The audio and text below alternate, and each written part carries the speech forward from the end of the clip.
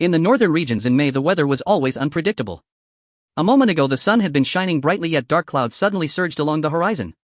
In the blink of an eye fine raindrops began to fall in a soft patter. Though the rainfall was light it was enough to moisten the parched earth. In the men's dormitory of Binhai University Chen Anyang was tapping rapidly on the screen of his phone.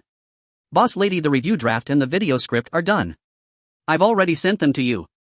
The moment he sent the message the other party transferred 500 yuan to him without even checking the work. They had already been working together for over a year. The other party was a video blogger who mainly did film commentary and game reviews, earning a considerable income through traffic and advertisements. But as more orders came in she could no longer finish everything herself, so she hired reliable university students to handle some of the simpler videos. This month alone Chen Anyang had already done 3 such jobs. He was responsible for writing the script and preparing game footage while she only needed to record the voiceover according to his script. "Xiao Chun, I've got a new mobile game here. The developer gave me closed beta access but there's no promotion budget. It'll just be a filler episode. If you want to do it, I'll send it to you. Is it a 2-dimensional anime-style game or a strategy one? Which developer is it from? I haven't even opened it yet, how would I know? Alright then boss lady, just send it to me." For such non-sponsored videos the pay was only around 200 yuan, but the requirements were minimal and the work was easy, so Chen Anyang agreed at once. She quickly sent over the link and the closed beta activation code, then followed it with a short voice message: "Call me boss, don't call me boss lady." Her voice was exceptionally sweet with a soft sticky lilt to it. Even when she feigned annoyance she still sounded irresistibly cute. "Got it boss lady." Out of politeness Chen Anyang replied once more, then opened the link to download the game and entered the activation code. Not bad. Even before entering the game, just from looking at the update screen Chen Anyang could tell this was a title from a major studio. The 8 large characters for Bingchuan Ji Yuan Hanbing Jianlin slowly surfaced on the screen, rendered in the calligraphy of a renowned master. Moreover, the 2 characters for Bing were written differently, avoiding the taboo in calligraphic works of making identical characters look exactly the same. I didn't expect them to handle even such tiny details so well. Chen Anyang was increasingly looking forward to this game, already beginning to think about how he would write the review script. Games of this scale usually occupied a huge amount of storage, yet Bingchuan Shiji took barely over 10 seconds to finish installation and updating. Minors under the age of 18 are prohibited from playing this game. If you are 18 or over, click to enter. Filled with anticipation a moment ago, Chen Anyang suddenly felt something was off as soon as he saw this first line of warning. "Don't tell me this is a virus site." Chen Anyang had a spare phone devoted specifically to browsing shady sites, and he was all too familiar with this kind of prompt. Though he hesitated inwardly, his hand, acting on habit, had already tapped enter. "Please bind your identity information, name, ID number, bank card." Chen Anyang had reviewed countless games and nearly all of them required binding an ID card, but this was the first time he had seen one demand a bank card as well. His sense of unease deepened, but just as he was wavering, the backdrop of the prompt screen suddenly changed. A woman appeared, as if emerging from a hazy fairyland, like a secluded orchid blooming under the moonlight in some misty realm. Her exquisitely sculpted face and alabaster skin were flawless. In her eyes lingered an aura both transcendent and immortal, yet with a faint seductive allure shimmering beneath. From the strands of her hair to the folds of her clothing, every detail was rendered with astonishing precision, as if she were a living, breathing person. They actually made it this realistic. Chen Anyang had played countless games and knew how powerful modern engines were, with character art becoming ever more refined. But this was the first time he had encountered a game character so vividly, almost uncannily alive. He stopped hesitating and immediately entered all his information, confirmed it, and moved on to the character selection screen. There were many characters to choose from, leaving him dazzled, but the one he wanted most was still the woman from the cover. After searching for quite a while, he finally found her on the last page. Each character came with a preset name, so he did not need to waste time thinking one up. Once the character was chosen, the game officially began. Inside, a dilapidated room, cracks spread like spiderwebs across the walls, running from the ceiling all the way down to the corners. Large patches of plaster had fallen away, exposing rotten wood and bare stone beneath. The floor was uneven and pitted, the glass panes in the windows broken and missing in jagged gaps. A merciless icy wind rushed in unobstructed howling as it tore through the room. Why does this look like some cheap mini-program game? Chen Anyang frowned. He had seen countless similar ads before, yet what set this one apart was how disturbingly real the environment felt, so real that he himself could not help but feel a trace of cold seep into his bones. In a corner of the ruined room, a woman was curled up, shrinking into herself like a wounded little animal. Her frail body could do nothing to fend off the wind roaring in from outside. Her clothes were filthy, her hair hung in tangled strands across a face pale as paper. Her eyes brimmed with despair and terror, tears welling in her reddened rims, yet she stubbornly refused to let them fall. She hugged herself tightly with both arms, her fingers turned bluish-purple from the cold. She did not dare to make any loud sound, only letting out a low whimper every now and then, the muffled sobs echoing in the ruined room and adding yet another layer of desolation. She was like a fragile leaf in a world of ice and snow, trapped in this broken room, liable to be swept away by the merciless wind at any moment.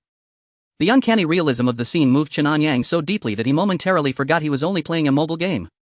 Only when a small lightbulb icon appeared in the upper right corner of the screen did he snap back and tap it almost instinctively. Info 1 room temperature 35 not suitable for survival. Info 2 Su Muyu's injuries are beginning to worsen. Info 3 frostbite has appeared on Su Muyu's wounds. Important notice Su Muyu is in a near-death state. If she dies the game ends and you will be unable to enter again. What am I supposed to do with this? He had just finished watching this opening cutscene marveling at how high the game's playability seemed when a flurry of such prompts abruptly appeared. As he was frantically tapping all over the screen, another icon, a gift pack, appeared in the upper right corner. 10 yuan newbie gift pack exclusive top-tier divine weapon limited for 1 hour. When the countdown ends the gift pack disappears. Chen Anyang opened the gift pack details window. No grade 2 furnace, no grade 1 life potion basic 3 leaving fire sword top tier 1 Jinyu 100. He had played more games than he could count, but this was the first time he had encountered one where you essentially had to spend money right from the start or be unable to continue. He concluded that this had to be a heavily pay-to-win trashy little game. The devs were downright unscrupulous, yet the graphics and character art were undeniably superb. If this job pays 200, then even if I recharge 10 I'll still have 190 left. Thinking it over, Chen Anyang tapped lightly on the recharge now button. On May 17th, a Saturday. Chen Anyang's roommates were all out, leaving him alone lying on his bed staring at his phone. On the screen golden light flickered as the first recharge gift pack instantly arrived. What a luxury. Chen Anyang shook his head and immediately used the items in the gift pack. He tapped on the broken window frame and a new glass window instantly replaced it, blocking the cold wind outside. Then he tapped on the fireplace on the ground and warm flames illuminated the room. The temperature indicator beside it immediately rose. Finally he equipped 3 potions and the Lifefire sword onto Su Muyu's character. Who is it? In the game, Su Muyu widened her eyes in shock, staring at the changed window, the fireplace on the ground, and the sudden appearance of a red longsword and 3 potions beside her. Am I hallucinating? Su Muyu picked up the potion bottle, examining it carefully. Everything felt so real, nothing like an illusion. Wow. This game is really well made. Worth the 10 yuan.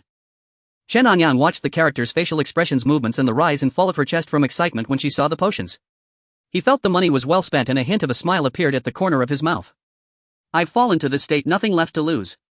Su Muyu took a deep breath, directly opened the potion bottle and gulped it down. The potion's effect was rapid. Within just a few breaths Su Muyu's wounds had mostly healed. However, her internal injuries and old ailments were beyond the potion's ability to mend. This is real. A life potion. Su Muyu stared at the empty bottle in her hand, still unable to believe it. 100 years ago Su Muyu's world began to experience frequent extreme weather. Soon after, a mysterious meteorite struck the Earth, triggering global climate upheaval and rapidly covering the surface with glaciers. The radiation released by the meteorite altered Earth's environment, causing flora and fauna to mutate and giving rise to monstrous beasts. Humanity's high-tech weapons lost their effectiveness under this radiation. Fortunately, this radiation was unlike conventional understanding. It did not severely harm the human body. Instead, it continuously enhanced human physiques. Many scientists began extracting mutated plants and created numerous potions to accelerate human evolution. Even so, the pace of human evolution was too slow. To resist the environment and other creatures, humans built underground shelters one after another. As research and understanding of the radiation progressed, it was formally named spiritual energy. Those who could harness it for cultivation were called martial cultivators. Over the century, most regions established new organizations and nations. Only a few remote areas remained in an extremely backward state. Among them was the shelter where Su Muyu lived, located in the northern region, a desolate area with only one shelter for 1,000 miles. Born in that isolated shelter, Su Muyu's luck and hard work made her the captain of the shelter's combat squad. She led her team to fend off mutant beast attacks multiple times and often ventured deep into the icefield to search for supplies. 3 days ago, as usual, Su Muyu led her squad into the icefield for supplies. They encountered a second-stage body refining mutant ice wolf. The squad suffered heavy casualties and Su Muyu was gravely wounded, barely managing to secure the supplies and return to the shelter. Due to the severity of Su Muyu's injuries, the shelter's leadership decided to abandon treatment. To reduce the shelter's consumption, they directly expelled her from the shelter. It was the home she had lived in for over 20 years. Being inexplicably thrown out left her completely at a loss. Over the years, she had given her all for the shelter. No matter how great the danger, she always rushed to the front. The shelter's survival owed at least half to her efforts. To cure the injured in the shelter, Su Muyu ventured alone into deadly zones to obtain herbs and beast cores. No matter how she tried, she never imagined that the uncles and aunts who had watched her grow up, the younger siblings she had wholeheartedly protected, would heartlessly expel her just because she was injured. In a day, she walked to this dilapidated hut thinking she would quietly die here. But the changes around her rekindled her hope. Since the glacial era began, bizarre occurrences had become endless. Besides the mutation of beasts and plants, occasional powerful humans appeared, but most were eccentric and solitary. Perhaps some senior took pity on me. Su Muyu looked at the red longsword beside her, gently picked it up and traced her frostbitten swollen hand over its surface. Then Su Muyu gently removed a red string from around her neck. On the string hung a jade pendant. This is my mother's amulet, the only precious thing I own. I thank the great benefactor for saving my life. If you don't mind, please accept. Su Muyu knelt piously on the ground, holding up the amulet she cherished as her own life. Chen Anyang tapped the screen, clicking on the amulet in Su Muyu's hand. A line of information appeared beside it. Lucky jade pendant made from a special spiritual jade grew beside a spiritual spring at a converging location. Nourished by millennium-old spiritual energy, it can absorb chi, avert misfortune, and temporarily enhance luck. Do you accept Su Muyu's lucky jade pendant? Chen Anyang casually tapped confirm. Taken. Su Muyu saw the amulet vanish from her hand and was extremely excited. It truly was a great benefactor. Please accept my thanks for saving my life. Su Muyu knelt on the ground, bowing sincerely, then murmured a few more words to herself but received no response. Sitting in the warm room, Su Muyu felt drowsiness overwhelming her. In a haze, she drifted into a deep sleep. Why? Is she sleeping? Chen Anyang looked at his phone, expecting to start exploring the map and gameplay. But after watching Su Muyu's series of bewildering actions, he found she had already fallen asleep. He swiped the screen for a while, but the game showed no reaction. Just as he was about to exit, a row of icons appeared on the screen. Weekly card, monthly card, annual card, battle pass. All the functions of pay-to-win minigames were there, along with weapon gacha, pet gacha, pill gacha, and various 648 pricing packages. What a ripoff! In the past, Chen Anyang would never touch such a game that exhausted resources in a sustainable manner. Although the game was extremely realistic and top-notch in every aspect, given Chen Anyang's financial situation, he could never fill this bottomless pit. Knowing when to quit, Chen Anyang decisively chose to abandon the game. As for the review, he might as well cancel the gig and just lose the 10 yuan first charge. A game that forces spending, even a dog wouldn't play it. Chen Anyang closed the game and intended to go to the cafeteria for lunch. Suddenly his phone received a text message. Your package has arrived at the veggie dog parcel station. Please pick it up. Package. I haven't ordered anything recently. Chen Anyang felt suspicious. On his way to the cafeteria, he dropped by the parcel station to pick it up. A small paper box with only the recipient's information on it, no sender or courier company. What the heck? Chen Anyang tore open the box with force, revealing a transparent bag containing a jade pendant. Wrong delivery. Chen Anyang said, then paused. He looked more carefully at the pendant. Su Muyu. Man, this game is really committed. I only spent 10 yuan, yet they send me merchandise. Maybe it's a perk for beta testers. But this jade pendant must be worth more than 10 yuan, right? Chen Anyang looked at the pendant, even catching a faint pleasant scent, instantly reminding him of the pitiful Su Muyu. Before he could dwell on it, his phone rang. A barrage of messages flashed on the screen.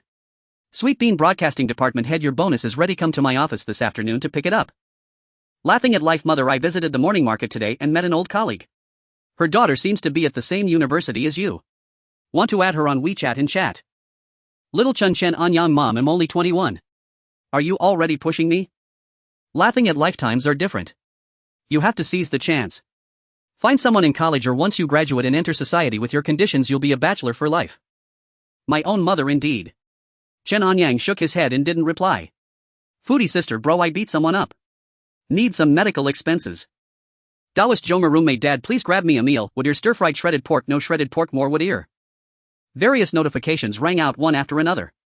Why is everyone contacting me at the same time? Chen Anyang put the jade pendant into his pocket and began replying to each message. Chen Anyang participated in the broadcasting department at university, mainly responsible for writing and organizing scripts and occasionally helping with audio editing. This event was exceptionally well done, especially your script. After discussion, we're rewarding you with 5,000 yuan. The head of the broadcasting department, Sun Xiaoxiu, was tall and graceful, and even in ordinary sportswear she exuded a vibrant charm. Thank you, Minister Sun. Chen Anyang felt somewhat surprised. He had been writing for the broadcasting station for over 2 years, usually earning only a couple hundred yuan, but this time he received a full 5,000. No need to thank me, this is what you deserve. In a few days the school will have another event and you'll be writing the script again. The External Relations Department has secured a major sponsorship. If you perform well, the bonus will be no less than this one. Sun Xiaoxiu casually said while flipping through the documents on her desk. Minister Sun, rest assured I have some matters to attend to. You can head back now. Before Chen Anyang could finish his sentence, Sun Xiaoxiu began to see him off. He had no complaints. After all, that 5,000 yuan was enough for 3 to 4 months of living expenses. Leaving the broadcasting department's office, Chen Anyang took out his phone and transferred 500 yuan to his troublesome sister. Bro, send me another 300. How badly did they hurt you? 1-800. Did someone con you? Chen Anyang frowned slightly. There were a total of 4 people. The injuries aren't severe, but they all need a few stitches.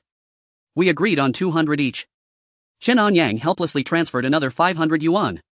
Next time you fight, be more careful. Bro, I was being careful.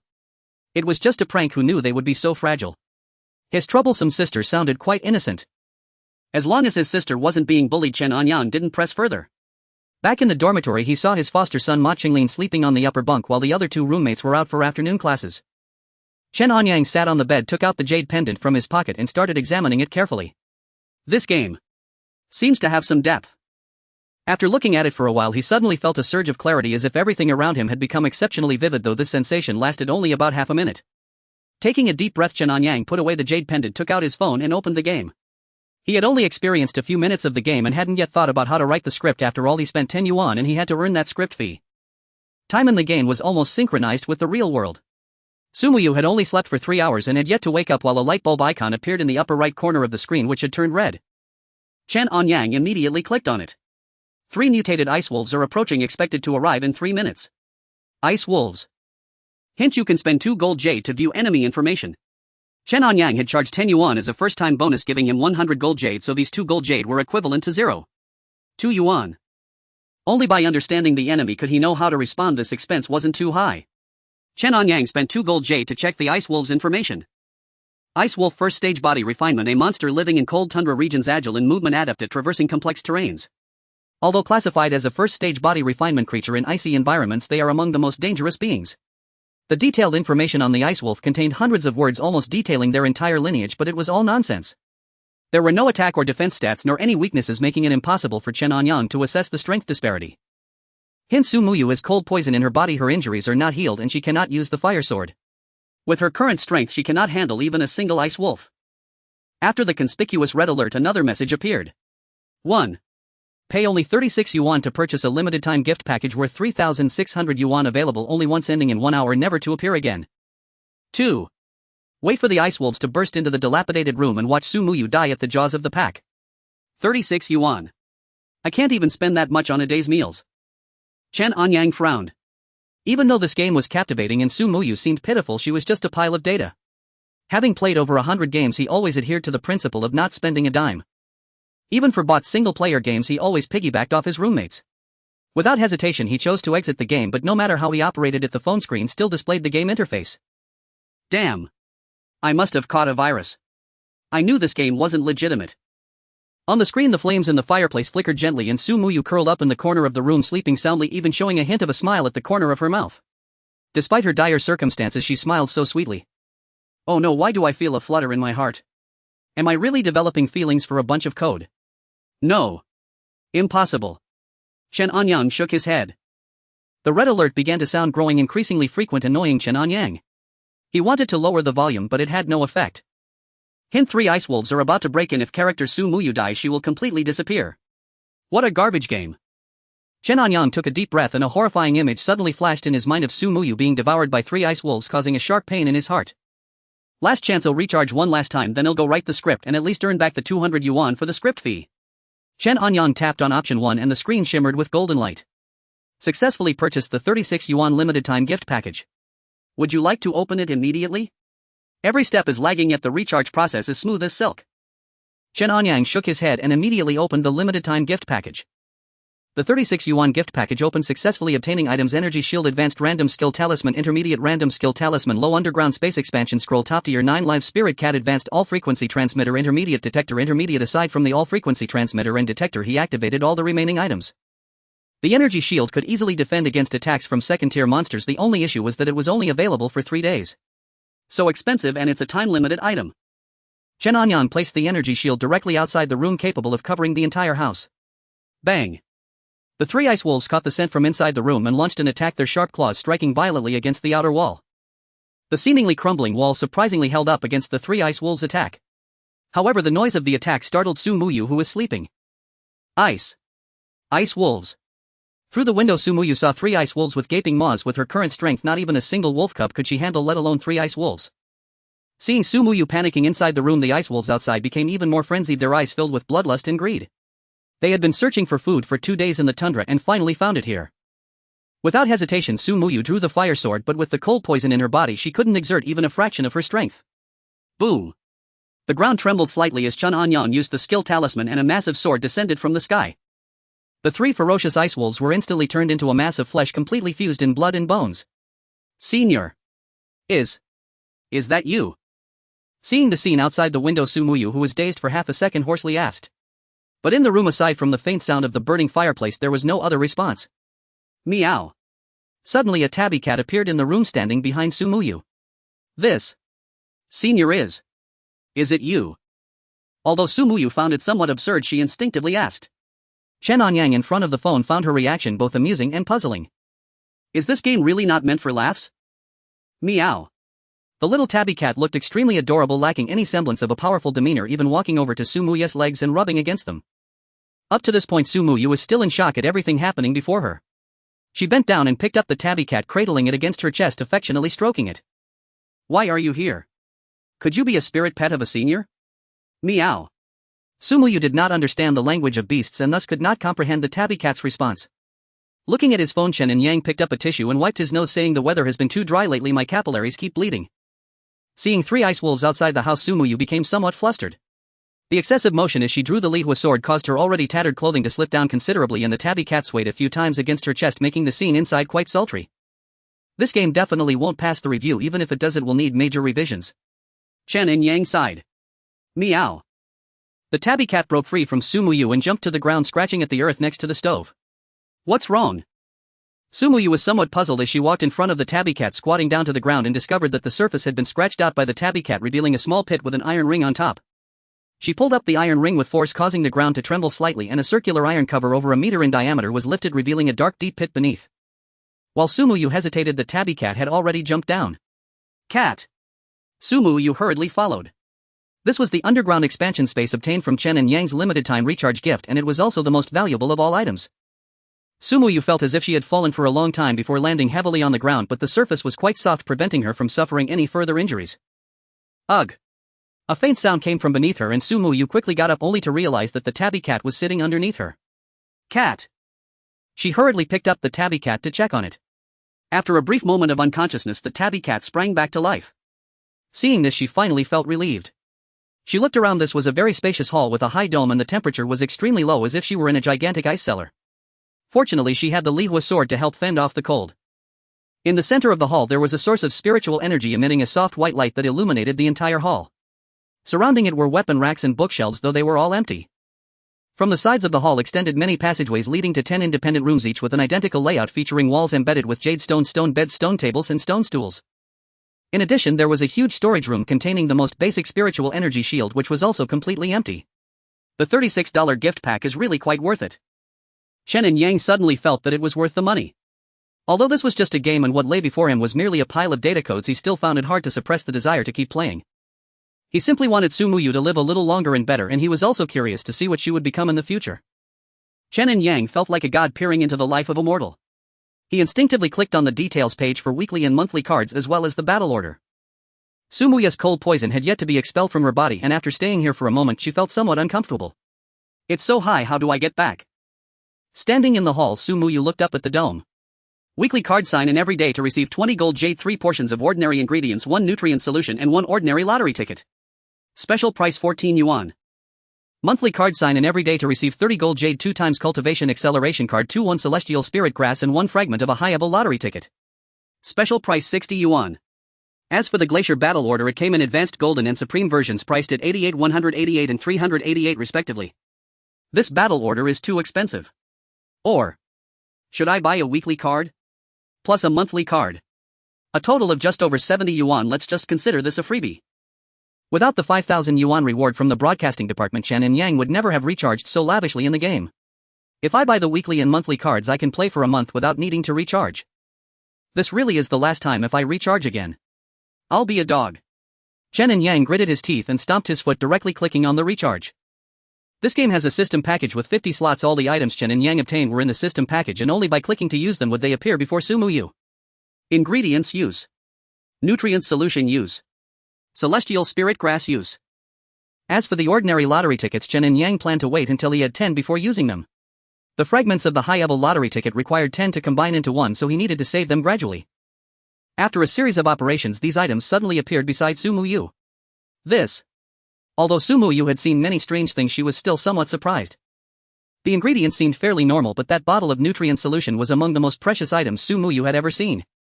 Since the Ice Age arrived, all thermal weapons had lost their effectiveness, and even the power of nuclear bombs was comparable to that of firecrackers. Humanity, apart from hiding underground, began to seek various ways to become stronger. Soon after, some humans realized they had been enhanced. They stood out from the masses and were known as warriors, starting to explore methods of cultivation. As time went on, spiritual energy gradually increased, and in some plants liquid spiritual energy was extracted, referred to as spiritual liquid. This was the nutrient solution before Su Muyu, which in reality was not particularly rare, but for her at this moment it was the most top-tier treasure. In addition, that celestial spirit grass, which appeared to have some age, was also incredibly precious. Senior. Are these really for me? After a moment had passed, there was still no response. Gar. Both Su Muyu and the tabby cat's stomachs growled. For the great kindness of the senior, Muyu was willing to risk her life in the future no matter the dangers. Still there was no response. Su Muyu took a deep breath, dividing the food into one portion for the tabby cat and eating 2 portions herself. After all, she was simply too hungry. Seeing Su Muyu's face radiating with a blissful smile, Chen Anyang wore a fatherly smile. Oh no. Could I really be falling for her? Chen Anyang was slightly taken aback. On the screen, after Su Muyu finished eating, she carefully put away the nutrient solution, then scrutinized the celestial spirit grass. Taking it directly would be an utter waste, but she didn't know how to refine pills and had no recipes. After thinking for a while, Su Muyu decided to plant the celestial spirit grass next to the spiritual spring. If it wilted, she would eat it immediately. If it thrived, she would nurture it slowly and wait until she had a recipe or learned to refine pills before dealing with it. What a resourceful little wife. Chen Anyang nodded in approval. Finally, Su Muyu picked up the skill runestone that lay on the ground. Lightness, a primary skill that temporarily reduces the user's body weight, making them feel lighter. Usage count 3. This underground space was extremely cold and Su Muyu was struggling to endure it. Cat, do you want to go up? Meow. The tabby cat gently leapt into Su Muyu's arms. Immediately after, Su Muyu grasped the skill runestone and her body suddenly felt lighter. With a slight push from her foot, Su Muyu leapt straight up, flying to the dome of the hall, passing through the opening and returning to the upper room. Instantly the surroundings warmed up again. If only the stove could be taken below. Su Muyu glanced at the burning stove and then looked out the window. Outside it was draped in silver with the cold wind howling. I can't always wait for the senior's generosity, I must work hard myself. Hearing Su Muyu's voice, Chen Anyang shook his head, saying, no need to work hard, I'll support you. Chen Gu.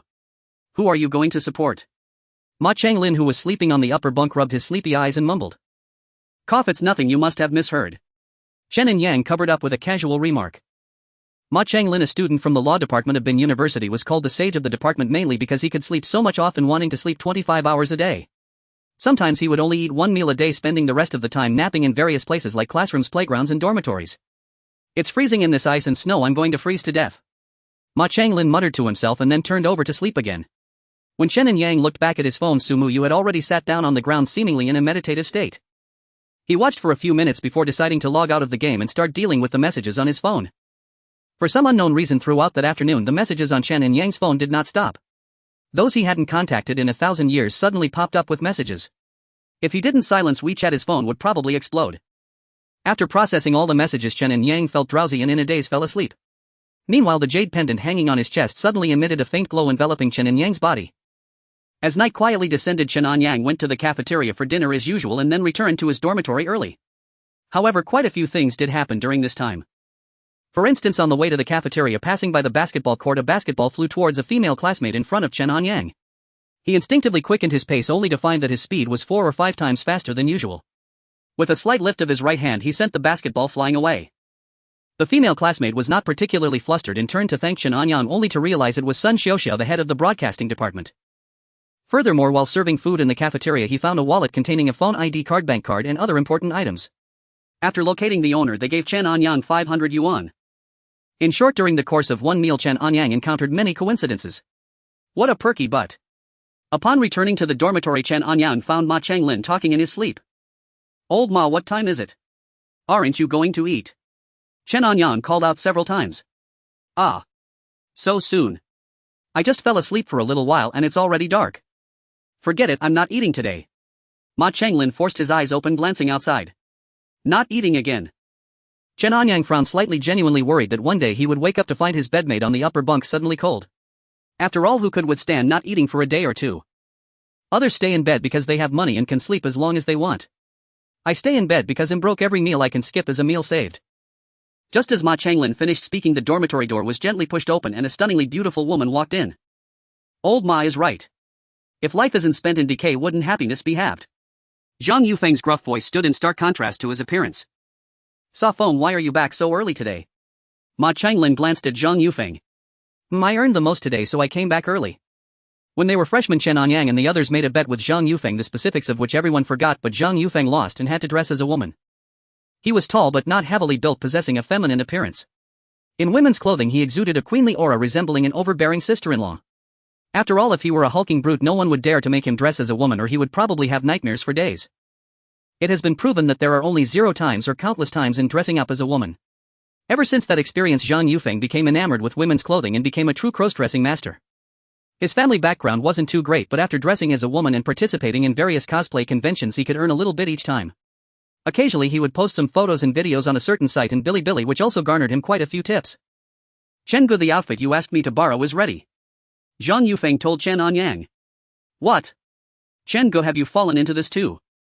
Ma Changlin, who was about to doze off again, widened his eyes. It's not Chen Gu who is cosplaying, it's his sister. Zhang Yufeng replied. Oh, I see. Ma Changlin nodded but suddenly became curious about what Chen Anyang would look like dressed as a woman. But Chen Gu, with so many beautiful female characters in King of Glory, why does your sister want to cosplay as Chen Yaojin in Zhang Fei? Zhang Yufeng wore a puzzled expression. Put. Chen Yaojin. Zhang Fei. Ma Changlin was completely awake, eager to know what Chen Anyang's sister was really like. How would I know what kind of strange thoughts are in her head? Chen Anyang shook his head, genuinely unaware of his sister's peculiar ideas. However, thank you anyway. Zhang Yufeng replied, sitting at his desk to begin removing his makeup. Chen Anyang lay on his bed, opened his phone and logged into the game. Su Muyu was still sitting cross-legged in the room, seemingly in meditation. Although there were no visible actions, just watching her practice brought Chen Anyang a sense of enjoyment and he couldn't help but smile. Tip: Su Muyu is about to reach bone refinement, but the cold poison is severe. Continuing to meditate could lead to her demise. Option 1: obtain a remedy to remove the cold poison. Bone refinement can be completed in 10 days. Option 2: directly start body refinement and bone refinement. Defy fate and become a warrior. Choose wisely. The risk of body refinement and bone refinement is extremely high with a success rate of 50. Option 3: stop meditating, wait for enemies to come knocking and be brutally killed. Option 4: stop meditating and transfer Su Muyu to the underground space, sealing the entrance, living a life of peace and solitude. Chen Anyang's smile faltered and his right eyelid twitched slightly. As a modern university student, Chen Anyang firmly believed that a twitching left eye signaled fortune while a right eye twitch was mere superstition. However, today's events were simply too coincidental, from the prize money to the various incomes that followed, all imparted an unreal feeling to Chen Anyang. His mother once advised him that sometimes when unexpected wealth arrives, it's best to spend it quickly, otherwise misfortune could follow. If there were to be bloodshed, one should cut a small slit in their finger, and if it were to be a financial loss, one should spend a little on something. In a short time, Chen Anyang came up with a multitude of reasons and finally chose the second option. In such a game, if you don't defy fate, there's only a dead end. Option 1: limited time bone refinement luxury package allows for preliminary bone refinement success rate 50, only once, special price 88. Option 2: limited time bone refinement luxury package allows for advanced bone refinement success rate 80 and comes with advanced cultivation skills. Only once, special price 188.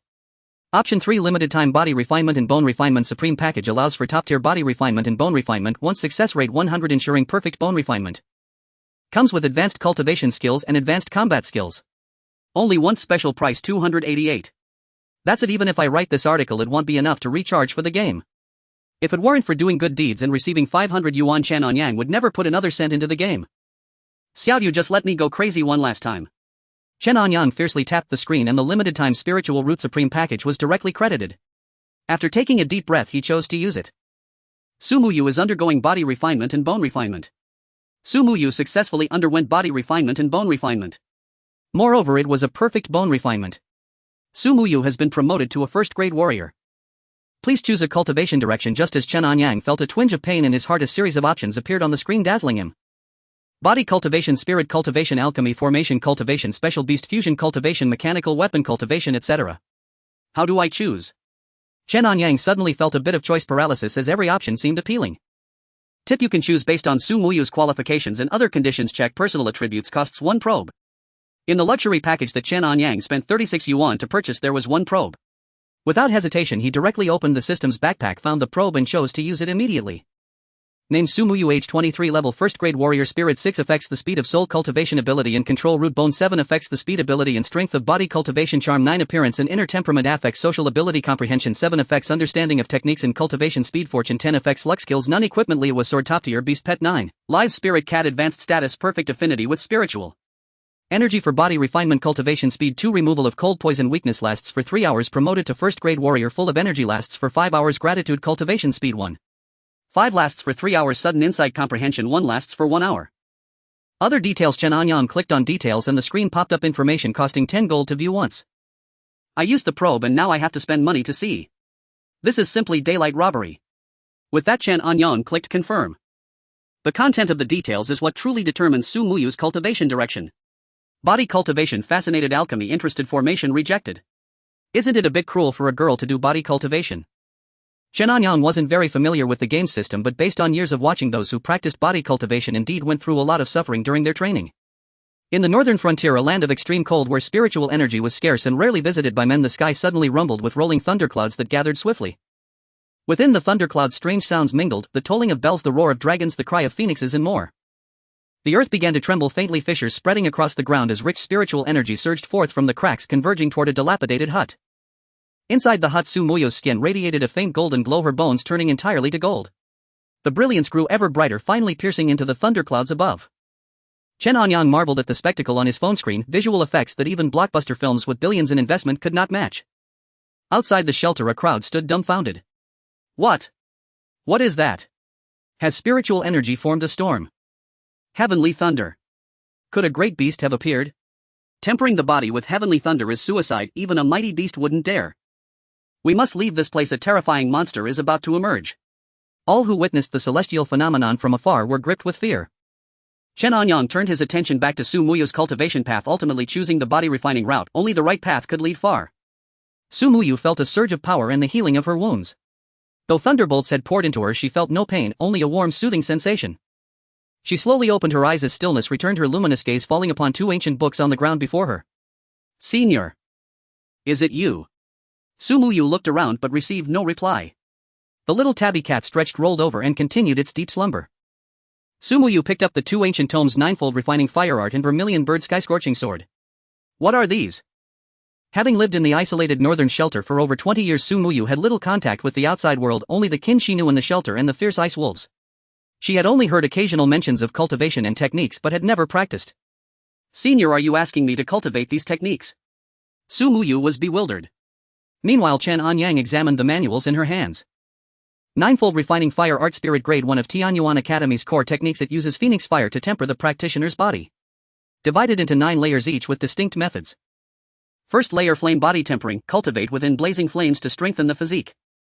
Second layer, fire forged soul, refine the soul by merging it with flame, forming a fiery spirit that enhances mental power and control over fire. Vermilion Bird Sky Scorching Sword, top grade A technique created by the head of Tianyuan Academy, requiring deep insight into the firepower of the vermilion bird. Practitioners may deepen their understanding through vermilion bird totems or relics aided by spiritual items like vermilion bird blood crystals. Tianyuan Academy. Sounds familiar. Chen Anyang muttered. In the game, Su Muyu, still puzzled by the mysterious senior's intent, decided to begin with Ninefold Refining Fire Art. She had never practiced any technique before, relying only on brute strength and self-taught methods against the ice beasts, absorbing meager spiritual energy. Starting cultivation now put her far behind others, limiting her potential. Those with martial potential typically began basic breathing techniques, chi absorption and body tempering exercises at age 3 or 5. However, Su Muyu's high-grade techniques could bridge the gap somewhat, though they required abundant resources. While Su Muyu cultivated, Chen Anyang checked the game's Battle Pass package. The pass had 50 levels each, offering rewards like materials for martial cultivation and spirit liquid. The items were decent, but the price was far too generous. Chen Anyang closed it without hesitation. This game. Too pay-to-win. No more spending, they'll just play slowly. As he admired Su Muyu's cultivation, a red exclamation mark appeared at the top right of the screen. Something's up. Warning, a 7th rank martial artist is approaching. What? She's just a 1st rank martial artist and she has to face a 7th rank monster. Choice 1, notify Su Muyu to hide underground. Choice 2, recharge to obtain materials for a spirit energy shield to repel the enemy. Choice 3, recharge to obtain a powerful skill rune to kill the enemy. Chen Anyang selected choice 3, a skill rune to instantly kill a 7th rank martial artist priced at 648 yuan. He promptly returned and checked choice 2, an advanced spirit energy shield that could easily block attacks from a 7th rank martial artist and counterattack priced at 324 yuan. On the path of cultivation, the most important thing is to follow one's heart, retreat when needed. Why would a 1st rank martial artist fight a 7th rank old monster to the death? Chen Anyang ultimately chose the first option, but it required a sound transmission device. A low-grade one cost 100 gold jade in the shop. Fortunately, the previous recharge package included a free mid-grade transmitter. In the game, low-grade transmitters could only send preset lines, mid-grade ones allowed custom text up to 20 characters, and high-grade ones supported voice input. To Chen Anyang, no matter how realistic the game, Su Muyu was just code. He sent the message for her to hide. Enemy incoming, hide underground. Chen Anyang typed quickly and pressed send. Choice 1, sensual and mature voice. Choice 2, cute and adorable lowly voice. Choice 3, gentle and refined lady voice. Chen Anyang. In this life or death moment, he didn't dwell on trivialities, selected a lowly voice and sent it. Su Muyu mid-cultivation was startled by the strange voice. Senior. Is that you? In her mind, the senior was an aged white-haired master, but this voice was utterly bizarre. Enemy. Su Muyu had always lived in the shelter fending off beasts. She had no enemies. Who could be coming for her? Could those kin who expelled her be seeking to finish her off? Impossible. Su Muyu couldn't believe her former family would do this, but she had no time to think. She extinguished the fire, grabbed the ring handle in the center of the floor, and with sword in one hand and the tabby cat in the other leaped down. Though she had only cultivated briefly, she could now withstand the hall's chill. With the strength of a first-rank martial artist, she landed steadily. The hatch above slammed shut. Su Muyu's heart pounded with fear. She knew nothing of the enemy outside. The tabby cat approached the spiritual spring at the hall's center and lapped up some water. Su Muyu followed, catching sight of what seemed like a scroll within the spring. The land was blanketed in ice, a howling gale whipping up snowflakes as large as goose feathers. A woman in thin red gauze raced toward the hut at incredible speed. A 7th rank martial artist's speed far surpassed ordinary humans. Through the spring's vision, Su Muyu clearly saw everything outside. It's her. Why? Why would she come to kill me? Su Muyu's eyes widened in disbelief. A century into the glacial epoch, humanity had established a mature system with various factions rapidly expanding and strengthening during this period. Martial arts academies sprouted across China like bamboo shoots after rain, annually enrolling a large number of martial artists. Upon graduation, these artists were assigned to the Martial Arts Alliance for duties ranging from logistics to combating ferocious beasts. Yet the far north where Su Muyu resided became a forgotten land. Her innate talent far exceeded the standards of any martial academy, but the shelter's leaders had deliberately concealed this. After all, in such a desolate place where resources were scarce, they needed capable individuals to hunt outside. Su Muyu, with her exceptional aptitude, was the perfect enforcer. The Martial Arts Alliance had once attempted to relocate everyone from the shelter to the nearby city of Binchi, but the shelter's upper echelons had been isolated from society for too long to reintegrate. Here they held absolute authority and naturally refused to leave. Until a week ago, a woman named Feng Yuyu arrived at the shelter from a martial academy just as Su Muyu was out hunting. Feng Yuyu, born with an alluring charm, enchanted nearly everyone during her stay. When Su Muyu returned, grievously wounded those who had once cherished her, turned to slander and venomous words. Ultimately, they stripped Su Muyu of all her equipment and cast her out of the shelter. Under normal circumstances, Feng Yuyu could easily kill Su Muyu, who had yet to undergo bone tempering. However, Feng Yuyu cultivated a unique martial art, a demonic martial technique, that required the flesh, blood and bones of martial artists with special constitutions for her secondary bone tempering. By now, humanity had gained a basic understanding of demonic martial arts. Their cultivation methods were extremely brutal, abhorred by all martial artists. If Feng Yuyu stained herself with too much killing intent before fully growing, she would be easily exposed. To conceal her demonic identity, she had gone to great lengths, using various means to obtain the blood and bones of others, even joining a martial academy. After years of relentless searching, Feng Yuyu was on the verge of a great accomplishment. Once achieved, her cultivation speed would be unmatched. Perhaps within 3 years she could ascend from a 7th rank martial artist to a 9th rank martial master, and with luck even break through to martial grandmaster. Su Muyu possessed an affinity for spiritual energy and had extraordinary bone structure, making her a born martial artist.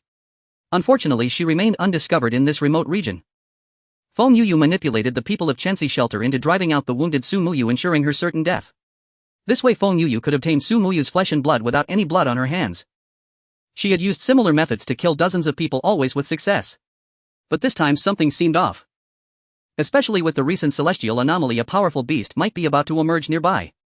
Feng Yuyu had to act fast, even if it meant staining her hands to secure Su Muyu's flesh and blood and then flee immediately.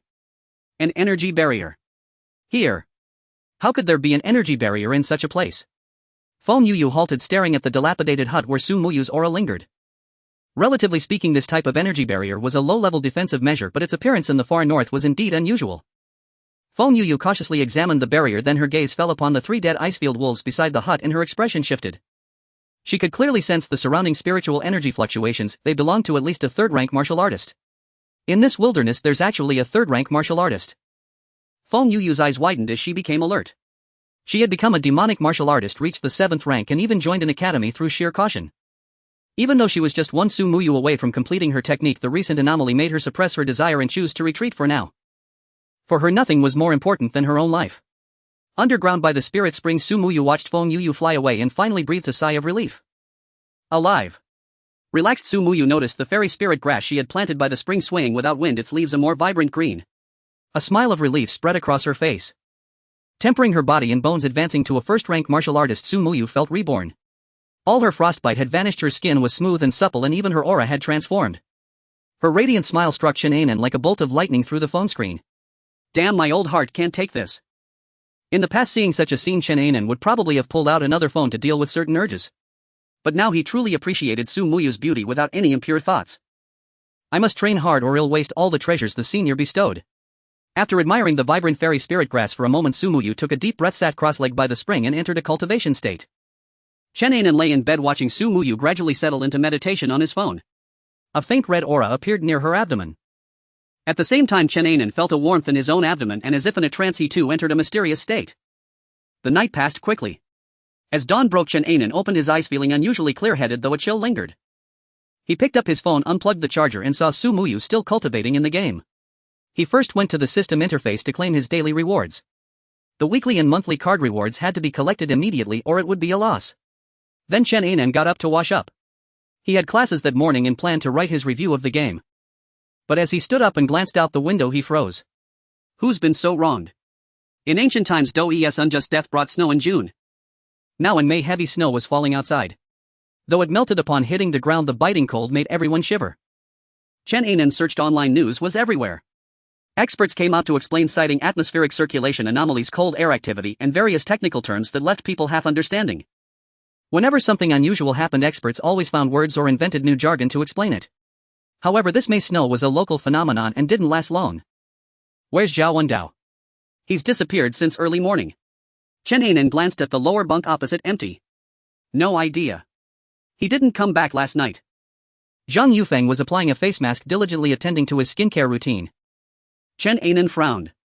Of the 3 roommates, he was closest to Zhao Wendao. They had grown up together, been in the same class since kindergarten, and both got into Binda University, even sharing a dorm. Zhao Wendao's parents were devout Taoists, and during school breaks he would stay at a Taoist temple. But in daily life he seemed no different from anyone else, never appearing particularly religious. Chen Anyang opened WeChat and clicked on Taoist Master Zhong'er. The last message was from yesterday afternoon. Taoist, where are you? A red exclamation mark appeared after his message. You are not friends with him, her. Please send a friend request first. Chen Anyang was stunned. It meant he had been unfriended. What's going on? Chen Anyang grabbed Zhang Yufeng's phone and got the same result. Damn, why did the Taoist unfriend me? I didn't offend that godfather. Zhang Yufeng stared at his phone, bewildered. Something's wrong. Chen Anyang frowned. He knew Zhao Wendao best. He would never unfriend them without reason. Chen Anyang immediately messaged their advisor. Advisor, do you know where Zhao Wendao went? He asked for leave, left yesterday afternoon. Said there was a family issue, his father came to pick him up. The advisor replied quickly. Chen Anyang then called Zhao Wendao's father.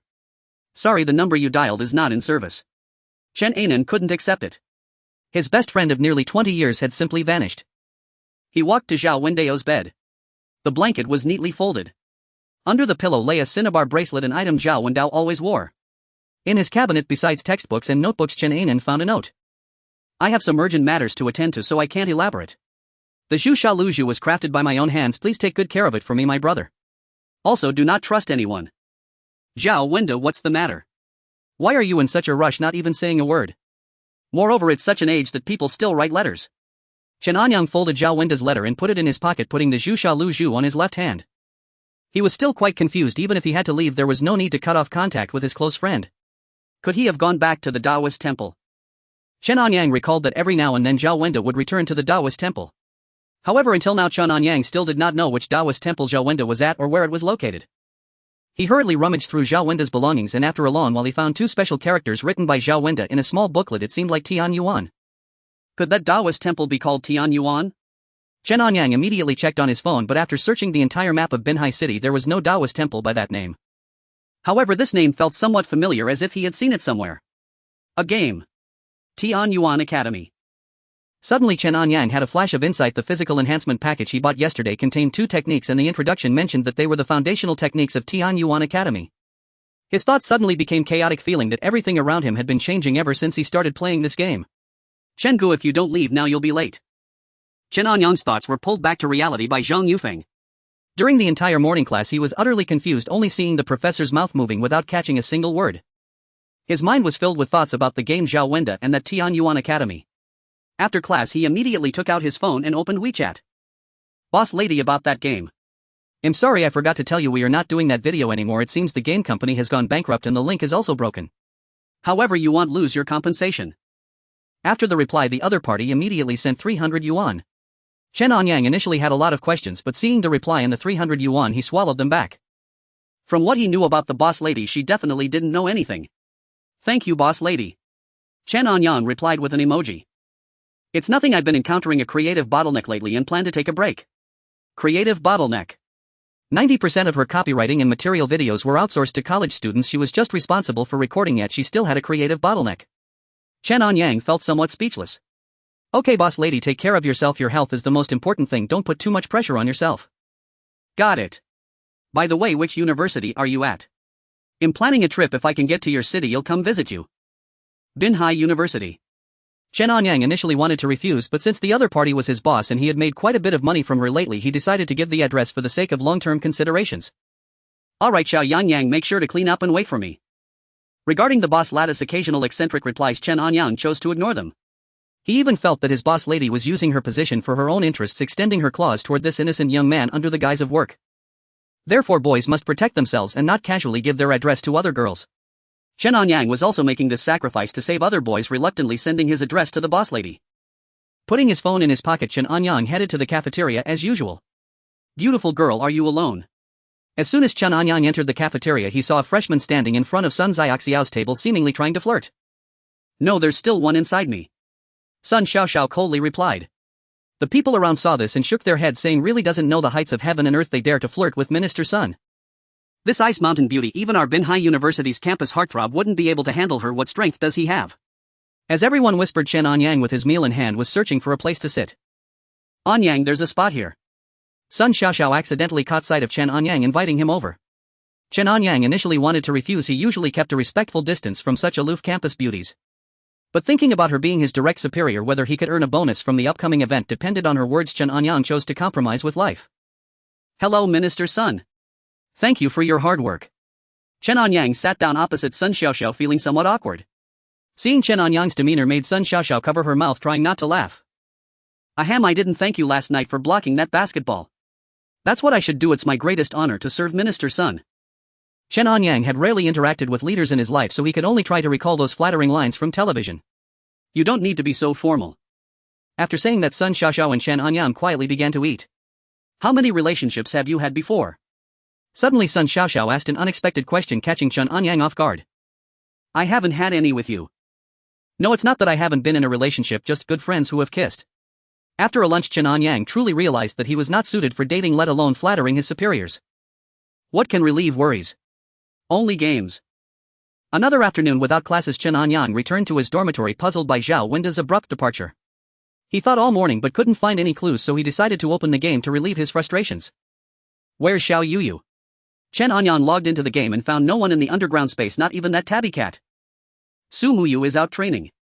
Would you like to activate the camera follow mode to observe Su Muyu's situation at all times? Activating camera follow will cost 100 gold per minute, and you can also receive a mid-level communicator every minute. $10 for just a minute. Why don't you rob a bank? Chen Anyang signed up for the weekly and monthly cards, and after adding the remaining balance he still had 188 gold in his system package. Based on the consumption of this game he could only watch for a minute at most. It would be better to spend that money in the shop. Forget it, over 100 gold wouldn't even buy a hair. Not rich, definitely can't play this game. Chen Anyang sighed. Su Muyu killed an ice wolf and obtained wolf skin. Su Muyu collected an ice spirit grass in the extreme cold ice field. Su Muyu encountered 3 first-grade martial artists, easily killed them and obtained 49 gold, 4 unknown pills, 1 low-quality alchemy furnace, 1 low-quality short bow and 3 sets of tattered clothes. Su Muyu reached the 2nd-grade martial artist level. 9 live spirit cat advanced to the first stage of physical refinement. Without activating the camera follow, Chen Anyang could only see a series of system notifications. However, knowing that Su Muyu was relatively safe was somewhat comforting. Su Muyu discovered a cave with 4 3rd-grade physical refinement spirit snakes. For 3rd-grade physical refinement spirit snakes, oh no. Activate camera follow. Chen Anyang just wanted to warn Su Muyu to retreat quickly. For Chen Anyang it didn't matter whether Su Muyu was strong, what mattered was staying alive. In the dim cave the walls were rough stone and the sound of crackling intermittently echoed. It shouldn't have started yet.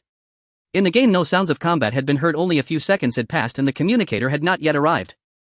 The scene continued to advance, approaching the bottom of the cave where the surroundings opened up. In the center at the cave's bottom a campfire was burning, the source of the sounds heard earlier.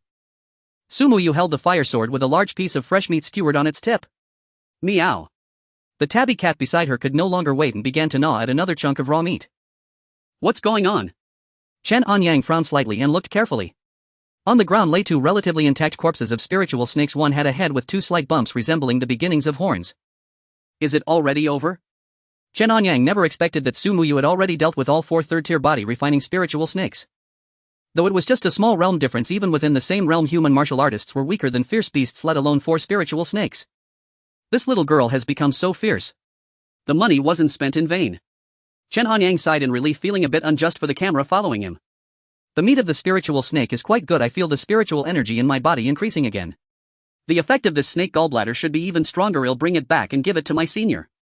But I wonder if my senior will be dissatisfied. With their strength they probably wouldn't think much of this spiritual snake gallbladder, right? Oh, I'm too weak now. If only I could be a bit stronger. I wonder what my senior is doing now. After finishing the spiritual snake meat, Su Muyu mumbled a few words and packed up the remaining snake corpses to take with her. Chen Anyang shook his head inside in front of the phone screen. The game's narrative is really well done, making players willing to spend money wholeheartedly. The camera followed ended and the screen returned to that broken house. After a while Su Muyu returned with the tabby cat, having gained a lot from this outing. She first went to the underground space and then took out all the items. Wolfskin. I can make a wolf skirt. This spiritual herb. I don't know what it is for now, but I'll plant it. She completely ignored the 3 sets of torn clothes and a few pills whose effects she was unsure of. However, she felt reluctant to part with the low-quality alchemy furnace. By the way, Senior, are you there? I went out this time and killed 4 spiritual snakes. Here are 4 snake gallbladders. I wonder if you need them. Su Muyu looked around hopefully, but after a long while there was no response. There are these items. If there is anything you like, you can take it. My life was saved by you, so everything I have belongs to you. Su Muyu spoke sincerely, but the words sounded somewhat strange to Chen Anyang. Please select the items to accept. The names of those rags surrounding Su Muyu appeared one by one in the options. What use do I have for these things? Chen Anyang randomly selected one. Please select to sell or decompose. So there's this feature too. After selling the 3 torn clothes, Chen Anyang received 13 gold and jade. Low quality short bow sell. Low quality alchemy furnace sell. Wolfskin sell. After a series of operations, Chen Anyang had a total of 105 gold and jade. Purchasing battle orders in the game can be offset with gold and jade. If Xiaoyu's strength is strong enough to bring back more materials to sell to the system, wouldn't that allow her to save up for a battle order? While Chen Anyang pondered, he clicked on the gold and jade. His current total was 193. Next to the gold and jade was a plus sign. Clicking it showed recharge and withdraw. This game can even withdraw. Chen Anyang was slightly taken aback. He tried clicking withdraw and the amount was 10 gold and jade, and in an instant his bank card received 0.97 yuan with a 3 handling fee. During his freshman year, Chen Anyang played games with Zhang Yufeng, even earning money through gaming, selling in-game currency to ordinary players on third-party platforms. This was the first time he encountered a game with built-in withdrawal options. 2 years ago, when several games were popular, Chen Anyang made 600 to 700 a day. However, as many gaming studios flooded in, the gold price ratio was impacted and his income was drastically cut. Working all day, he couldn't even earn 10 yuan. Looking at his phone, Chen Anyang instantly sensed a business opportunity. Continue to grind and earn. However, games that allow grinding typically require some initial investment to build up an account before they can yield substantial profits. While the game was still in beta testing with fewer players and no large studios flooding in, he could even make a considerable profit. Chen Anyang stroked his chin, contemplating how to build this account. Meanwhile, in the phone screen, Su Muyu looked around at the empty surroundings with some confusion. She never expected that her senior was truly unpicky, even taking those 3 sets of torn clothes. Though there were a few items she liked such as the alchemy furnace and short bow, nothing was more important than her senior. As long as her senior liked it, Su Mu would unhesitatingly offer anything. I need to become stronger quickly so I can go further and collect more items. Su Mu didn't know what exactly her reticent senior liked, so from now on whenever she went out she would gather everything she could. After making up her mind, Su Mu entered a state of cultivation again. As for Chen Anyang, after some hesitation he directly chose to recharge the battle order, and it was the most expensive 388 yuan supreme version. Supreme Battle Order purchased successfully. Total recharge exceeds 500 yuan. Received Body Refinement Fruit 2 Alchemy Material Gift Pack, Martial Artist Cultivation Gift Pack, Housing Construction Materials Gift Pack. Reached Level 1 of Supreme Battle Order. Obtained Martial Arts Robe Set, Intermediate Beast Alchemy Cauldron, Beginner Nutrient Solution 3. No grade. Purchasing the Supreme Battle Order Gift Pack will grant 3 items upon each level up. Chen Anyang glanced at the Battle Order tasks, which were divided into daily and monthly tasks. Among them the daily tasks were the simplest, consisting of 3 requiring cultivation durations of 1 hour and 3 hours, and finally 1 hour of outdoor training. The first month's task required Su Mu to reach the 5th rank of martial artist within 30 days, kill 3 5th-tier body refining fierce beasts, and cultivate 2 techniques to the 2nd layer. Completing the 3 daily tasks would yield 400 experience. The monthly cumulative tasks totaled 10 each, worth 10,000 experience. To upgrade the battle order from level 1 to level 2, 1,000 experience is required. Subsequent upgrades require more experience. Besides completing tasks, recharging can also directly purchase experience at a 1-to-1 ratio, meaning if he spends 1,000 yuan now, the battle order will directly upgrade to level 2.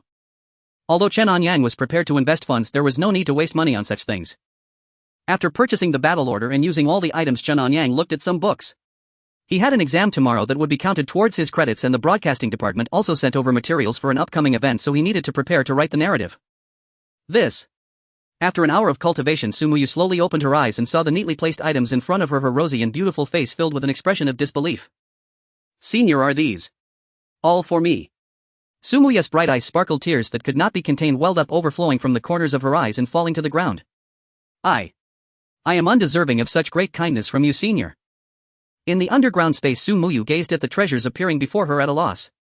The few scraps she had retrieved had transformed into priceless gems in her eyes. Her heart pounded with trepidation, unable to reach out and take them. Seeing the expression on Su Mu's face, Chen Anyang, who had just opened a book, unconsciously revealed a knowing smile. A voice transmission talisman had been gifted via the camera, destined to vanish within 24 hours. Not wanting it to go to waste, Chen Anyang promptly used it.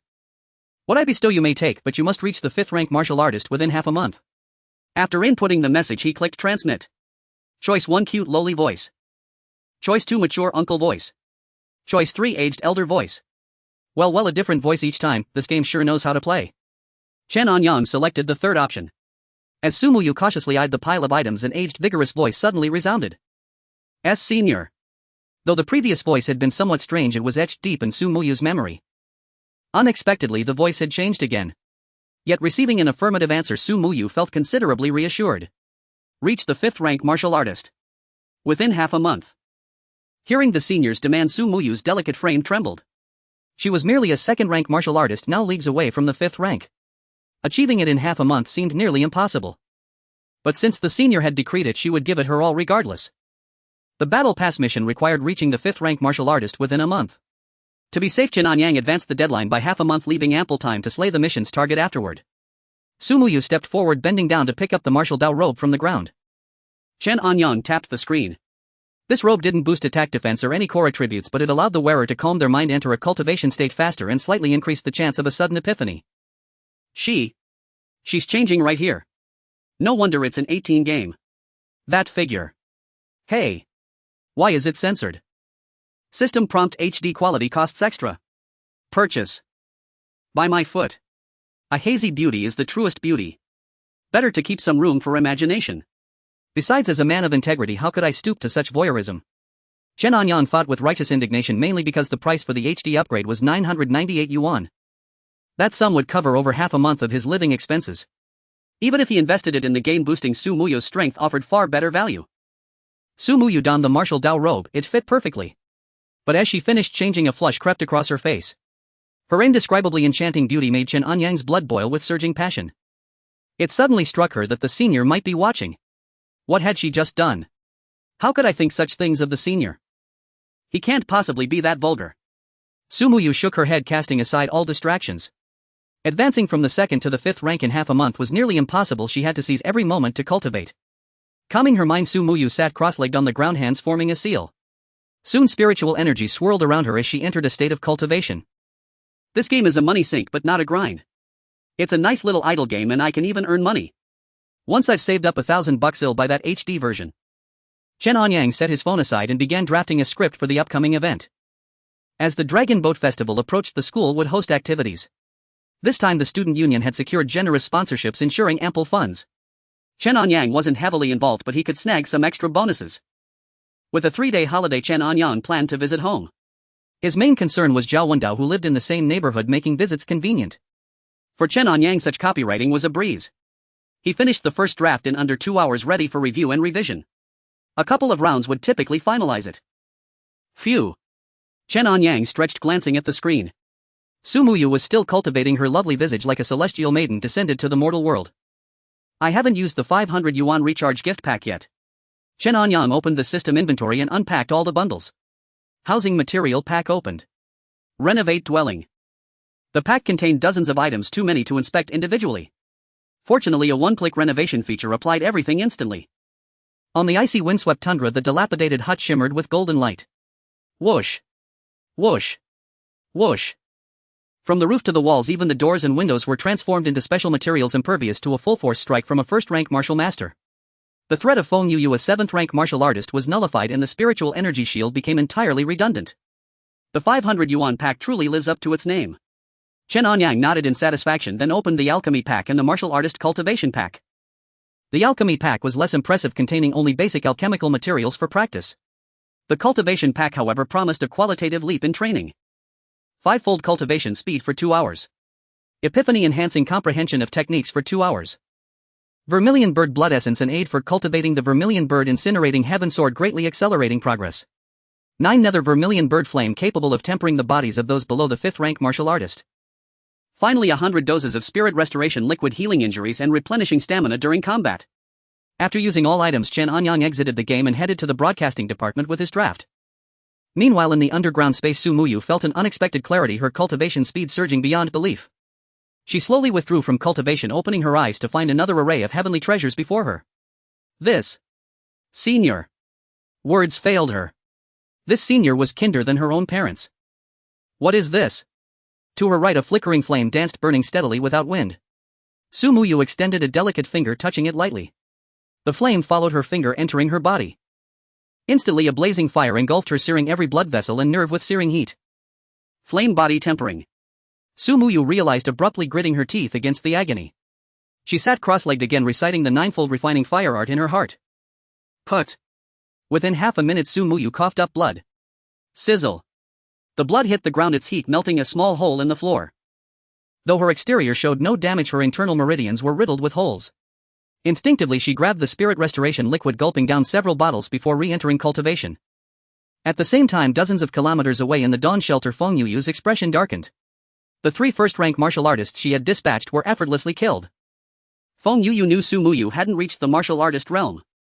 The culprit must be that mysterious figure. He'll have to think of another way. In the afternoon, when Chen Anyang headed to the broadcasting department, Minister Sun Xiaoxiao was also in the office. According to Chen Anyang, this event was quite important, seemingly due to the considerable background of the sponsors. However, no matter who it was, it had little to do with Chen Anyang. He was just a copywriter. Good afternoon, Minister Sun. Have you finished the copy? Yes, I just completed the first draft. Let me show it to Sister Zhang. Chen Anyang nodded. Xiao Zhang went to rehearsal. She will be back later. Just put it on her desk. All right. Chen Anyang, with a serious attitude, placed the document on Team Leader Li's desk in the broadcasting group and prepared to leave. Do you have plans for tonight? Sun Xiaoxiao suddenly asked. Tonight. Chen Anyang became alert. He always kept in mind his father's advice to protect himself well as a boy. No plans. Chen Anyang made a response that contradicted his family's teachings. Tonight I have to accompany the sponsors and Xiao Zhang has rehearsal, so you should go with me. Sun Xiaoxiao said casually. By the way, you can drive, right? She added. Does an electric bike count? Chen Anyang felt somewhat awkward. Although he had learned to drive after finishing the college entrance examination, due to family circumstances he had not had much opportunity to practice, having only ridden his father's electric motorcycle. I remember you have a driver's license, right? Sun Xiaoxiao slightly frowned. Chen Anyang felt even more alert. He did not expect Sun Xiaoxiao to pay such close attention to him. Could it be that she really had some ulterior motives? He immediately dismissed this arrogant thought. After all, Sun Xiaoxiao's family background, connections and appearance were miles apart from his. And what about himself? Lacking in education and eloquence, he was mediocre in looks, barely qualifying as a pretty boy. Hey, what are you thinking about? Sun Xiaoxiao interrupted Chen Anyang's fantasy. Nothing. Nothing at all, just send me a message before you set off tonight. Alright, you can go back now. Upon hearing this, Chen Anyang nodded and soon returned to his dormitory. Brother Chen, that girl is the one I pointed out to you. As soon as Chen Anyang entered the dormitory, he heard Ma Changlin talking in his sleep. What a good brother dreaming about me. Chen Anyang felt somewhat moved. Though he's a bit overweight, he has a good feel. The other 99 are all as thin as sticks, so I reluctantly took him alone. Damn that dog. Chen Anyang wanted to give him a big slap, but thinking of their bond as classmates, he decided to let it go. Back at his desk, Chen Anyang glanced at the vermilion flowing bead on his left hand, feeling warmth throughout his left arm, while the jade pendant on his chest emanated a cool aura. In just 2 days, strange events followed one after another, and it seemed his body was also undergoing changes. If he were to participate in a sports competition now, winning a gold medal would be effortless. However, he was more worried about being treated as a guinea pig and being dragged off for experiments. Turning his head, he looked at the empty bed next to him. Although Zhao Wenda was unlikely to be in the dormitory at this hour, knowing that he wouldn't appear for a while still left Chen Anyang somewhat concerned. Turning on his computer, he looked up the game Ice Age: The Arrival of Cold Ice. Having played it for a while, he felt the game's quality was really good and should be quite popular, yet there wasn't a single related entry. Chen Anyang immediately posted the copy and materials he had prepared earlier to his account. The content you posted violates platform regulations and has been taken down. Abnormal behavior detected on your account. It has been banned. Duration permanent. Damn. Is it really necessary? Just for one video my account gets banned. Chen Anyang stared at the notification on his phone. Although he had fewer than 10 followers, it felt extremely unfair to be banned like this. No wonder it snows in May, too many wronged people. To alleviate his frustration, Chen Anyang chose to open the game. How to relieve worries? Only through games. Xiao Yuyu. What? What happened? Chen Anyang glanced at his phone screen, feeling as if the sky had fallen after all the hard work and money spent to constantly enhance Sumuya's strength. In just 2 or 3 hours of not monitoring, Sumuya was already on the brink of collapse with dried blood all over the floor. What on earth happened? Although Chen Anyang had only played for 2 days, he had inexplicably developed an indescribable bond with this game character. Chen Anyang quickly checked the log. Sumuya used 9 nether vermilion sparrowfire to refine her bones, resulting in damage to her meridians. Perfect body refining hidden effect activated. Sumuya's body begins to recover slowly. Sumuyu used spirit nourishing liquid 5 spiritual essence nourishes injuries recover. Sumu Shui used 9 nether vermilion sparrowfire. Dozens of repetitive messages made Chen Anyang feel a sharp pang in his heart. Even though he knew it was just a string of data, he couldn't help but empathize uncontrollably. A century after the Ice Age descended, humanity continued to explore. Initially they were terrified of this radiation, which later transformed into spiritual energy used to enhance the body. The classification of martial artists was also quite vague, with their strength divided into 9 ranks. To officially become a martial artist, one must first complete a preliminary bone refining, allowing the body to truly absorb spiritual energy. Completing the upper limb bones with a total of 64 pieces refined qualifies one as a first-rank martial artist. Completing the refinement of 62 lower limb bones makes one a second-rank martial artist. Refining 51 trunk bones results in a third-rank martial artist. According to the Martial Cultivation Alliance's definition, one must average strength in 5 consecutive punches and average speed in 3 kilometers to determine if they have reached the corresponding level. While out, Sumuyu killed 3 first-rank martial artists after her muscles relaxed and she rested. She naturally completed the refinement of her last lower limb bone, directly achieving second-rank strength. As for refining the trunk bones, it is the most crucial and dangerous step. Among the 9 ranks of martial artists, every 3rd, 6th and 9th rank is a critical point. That is, the 3rd rank, 6th rank and 9th rank martial artists face life-threatening dangers with every breakthrough. Although Sumuya's body refining was perfect, her training time was far too short and her body was not yet fully adapted. Forcing a breakthrough was naturally extremely difficult. Cough, cough, cough. The unconscious Sumuyu suddenly awoke. She struggled to sit up, her trembling jade-like hands reaching for the 9 nether vermilion sparrowfire again. Stop practicing. Chen Anyang had an impulse to immediately use the communicator, but he felt something strange inside. After all, this was just a game. 68 yuan limited time package. Special anesthetic 1 can greatly alleviate the pain during martial arts. Bone refining 3 times. Training acceleration card 3 accelerates training time. Can be used in combination. 9 nether vermilion sparrow totem can exist for 2 hours. Significantly boosts the martial artist's comprehension speed of related techniques. Damn game, I knew they put in this kind of scene just to force players to spend. If I recharge, you'll be fooled. Looking at Sumuyu in extreme pain on the screen, and during the burning fire the 100 bottles of spirit nourishing liquid were nearly depleted and all subsequent sensations would be further amplified. What kind of game can make players willingly spend money? A game that can manipulate human nature. It's fine, any money spent on recharges will be earned back later. Chen Anyang reassured himself and clicked to recharge.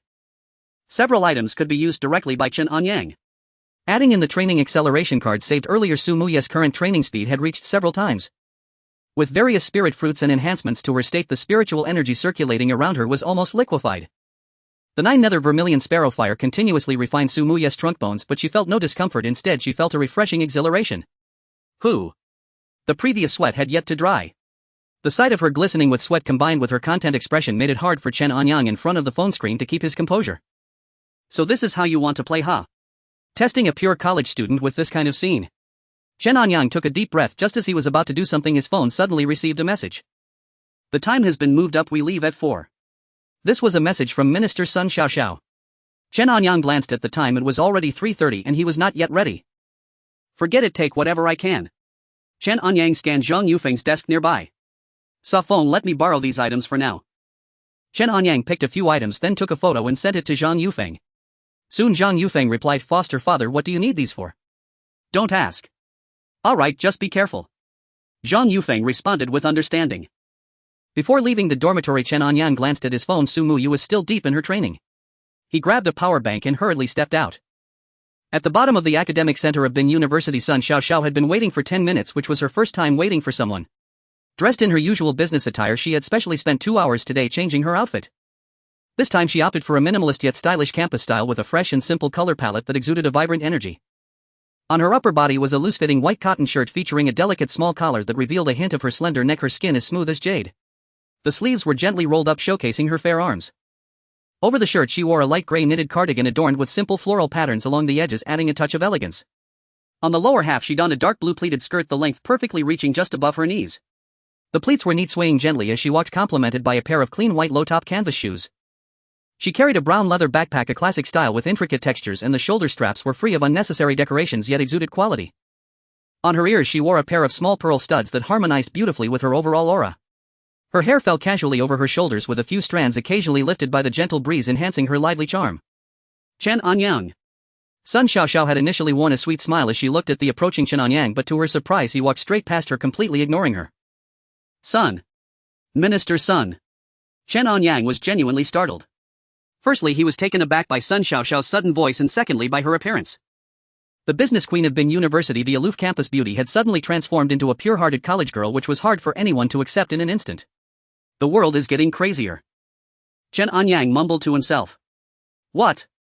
Sun Xiaoxiao raised her eyebrows slightly. Nothing. Minister Sun is truly beautiful and graceful, mature and composed.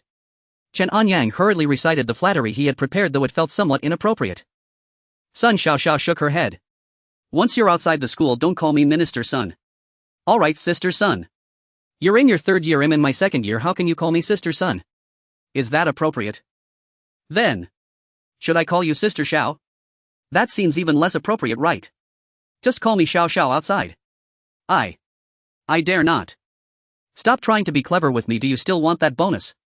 Sun Xiaoxiao threatened. Chen Anyang lowered his head in silence. Even before leaving university he felt the harsh realities of society and the overwhelming malice of this world. In real life, threatened by his superior; in the virtual world, manipulated by the game. He wanted to shout out loud, yes. Yes. Yes. Sister Xiao. Don't add sister. I'm not older than you. Sun Xiaoxiao said as she tossed the car keys to Chen Anyang.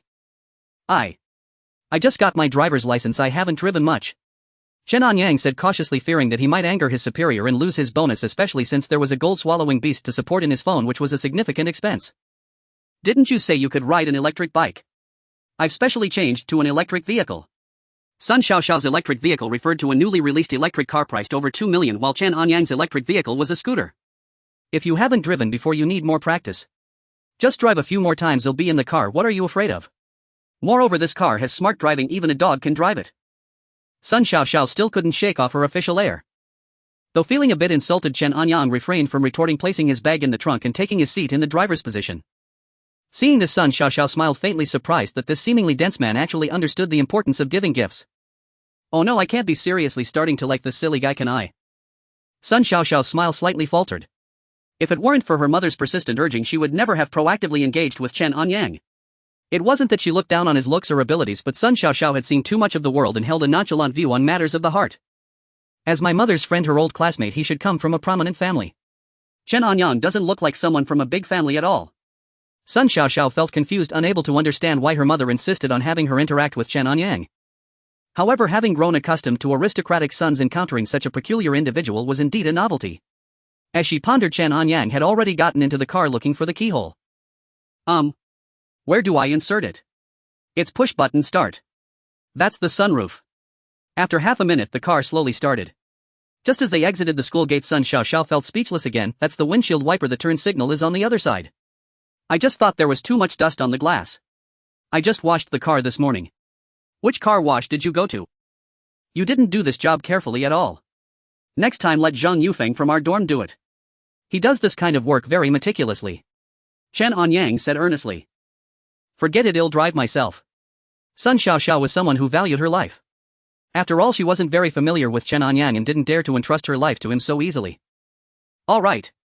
Thank you, Minister Sun. Chen Anyang immediately stopped the car by the roadside, got out and swiftly hopped into the back seat so fast that Sun Xiaoxiao was momentarily taken aback. No overtime pay, no driving compensation, and I still have to listen to your criticisms. If it weren't for the bonus, I wouldn't have come out at all. Chen Anyang thought to himself, leaning back against the comfortable seat as he took out his phone, engrossed in his own world. Sun Xiaoxiao glanced at the rearview mirror, her hands gripping the steering wheel trembled slightly. Don't be angry, don't be angry.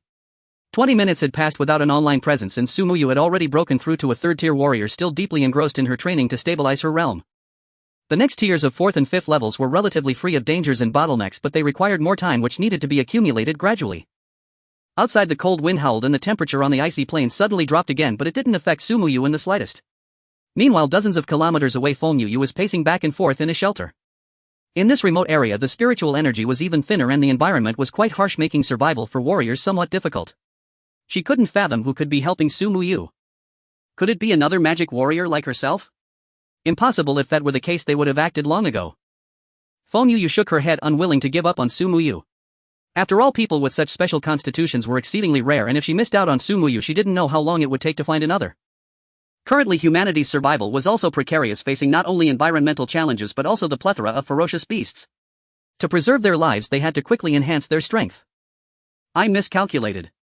If I had known this would happen, I should have acted directly and killed her. Feng Yu sighed, finally pulling out a small wooden box from her bag. Since it has come to this, I have no choice but to resort to this desperate measure.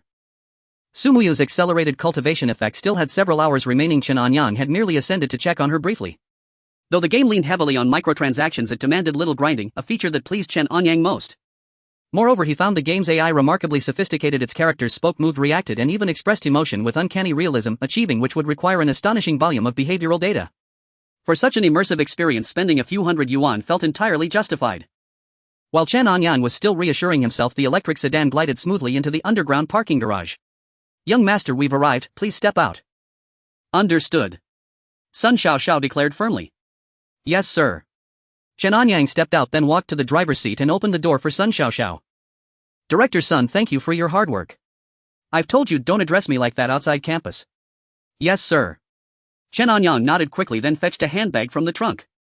Soon the two took the elevator down to the basement level, and only then did Chen Anyang realize they were entering a shopping mall. Sister Chen. So sorry to keep you waiting. Sun Xiaoxiao emerged from the elevator with an instantly genuine smile. I just arrived myself. The woman smiled in reply. Gazing at her, Chen Anyang experienced for the first time what it meant to radiate noble grace, what it meant to possess enduring charm. Her bearing exuded serene prosperity, as if embodying the very essence of national peace and civic well-being. Who is this? The elegant matron asked, glancing toward Chen Anyang. Just hired muscle. Sun Xiaoxiao answered bluntly, utterly disregarding Chen Anyang's dignity. It's been ages since we last shopped together, so many new collections have launched this year. Today we'll shop until we're utterly spent.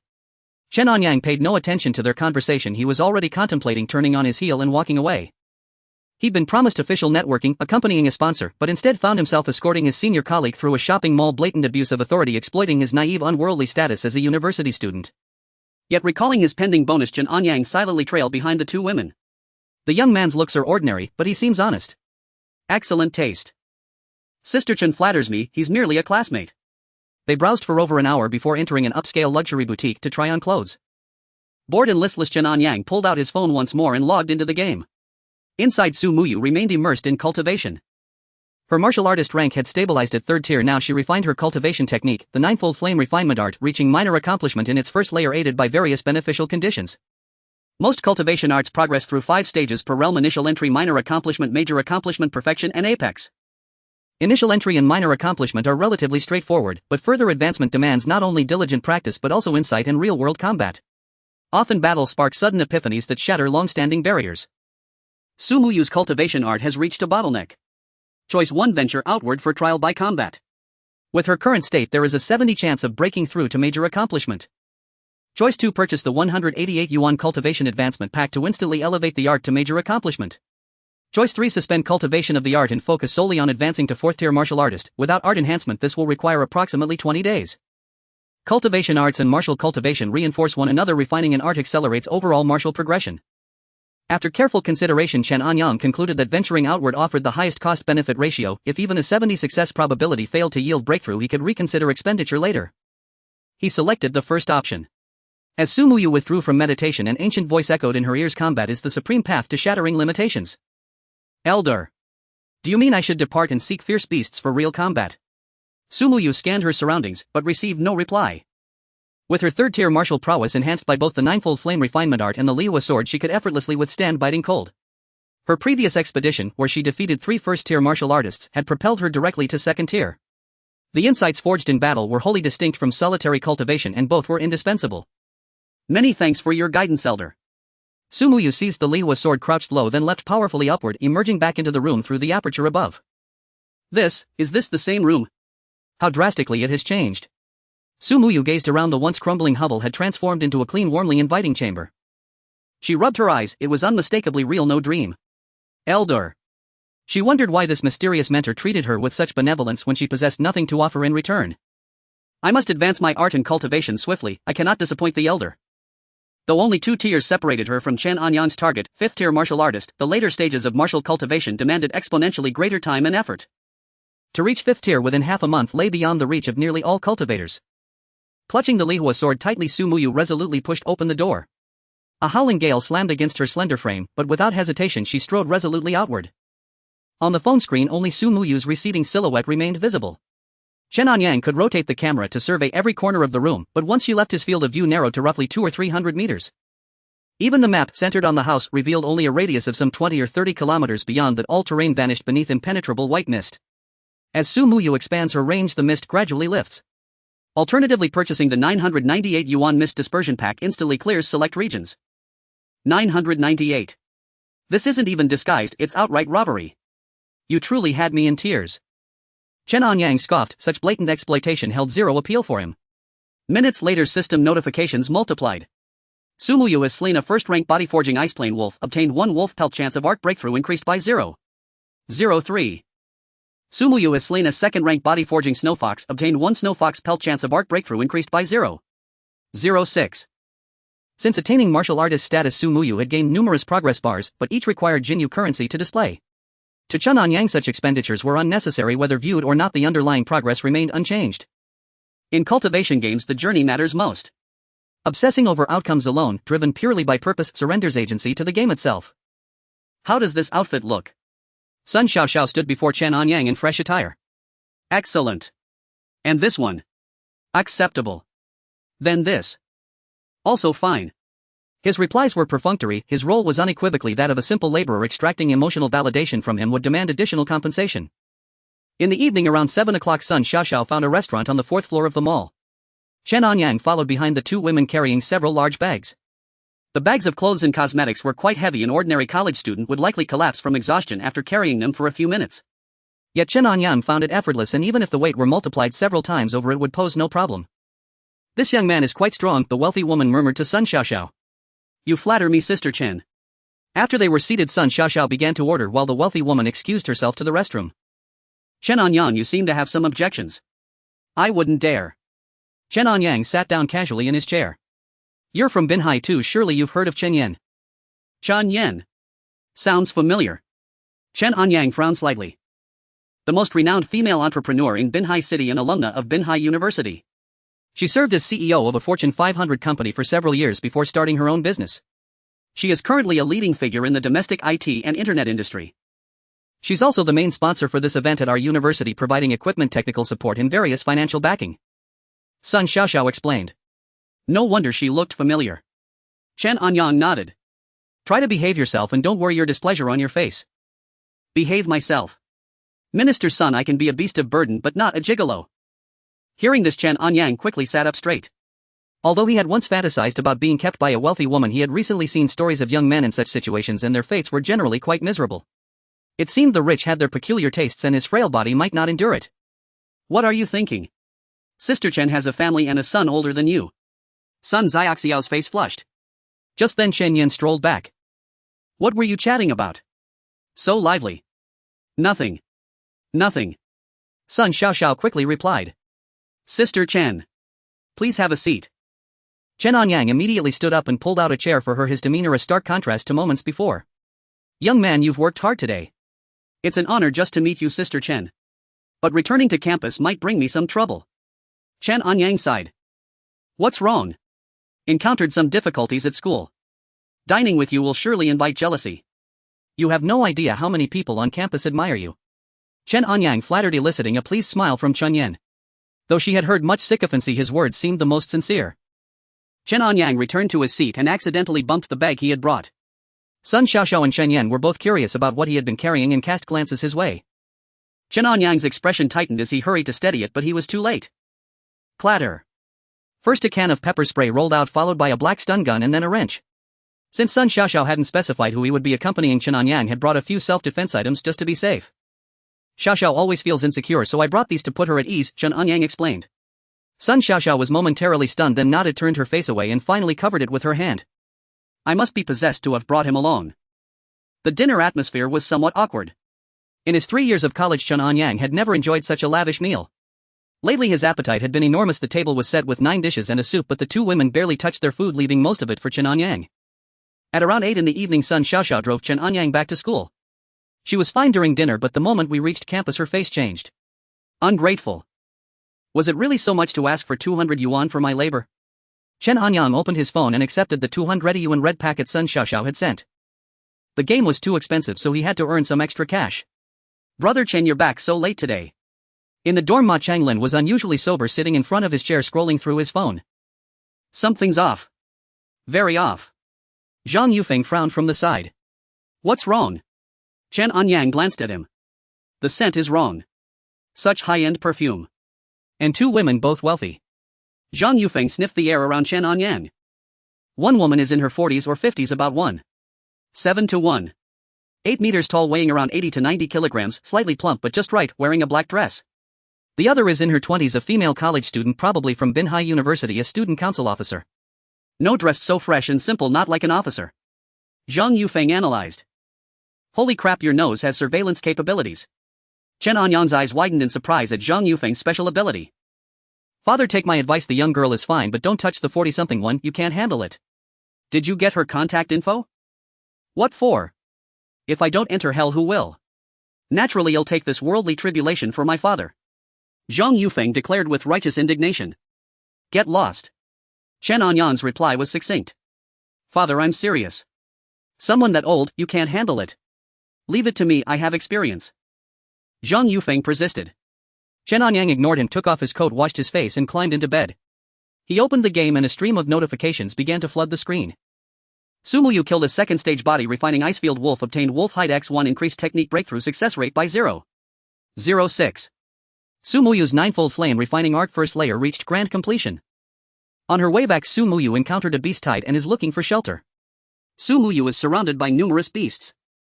Sumuyu killed a third stage body refining Icefield Wolf, obtained special Wolf Hide X1. Sumuyu killed a fourth stage body refining Icefield Wolf, obtained Ice Wolf Essence Blood X1. Sumuyu is surrounded by 10 fourth stage body refining Snow Foxes. Sumuyu is injured. Injured. Chen Anyang suddenly grew tense. This was the first time Sumuyu had been hurt outside since the game began. According to the notifications, she was surrounded by multiple powerful beasts and the situation was dire. Without a second thought, Chen Anyang activated the camera follow. This time the scene shifted rapidly, almost instantly switching to Sumuyu. Her originally plain grey Taoist robe was now stained with blood and torn in large patches, revealing the fair skin of her arms and thighs. Chen Anyang had no heart to appreciate the sight, as every exposed patch of skin was slashed with wounds deep enough to show bone. Sumuyu stubbornly gripped the Lihua sword, fighting fiercely, but her consciousness was fading. Senior. I'm sorry. Muyu has let you down. My only regret is not knowing your name. Thud. Sumuyu dropped to one knee, driving the Lihua sword deep into the ground to support herself. But even if I die, I will not yield. She staggered back to her feet. Damn it. Where's the top-up button? Where can I recharge? Chen Anyang gripped his phone tightly, his heart aching at the sight of the defiant Sumuyu. Chen Anyang was a rather sentimental person prone to acting on impulse. Yet every time after a rash action he would enter a period of sober reflection, engaging in self-criticism. I worked so hard for that 200 yuan labor fee, and before it even warmed in my pocket I spent it all on the game. This game is way too expensive, it's not something someone like me can afford. Chen Anyang had tried to uninstall the game several times. But whenever he saw Sumuyu's pitifully charming appearance and felt the slightly cool jade pendant against his chest, he couldn't bring himself to do it. I'm afraid this addiction to the digital succubus is truly incurable. As Chen Anyang was lost in thought, his WeChat buzzed. His mother had sent a 60-second voice message which made his scalp tingle. Every time what could be said in a dozen seconds his mother would repeat several times, then pause for a while. In short, she wouldn't let go until it hit 60 seconds. Despite this, Chen Anyang patiently opened it. After all, his financial lifeline was in her hands. Little girlfriend. What little girlfriend? Yesterday Chen Anyang's mother suddenly mentioned that she had run into an old classmate and learned that the classmate's daughter also studied at Binde. She wanted Chen Anyang to go meet her. The gist of Mother Chen's message was simply asking how this little girlfriend was. Ridiculous. Chen Anyang felt utterly speechless. He had been swamped all day, classes in the morning, writing copy in the afternoon, and working like a dog in the evening. When would he have time to meet some little girlfriend? She's fine. Chen Anyang replied perfunctorily. If he didn't say that, he might face another barrage of lectures. But even so, Mother Chen still sent 3 consecutive voice messages, all 60 seconds long. Chen Anyang suspected that if there were no time limit, his mother would send a full hour's worth of voice messages. In short, Mother Chen wanted Chen Anyang to seize the opportunity and make a good impression. But Chen Anyang felt he hadn't even met her, so what opportunity was there to seize? Alright, I got it. Chen Anyang humored his mother while the game was still running in the background of his phone. In the game upon the vast white glaciers, just as Sumuyu was prepared to fight to the death in a last desperate struggle, an immensely powerful sword aura distorted the very space itself. It then descended with brutal force, radiating outward from its core, instantly cleaving the formidable beasts into scattered chunks. Senior. After a long moment, Sumuyu finally came to her senses. Every time she faced a life or death crisis, the mysterious senior would intervene, making her grow somewhat dependent. She dared not imagine how she would survive without this senior. Slowly rising, Sumuyu began collecting the beast carcasses and pelts scattered on the ground. In the distance, Yu, who was constantly watching Sumuyu, stood atop an ice peak. Having reached the 7th rank martial artist level, her eyesight far exceeded ordinary people, allowing her to see objects over 1,000 li away. Especially on this open ice field with no obstructions, the view was even clearer, though her eyes would feel quite strained after a while. How is this possible? Yu's eyes widened, paying no heed to any discomfort. She could hardly believe her eyes. Using beast luring herb, she had summoned hundreds of ferocious beasts, and in an instant they were all eliminated. Moreover, she had vaguely glimpsed the legendary sword aura. Even for a powerhouse at the martial master level to cultivate a sword aura with such devastating power was an exceedingly rare feat. Yu dared not imagine the true strength of the expert standing behind that woman. Fear made her want to retreat, yet she was extremely unwilling. Life is more important. In the end, Yu chose to leave. What a thrifty and good girl. Chen Anyang switched back to the game and saw Sumuyu returning with a large pile of items. Among them the pelts and bones of the 4th stage body tempering realm Icefield Wolf and Snow Fox, each sold for a high price of 30 gold jades. Altogether it amounted to 200 gold jades. The main issue was that Sumuyu lacked storage equipment, so many beast carcasses couldn't be transported back, otherwise she could have earned another 1 or 200 gold jades. 200 gold jades is 20 yuan. Spent 200, earned 20. As Chen Anyang was doing the math, Sumuyu, dragging her heavily injured body, didn't rush to treat her wounds. Instead, she took out an Icefield Wolf's leg bone from her bosom. There was still some meat on the bone. Sumuyu scraped it clean, tossing the meat scraps to the little tabby cat. Meow. The tabby cat, seemingly not full, rubbed against Sumuyu before jumping onto the bed and falling asleep on its own. What is this little girl up to? Chen Anyang watched curiously as Sumuyu began earnestly polishing the Icefield Wolf's leg bone. At first her movements were broad, stirring Chen Anyang's excitement, but then gradually slowed down. Her focused expression made Chen Anyang genuinely admire her from the bottom of his heart. After meticulous polishing and carving, the Icefield Wolf's leg bone retained its original winding shape, gently curving with a natural arc while also carrying the inherent characteristics of the Icefield Wolf, exuding a piercing chill. Watching Sumuyu's pleasing movements, Chen Anyang gradually drifted off to sleep. Meanwhile in the game, Sumuyu continued polishing without pause, producing a faint hissing sound. Soon after she switched to using sandstone and the leg bone gradually took on a rough shape. It was a bone blade. The bone blade began to emit a rustic luster. Then Sumuyu took a piece of Icefield Wolf hide, dipped it in some snowfox fat and continued polishing. The animal hide glided softly over the bone blade, each stroke like a gentle breeze. The fat moistened the blade, making its surface even smoother. After a full night of uninterrupted polishing, the surface of the bone blade became like the clearest ice mirror on the tundra, reflecting everything around it. Its delicate texture resembled the softest fur of the icefield wolf. The next morning Chen Anyang woke up. He had slept very soundly, even having a sweet dream where Su Muyu appeared beside him. Damn, I forgot to charge it. As soon as he woke up, Chen Anyang found his phone had shut down. He quickly plugged it in to charge, and by the time he got dressed and washed his face, the phone was ready to turn on. The first thing he did was log into the game to check in. The rewards from the weekly and monthly cards had to be claimed immediately. However, after entering the game, before he could even check in, a prompt appeared. What's going on? Is it already trying to squeeze money out of me this early? Prompt: Su Muyu has meticulously crafted an icefield wolf bone blade for you. Choice 1: cruelly refuse and reply that you don't like this broken blade. Choice 2: accept and sell it to obtain 200 gold jades. Choice 3: accept and have it delivered within 1 hour. First one is out. How could I possibly make little you sad? The second. I've already spent 700 or 800 on this. Am I going to haggle over this 20 yuan? Chen Anyang unhesitatingly selected the third option. The sky was clear and boundless without a single cloud. A light snow from yesterday had left no significant impact, and everyone returned to their normal routines. Old Ma. Up so early. Chen Anyang looked at Ma Qinglin, who sat on the bed in a daze. Normally at this hour he would still be asleep. Lately my dreams have been troubling me, leaving me somewhat insomniac. Ma Qinglin sighed. Insomnia. These words from Ma Qinglin's mouth were as shocking as if the Trisolarans were about to arrive on Earth. You usually sleep too much anyway. Losing sleep once or twice is no big deal. But what exactly did you dream about? Chen Anyang asked with curiosity. Yesterday, I dreamed of the Taoist priest surrounded by a horde of monsters. A flicker of fear crossed Ma Qinglin's eyes. And then? Zhang Yufeng, who was applying sunscreen nearby, also grew curious. The priest wielded his sword, slaughtering those monsters left and right. Ah, too brutal. Those monsters died horribly. Even now thinking about it sends chills down my spine. Ma Qinglin shuddered. Damn. Is that all? Even my dog has bigger balls than you. Zhang Yufeng scoffed disdainfully. Chen Anyang opened his mouth to retort, but before he could unleash his sarcasm, a text message arrived on his phone. Your package has been delivered to Tsigo Station. Please come to collect it. Could this game team be right here in Binhai? Arrived so fast. Or am I the only player? Am I the only one reaping the rewards? Chen Anyang looked at the message, knowing that Su Muyu's gift had arrived.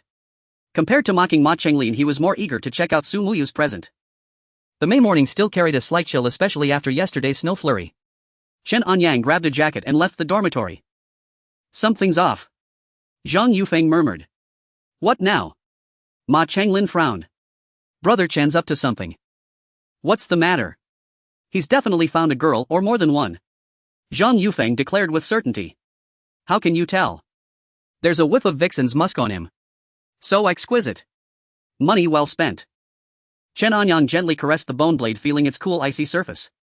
It looked like a piece of art carved from ancient jade. Yet the blade was razor-sharp, gleaming with cold light, as thin as a cicada's wing, yet incredibly tough. Chen Anyang gripped the handle and swung it lightly through the air. Swoosh! A sound of air ripping echoed, and even a faint visible blade aura appeared. Holy crap, what a treasure! Chen Anyang's eyes lit up, and he quickly sheathed the bone blade into its wolf leather scabbard, which also felt remarkably refined. Overjoyed, Chen Anyang headed to the cafeteria to fill his stomach. There was much to do today. Shortly after he left, a thick branch as sturdy as an adult's arm from a lush tree near Tsigo Station suddenly snapped and fell to the ground. The break was eerily clean, as if severed by a sharp blade. Fortunately, no one was hurt, and campus security promptly cleared the debris.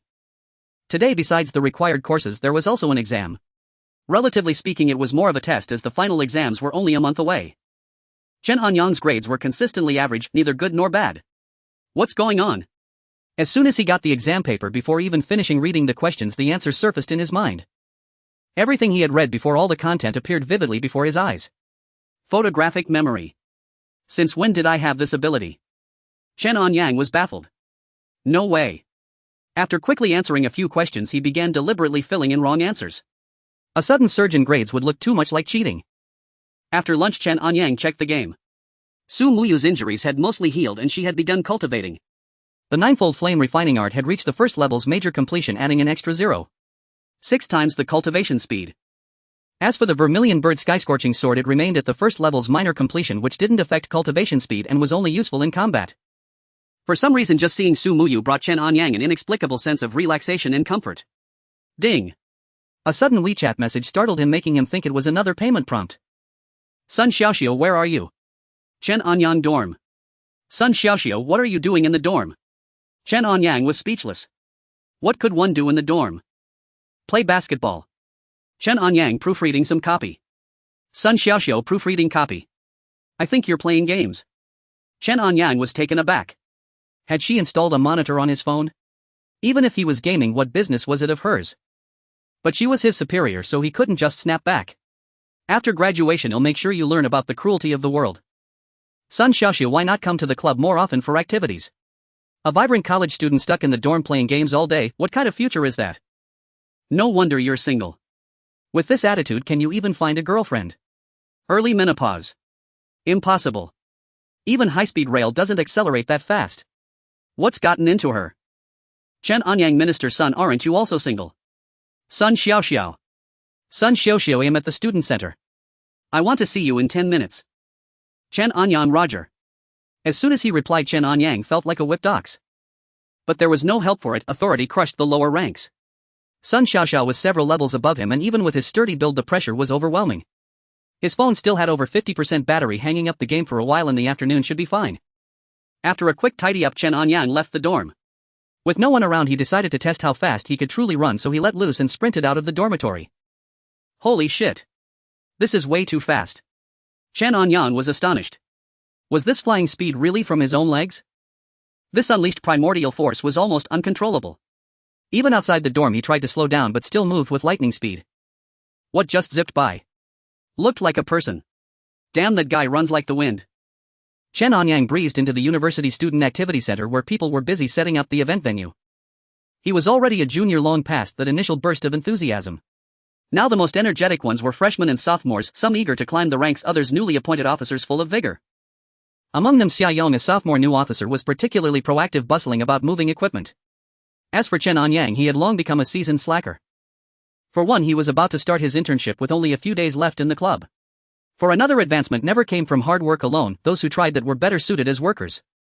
Minister Sun. Chen Anyang walked into the activity center with a grin. Fast arrival. Don't you know we're setting up the venue this afternoon? Sun Xiaoxiao exuded authority. Minister Sun, I was working on the copy. From now on, hand the copy work over to Xiaoli. Ha! Then what about me? Chen Anyang was stunned. He had been counting on the bonus to top up his game. Was Minister Sun really that petty? Just because he asked for a 200 yuan fee last night. Chen Anyang regretted losing the job over 200 yuan. But then he realized he wouldn't have to work for the club anymore and wouldn't have to put up with Sun Xiaoxiao's attitude. This morning the club meeting decided to appoint you as the publicity officer. Cough. Me. Officer. Chen Anyang was taken aback. Any objections? No. None at all. He'll work diligently, ensure quality and quantity, and complete every task assigned by the leadership, even if it means going through fire and water. Chen Anyang's attitude was exceedingly proper. Sun Xiaoxiao shot him a glance. What a character. Oh, in broad daylight you're not even bothering to hide from others. The voice preceded the person, a sultry, elegant tone that Chen Anyang recognized without looking. It was Chen Yan, whom he had met just last night. Sister Chen, what brings you here? Sun Xiaoxiao hurried forward to greet her. I had some business at the branch factory and passed by, so I thought I'd drop in. Chen Yan finished speaking and turned to Chen Anyang. You look honest and simple, but I didn't expect you to be such a smooth talker. In the distance, Xia Yong, who was busy working, immediately recognized Chen Yan. She was a renowned female entrepreneur in Binhai. Let me do it. Another clerk was heading toward Chen Yan with a roll of colored cloth, but Xia Yong snatched it away. These cloth strips were meant to be hung on the scaffolding next to the stage. The scaffolding was quite high, about 3 meters. Clutching the colored cloth, Xia Yong scrambled up hastily. From this spot he was less than 2 meters away from where Chen Yan and the others stood. Huff. Xia Yong panted heavily, wiping sweat from his brow with his arm, trying to show off his diligence. Hey. Ah. Holding the cloth in one hand and wiping sweat with the other, the scaffolding wobbled slightly. Panic seized Xia Yong as he lunged to grab it, but his movements were too abrupt and the entire structure tipped toward where Chen Yan and the other two were standing. Watch out. Without a moment's thought, Chen Anyang instinctively shifted his body, placing himself in front of Sun Xiaoxiao and Chen Yan. Bang. Chen Anyang caught the scaffolding with force, then shoved it aside, sending it crashing to the ground. Xia Yong landed heavily, clearly injured. Such strength. Chen Anyang was startled by his own power. The scaffolding itself was heavy, and with Xia Yong on it, an ordinary person would be lucky not to be crushed to death, let alone push it away. Thud. Chen Anyang lay down on the ground deliberately. Anyang. You. Why didn't you dodge? Where are you hurt? Sun Xiaoxiao rushed over to check on him. Cough. It's nothing, just a hit on the arm, no big deal. I'll call the clinic. No need. Chen Anyang quickly stopped Sun Xiaoxiao. Can this count as a work injury, he asked hopefully? At a time like this you're still thinking about money. Sun Xiaoxiao was exasperated by his lack of ambition. Chen Anyang grumbled inwardly, if not for the money, why would I have bothered to lie down? Better call a doctor over to take a look. Chen Yan remained much calmer, walking slowly to stand before Chen Anyang. As for Xia Yong, who was groaning on the ground nearby, almost no one paid him any attention. Only after a moment did two classmates help him to the clinic. After the doctor examined him, Chen Anyang was sent back to the dormitory. With this incident behind him, the rest was none of his concern. Glacial Era launch. In the game Su Muyu was cultivating. Her delicate, refined features were a pleasure to behold. It seems today's battle pass tasks aren't done yet. Chen Anyang checked the task progress. Of the 3 tasks, 2 for cultivation duration were already complete, only 1 hour of outdoor training remained. Based on his past gaming experience, even if he missed a few days of battle pass tasks, he could still max it out before the pass expired. But this game was truly unique. What if he fell just a few dozen experience points short of maxing the pass? That would be awkward. The last time he activated the camera follow, he received a voice transmitter that he hadn't used yet and would expire in a few hours. Chen Anyang immediately opened it. From now on, besides daily cultivation, you must also train outdoors for 1 hour. Choice 1, a sexy, mature, husky voice. Choice 2, a frail, sickly horse voice. Choice 3, a sharp, piercing, metallic voice. Quite a variety of voice packs. Chen Anyang selected the first option. Senior. Although Su Muyu was no longer surprised, the fact that this senior's voice changed every time puzzled her deeply. 1 hour of outdoor training. After yesterday's event, Su Muyu even felt a twinge of fear toward outdoor training. It wasn't danger she feared, after all she had been a squad leader at the shelter. Her hesitation stemmed from the worry of causing more trouble for the senior. Her strength was too weak. Moreover, she found it baffling that in the 2 years she had lived here she had never encountered so many powerful, fierce beasts. I'll go train outside now. Since the senior had spoken, whatever he asked her to do she would carry out without hesitation. She picked up the Lihua sword, pushed open the door, and this time the tabby cat followed. Go on, my little treasure. If worst comes to worst, I'll just top up. Chen Anyang was already familiar with the game company's tactics. Su Muyu was now their hostage and also his Achilles heel. Su Muyu might face danger, but there was no problem that recharging couldn't solve. If it did, then 100 yuan would do. If that wasn't enough, then 200. Anything that money could fix was no problem at all. After all, Minister Sun had already said that Chen Anyang's injury was work-related and would come with compensation. On the ice field, the cold wind howled. Feng Yuyu, who was about to leave, unexpectedly ran into an acquaintance. Senior Zhang. What brings you here? Feng Yuyu's eyes sparkled with excitement, her voice brimming with uncontrollable joy. Her enchanting demeanor could bewilder anyone who saw her. I heard that a spiritual realm appeared here, so I wanted to check it out. Because of the mysterious powerful figure behind Su Muyu, Feng Yuyu had planned to give up for now and return to the academy. But unexpectedly she ran into Zhang Chang from her own school. Binchur Martial Arts Academy, located in the eastern suburbs of Binhai, backed by the Hanwu mountain range and facing the spiritual sea, enjoyed a uniquely advantageous geographical position. It was established in the first year after the Glacial Era began, founded by the Binchur Martial Arts Alliance. Initially it was just a small training base for martial artists, but it had now developed into a nationally renowned martial arts academy, ranking among the top 20 in the country. Based on the students' strength, they were divided into beginner, intermediate, advanced, elite, and genius classes.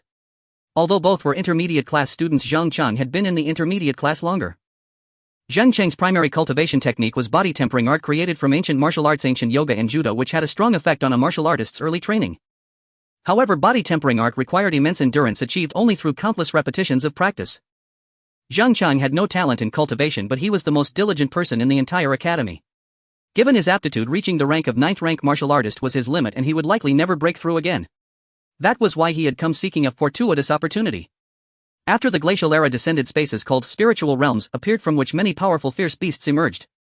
Legend said that within these realms lay countless treasures, cultivation techniques, weapons, heavenly materials and earthly treasures, but they were also extremely dangerous. Even martial masters or stronger individuals who entered faced near certain death.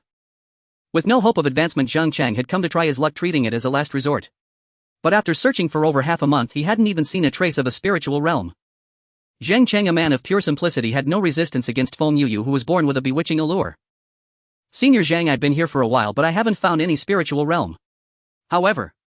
Feng Yuyu furrowed her delicate brows, a hint of worry and fear crossing her face. What happened? Zheng Cheng asked eagerly. Nearby there's a dark martial artist, very powerful, who has already killed many martial artists. What? Such a thing? Zheng Cheng's eyes widened. Since humanity mastered cultivation methods, a branch known as dark cultivation had emerged within the martial arts community. About 10 years into the Glacial era, the Dark Martial Organization was formed. They cultivated through bloody and brutal methods, with their leaders even slaughtering entire cities and piling up martial artists' corpses to build blood sacrifice towers for practicing forbidden techniques. Later incidents like the Spiritual Realm Massacre and the Beast Riots occurred, making dark martial artists the target of every martial artist's righteous fury. Do you know the strength of that dark martial artist? Zheng Cheng asked. He is stronger than me. Feng Yuyu replied. At the same rank, dark martial artists are far more formidable than us. My mentor will be arriving here in a few days, then she can deal with him. She's already a third-rank martial master, so it should be no problem. Hearing Zheng Cheng's words, Feng Yuyu's scheming mind began to stir once more. Once the mentor killed Su Muyu, Feng Yuyu could then find an opportunity to obtain Su Muyu's corpse. With her plan set, Feng Yuyu led senior Zhang Cheng to the Dawn Shelter, awaiting the arrival of Zheng Cheng's mentor. Su Muyu returned safely from her travels, having gained much. With her strength as a third-grade martial artist, as long as no one caused trouble, she could dominate this area without any challenge. Senior, I also found a very beautiful plant this time, but I don't know its name or purpose. As Su Muyu spoke, she held a small herb dense with spiritual energy. After a long while there was no response. Su Muyu, accustomed to this, planted the small herb beside the spiritual spring without a word. Carefully she loosened the soil and dug a small pit, each movement as if handling a rare treasure. With a spade she had picked up somewhere, she carved a resting place in the earth for the spiritual herb. As she lowered her head, focused on planting, her ink-black strands of hair gently slipped down. She casually shook her head, trying to toss the strands back into place, but they, like mischievous sprites, only briefly left her fair neck before drifting down again. This sight made Chen Anyang's heart itch. She was like a flower fairy stepping out of a painting, the falling strands of hair the most vibrant stroke in the scroll. If only Su Muyu were a real person. But on second thought, if she were real with his own circumstances, even riding an 8-legged horse, he could never catch up. Better stay in the game, then I can see her every day. Chen Anyang was startled by his own thought. I'm done for, completely lost. Soon Su Muyu began to cultivate. Like an exquisite jade sculpture, she sat with legs crossed and back straight, ethereal and transcendent. The only issue was her tattered Taoist robe. Time to get a new outfit. Chen Anyang stroked his chin. In other games, damaged equipment could be repaired, and even if not, the appearance remained unchanged. In this game, damaged equipment was displayed directly. These small details made it feel as if such a world truly existed. Chen Anyang sold all the items Su Muyu brought back. Now his total gold jade value reached 359. He opened the system package again and examined it closely. He had saved 3 ordinary draw tickets and 3 fragments of advanced draw tickets. The nutrient fluids were already used along with double speed boost cards. These items were activated automatically as soon as Su Muyu entered cultivation. Chen Anyang glanced at the advanced draw pool. A 10 draw cost 648 yuan, offering various divine weapons, top-tier techniques, stunning outfits, and beast souls or martial spirits, all looking quite impressive. If I could draw an outfit. Though a bit extravagant, I could afford it. He looked at the probability of winning one of the most beautiful outfits. 0.05. I'd better buy a lottery ticket. Chen Anyang gave up on the draw. However, reaching level 5 in the battle pass would also grant an outfit more conservative in style, but still far better than the torn Taoist robe. His gaze returned to Su Muyu. Her eyes were lightly closed, long eyelashes casting faint shadows on her pale cheeks. Her brow was relaxed, her face as calm as a still lake without a single ripple. Su Muyu's expression was focused and absorbed, as if the entire world consisted only of her and the surrounding spiritual energy engaged in a silent, mysterious dialogue. At the same time, Chen Anyang suddenly felt the jade pendant on his chest cool, then warm, turning into a warm current that gathered in his abdomen before slowly flowing through his limbs and bones. This feeling. Am I starting to cultivate too? That's ridiculous. I must be overthinking. Chen Anyang shook his head. Lately, whenever he watched Su Muyu cultivate, his body seemed to enter a special state on its own. Nevertheless, his body had indeed undergone earth-shaking changes recently. He simply ignored it and let the warm current flow within him. Bang! The dormitory door was flung open and Ma Changlin strode back in. Brother Chen, I heard you fought a scaffold and got hurt. Zhang Yufeng followed close behind Ma Chunlin. Brother Chen, I heard you became an officer. Is that officer male or female? Chen Anyang. Originally, Chen Anyang was an ordinary college student known only to a few friends and a couple of advisors. But at the activity center, Sun Xiaoxiao's concerned demeanor toward Chen Anyang was secretly filmed by someone with a phone. After all, Sun Xiaoxiao was a prominent figure at Binhai University and thus Chen Anyang's name spread among the students. With too little information, various embellished versions began to circulate. Chen Anyang rolled his eyes at the two and ignored these idiots entirely. Knock knock knock. Suddenly a gentle tap came at the door. Ma Changlin and Zhang Yufeng turned to look and both froze. There stood Sun Xiaoxiao, the lofty head of the broadcasting department and campus belle of Binhai University. Hello, Minister Sun. Zhang Yufeng was the first to react. I came to check on Chen Anyang. Having just seen off Chen Yen, Sun Xiaoxiao left the activity room to visit Chen Anyang. Minister Sun, you're here.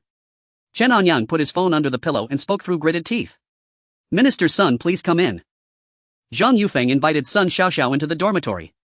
Most male dormitories were not well kept, but Chen Anyang's was an exception. Ma Changlin only cared about sleeping all day. Zhao Wendao was naturally clean, and Zhang Yufeng, since starting to cross-dress, would do a simple cleanup after dressing up. So the dormitory's overall hygiene was decent.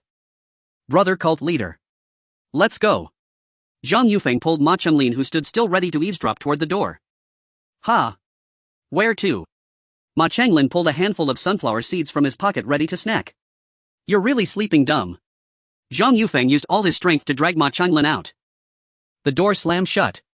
Sun Xiaoxiao walked slowly to Chen Anyang's bed. I'm sorry.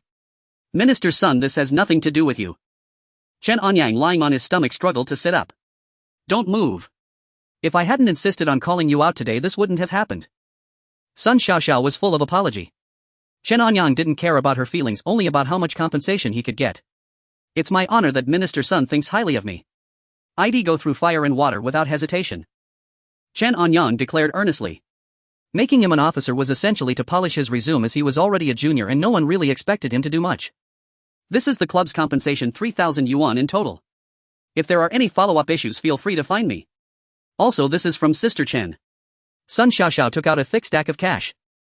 The club had insurance and accidents would be compensated, but not this quickly. The 3,000 yuan was advanced by Sun Xiaoxiao herself, also to check on Chen Anyang's injuries. So much.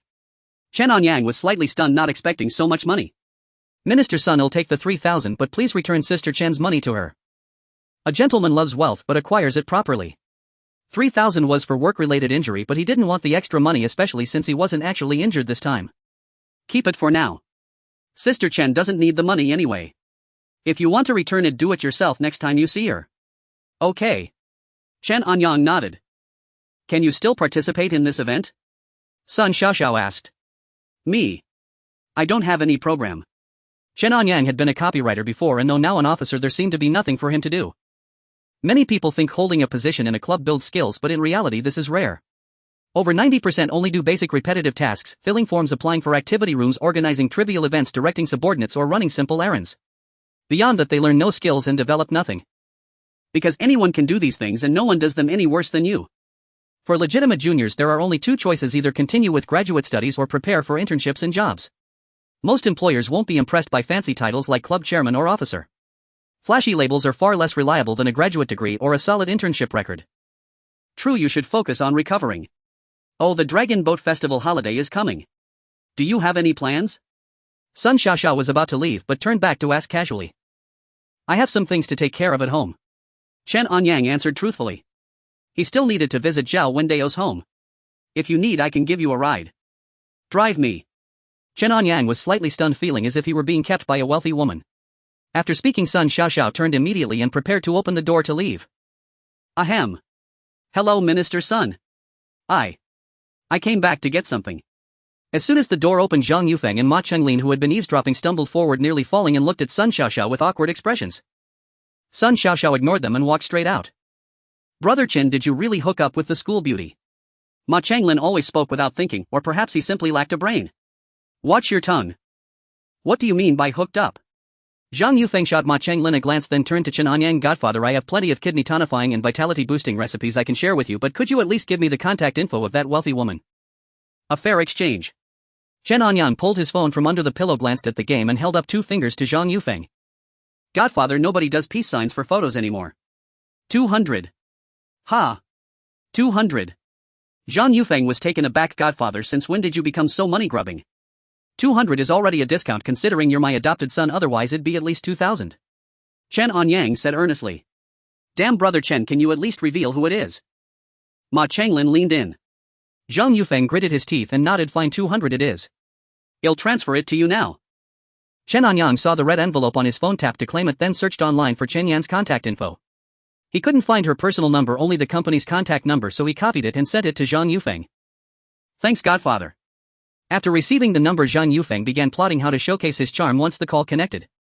Ma Qinglin, ignored by all, climbed back to his upper bunk with a sulky expression, resuming his pipe dreams. With them out of the way, Chen Anyang relished the peace. He took out his phone and continued gazing at Su Muyu on the screen. I spent so much money and have all these cultivation acceleration boosts, why is the progress still so slow? Chen Anyang muttered to himself.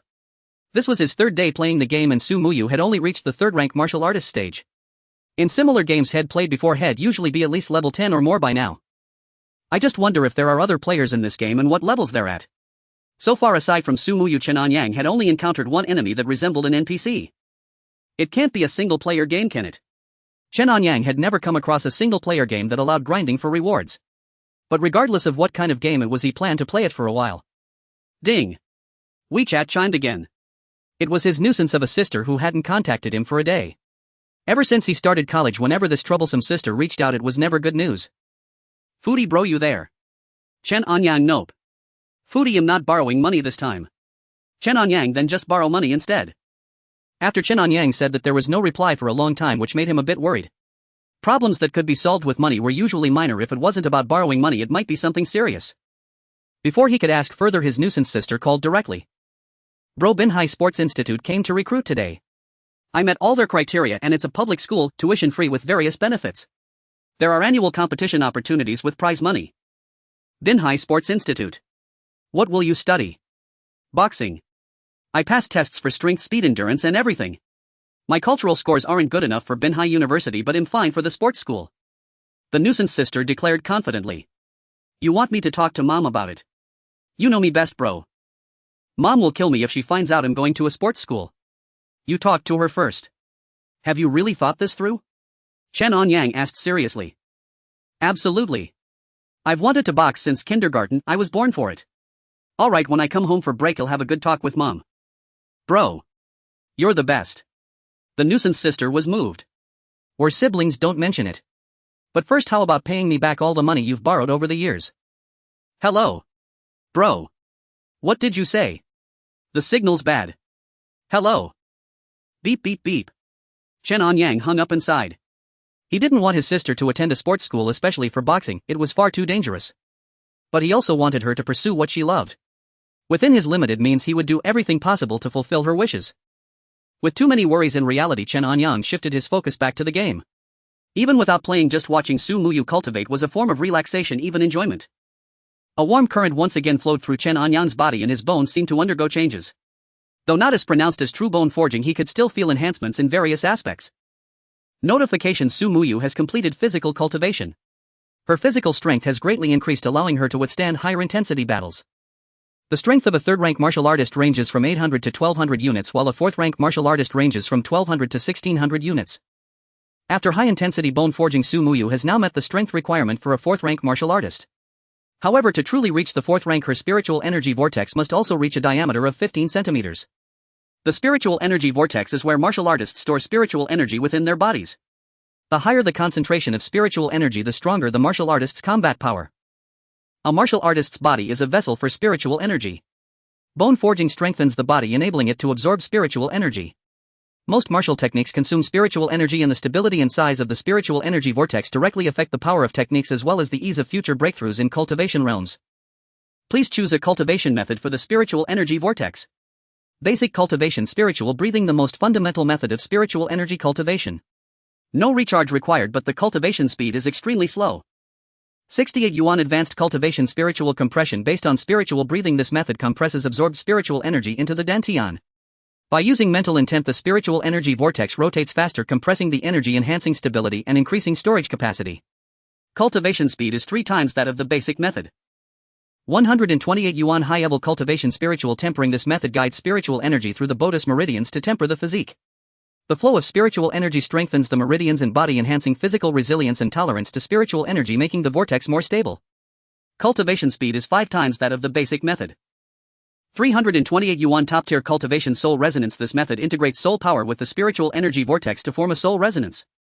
By using soul power to control the vortex's rotation speed and direction, it enhances control precision, strengthens soul power, and improves perception. Cultivation speed is 10 times that of the basic method. Chen Anyang stared at the phone prompts, hesitating. He desperately wanted to choose the 10 times basic cultivation method, but the price was truly steep. He glanced again at Su Muyu, who was cultivating. Love indeed makes a person full of drive. Recharge successful. Obtain top-tier cultivation soul resonance. Cumulative recharge reached 1,000 yuan. Obtained recharge gift pack. In the northern realm, a land of extreme cold, the once azure sky was violently stirred by an invisible giant hand. Heavy dark clouds gathered at an astonishing speed, within which flashes of lightning flickered like silver spirit serpents weaving through. Within the territory, the highest ice peak began to tremble slightly. The slumbering mountains that had rested for 100 years emitted a deep rumble. Roar! From within the ice-covered mountains, a massive ferocious beast let out a furious roar. On the peak of ice cracks, rapidly widened ice blocks began to peel off and crash onto the surrounding snow, splashing up clouds of white snow mist. A pair of enormous eyes slowly opened, revealing a cold blue light resembling 2 burning flames of ice. Instantly, the temperature around began to drop sharply, and a thicker layer of ice quickly formed on the nearby ice walls. It raised its head slightly, gazing at the distant dark clouds.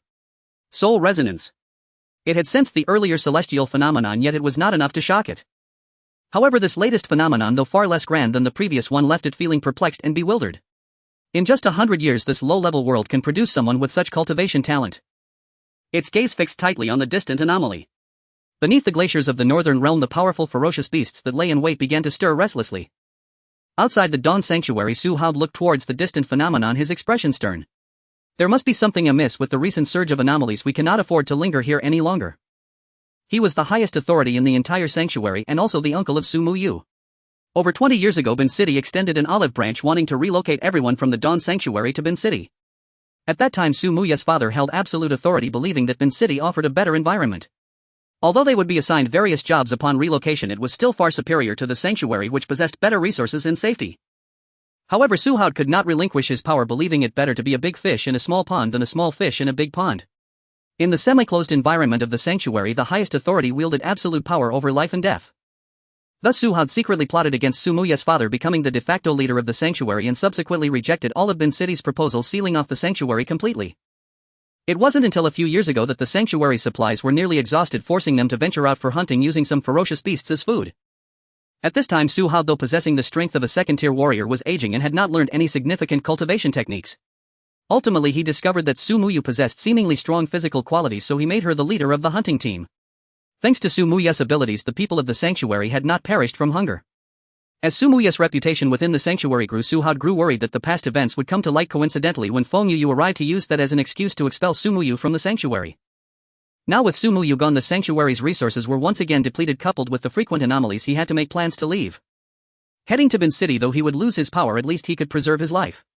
The only issue was that without a strong escort, the journey would be fraught with danger. Sigh, I shouldn't have expelled that child Muyu. If she were here, our departure would have been much safer. Su Hao's wife sighed. That's just a woman's perspective. You know well what happened with her father, don't you? But it's been over 20 years, and those who knew the inside story are long gone. What are you worried about? Better safe than sorry. Muyu's talent is too exceptional. What if she becomes a martial cultivator in the future and learns of the events from back then? We would be left with no place to be buried.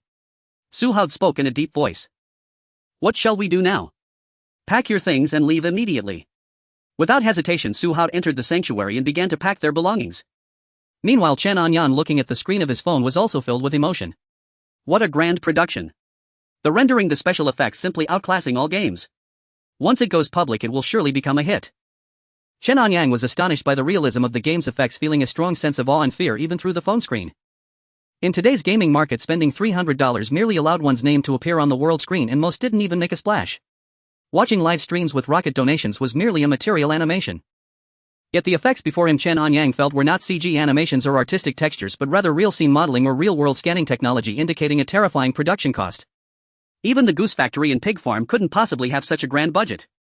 If it were their game, the marketing would have been overwhelming by now.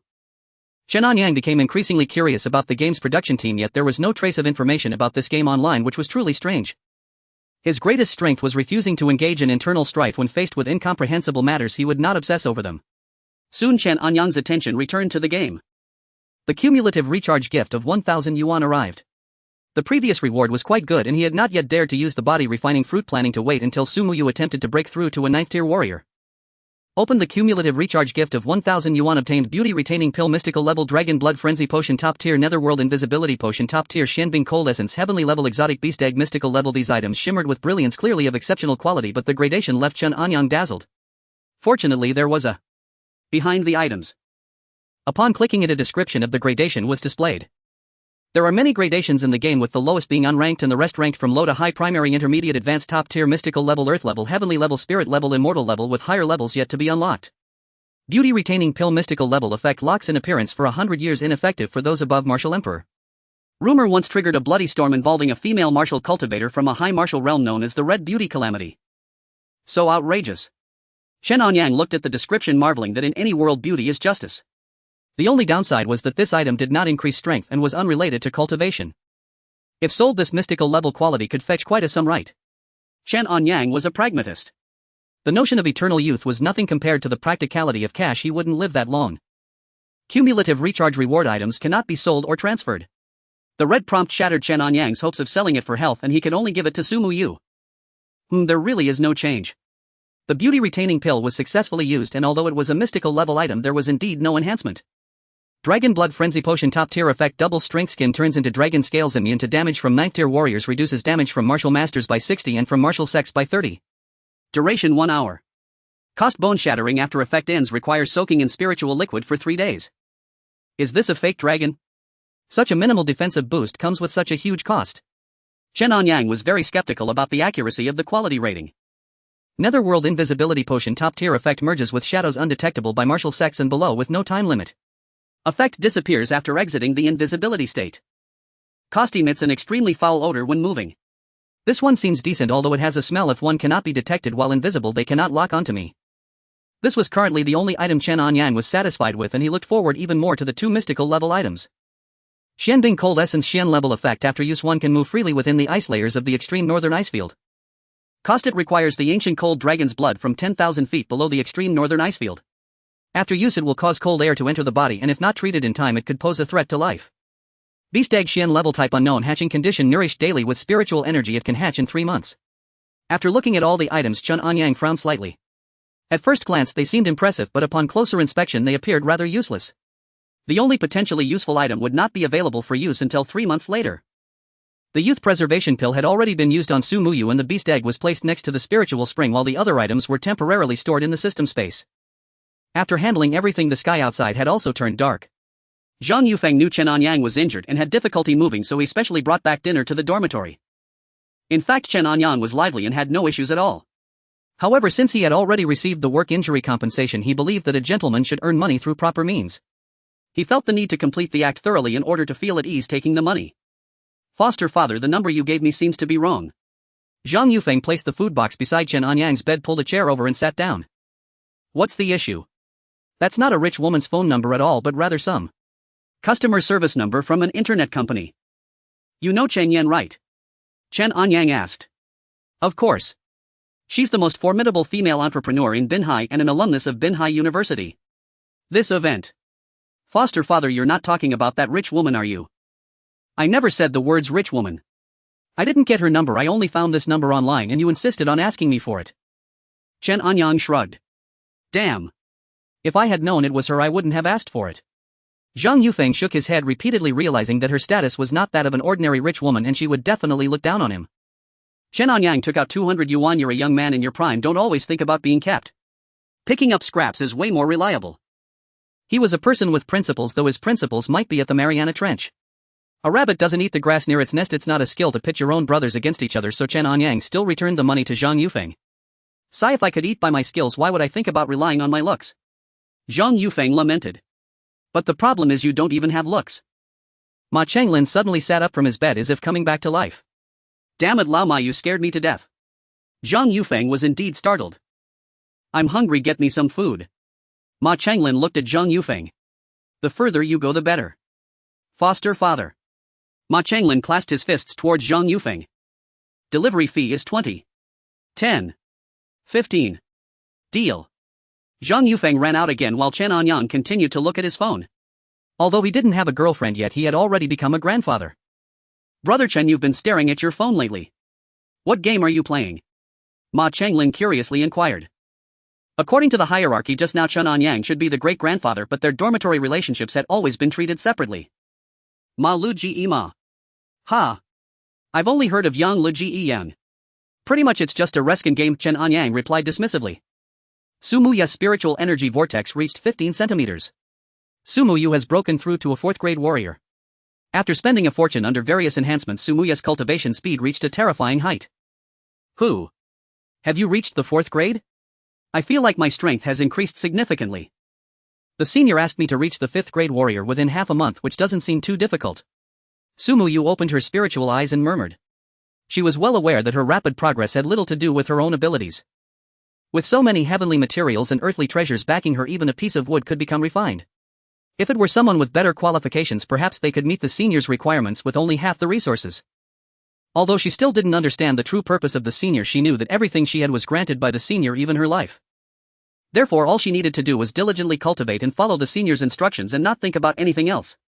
Cultivation in martial arts has always been about balance. Too much can be as detrimental as too little. Being constantly in a state of cultivation can easily lead to mental issues and result in going astray. Sumuyu gracefully stood up and walked over to the few spiritual herbs, casting a glance.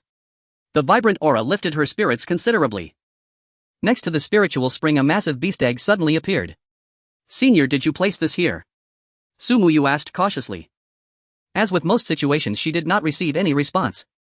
Her jade-like fingers gently brushed against the smooth eggshell, feeling a chill as if she sensed the life pulsating within.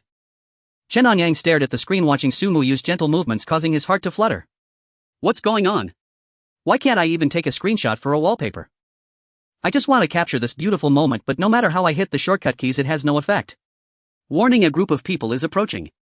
A group of people is approaching. A group of people is approaching. Would you like to spend 10 gold to investigate information? Why has the price gone up? Last time when the Icefield Wolf approached, it only cost 2 gold to check their information, although it was not very useful. Could it be that this time they're being conscientious and providing valuable information?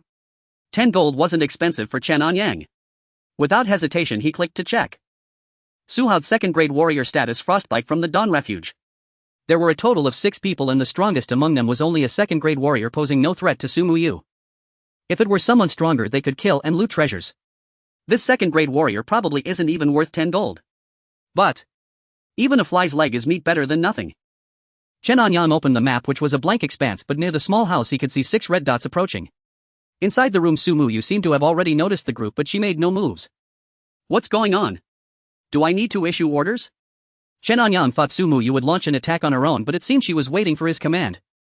A basic communicator costs 100 gold, yet those 6 guys outside even together were unlikely to have 100 gold worth of items. Weighing the pros and cons, Chen Anyang decided not to take action. He wanted to see how Sumuyu would handle it. How is this possible? On this icy plain there is such a well-preserved house. Why have we never discovered it before? The icy plain stretched endlessly in a vast expanse of white. Suhao and his group, having been confined for too long, lost their bearings shortly after leaving the shelter. By sheer chance they stumbled upon the small cottage of Sumuyu. Father, there have been frequent anomalies lately seemingly around this location.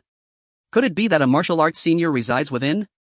Suhao's eldest son, his lips blue from the cold, asked with a trembling voice. Bang! Suhao gave his eldest son a sharp smack on the head. Isn't this the path you led us on? The anomalies are to the north, we need to head south. How did you bring us here? Father, perhaps this is our opportunity, his younger son murmured. Yes. If there truly is a powerful martial artist, even a few words of guidance for your sons or a bestowal of miraculous pills would be enough to benefit us for a lifetime. Suhao's wife nodded eagerly. Hearing this, Suhao hesitated. He surveyed the solitary house on the icy plain once more. It was enveloped in spiritual energy far from ordinary. I am Suhao, hailing from the Dawn Shelter, heading to Binchur. We have lost our way and intrude upon your peace, senior. Please forgive us. Suhao channeled all his spiritual energy to amplify his voice. Whoosh! The cold wind howled past, but there was no other response. Our strength is meager and we cannot withstand the biting wind. We seek shelter for the night, hoping for your gracious permission. If we survive, we shall repay your kindness even at the cost of our lives. Suhao's voice carried clearly into the room. Sumuyu, who had been rosy-cheeked moments before, turned deathly pale at the sight of Suhao and his group. Scenes from not long ago flashed through her mind. She could not fathom why her uncle, who had raised her, would expel her from the shelter when she was severely injured. Even if she hadn't contributed so much to the shelter, they were still family. How could her uncle's family be so heartless? Su Muyu yearned to confront them, yet a flicker of compassion stirred within her. After all, she still knew nothing about her own parents. From her perspective, it was her uncle's family who had raised and sheltered her, allowing her to survive in such an extreme environment. Though they had been unkind, she did not wish to be unjust. Yet she felt her own thoughts mattered little. Everything here belonged to the senior, including herself. Without the senior's command, she would not act on her own. As Su Muyu awaited orders, Chen Anyang was also watching his phone screen. Dawn shelter. If I recall correctly, Su Muyu came from there too, didn't she? Seen she was driven out. Su Haoed Su Muyu. Could they be related by blood? As Chen Anyang pondered, Su Haoed and his group knelt outside the house. They seemed to hope to move the mysterious martial artist with this act, or perhaps to threaten and morally coerce him. Chen Anyang had a low moral threshold, including his ethical baseline. As long as his own morals were low enough, no one could use morality to bind him. Reject mental exhaustion, set aside personal integrity, and embrace a life of moral debauchery. Especially in a game world like this, there were no scruples. The 6 of them request shelter. Please choose. Choice 1: send Su Muyu out, kill them all and obtain items. Choice 2: cruelly refuse, leaving them to their fate. Choice 3: agree to accept them, let them into the house and provide lodging. Choice 4: ignore them. Like to kneel. Then kneel. Chen Anyang snorted and chose to ignore them, mainly because he still didn't know the relationship between these people and Su Muyu. Without the senior's command, Su Muyu never went out to meet her relatives. After sitting in the room for a while, she entered the underground space and resumed her cultivation. The underground space had excellent soundproofing, almost completely silent. Su Muyu quickly entered a meditative state.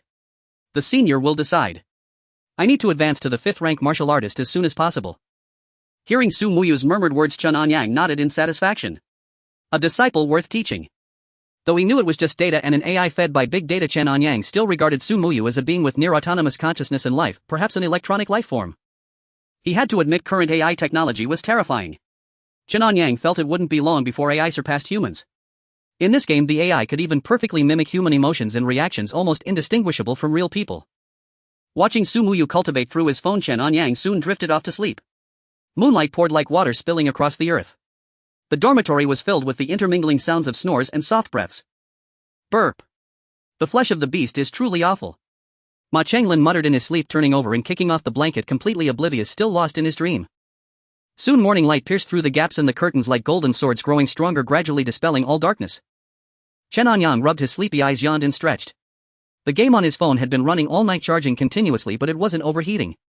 In the game, Su Muyu was still cultivating. Crack. A faint sound echoed from the underground space. In this space, Chen Anyang could adjust the camera freely. Until he saw the Spirit Spring location, where a sneaky tabby cat was licking the exotic beast egg obtained yesterday. Chen Anyang frowned, sensing something amiss, and immediately zoomed in. At the cat's position, he could clearly see a small hole gnawed into the exotic beast egg, with egg fluid seeping out, all licked clean by the tabby. Damn. My egg. No, my exotic beast egg. Chen Anyang's eyes widened. This was a reward for a cumulative top-up of 1,000 yuan, a Xian-grade exotic beast egg that could hatch a Xian-grade exotic beast, but it would take 3 months. Now it was utterly ruined. A bug. It's definitely a game bug. The first recharge pet ate the cumulative recharge pet egg. Chen Anyang quickly searched for customer service to complain, hoping to recover his loss. What the hell? Is there no customer service? A game this big and there's no customer service. If he hadn't spent so much money, played for so long, and had such a beautiful Su Muyu, Chen Anyang would have uninstalled the game without hesitation. For a game of this scale, a customer service team wouldn't cost much. They could even use a cheap AI chatbot. Godfather. Your wound is healed. Why are you sitting up? Zhang Yufeng rubbed his eyes and looked at Chen Anyang. I have liver pain. Chen Anyang replied casually. Godfather, why don't you take leave and go home? The dorm isn't a place to recover. You could go to the hospital for a thorough checkup. Besides, the Dragon Boat Festival is the day after tomorrow. You can get 5 days off. With Director Sun's connections, your leave request is a done deal. Zhang Yufeng suggested. Makes sense. Chen Anyang nodded. Lying in bed for 2 days would drive him insane, even with the little game to keep him company. Moreover, there were many things to do back home: visit Zhao Wendeo's house, talk to his mother about his troublesome sister, and his boss lady was coming to Binhai City for the Dragon Boat Festival. He had earned a lot from her, so he should play host to facilitate future cooperation. Chen Anyang directly called his advisor. No problem. Chen Anyang's tutor replied succinctly, as Sun Xiaoxiao had already given a heads up before he even requested leave. Moreover, Chen Anyang's reason for leave was quite substantial. His work injury had become common knowledge throughout the school. Even when he limped out of the school, the rate of people turning to look at him had doubled. At the north gate of Bin University, Sun Xiaoxiao was waiting for Chen Anyang dressed in a refreshing sports outfit. There were still beads of sweat on her face, clearly indicating that she had just finished a morning run. Minister Sun, what a coincidence. Chen Anyang initially thought it was a chance encounter. How are you? Just a bit of back pain. I want to go to the hospital for a full checkup. I'll drive you. No need to trouble you, Minister Sun. I've already called home. My father will come to pick me up. Chen Anyang quickly declined. All right then. If you need anything, feel free to contact me. Sun Xiaoxiao nodded. Sure. Thank you, Minister Sun. Chen Anyang replied seriously. Sun Xiaoxiao shook her head and jogged towards the library, her ponytail swaying rhythmically, looking playful and adorable. Chen Anyang quickly shook his head. It seems I'm really hungry. I even find this tigress cute now. As he exited the university town, vehicles were constantly passing by. It was already the morning rush hour and there were no familiar faces around, so he ran without any worries, even leaving behind a few after images. Whoa. What kind of monster is that? How can he run so fast? Yeah. It feels like no Olympic champion in athletics could match the speed. Incredible. He's even running with special effects. I need to record this and post a short video. It will definitely go viral. Chen Anyang continued running, arriving at the subway station first. An hour later he switched to a bus, and after half an hour of walking he reached the Happiness Garden in Jinyang District, Binhai City. It was an old community and the old man at the gate was enjoying the breeze outside as it was too hot inside. Hey. Xiaoyang. Why are you back? Is it vacation? The old man at the gate greeted him. Yeah, I had some matters and took a leave. Chen Anyang nodded in response. Xiaoyang is back. Yeah, Grandma Wan, are you sunbathing? Chen Anyang grew up in this old community and most people recognized him. There were quite a few who greeted him on the way. Zhao Wenda lived in the building right in front of his home and Chen Anyang was quite familiar with the way. The protective door downstairs was only half intact, the other half was already rusty and precariously close to falling apart. Taking 2 steps at a time he climbed to the 5th floor. Knock knock knock. Uncle Zhao and Lu, are you home? It's Anyang. Chen Anyang politely knocked on the security door of Zhao Wenda's house, but there was no response for a while. Zhao Wenda's family lived on a low floor, the highest being 5 stories with 3 households per stairwell. The other 2 families included one with elderly residents who had passed away 2 years ago, leaving the house vacant. The other family had moved to the south last year and the house had not been sold. All 3 doorways were covered in a thick layer of dust, clearly indicating that no one had visited for a long time. Chen Anyang felt an impulse to break in and check the situation inside. In the end, rationality prevailed. The relationship between the Chen and Zhao families had always been good. Perhaps his mother would know what happened. Chen Anyang returned to his home, which was locked. Mom, where have you been? I'm back. Ha! Isn't there still 2 days left until vacation? Why are you back early? It's hard to explain over the phone. When will you be back? I'm playing mahjong, just the last round. I'll return once it's done. Got it, hurry up. Chen Anyang hung up the phone, fished out the key from under the doormat and opened the door. Everything felt incredibly familiar, yet there was a sense of strangeness. Chen Anyang dropped his backpack and went to the kitchen to look for something to eat, but all he saw were boxes of pre-made meals which he had no appetite for. His mother mentioned that the last round might last until the evening and his father worked in another city, especially busy during holidays, so he spent very little time at home. Chen Anyang sat on the sofa and opened his phone. Ice Age start. In the game, Su Muyu had been cultivating for a whole morning, completing today's mission with 1 exploration left. These people really have perseverance, they haven't left yet.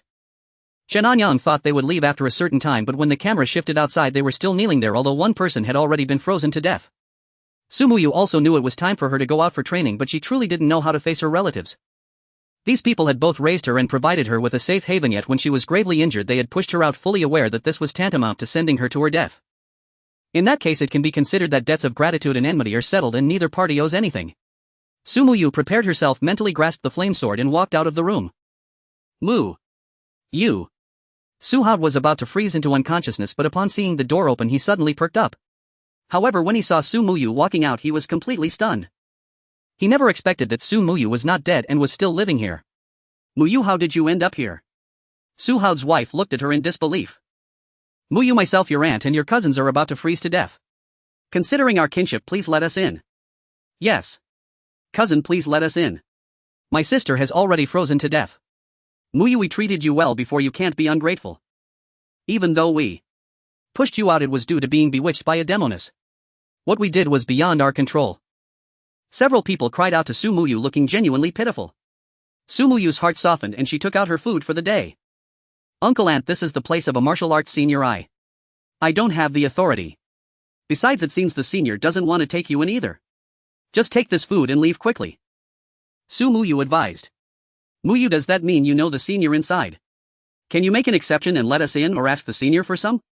Some pills or protective items. Su Hao hurriedly said. Uncle, I was saved by the senior. I must follow the senior's orders. He hasn't given any instructions and I don't dare to make any rude requests. Su Muyu felt somewhat troubled. Su Muyu, have you forgotten how you grew up?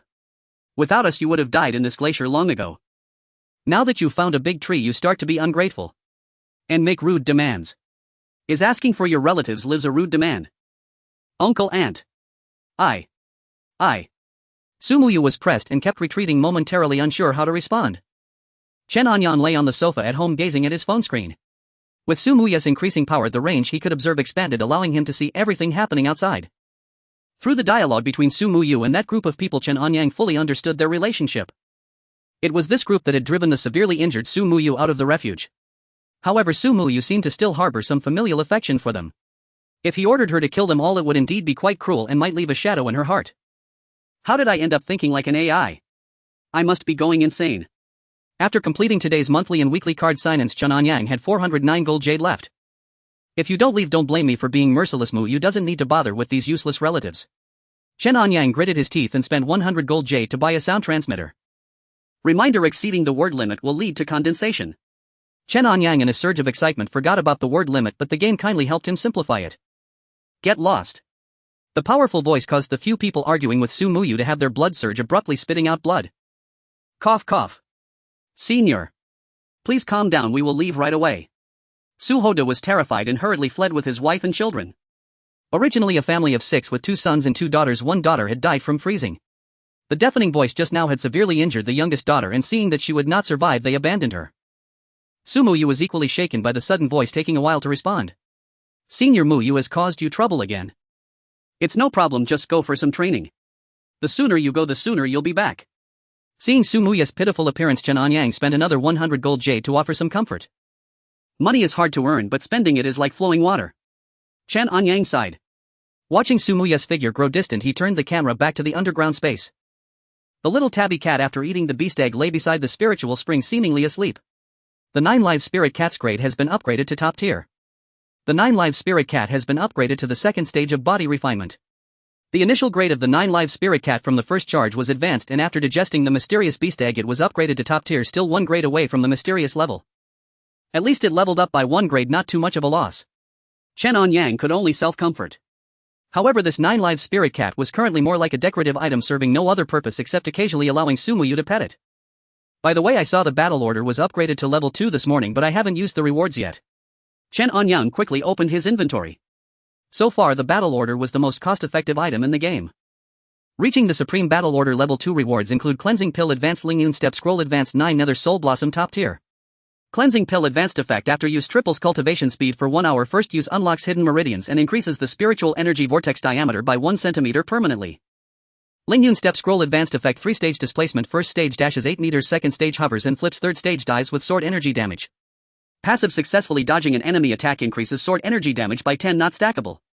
Battle order effect: when cast, cloud patterns appear at your feet, leaving a green shadow in the air. Note: can be combined with the subsequent battle order reward Lingyun Step supplement to upgrade to top tier technique. 9 Nether Soul Blossom top tier effect: after planting it can slowly enhance the spiritual energy within a 10-meter radius. After absorbing 20 of the character's spiritual energy, it can bloom directly, usable at night. The bloom will present 3 forms according to the lunar phases. Form 1 New Moon is White Blossom. Remove a petal to eliminate all negative states and gain the Ice Heart status. Immunity to mental control for 1 minute, limited to martial masters and below. Form 2 Full Moon is Red Blossom. Remove a petal to increase spiritual energy recovery speed by 10 for 1 minute, which can also be refined into spiritual energy recovery potions. Limited to martial masters and below. Form 3 Waning Moon is Black Blossom. Wilting rapidly after blooming, releasing toxic gas that puts enemies within a 20-meter radius into a bone corrosion state, decreasing defense continuously for 3 minutes, limited to martial masters and below. So complicated. Do I have to observe the lunar phases to use this item? Initially, Chen Anyang thought this flower was quite nice, but he didn't expect it to have so many restrictions.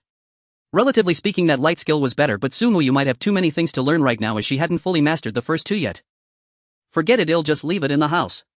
If she's interested, she'll learn it herself. Chen Anyang placed the seeds and cleansing pill on the ground, putting the technique on the shelf before exiting the game. Because he had already heard the sound of the door opening.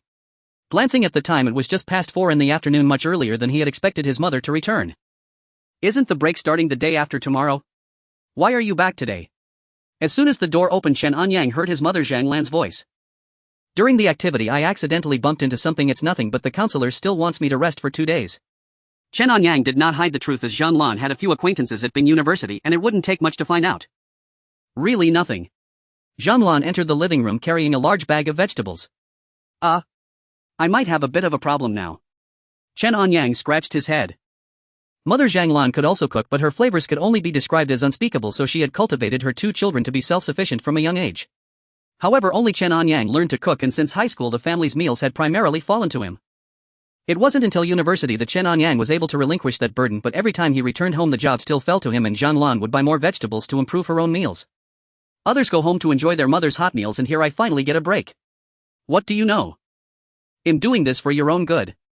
Nowadays young people who can cook are too few. When you find a partner in the future, just showing a little skill will be your greatest advantage. Besides, if you can't find a job, being a chef will not let you starve. A chef? Small restaurants use pre-prepared dishes and big restaurants wouldn't use my home-style cooking. Stop arguing. What do you think of the person I introduced to you? Zhang Lan immediately changed the subject. She's a good person. Chen Anyang continued to evade. Is that all? What else? Chen Anyang retorted. You're such a disappointment. I wonder if you are even your father's biological child. Zhang Lan was exasperated. Well, at least you are her biological mother. You two will eventually drive me to death. Zhang Lan leaned against the kitchen door, breathing heavily. How did Enran annoy you? How else? A girl acting like a wild child every day. If only you two could switch personalities. Zhang Lan sighed. What is it? Chen Anyang constantly pondered on his way home about how to reveal the situation regarding his resentful sister to his mother. He needed to clearly articulate his sister's demands while also trying to make his mother accept it. This required a certain level of eloquence and persuasion. Luckily, Chen Anyang felt he was quite skilled at it. Mom, I told you not to get angry. I will try my best to restrain myself. Zhang Lan agreed. Anren doesn't want to go to college anymore. She wants to attend a sports school. What did you say? That stubborn girl, when she comes back I will. Mom, didn't you promise not to get angry? Such a big issue. How can I not be angry? You know Anren's grades, and besides, for a girl, practicing self-defense is quite good. At least it keeps her healthy and ensures her safety. Enough. If she becomes bulky, finding a partner will be harder than for you.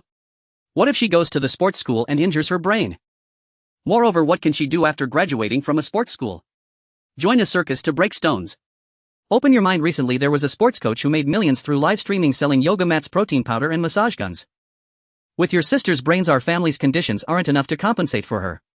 Besides, if worse comes to worst, she could deliver food or packages. Her body is better than others and she could take on more orders. Do you actually want your sister to go? Or not? This matter still depends on Anren. She is your own daughter, you know her temperament best. Once she sets her mind on something, no one can persuade her. Anren is just like her father, stubborn as a mule. Zhang Lan sighed. By the way, have you seen Uncle Zhao and the others recently? Chen Anyang suddenly changed the topic. It seems like it's been quite a while since we've seen them. Zhang Lan pondered for a moment. The last time we met was 6 months ago. Why bring up Uncle Zhao suddenly? When Dao suddenly took leave and left in a hurry, I can't reach him now. I went to Uncle Zhao's house today and it seems no one has lived there for a long time. Chen Anyang replied truthfully. Could he have returned to the temple? Zhang Lan speculated. Mom, do you know where that temple is? Chen Anyang quickly asked. I forgot long ago. Before your college entrance examination, your father and I made a wish at that temple and it was quite effective. After we fulfilled our wish, we haven't been back since. Your father should remember where it is. What is the name of the temple? Chen Anyang continued to ask. Something like Tianyuan Temple. Indeed.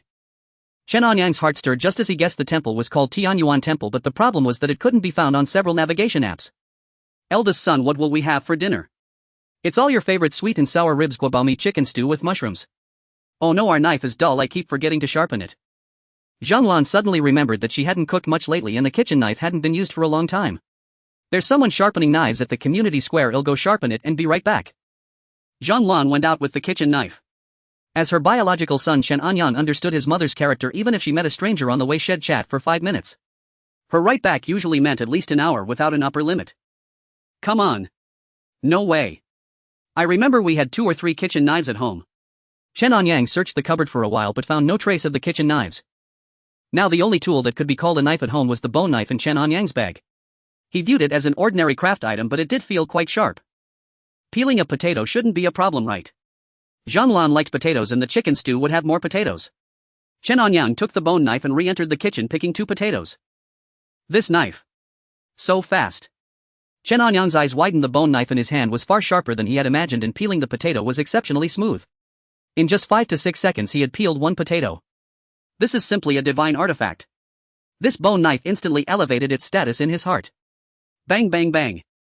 In no time at all, half a chicken was chopped into small pieces and the ribs were also cut into sections. The small dagger, which looked like jade, was harder and sharper than a big cleaver, something Chen Anyang had never expected. More importantly, this knife hardly needed to be cleaned. It didn't stain with any blood or dirt. If this game were to shut down, I could really change careers and sell kitchen knives. It would definitely be more promising than making games. Chen Anyang muttered to himself. At 6:30 in the evening, several hard dishes had already been prepared and Zhanlan returned leisurely. I ran into 2 acquaintances on the way and chatted for a bit, so I'm back late. Mom, are there still people in this neighborhood that you don't know? Is dinner ready? Where did you get the knife? Zhanlan was somewhat surprised. Hey. A wise man has his own clever plan. Chen Anyang feigned profundity. Zhanlan didn't pay attention and directly sat at the dining table ready to eat. Burp. I ate too much tonight. I need to go out for a while. Son, just put the dishes in the kitchen. When your mom comes back to clean up, you can go in and rest after eating. Okay. Chen Anyang replied. Zhanlan casually picked up a small cardigan, draped it over herself and walked out. Chen Anyang's appetite had been increasing lately, even under his strict control. After dinner, Chen Anyang put the food in the refrigerator, cleaned up the kitchen and took out the trash to the trash bin downstairs. Finally he returned to his room, plugged in the charger, connected his phone and turned on the screen. Ice Age start. After several hours, Su Muyu had already returned to her residence and the underground space was lined with the harvest from this outing. Next to the spiritual spring there were several new plants, including the 9 nethermingtan. Su Muyu did not start cultivating. Instead she sat on the ground with the scroll of Lingyun Step in her hand, engrossed in reading, while the 9 live spirit cat was still asleep, showing no signs of waking up. Chen Anyang first sold Su Muyu's harvest, obtaining a total of 68 golden jade, which was quite decent. Then he began to review the records. Su Muyu killed a first-tier body refinement realm ice wolf, obtaining 1 wolf skin. Su Muyu killed a 4th-tier body refinement realm ice wolf, obtaining 1 ice wolf heart. Su Muyu killed a 3rd-tier body refinement realm snowfox, obtaining 1 snowfox skin. Su Muyu's vermilion bird burning heaven sword has reached the 1st layer of great success. Su Muyu's training has ended and she has returned. Su Muyu began studying the scroll of Lingyun Step. Su Muyu's Lingyun Step has reached the 1st layer of entry. In the phone screen, Su Muyu moved slightly, her toes touching the ground, each step blooming like a lotus, leaving only a residual image in place, instantly appearing 7 or 8 meters away. Not fast enough. Su Muyu frowned and then turned, drawing her flame sword, which emitted a faint sound of the sword as she combined the Lingyun Step with the vermilion bird burning heaven sword. The sound of the sword transformed into the harmonious cries of phoenixes. Her posture became increasingly graceful and her movements more agile. Boom! A seemingly gentle strike left a shallow mark on the ground. According to the introduction of the building materials, even martial masters would be unable to break through here, yet Su Muyu's strike left a mark on the ground. So strong. Chen Anyang and Su Muyu were not in the same space but voiced the same doubt. Su Muyu's progress was indeed swift, surpassing both her own and Chen Anyang's expectations. Thud. Su Muyu hurriedly knelt on the ground. Senior. Muyu was too engrossed just now and accidentally damaged this place. Please. Please punish Muyu. Su Muyu was extremely anxious. Everything here belonged to her senior. She had tried before, and aside from the muddy ground near the spiritual spring, the ground and walls were incredibly solid. With her strength she could not possibly cause damage, yet unexpectedly the strike just now caused such great destruction. After a while there was no sound around. Although it was the same as usual, Su Muyu's heart was already panicking. Now what she feared most was angering her senior. The world was vast, but there was no place for Su Muyu. Only her senior was willing to take her in, yet she had damaged the safe haven granted by her senior. Chen Anyang initially didn't want to waste 100 golden jade, but seeing Su Muyu's expression he felt that if he didn't comfort her a bit she might kneel for the entire night, which would certainly delay her cultivation. This damn game really uses all sorts of means to force players to spend. Chen Anyang took a deep breath and bought a communication device. Do not worry about these trivial matters. Do not delay your cultivation or there will be severe consequences. This was exactly 20 characters excluding punctuation, which was the best Chen Anyang could do. Hearing Chen Anyang's voice, Su Muyu finally relaxed and immediately entered a state of cultivation. Su Hao's family of 4 driven by a strong will to survive and supported by the food provided by Su Muyu managed to return to the morning light shelter. Feng Yuyo was in cultivation while his senior brother Zhang Chang had gone to the ice field in search of the so-called spiritual realm. Boss. You've been gone for so long, where have you been? Seeing Su Hao leave with his family, the people in the shelter began to speculate, but they never expected Su Hao to return, albeit with 2 daughters missing. I see that the food in the shelter is running low, so I thought I would go outside to see if there's anything to eat, but unfortunately. Su Hao sighed. Originally Su Hao was the strongest in the entire shelter, but he had now been surpassed by Feng Yuyo. What about that Miss Feng? Su Hao asked in a low voice. She's in her room, it's been almost a day and night. Go and inform her for me, just say I want to see her. This. Boss, I dare not. Useless. Suing Jie, go and relay my message. Su Hao turned to his eldest son. I will. Father. Suing Jie lacked the courage, but his father was always authoritative, so he reluctantly agreed. Knock knock knock. Miss Feng, my father Su Hao wishes to see you. Suing Jie said respectfully outside Feng Yuyo's door. Feng Yuyo frowned slightly, waved her hand, and the door opened by itself. Aren't you supposed to have escaped? Why have you returned? Well. We encountered a house on the way, and inside there was a martial artist with great strength. Suing Jie nervously recounted the events. Did you also run into him? Feng Yuyo raised an eyebrow. Su Hao, feeling humiliated and his anger barely contained, thought to inform Feng Yuyo and embellish the details, hoping she would take the lead. I didn't expect that this small shelter would be a treasure trove. Feng Yuyo glanced at Suing Jie. The person in that house is a big shot, you can't afford to provoke him. However, I see you have good potential. If you're willing, you can cultivate with me, and breaking through to a martial artist will be a breeze. Though Feng Yuyo was only a 7th grade martial artist, her confidence shone through. Thud. Suing Jie knelt without hesitation. Disciple Suing Jie pays respects to the master. I have a set of techniques perfectly suited for your cultivation, take it first, and if you have any questions feel free to come and ask me. Feng Yuyo said softly. Thank you, master. I will definitely practice diligently and not disappoint your expectations. This opportunity was something Suing Jie couldn't even dream of. Having encountered it today, he would never let it slip away. Bang. The door closed and a faint smile of malice appeared at the corner of Feng Yuyo's mouth. Though Su Yingji's talent was far inferior to Su Muye's, his unique physique was well suited for cultivating demonic martial arts. As long as he could reach the 9th grade martial artist level, Feng Yuyo could then kill him and refine him, allowing her to directly advance to the martial master realm. The techniques she practiced were most difficult in the early stages. Once she surpassed the martial master level, her progress would be 10 times faster until reaching the martial sovereign stage, where it would slow down again, but that would be sufficient. After all, the dean of the Binhai Martial Arts Academy was only a 7th grade martial honor, and as long as one reached the martial sovereign realm, they had entered the ranks of the strong. In the early morning, Chen Anyang woke up very early, had a simple breakfast, and then sat on the sofa looking at his phone. It's a holiday and all you do is stay at home doing nothing.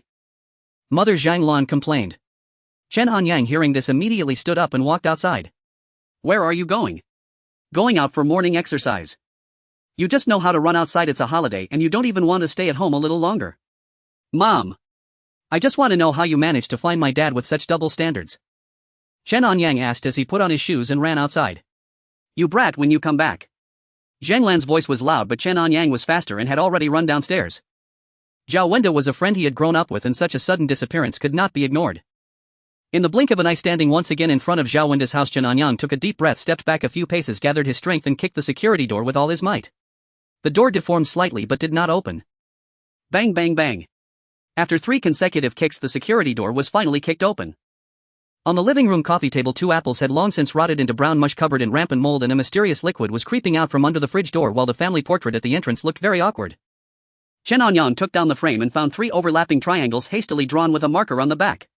Everything in the room exuded a strange atmosphere. Chen Anyang dared not continue searching as he needed more professional people to investigate.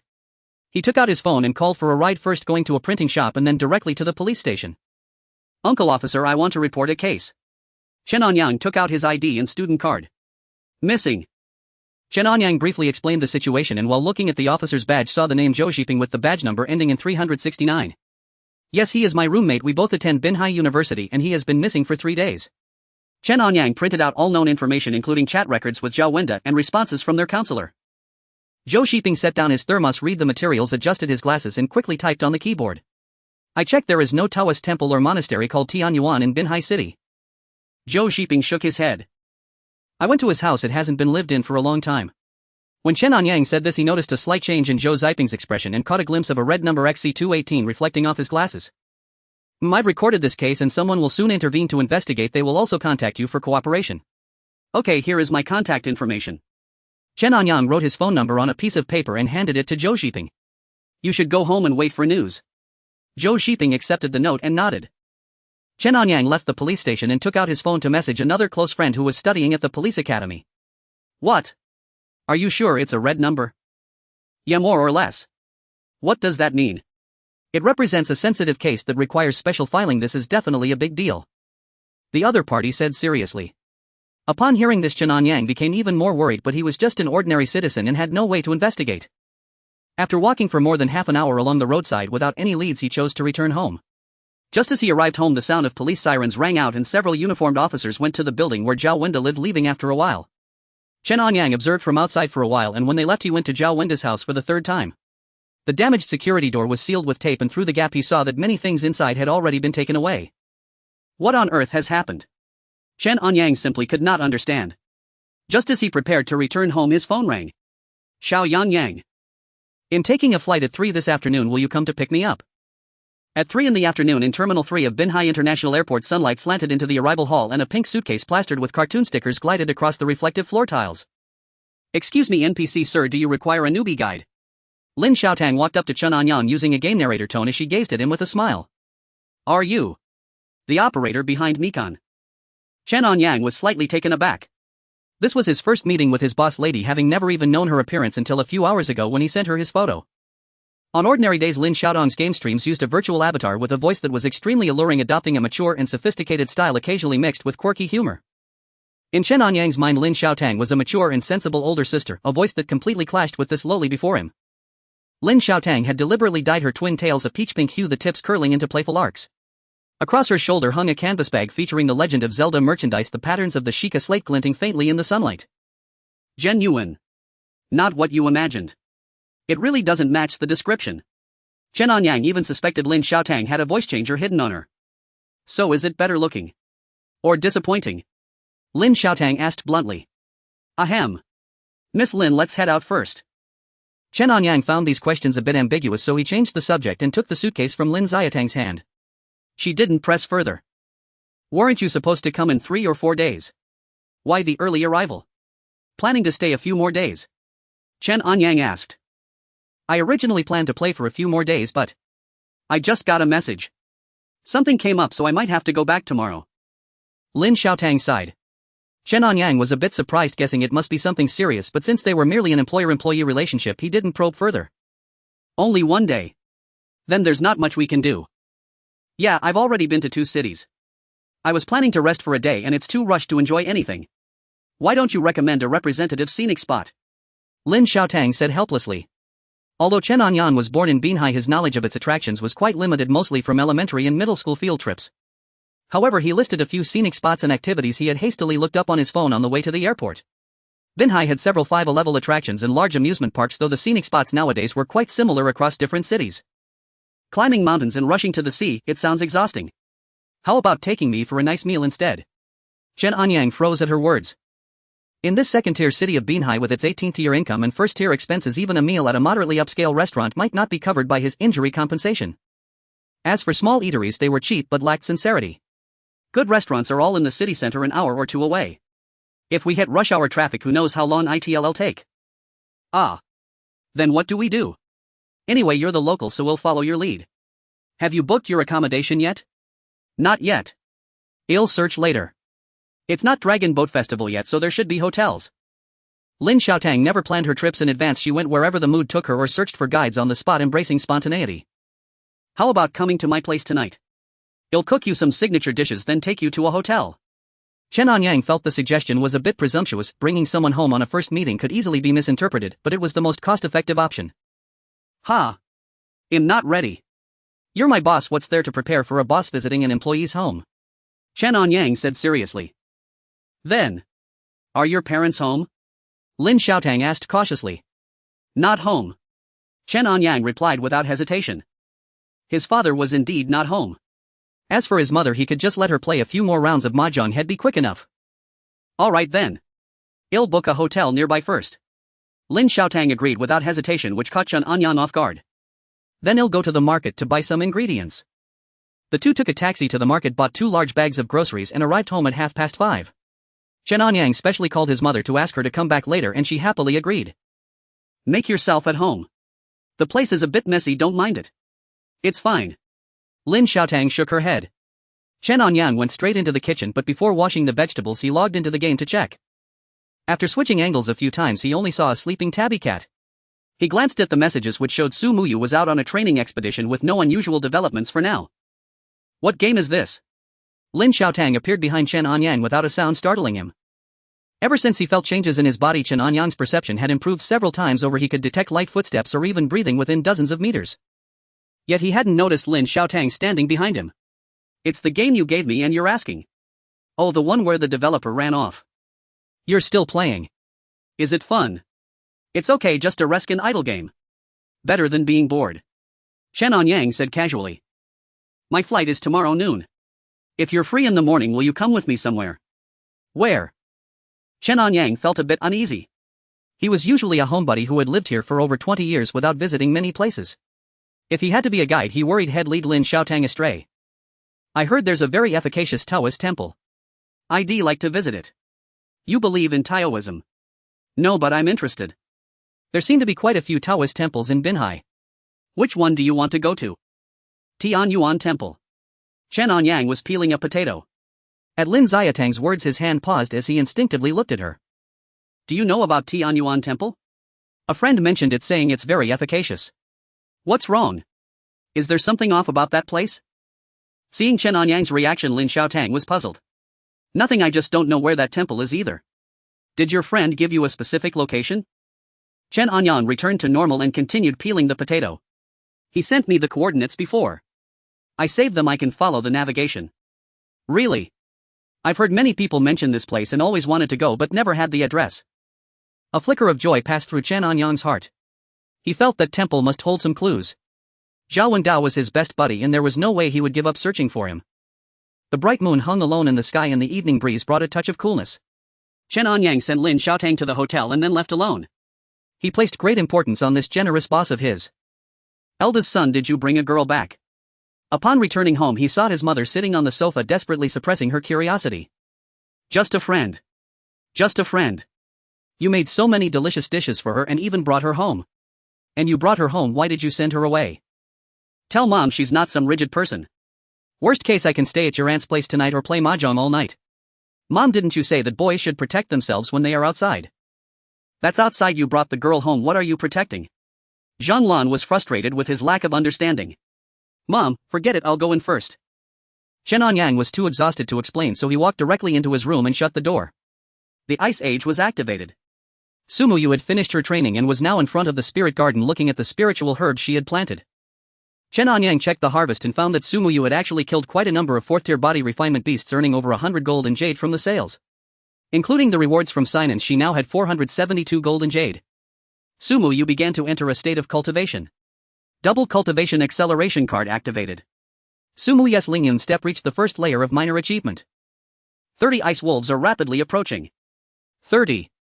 Chen Anyang was admiring Su Muyu's cultivation when suddenly a small line of red alerts appeared on the screen. For Chen Anyang, this was not just a dangerous alert, it was the system telling him to prepare to spend money. In the past, Chen Anyang found it hard to understand those who casually spent tens of thousands on a game, but having played this game for only about 5 days he had already recharged over 1,000. This game is really too addictive. Stay calm, I must stay calm and not spend any more. Chen Anyang said, but in his heart he was already prepared to recharge. He had hardly spent any of his work injury compensation, which was enough to last him for a while. Ever since he got involved with this game he could clearly feel the changes happening around him and to his body. At least for the short term he would not uninstall this game. On the phone screen, Su Muyu was surrounded by crimson flames, entering the cultivation state of the first level of 9 layers of flame refinement. Before Chen Anyang could use the communicator to issue a warning, Su Muyu had already stopped her cultivation, slowly opening her eyes with her spiritual gaze slightly flickering. I've lived here for so long and have only seen ordinary ice wolves. Why are there suddenly so many 2nd and 3rd tier, even 4th tier body refinement ice wolves? Confused, Su Muyu stood up, picked up the flame sword and used the Lingyun step to fly out of the room. After reaching the 4th grade warrior level, Chen Anyang could see a larger area. The camera shifted, allowing him to see clearly those ice wolves that were approaching. They were large with icicles hanging from their fangs and their eyes glowed red, differing somewhat from the ice wolves he had seen before. The leading ice wolf was larger, seemingly the Wolf King. Upon hearing its howl, all the ice wolves immediately scattered surrounding Sumuyu.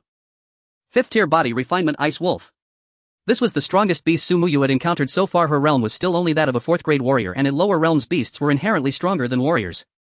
Being able to kill beasts of the same realm was already considered a challenge for ordinary people. Facing a 5th tier body refinement beast with her 4th grade warrior strength, even with the support of techniques and weapons, her chances of winning wouldn't exceed 40%. Chen Anyang was still waiting for the recharge pop-up to appear in the screen. Sumuyu showed a faint smile, her body suddenly disappearing, leaving only a blue shadow behind, draped in a tattered Dao robe which was so damaged that it hardly provided any cultivation bonuses. Whoosh! The flame sword cut through the air and Sumuyu reappeared 8 meters away behind an ice wolf. The razor-sharp flame sword swung down, directly slicing the ice wolf in half. Although it was only a 3rd tier body refinement ice wolf, Sumuyu moved with incredible speed and fluidity, so much so that the other ice wolves hadn't even reacted. Roar! After Sumuyu killed 3 to 5 ice wolves in succession, the others finally pounced on her. She flipped in the air to evade the attack while pressing down her sword, splitting the head of the ice wolf in two. Wow, this girl is already so fierce. Chen Anyang stared at the screen in surprise. In the days he had been playing the game, including this time, he had only seen Sumuyu fight twice. Last time she was besieged by a large group of 2nd and 3rd tier body refinement beasts hanging by a thread and in a miserable state. This time she was single-handedly taking on a group of 3rd and 4th tier body refinement beasts, effortlessly managing the situation. However, Chen Anyang did not relax. After all, there was still a 5th tier Wolf King, its blood-red eyes closely watching Sumuyu's movements. Awoo! The Ice Wolf King seemed ready to take action itself. Chen Anyang had not yet seen the recharge prompt and immediately used the Dragon Blood Frenzy Potion.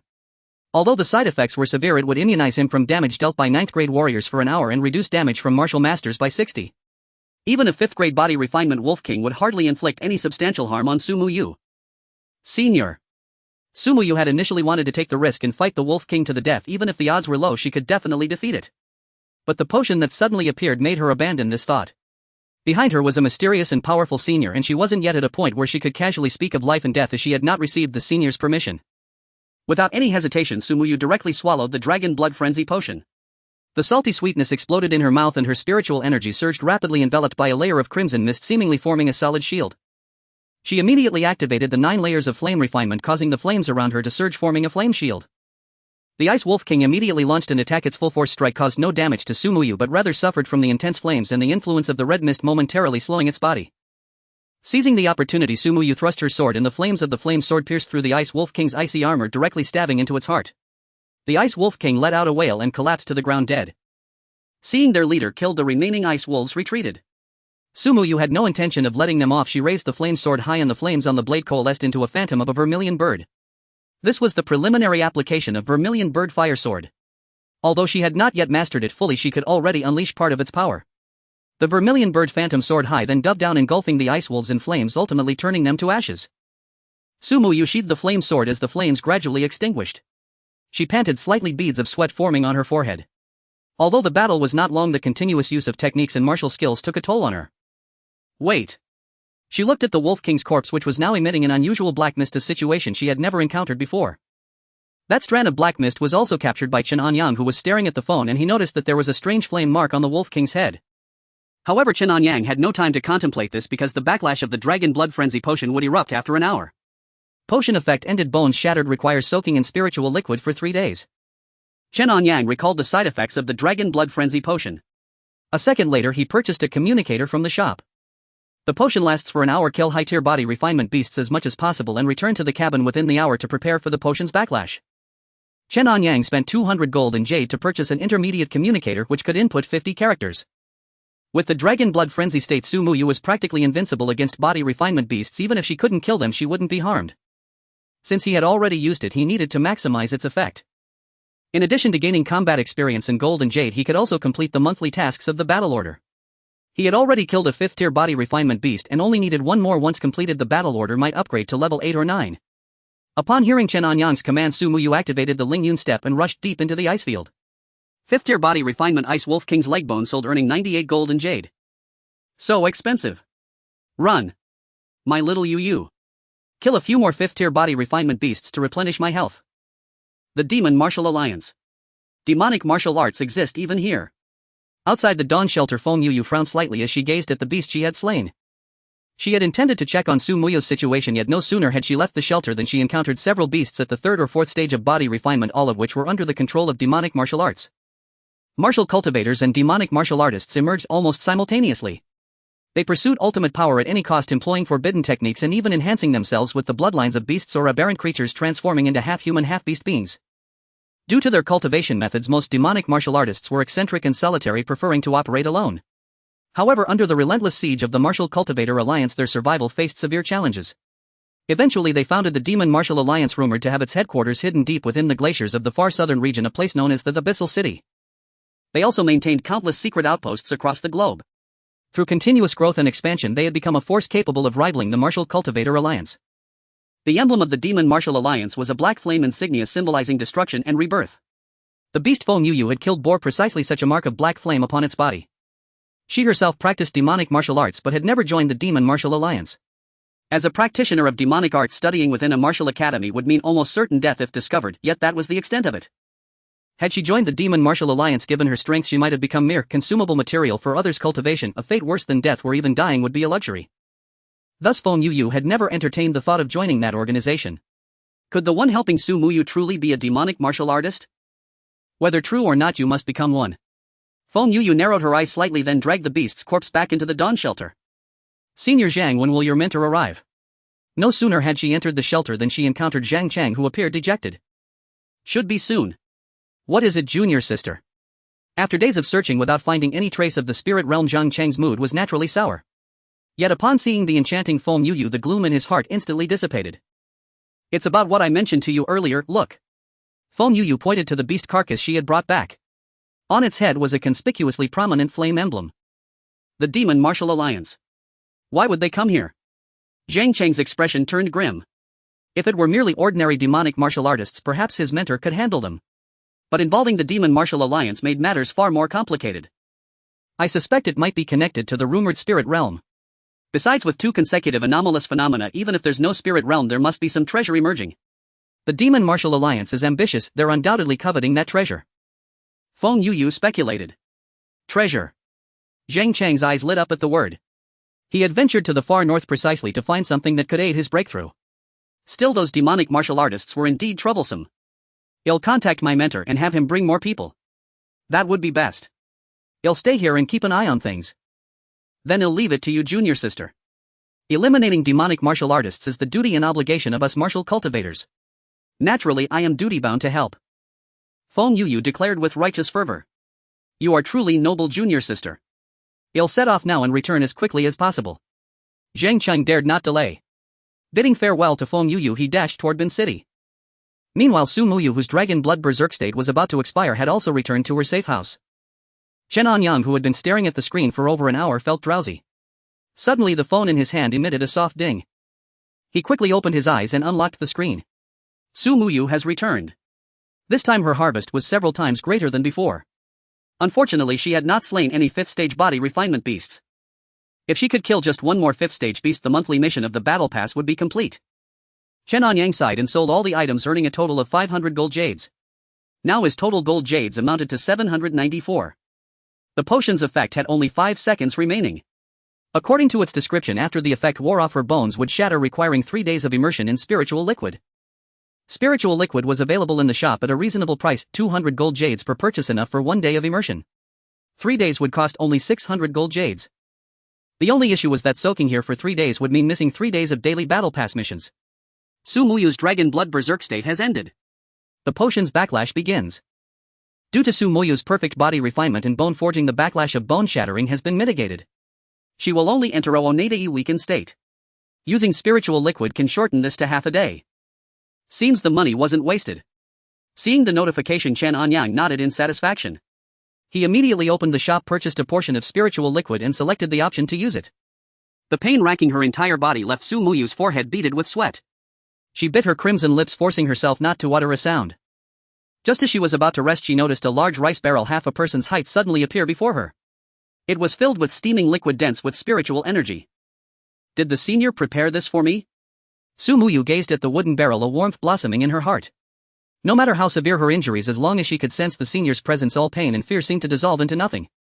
2 blushes bloomed on Su Muyu's cheeks. She knew that the senior might be watching her from some corner using his spiritual sense. Ahem. An uncontrollable surge of energy rampaged within her. Su Muyu hesitated no longer. Unfastening her garments, she leaped lightly into the barrel. Sigh. When I get rich, I'll definitely remove all the mosaics. Chen Anyang sighed, staring at his phone. The screen full of pixelated blocks left more to his imagination. Though he had been drowsy moments before, he was now wide awake. Wait. She's already in the barrel. Everything that should be covered is covered and nothing can be seen. Why is there still a mosaic? Chen Anyang found this utterly baffling. Shaking his head in resignation, he set down the phone. Over an hour passed before drowsiness crept over him once more. A peaceful night's rest. The next morning, Chen Anyang first logged into the game, claimed the daily and weekly card rewards, gold jades and double cultivation cards, and set them to auto-use. As long as Su Muyu began cultivating, all effects would automatically activate. He glanced at the pixelated image of Su Muyu, then decisively logged out. After breakfast, it was already 7:30. The landlady Lin Xiaotong sent a message saying she was about to take a taxi to pick up Chen Anyang and head to Tianyuan Temple together. Mom, I'm heading out. If you're going on a date with a girl, be generous. If you go to a hotel, check thoroughly for any hidden cameras. His kind mother offered meticulous advice. Chen Anyang's body stiffened. Mom, we're really just ordinary friends. Make sure to take precautions. You're still in college, it's fine to wait until after graduation to have children. I'm free anyway, so I can help take care of them. Zhanglan seemed not to hear Chen Anyang's explanation, continuing her monologue. Chen Anyang gave up trying to explain. Grabbing a jacket, he fled in panic, fearing his mother might utter something even more outrageous. Finally, I am about to enter this hidden dungeon. At the foot of Qingyun Mountain in the southern suburbs of Binhai, Lin Xiaotang looked up at the winding stone steps. As a gaming commentator, I constantly speak in gaming terms. Lin Xiaotang shook the selfie stick in her hand, her peach-colored twin tails shimmering in the sunlight. My friend said there's a century-old Taoist priest in Tianyuan who can draw talismans and tell fortunes. Fortune-telling. I'm an atheist who only believes in science, and I will defeat all supernatural beings. Chen Anyang said earnestly. Lin Xiaotang raised an eyebrow, glancing at the jade pendant on Chen Anyang's chest, then looked at the vermilion sand flow bead on his left hand. You. An atheist. Cough cough, these are just decorations. Chen Anyang chuckled and stepped onto the stone steps first while Lin Xiaotang opened her phone and started a live broadcast. She had recently stopped gaming commentary and switched to filming daily vlogs, covering her face with a Disney princess filter and using a voice that was quite different from her appearance to entertain a group of otaku. Qingyun Mountain was much taller than it appeared. After walking for a whole morning, they finally reached the mountainside. Fortunately, Lin Xiaotang had prepared in advance, bringing a self-heating hot pot water and some snacks. The May sun filtered through the gaps in the leaves, shining on Lin Xiaotang's Kirby hoodie, making her look both mature and playful. All the way, Lin Xiaotang broadcasted live while Chen Anyang hardly made a sound, only turning off the livestream when it was time to eat. My friend said the incense here is abundant, but why haven't we seen a single person yet? Lin Xiaotang scanned the surroundings. Could we have gotten the location wrong? Chen Anyang felt something was off too. I'm not sure, but since we're here, it feels like we'll reach it soon. Lin Xiaotang shook her head. Chen Anyang wanted to learn more about Tianyuan as it might directly relate to Zhao Wenda's disappearance. After a brief rest, they continued on their way. The Taoist temple was not at the top of the mountain. They reached the end of the stone steps in just an hour. An abandoned temple stood quietly, its peeling vermilion door half open, and the words Tianyuan above the door had already faded. The courtyard was overgrown with weeds, the incense burner was covered in dust, and only a few sparrows chirped under the eaves. This doesn't feel right. What's going on? Lin Xiaotang looked surprised. It seems this hidden dungeon has already been closed ahead of time. Chen Anyang gently pushed open the creaky door. Sunlight streamed through the dilapidated roof, casting mottled shadows on the ground. The statue on the offering table was covered in thick dust, and a few old mats were piled in the corner. The clues have been cut off again. Chen Anyang touched the vermilion sand flow bead on his wrist, feeling the warmth emanating from it. This is... Lin Xiaotang discovered a pattern on the offering table and was examining it carefully. Do you know this symbol? Chen Anyang stepped forward, noticing 3 overlapping triangles on the offering table identical to the pattern behind the painting in Zhao Wenda's home. I've played some puzzle games before, so I have some understanding. In Christianity there is the Holy Father, the Holy Son, and the Holy Spirit, and in Egyptian mythology there are Osiris, Isis, and Horus, all represented by triangles symbolizing the Holy Trinity.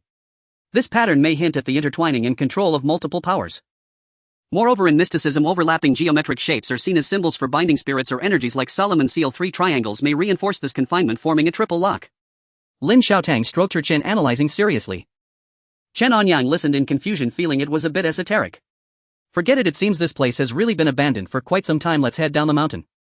After looking around again, Lin Xiaotang shook her head. It was obvious that no one had lived here for a long time, and she still had to catch a flight. Chen Anyang also found no clues, so he nodded anyway. Now that they knew the location, he could always come back later. He walked slowly to the statue, first performed a salute, then bowed. These were gestures Zhao Wenda had taught him, but he had never had the chance to use them. Lin Xiaotang stood at the door and paused slightly. Aren't you an atheist? Cough cough. This is not a matter of belief or disbelief but a matter of etiquette. I am a cultured person. I didn't see that coming. By 4 or 5 in the afternoon Chen Anyang and Lin Xiaotang descended from Qingyun Mountain. Chen Anyang initially wanted to invite Lin Xiaotang for a meal but she had to catch a flight, so at the foot of the mountain they parted ways. I just got another gaming sponsorship. It's for writing game strategies. The content has already been sent by the company. I just need to rephrase it to fit my video style. By the way, this contract is worth quite a bit. It can give you at least 500. If the company is satisfied, I'll also give you an extra bonus. Thank you, boss lady. I will definitely complete the task with quality and quantity. Chen Anyang always spoke with a serious expression, making him seem very sincere. Well performed. While we have been together for so long, I will definitely not treat you poorly. Lin Xiaotang nodded and got into a taxi. Watching the taxi drive away, Chen Anyang increasingly felt like he was being kept. Whether it was Sun Xiaoxiao or Lin Xiaotang, if being kept was his fate, he would not hesitate to embrace it. In the evening, Zhang Lan finished her mahjong game early and waited at home for her son to return. Chen Anyang opened the door and saw his mother sitting on the sofa, her gaze fixed on him, her eyes filled with a desire for gossip. Son, why didn't you bring a girl back today? Mom, she's really just a friend. More than 20 years ago your father introduced me to your grandmother like this, and then I had you. A pure friend relationship between a man and a woman. It's harder to find than a three-legged toad. The fact that the girl is willing to go home with you proves many things, son. You must seize the opportunity, even if you have to get on the bus first and buy the ticket later. Our family may be a bit poor, but we can manage to help you pay for the ticket. Zhang Lan continued to ramble while Chen Anyang had already escaped to his room. Crazy, it's really crazy. People are pressuring marriage at 30 or 40 and I haven't even graduated from college yet. Chen Anyang really couldn't understand why his mother was so eager for him to find a girlfriend. With a sigh, life's reality and bothersome trifles were too many. The only thing that could temporarily help him forget all this was one thing. Glacial Epic activate. As the lanterns began to glow, Chen Anyang lay on the bed in his room gazing at his phone screen. The backlash effect of Su Muyu's potion had already ended by the morning. After practicing for half the afternoon, she went out to train and completed all of today's battle orders. At this moment she was petting a cat while observing the spiritual herbs she had cultivated. Ever since the 9 lives spirit cat ate the beast egg, it had been sleeping continuously.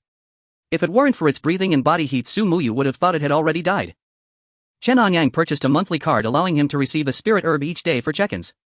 Its main purpose is to replenish spiritual energy, making it the most abundant herb in Su Muyu's spiritual garden. Additionally, there was the 9 nether dark lotus. While the herbs picked from outside had started to wither yesterday and were already pulled out by Su Muyu. Su Muyu approached the 9 nether dark lotus and carefully broke off a leaf. In the game tonight was a full moon, causing the 9 nether dark lotus to trigger its red lotus effect, which could enhance the speed of spiritual energy recovery or be refined into potions. The first level battle order provided a small cauldron of green quality capable of refining herbs, though Su Muyu had yet to use it. Chen Anyang stared at the phone screen, mumbling to himself, is she preparing to refine pills? But she seems not to know how. Unexpectedly, instead of refining pills, Su Muyu used a small knife to make a cut on the stem of the spirit herb and inserted the leaf of the 9 nether dark lotus into it. Grafting. Chen Anyang never expected Su Muyu would attempt to graft the spirit herb. In reality, this method had been attempted by countless individuals over the nearly 100 years since the Ice Age, all ending in failure primarily due to the vast differences in spiritual energy between the herbs, making fusion impossible. Normal planting methods offered little reference value. The Morning Dawn Sanctuary existed in isolation from the world. Su Muyu was unaware of this and simply felt a sudden urge to try it out. While Su Muyu observed the spirit herb and the grafted leaf of the 9 nether dark lotus, a figure in a black robe indiscernible as male or female approached a small house, followed by 8 or 9 others. The news of the spiritual realm appearing in the far north had caused quite a stir. The Demon Martial Alliance was also alerted and sent many people to investigate. The figure in the black robe was one of the 10 elders of the Northern Division, possessing the strength of a 3rd-rank martial master capable of using secret techniques to control certain low-level fierce beasts. The Icefield Wolf King killed by Su Muyu was a magical beast painstakingly raised by the figure in the black robe. I didn't expect to find such a talented martial cultivator in this northern region. Soon the figure in the black robe arrived outside Su Muyu's house, observing the traces of battle around and the remnants of spiritual energy in the air. Combining this with the strange phenomena seen the previous day, he had already guessed most of it. Inside the house, Su Muyu through the spiritual spring also saw the outside situation. Who are those people? Su Muyu had never seen any members of the Demon Martial Alliance, but she could sense that they were not friendly and that their strength was far greater than her own. I am the black-robed elder of the Demon Martial Alliance. To meet here is a fortune you have gained through several lifetimes of cultivation. The cold wind howled past and the black-robed elder waited for a moment but received no response. I intend to take you as my disciple. If you are ungrateful, do not blame me for being ruthless. The black-robed elder felt a hint of anger. After all, he was a powerful martial master. In this spiritually scarce northern region, the number of people stronger than him could be counted on one hand. The person inside the house was at most a 4th or 5th rank martial artist, and upon seeing a strong figure like him they should have been terrified and come out to kneel and worship. In the underground space of the house, Su Muyu remained unmoved, quietly waiting for the elder's command. Tip: the Demon Martial Alliance is attacking. Please choose your next action. Option 1: let Su Muyu worship the Black-Robed Elder as her master, leave the small house, join the Demon Martial Alliance and end the game. Option 2: let Su Muyu deal with the Black-Robed Elder and the others. Based on the current strength comparison, the chance of victory is nearly zero.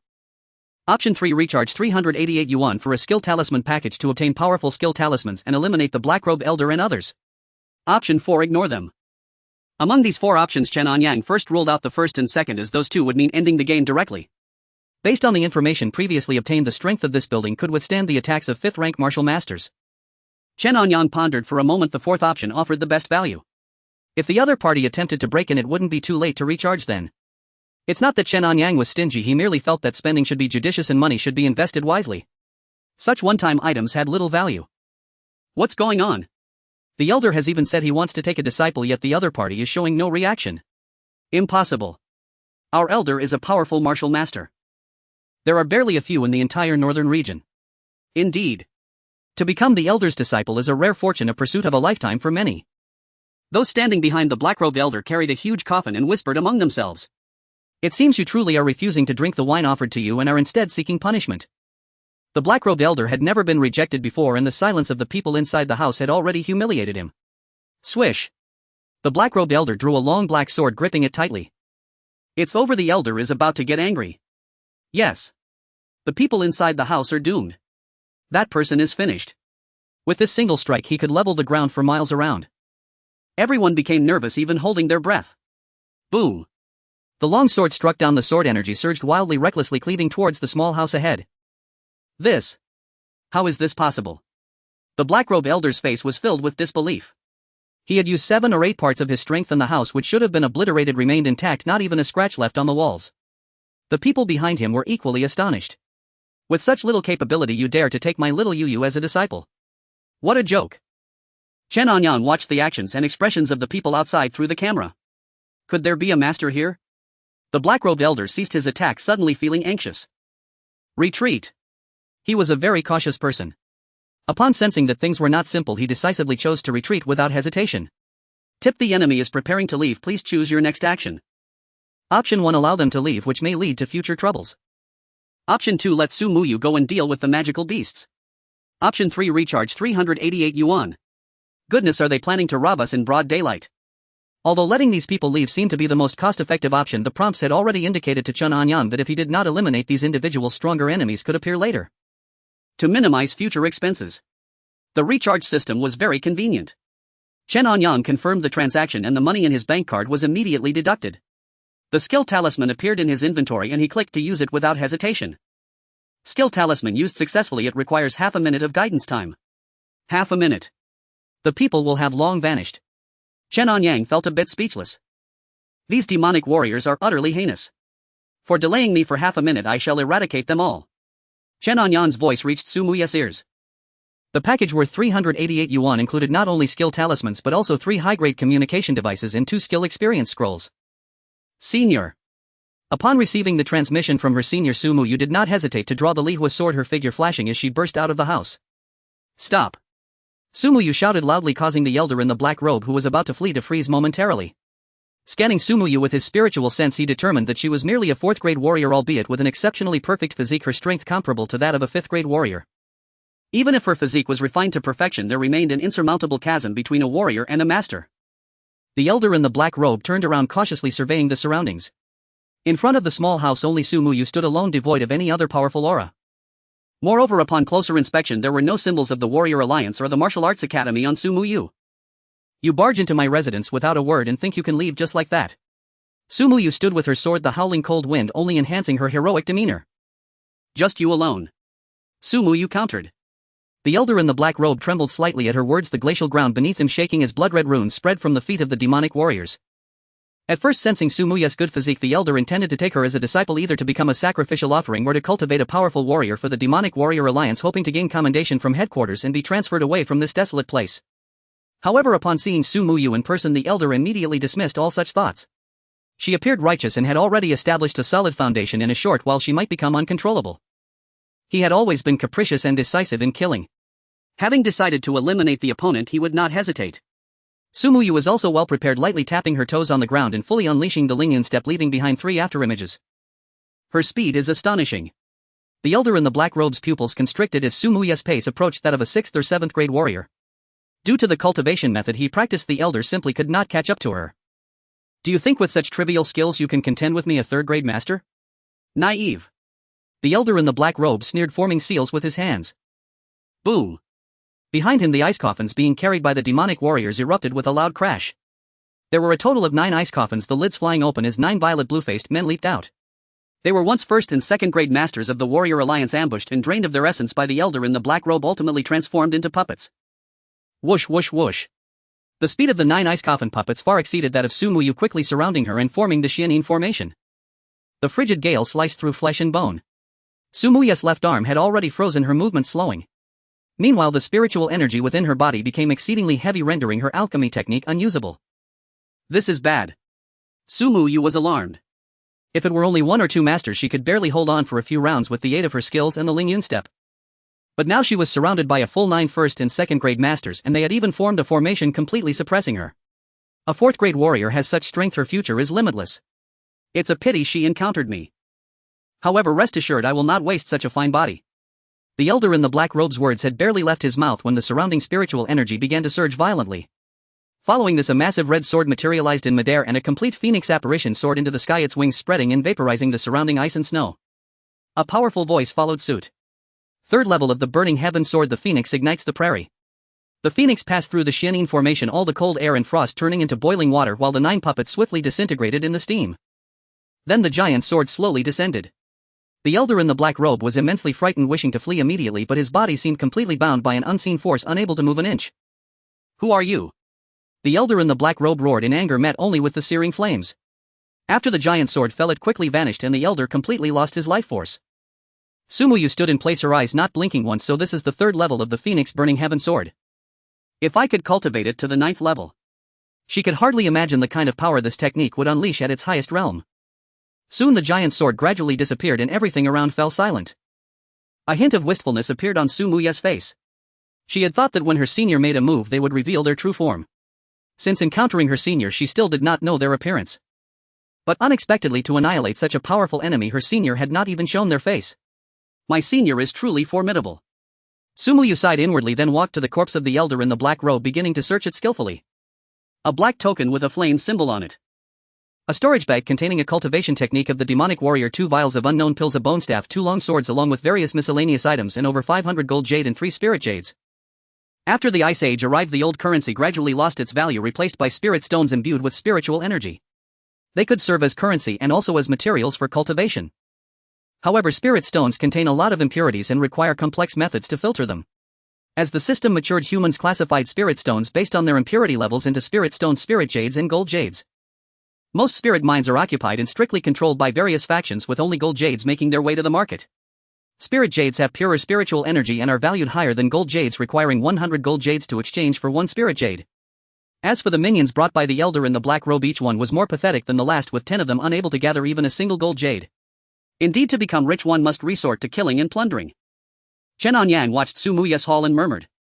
After all, this was just a game akin to playing Chicken Dinner or Mobile Legends, where killing does not evoke any guilt and may even feel exhilarating. The only problem is that only paying players can experience the thrill of instant kills. After meticulously looting, Su Muyu pushed all the corpses into the distant crack in the glacier. In this extreme northern environment, it would not be long before all traces would be swept away by the cold wind and buried beneath the ice and snow. Back in the underground space of the small house, Su Muyu as usual neatly arranged all her gains, then sat cross-legged nearby to begin her cultivation. Having just witnessed the 3rd level of the Phoenix Burning Heaven sword, she intended to seize this opportunity to comprehend it thoroughly. Chen Anyang began to sell off the useless items while tidying up his bag. Meanwhile, far away, a group of people dressed in white stood before the Morning Dawn refuge. That is, the aura of the demonic warriors. Why did it suddenly vanish? The leader, a middle-aged man, looked northward with a slight frown. Teacher, there's a demonic warrior over there with considerable strength. Not long ago, junior sister Phone nearly fell victim to them. Zhang Chang stood respectfully behind the man, speaking softly. Previously, the Warrior Alliance received intelligence that a branch of the Demonic Warrior Alliance was lurking in the glaciers of the northern border. However, these people are exceptionally well hidden. It seems the news of the spiritual realm has driven them to take risks. The man squinted his eyes. Teacher, when shall we go? Zhang Cheng asked. Ding. Chen Anyang groggily opened his eyes, sunlight streaming into the room through the curtains. He reached for his phone on the bedside table. It was already 6:50. The alert sound was sent by his troublesome sister. Brother, I should be home around 5 this evening. Did you talk to Mom about it? I did, there's no problem. When did Mom become so understanding? The key is in how you communicate. How did you say it? I went straight to the point. You want to go to the sports school? I thank you. No need to be polite, after all, I'm your brother. Then I won't be going back this holiday. You can hide from the first day of the new year, but can you hide from the 15th? You'll have to face it sooner or later. The sooner you confront it, the better. You truly are my biological brother. Of course you are my biological sister. After finishing the conversation with his troublesome sister, Chen Anyang turned over and sat up, rubbing his slightly swollen temples. I really am a prodigal son, over $1 billion in assets, and just like that I woke up and it's gone. Chen Anyang shook his head, reminiscing about the sensation of spending money lavishly in his dreams. Reluctantly getting up, he drew back the curtains and sunlight flooded in. Instantly he felt invigorated, a powerful force transforming into a warm current flowing from his dantian to his limbs. Although this change was positive, it was somewhat absurd, causing even Chen Anyang, a staunch atheist, to waver. Strange games, suddenly missing friends, and intermittent clues made Chen Anyang's thoughts chaotic. He even felt that the changes in his body were related to the game, or perhaps because of the vermilion sandflow pearl given by Zhao Wenda. Though this seemed absurd and unscientific, Chen Anyang couldn't think of any other reason. It couldn't be that he suddenly awakened or that something like spiritual energy had revived. There were too many inexplicable occurrences. At least the current situation wasn't too bad. Let it be. Chen Anyang decided not to dwell on these matters. Continuing to think about these bizarre phenomena might truly drive him insane. After quickly tidying up the bed, Chen Anyang pushed open the door. Mom. Although nothing was happening, he was still accustomed to calling out. However, he received no response. Zhang Lan had left after finishing breakfast. Going to play mahjong so early? With his mother not at home, it meant no one would nag him, and Chen Anyang felt free. The porridge in the pot was still warm. Chen Anyang served himself a bowl and took a boiled egg, but before he could start eating, his phone rang again. Ice Age Su Muyu is experiencing an inner demon during cultivation. The situation is urgent. Inner demon. Chen Anyang quickly put down his bowl and chopsticks and logged into the game. On the phone screen, Su Muyu was sitting cross-legged, eyes closed, beads of sweat rolling down her forehead and dropping from her chin. Her tattered blue robe was already soaked with sweat, highlighting her exquisite curves. However, Chen Anyang had no mood to admire the scene. How could she, being only a 4th-grade martial artist, experience an inner demon? Chen Anyang was greatly puzzled. In reality, inner demons are inevitable tribulations during martial cultivation. Normally, inner demons only start to appear after reaching martial sect status, or for those whose cultivation speed is too fast and whose foundation is unstable. Su Muyu, having undergone perfect body refining and possessing extraordinary talent, had a higher probability of encountering inner demons.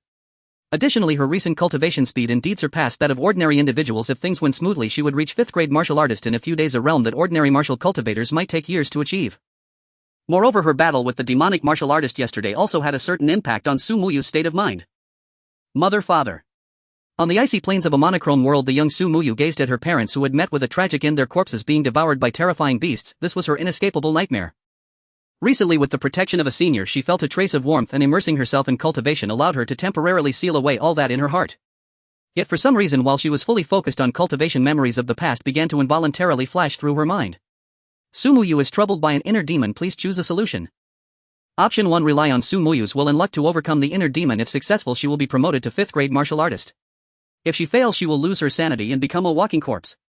Success rate 50. Option 2. Recharge 188 yuan for a package to receive 5 pills that suppress the inner demon, each capable of suppressing the inner demon for 10 days. The power of the inner demon will also increase, can be taken up to 5 times. Option 3. Recharge 388 yuan for a package to obtain the ice heart technique, which can make a martial artist's heart cold and hard, thereby resisting the erosion of the inner demon. Option 4. Recharge 588 yuan for a soul guardian pearl. Soul guardian pearl. What effect does it have? Chen Anyang looked at the 4 options provided. The first 3 were reasonably detailed, but the 4th only mentioned the recharge amount and the item with nothing else. While it's true that in this game buying the most expensive option is usually the way to go, there should at least be a detailed explanation. This is becoming increasingly perfunctory. Chen Anyang frowned, struggling internally as Su Muyu's situation grew increasingly dire. Recharge 188 with the face up, 388 with the face down, and 588 upright. Everything is left to fate. When in doubt, toss a coin. Chen Anyang pulled out a coin from his pocket, took a deep breath, and then flicked it upward with his thumb. Ding! The coin spun rapidly faster and higher. Bang! Perhaps Chen Anyang was a bit too anxious and didn't control his strength while the coin lodged itself directly into the ceiling. What is this? Chen Anyang awkwardly looked up at the living room ceiling, half the coin embedded within, clearly not coming out. What does this count as? Upright. In the game, dark energy began to envelop Su Muyu, who was about to be completely consumed by the inner demon. Chen Anyang no longer hesitated. After all, he still had plenty of workers' compensation left, so taking a bit more wasn't an issue. As Chen Anyang successfully recharged, the Soul Guardian Pearl quietly fell into Su Muyu's embrace. However, the inner demon did not dissipate and the dark energy around her merely diminished slightly. Su Muyu is temporarily suppressing the inner demon with the effect of the Soul Guardian Pearl. Please select a selfie to help Su Muyu eliminate the inner demon. What do you mean? You still want my photo? Chen Anyang was completely stunned. He didn't think his photo would have any effect against evil. However, if he didn't follow the prompt, wouldn't the 588 yuan be wasted? Snap. Chen Anyang had no selfies on his phone, so he could only take one on the spot. Do you need AI photo editing? Option 1, no need for editing. Option 2, 88 for standard editing. Option 3, 188 for premium editing. Option 4, 288 for luxurious editing. Option 1, no need for editing. I Chen Yanzu need no editing. Chen Anyang snorted and casually clicked on the effect image. Damn. This disgusting game is too much. Ugh. Chen Anyang felt a wave of nausea as he saw the extremely lewd and disheveled photo on his phone screen. Without a doubt, the person in the photo was not himself. The effect of the 88 yuan ordinary retouch was indeed Chen Anyang himself, yet there were no traces of editing. As for the effect of the 288 yuan luxury retouch, it was elegant and righteous, even possessing an air of celestial grace closely resembling Chen Anyang with just a hint of difference. The image effect directly influenced the success rate of overcoming the inner demon. Having spent 588, do we still have to play with probabilities? Chen Anyang felt somewhat speechless, yet he was indeed quite satisfied with the 288 yuan image effect. Then I can just send this picture. Why do I need to take another one? Ding. As Chen Anyang was in a dilemma, a notification rang from WeChat. His sister, the grumbling one, suddenly transferred 3000 yuan, causing Chen Anyang's heart to skip a beat. What does this mean? I earned some money from my part-time job, and this is to pay back the money I borrowed earlier, plus a few words for you to say to mom today. Chen Anyang didn't finish reading the message and immediately called his sister. Hey. Brother. I'm still in class. His sister Chen Anyang spoke in a very low voice. You're still in high school? What part-time job? Where did you get the money? Chen Anyang felt a bit angry. After all, he only had this one sister. Although they often bickered, his care and love for her were abundant. Brother. I really am in class. Let me explain when I get home. What time does school end in the afternoon? I'll come pick you up. Chen Anyang said in an undeniable tone.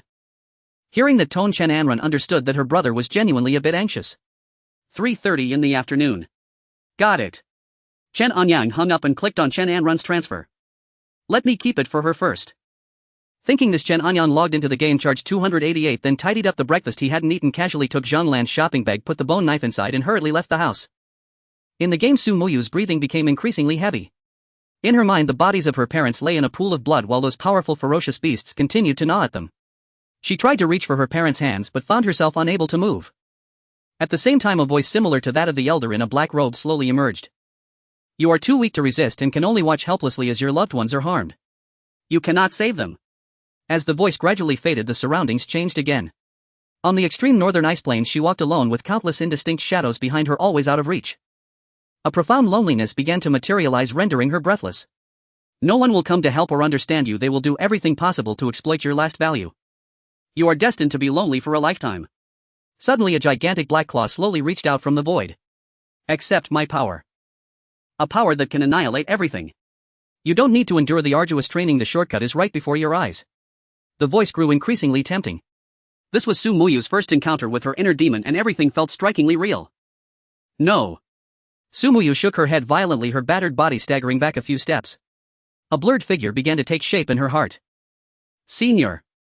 Is that you? Su Muyu murmured, and in a daze she saw the bodies of her parents again. This time Su Muyu did not struggle but knelt down. Father, mother. I will become stronger, but not for revenge or slaughter, but to protect everything I cherish. As the illusion faded, the figure in her heart gradually became clearer, the very image of the luxurious retouched photo that Chen Anyang had chosen. Accept my power. The voice of the inner demon echoed again, attempting one last struggle. Su Muyu waved her hand and the fire sword appeared out of thin air, firmly grasped in her hand. Whoosh. The powerful sword energy transformed into a massive red bird directly severing the enormous black hand in the distance. My power must be fought for by myself. You will never be able to escape me. Sumu Shue smiled calmly. You are part of me, but you are no longer my shackles. Her state of mind gradually reached completeness. Her inner demon did not vanish but transformed into a pure force, gradually merging with her body. Ka! The night sky over the extreme north suddenly became tinted red and the 1,000-mile ice plain trembled with the cry of the vermilion bird. Sumuyu sat cross-legged in the underground space, her surroundings ablaze as the flames changed from crimson to golden. The black chi transformed from her inner demon surged and struggled in the fierce flames, ultimately being forged into a dark gold pattern imprinted on her forehead. Break! The moment she opened her eyes, 5 fire rings erupted from her body, vaporizing the millennia-old ice into clouds wherever they passed. The fire sword unsheathed itself, its sword body moving like a living creature, condensing into a 3-meter-long phantom of the vermilion bird. This time the vermilion bird's eyes flowed like lava and the edges of its wings were entwined with the dark golden lightning forged from her inner demon. Sumuyu's power had already reached the realm of a 5th-grade warrior and now it surged again, nearing the 6th-grade warrior level, while the spiritual energy vortex directly reached 15 centimeters. However, at the center of the vortex a droplet of spiritual liquid appeared. This was something that only appeared when breaking through to the 9th-grade warrior reaching the martial master realm, yet Sumuyu was still a 5th-grade warrior. My vermilion bird burning heaven sword has actually broken through. Sumuyu was somewhat surprised. Her vermilion bird burning heaven sword had just reached the first level of great success, still some distance from perfection, let alone reaching its peak. However, having witnessed the entire release process of the 3rd level earlier combined with the merging of her inner demon, her vermilion bird burning heaven sword had directly skipped the perfection of the 1st level and reached its peak state. In Zhongzhou, at the forbidden area of Tianyuan Academy within the worship hall, the vermilion bird soul lamp suddenly blazed like the sun. Crack! The dean, who had just finished his seclusion, suddenly crushed the teacup in his hand. Nirvana fire seed. How is that possible? In the direction of the northern realm. Could it be related to the spiritual realm there? It seems I must personally head to the northern realm. In the northern realm, the blood pool of the Demon Martial Alliance branch boiled and rolled. At the bottom of the pool, Su Muyu's image suddenly surfaced. The branch leader was taken aback. South Mingli Fire quickly notified the headquarters. This girl must be captured alive for alchemy. Originally, all major forces were secretly sending their subordinates to find the location of the spiritual realm in the northern realm. At this moment, no one hid anymore. Large groups of people in droves began to head to the northern realm day and night without any concealment. The protagonist causing such a massive uproar was busy loosening the soil for her spiritual herbs, and after a while she sat at a wooden table propping her head with both hands, somewhat lost in thought. I wonder what the senior is doing now. After leaving home, Chen Anyang headed straight to Qingyun Senior High School in Binhai City. It was here that Chen Anyang had completed his middle and high school education, and his younger sister Chen Anren was currently attending the same school. As the distance from home was considerable, Chen Anren had chosen to board at the school. Chen Anyang left home a little past 8 in the morning. He walked a short distance, took a bus, then the light rail, and finally hailed a taxi, spending nearly 2 hours to reach Qingyun High School. Taking advantage of the lunch break, Chen Anyang stood at the school gate and dialed the number of Chen Anren's homeroom teacher, who had also been his own teacher. During his high school years, Chen Anyang had been an outstanding student, leaving a deep impression on teacher Li Anrun. Her recent performance has been decent, though she had a minor conflict with a classmate a few days ago. But about a week ago she felt unwell, skipped evening self-study, and returned to the dormitory early to rest. Chen Anrun's grades were average, but her outgoing and lively personality had also left a good impression on teacher Li. After inquiring about Chen Anrun's recent situation, Chen Anyang walked over to the guard booth. The elderly security guard was the same man from years ago, older now yet still full of vitality. Anyang. What brings you here today? The guard recognized him instantly. I'm here to pick up my sister. Chen Anyang stepped up to the booth and offered the guard a cigarette. School doesn't let out until around 3 or 4. Why so early? I've got nothing else to do anyway, Chen Anyang replied with a smile. If only you and your sister could swap personalities. The guard casually tucked the cigarette behind his ear. Yeah, she's a bit too lively, Chen Anyang nodded. A bit too lively. A few nights ago she tried to sneak over the wall. I caught her. That wall's so high even a strapping young lad might hesitate, but that little girl. Sneaking over the wall in the middle of the night. Chen Anyang's expression turned stern. Yeah, she said she was going out for a midnight snack. I sent her back. You didn't tell teacher Li. Anrun's already got enough demerits lately. A few more and she might face expulsion. I gave her a talking to and she had a decent attitude, so I didn't inform her homeroom teacher. Uncle Wang, do you know if there's a taekwondo or boxing gym nearby? Having been a boarder himself during his school days, Chen Anyang was unfamiliar with the area around Qingyun High School. There's a boxing gym called Binhai Wisheng Boxing Club. It's not far, about a 10-minute walk from here. The guard introduced it. Great, thanks Uncle Wang. Chen Anyang took out his phone and searched for it on the navigation app. His sister had been energetic since childhood and later took taekwondo classes. Zhang Lan had thought it good for a girl to have self-defense skills, but Chen Anran ended up falling completely in love with such activities. Based on the information he had just gathered, Chen Anran's attempt to climb over the wall was likely related to boxing. With time still left before school ended, Chen Anyang decided to head to the boxing club shown on the navigation map. The boxing gym's signboard was large, its bold rough lettering exuding a sense of unbridled spirit. The door handle bore a polished sheen from years of use and the walls were plastered with boxing match posters. Chen Anyang pushed the door open and the first thing that caught his eye was the spacious training area with a standard boxing ring at its center. Raise your arms higher. Twist your waist when you punch. The coach's voice boomed. At the same time, a burly figure walked toward Chen Anyang. Bro, looking for someone. Chen Anyang looked frail and bookish, hardly the type to be into boxing. I've been getting interested in this lately. Thought I'd check it out. I'm Achyan, one of the coaches here. If you're interested, I can teach you some basics. Chen Anyang followed Achyan to a corner of the gym, a rest area furnished with a few worn-out sofas, a low coffee table cluttered with boxing magazines and empty cups. A TV hung on the wall playing classic boxing match recordings.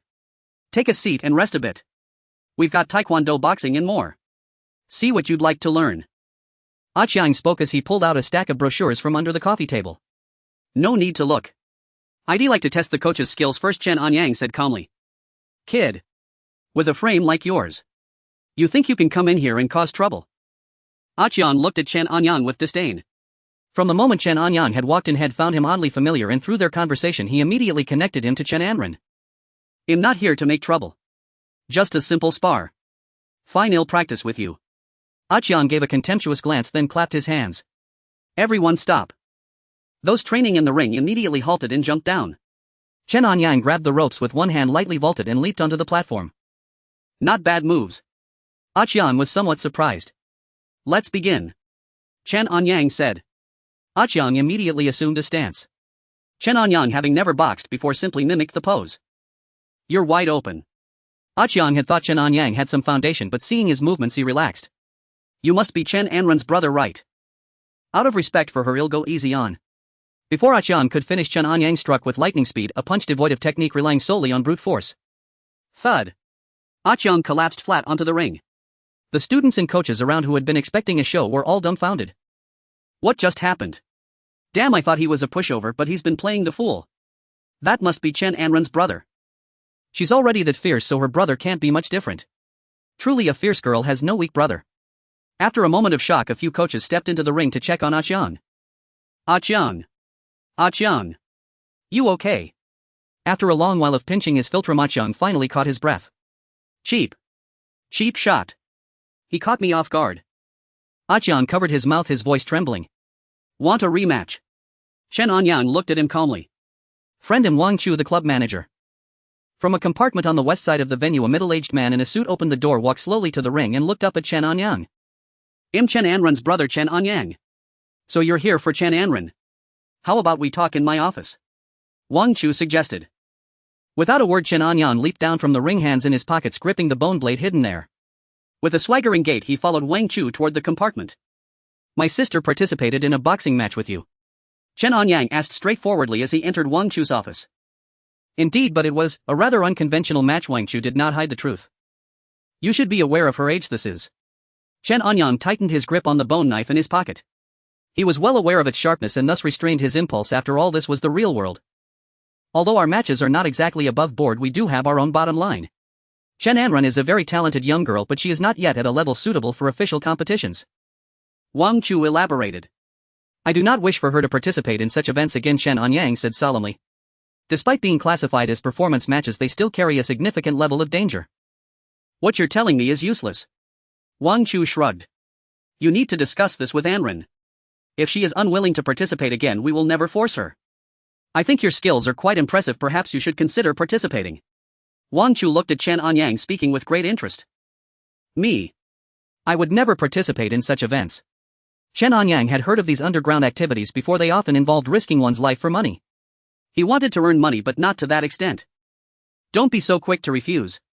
As a newcomer, you would only be placed in lower-tier matches where your safety would be guaranteed. Wang Chu gazed at Chen Anyang as if he were a hyena eyeing its prey. I'm sorry, but I'm really not interested. Goodbye. As Chen Anyang turned around about to leave, Wang Chu spoke again. As long as you participate regardless of winning or losing, you'll get a bonus of 20,000. Each victory doubles the bonus, and if you win 4 times you'll have 160,000. Chen Anyang's figure paused. His initial resistance began to waver upon hearing that there would be a bonus of 20,000 just for participating regardless of the outcome. During this time his body had undergone tremendous changes. Even if he could not win, he could at least manage to protect himself. Moreover, he did not ask for much. Participating in just one match would be enough. 20,000 would last him until he graduated from university and even provide some extra for game recharge. When is the next match? Chen Anyang asked, placing his hand on the doorknob. Tomorrow night, come here at 7. We have a dedicated car for transportation. All right. Chen Anyang prepared to leave again. Wait a moment. Wang Chu called out to him. Bang. Wang Chu pulled out a stack of cash from the desk drawer. This is a deposit, you can take it. Chen Anyang turned to look, estimating it to be about 10,000. Aren't you worried I might run off? I only trust my instincts, and besides, obtaining information about you is quite easy. Wang Chu said confidently. Chen Anyang took the money and turned to leave. He found an ATM, deposited the money into his card, then walked to a nearby coffee shop to order a cup of coffee and drank it alone. In truth, he did not want to be involved in any underground fighting, but concerning his sister he had no choice but to take it seriously. Chen Anyang had never been involved before, but he had watched many movies and occasionally heard classmates mention it. Now even if Chen Anren wanted to cut ties, she might not be able to. Many things are beyond one's control. For his sister's sake, Chen Anyang decided to take the risk and personally investigate. Of course the 20,000 was merely a bonus. He was not someone who loved money that much. At least that was what he believed.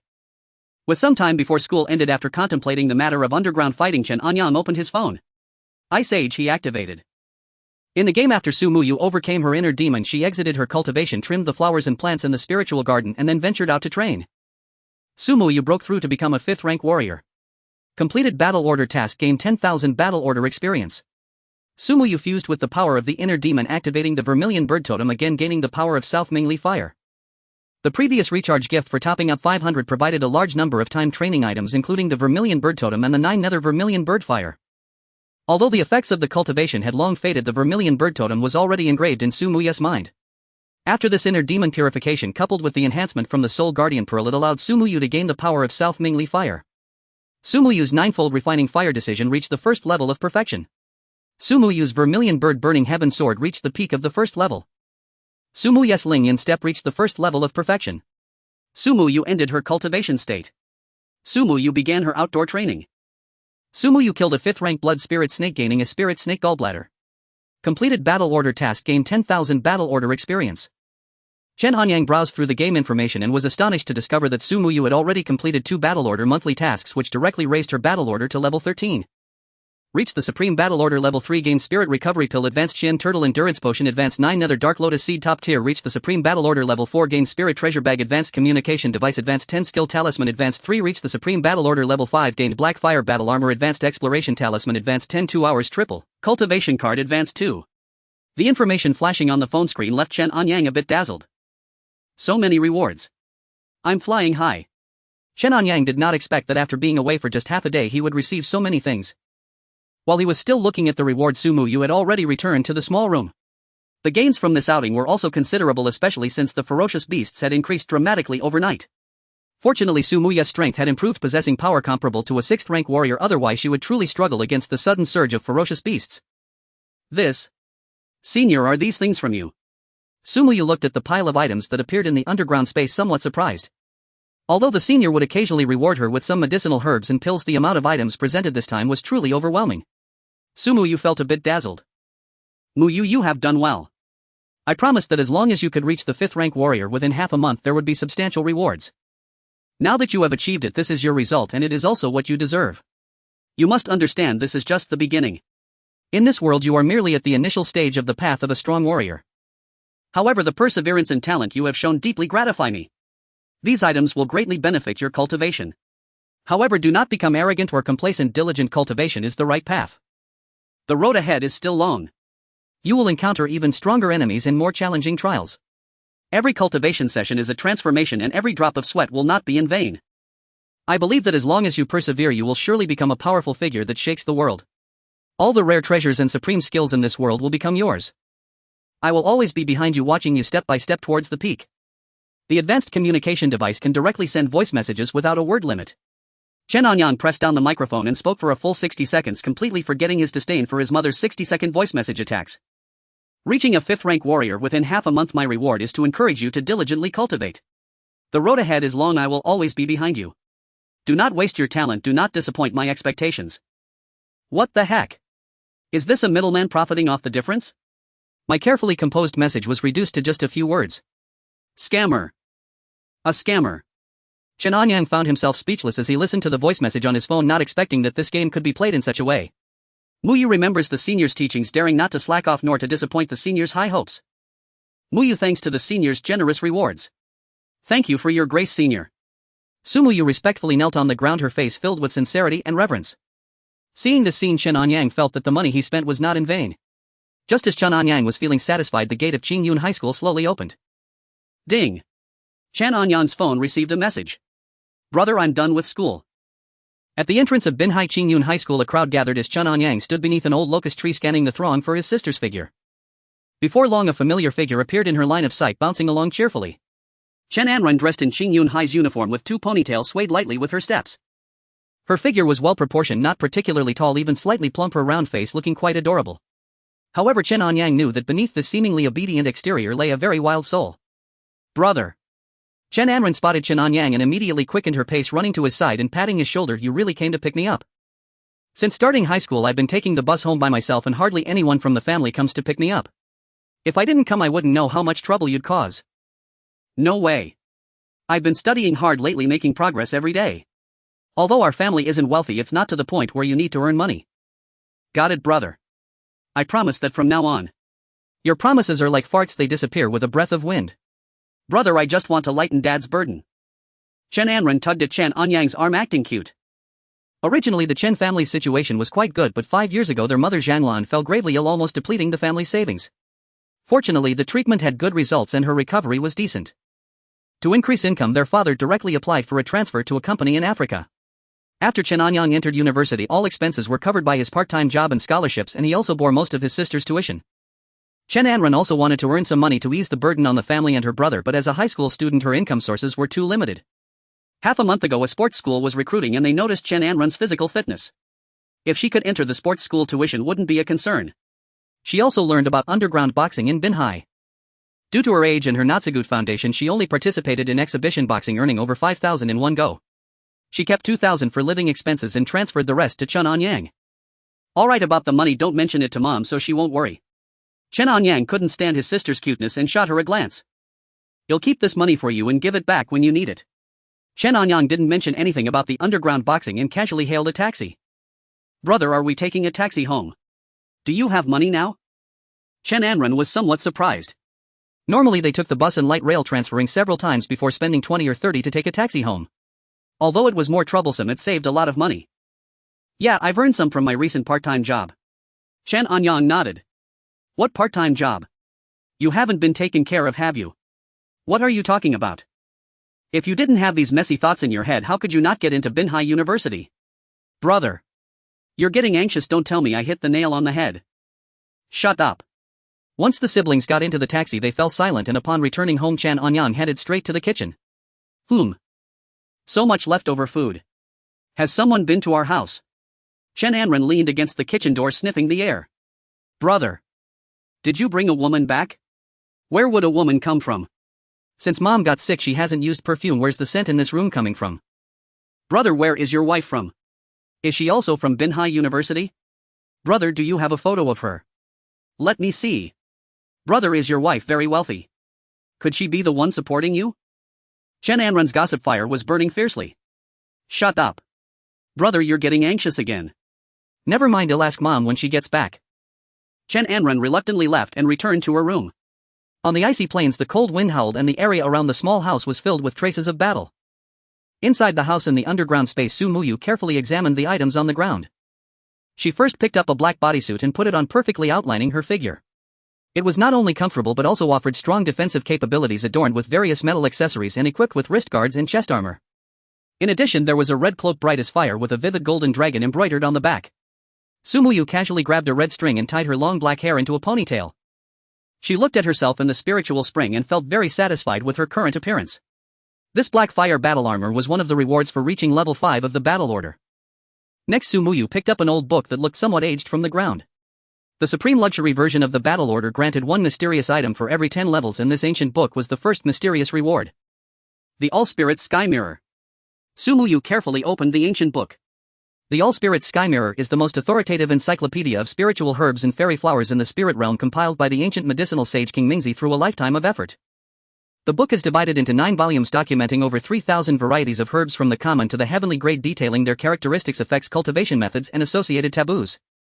Sumuyu opened the table of contents. The first volume was about common herbs suitable for low-level warriors, and the herbs and fairy herbs she found on the icy plains could all be found in this volume. Meow. While Sumuyu was engrossed in flipping through the ancient book, the 9-live spirit cat suddenly stretched, slowly opening its eyes. You lazy cat, finally awake. Sumuyu looked up at the standing 9-live spirit cat. Meow. The tone of the 9-live spirit cat sounded off, causing Sumuyu to frown and quickly walk to the spiritual spring. This time the reflection in the spiritual spring was not Sumuyu's image, but rather the shadows of 7 figures lurking behind the snow hills and ice mountains 10 miles away. 3 groups of people. Could they all be coming for me? Behind the snow hills on the east side of the small house, 3 people draped in snow wolf pelts with cold jade tokens hanging at their waists, but the elder at the forefront had a black flame insignia faintly visible on his sleeve, seemingly disguised as a demon cultivator from Tianyuan Academy. On the south side of the small house, 2 individuals in grey robes stood on the ice and snow without leaving any traces belonging to the Martial Artist Alliance's dark guards known as No Trace in the Snow. As for the west side of the small house, a figure in black robes rode an icebone war horse, its eyes burning with ghostly blue flames, holding the bounty list from the Demon Martial Alliance with Sumuyu's portrait prominently displayed at the top. Sumuyu did not know the identities of these people, but she clearly understood that they were not friendly. Taking the initiative was crucial at this moment. The 3 forces had not yet launched an attack. If they all attacked at once, Sumuyu had little chance of winning, and she would likely have to trouble her seniors to intervene. Therefore Sumuyu directly drew her Lihua sword, maximizing the effects of her Lingyun step, and raced towards the east.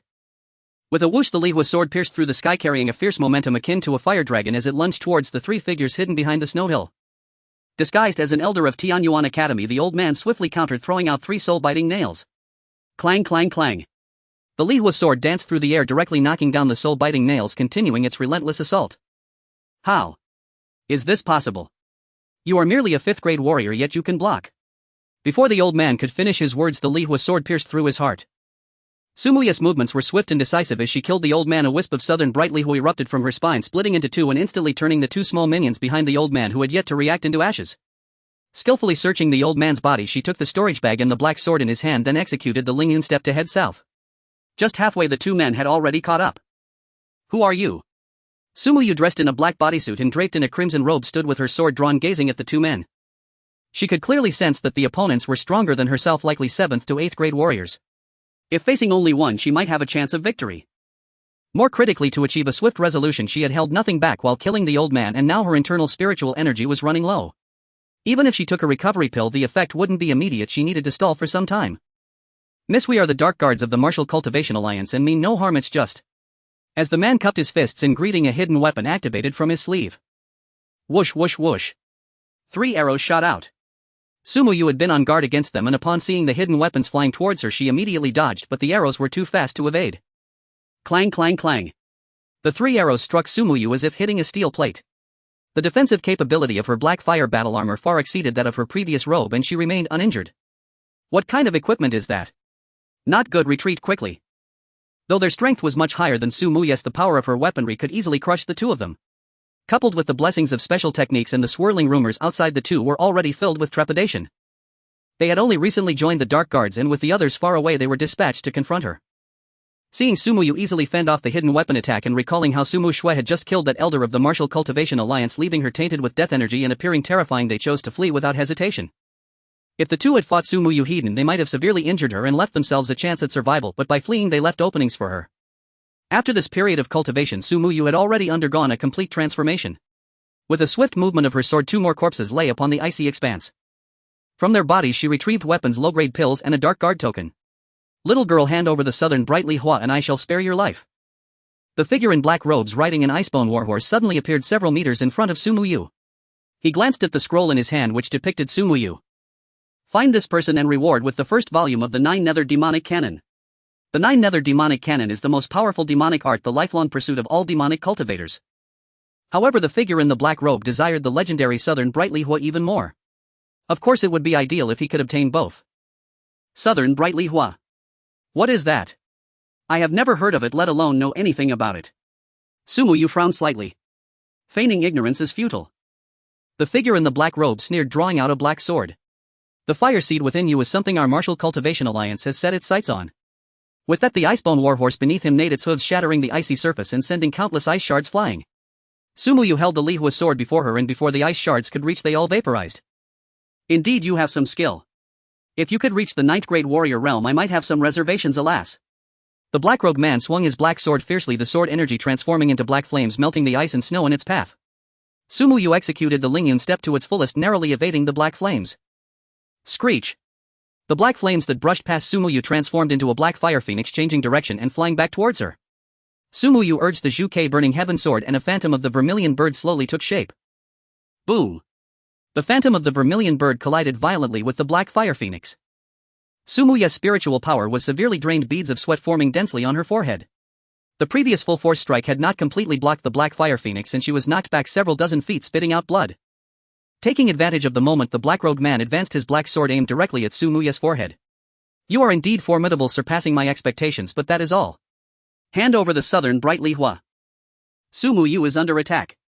In the kitchen, Chen Anyang, who was cooking, suddenly heard the notification sound from his phone. He picked it up and his expression changed drastically.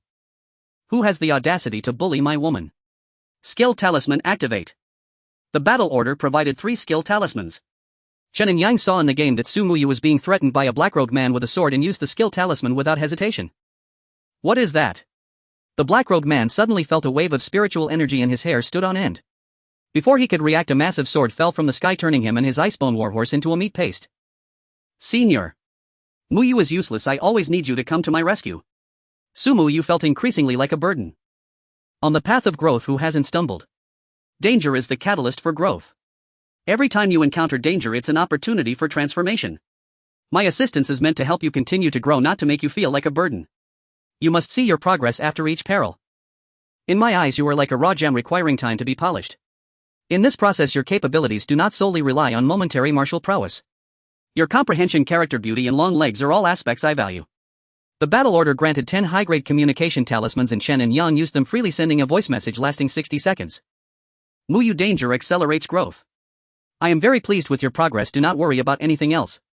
Wow, is this how high-grade communication talismans work? While Chen Anyang was cursing, the front door opened and his mother Zhanglan returned. He. Mom is back.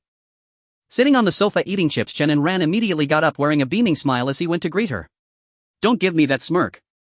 I've already heard from Anyang about your situation. Have you really thought this through? Mom, I've decided.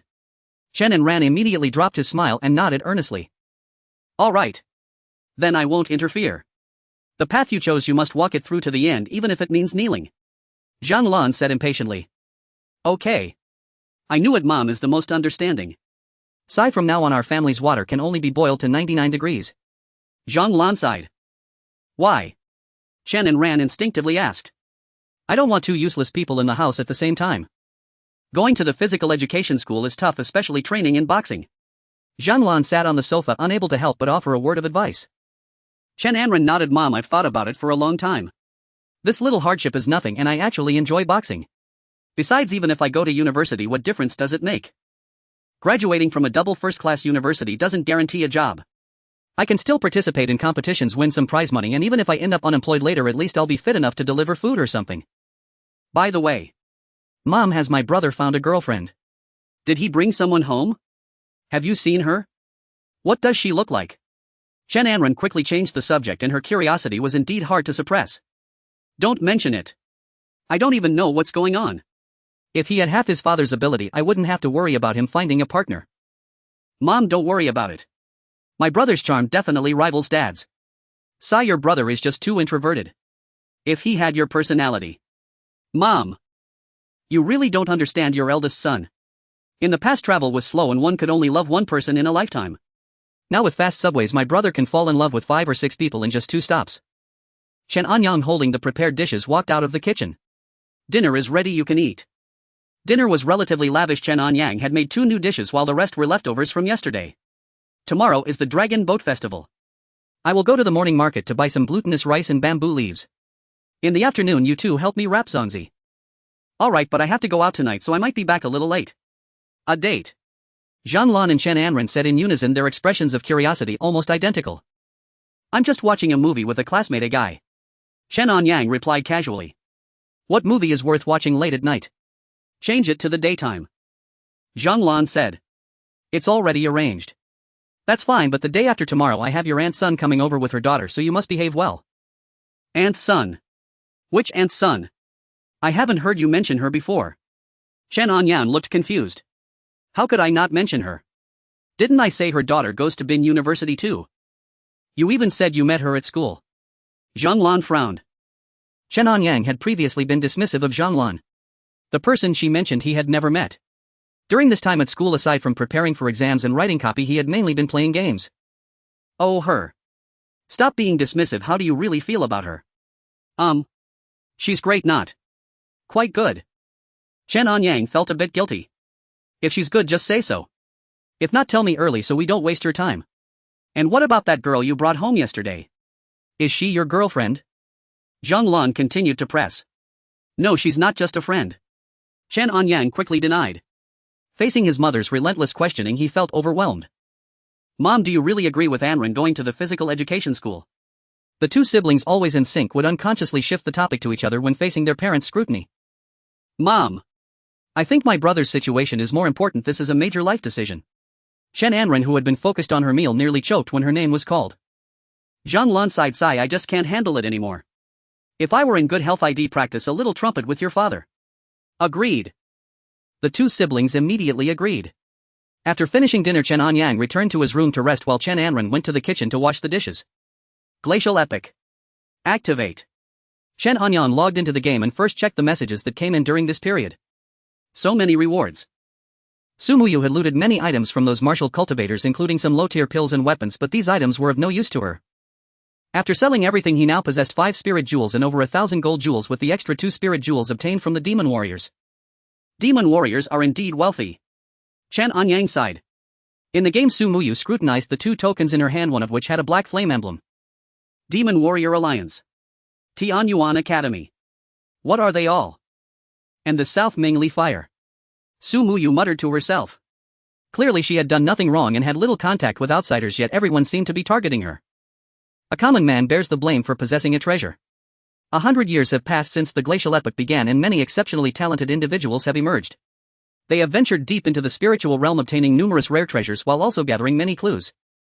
It is said that the South Mingli Fire is one of the 4 sacred beasts in the spiritual realm, the source flame of the vermilion bird, possessing immensely powerful abilities that have driven countless people mad with desire. However, the source flames of sacred beasts only exist within the spiritual realm. Given the current strength of humanity, they are not even qualified to come into contact with sacred beasts, let alone obtain their source flames. The source flame of the vermilion bird has emerged from Su Muyu, and whether it is real or not has drawn the covetous eyes of powerful factions as large groups are rushing towards the northern territory from all directions. Chen Anyang was excitedly counting Su Muyu's spoils when a prompt suddenly appeared on the screen.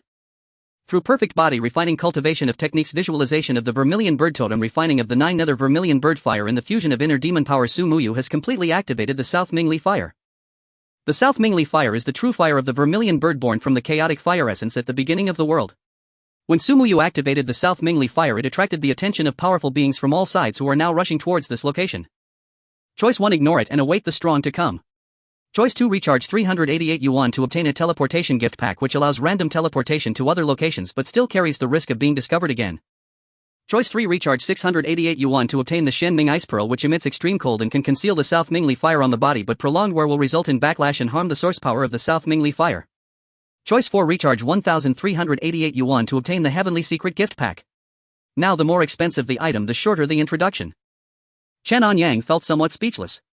He originally intended to make a 10 yuan first recharge but ended up unable to stop at this point. However, since he started playing this game, Chen Anyang, an atheist, gradually began to believe in fate. He had to face the truth that the changes in his body were a response from the game, even if the thought seemed absurd and unrealistic. It's like a proper technology channel starting to educate you on how to deal with ghosts. Just a few days ago he would never have imagined spending thousands on a game. But now he indeed had more financial flexibility, and it was due to the gradual enhancement of his own body that he could have such considerable income. Chen Anyang stopped hesitating and directly chose the Heavenly Secret gift pack. This bizarre game was quite brainless. There was no need to think too much, just always choose the most expensive option and there would be no mistakes. Under the moonlight, Chen Anyang lay on his bed intently staring at his phone. In a gift pack worth over 1,000 yuan there were only 2 items, but after reading their descriptions he felt they were quite worthwhile. Heavenly Mechanism Compass, heavenly grade material made from extraterrestrial meteorite iron inlaid with 9 starstones engraved with ancient heavenly mechanism runes. Effect 1 can disrupt heavenly mechanisms, rendering deduction techniques ineffective, completely concealing the aura of the South Ming fire, making it undetectable even when used directly in front of others. Effect 2 comes with heavenly mechanism escape, allowing for instantaneous movement of 100 miles in critical moments, can be used once every 7 days but will consume a portion of one's lifespan based on the distance of the movement. Illusory Moon Silk Garment, heavenly grade material, a light silk refined from moonlight infused with the essence of the 9-tailed celestial fox's illusionary arts. Effect 1, wearing it can alter one's aura, disguising the South Ming fire as ordinary fire-type spiritual energy. Effect 2 comes with Illusory Moon Trace effect, capable of creating 3 identical illusionary clones, can be used once a day, prolonged where may lead to confusion, necessitating the regular consumption of spirit concentration pills or carrying a soul-stabilizing pearl. Both treasures are designed to conceal the aura of the South Ming fire, providing double protection to prevent exposure. As Su Muyu pondered the intentions of those individuals, a compass and a piece of thin silk suddenly appeared before her. The South Ming fire on you is an unparalleled treasure that will attract countless covetous eyes. The compass and the silk garment can conceal its aura. Your strength is still weak, so do not disclose the existence of the South Ming fire to outsiders. Chen Anyang kept the voice message to about 10 seconds, and this time the system did not cut it short. In just over a day he had used 3 of the 10 high-level sound transmission talismans provided by the battle order. Thank you, senior. Hearing a dignified voice, Su Muyu knelt down as usual, respectfully expressing her gratitude. Then she picked up the silk garment as thin as a cicada's wing, intending to wear it underneath. This damned game even requires precautions for a person like me. Chen Anyang cursed as he saw a mosaic suddenly appear on the screen, vowing that as soon as he received the prize money from tomorrow's boxing match he would definitely remove this vile mosaic. Soon Su Muyu had donned the illusory moon silk garment and the mosaic on it simultaneously disappeared. The moonlight silk clung to Su Muyu's form, the semi-transparent wide sleeves revealing her delicate arms, while the dark markings of the 9-tailed fox flickered with her breath, enhancing her cold and beautiful features. The butterfly wing design on the back of the silk garment made her snow-white skin appear to shimmer beneath the light fabric, while the silver threads entwined around it restrained all imagination. As a gentleman, Chen Anyang hadn't even wiped the drool from the corner of his mouth before Su Muyu had already put on the black tight-fitting outfit outside. The illusory moon silk garment was even more powerful than described, but the side effects it brought were equally deadly. However, as Chen Anyang had just recharged yesterday, he obtained the soul-stabilizing pearl, which just happened to counteract the negative effects of the illusory moon silk garment, so Su Muyu felt no discomfort. In the underground space, Su Muyu sat cross-legged again, beginning her cultivation. The 9 lives spiritual cat stretched lazily and walked into Su Muyu's embrace, rubbing against her chest. If this 9 lives spiritual cat were male, Chen Anyang would have certainly recharged to have it neutered first. What's wrong? Su Muyu opened her eyes.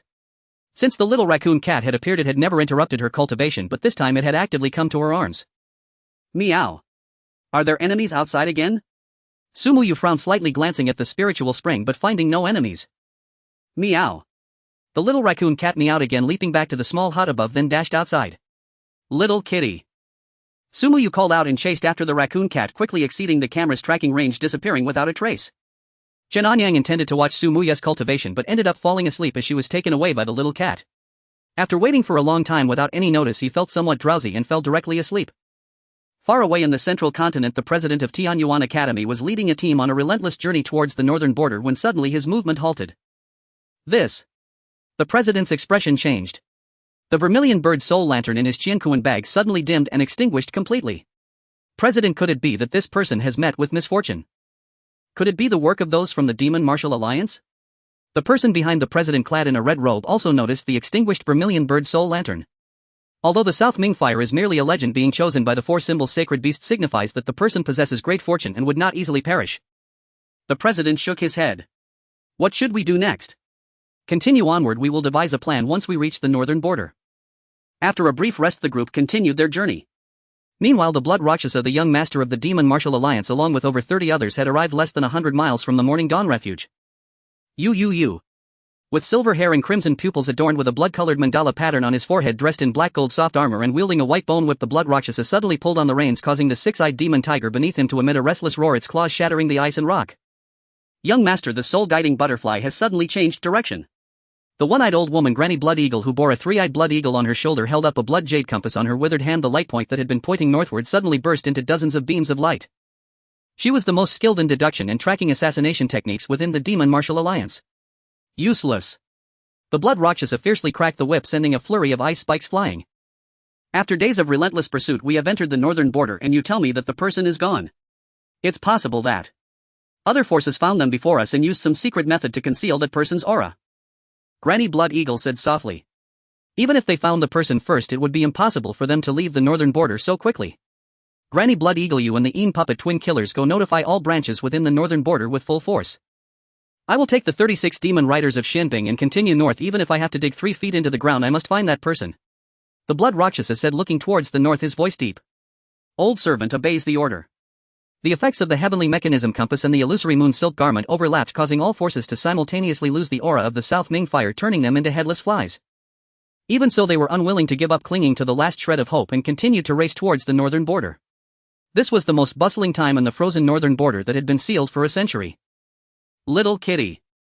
Slow down. Sumuyu activated the Lingyun steps, each step blossoming with lotus flowers enhanced by the battle orders effect. She chased after the 9 lives spiritual cat with all her might. She was already a 5th tier warrior, and with the enhancement of her techniques she could even match the speed of 7th or 8th tier warriors. Yet at this moment she was surprisingly unable to keep up with the 3rd tier refining body realm spiritual cat. Where are you going? Sumuyu chased until she was dripping with sweat, and finally the 9 lives spiritual cat slowed down ahead. In the northern region, an area of extreme cold, there stands a towering ice mountain that pierces the clouds.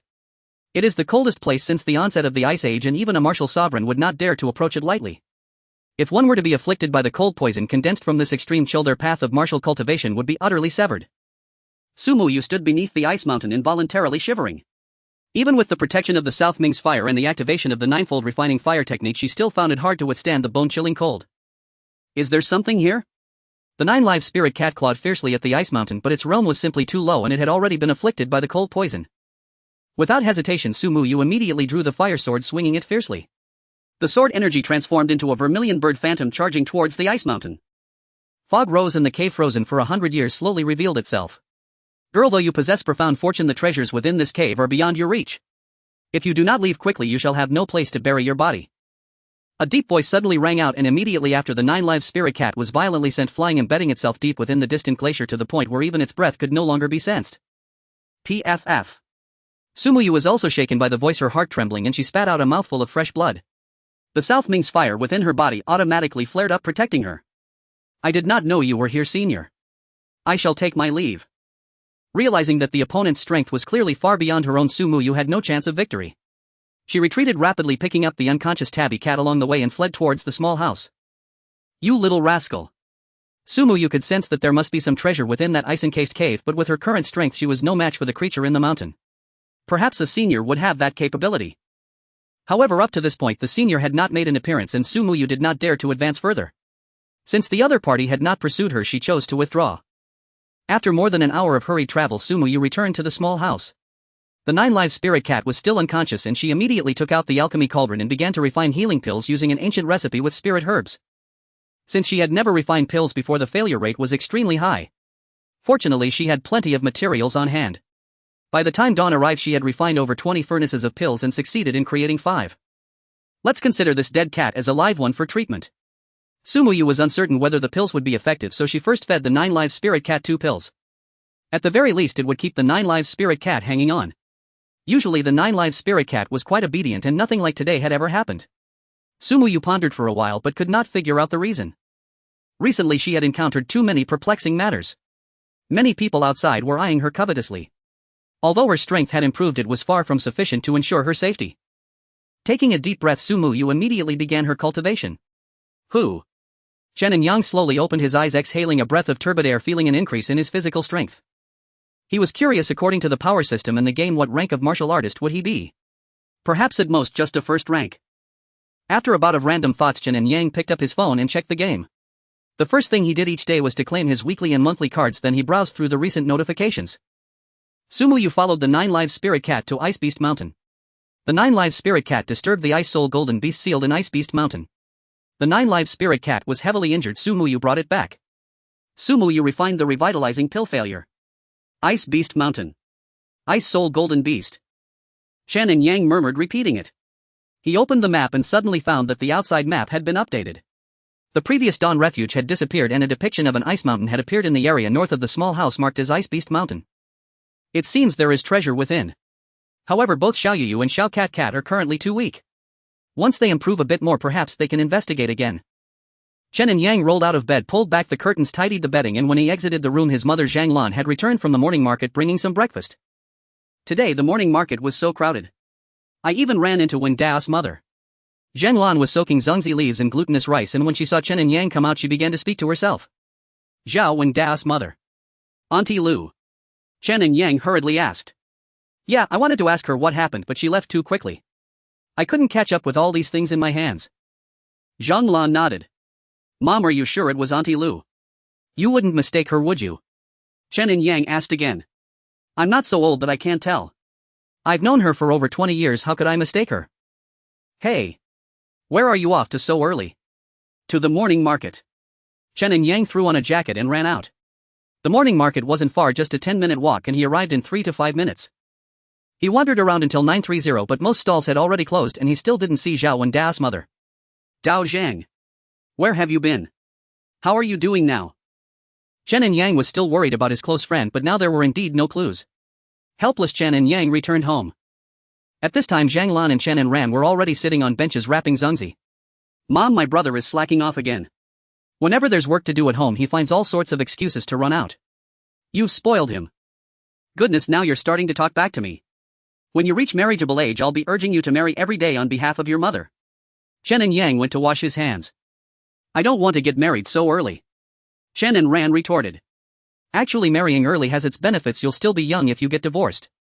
Chen Anyang said seriously. Pa. Pa. Pa. Chen Anyang, are you asking for a beating? Zhang Lan, who was wrapping zongzi, shouted. Mom, my brother's not wrong.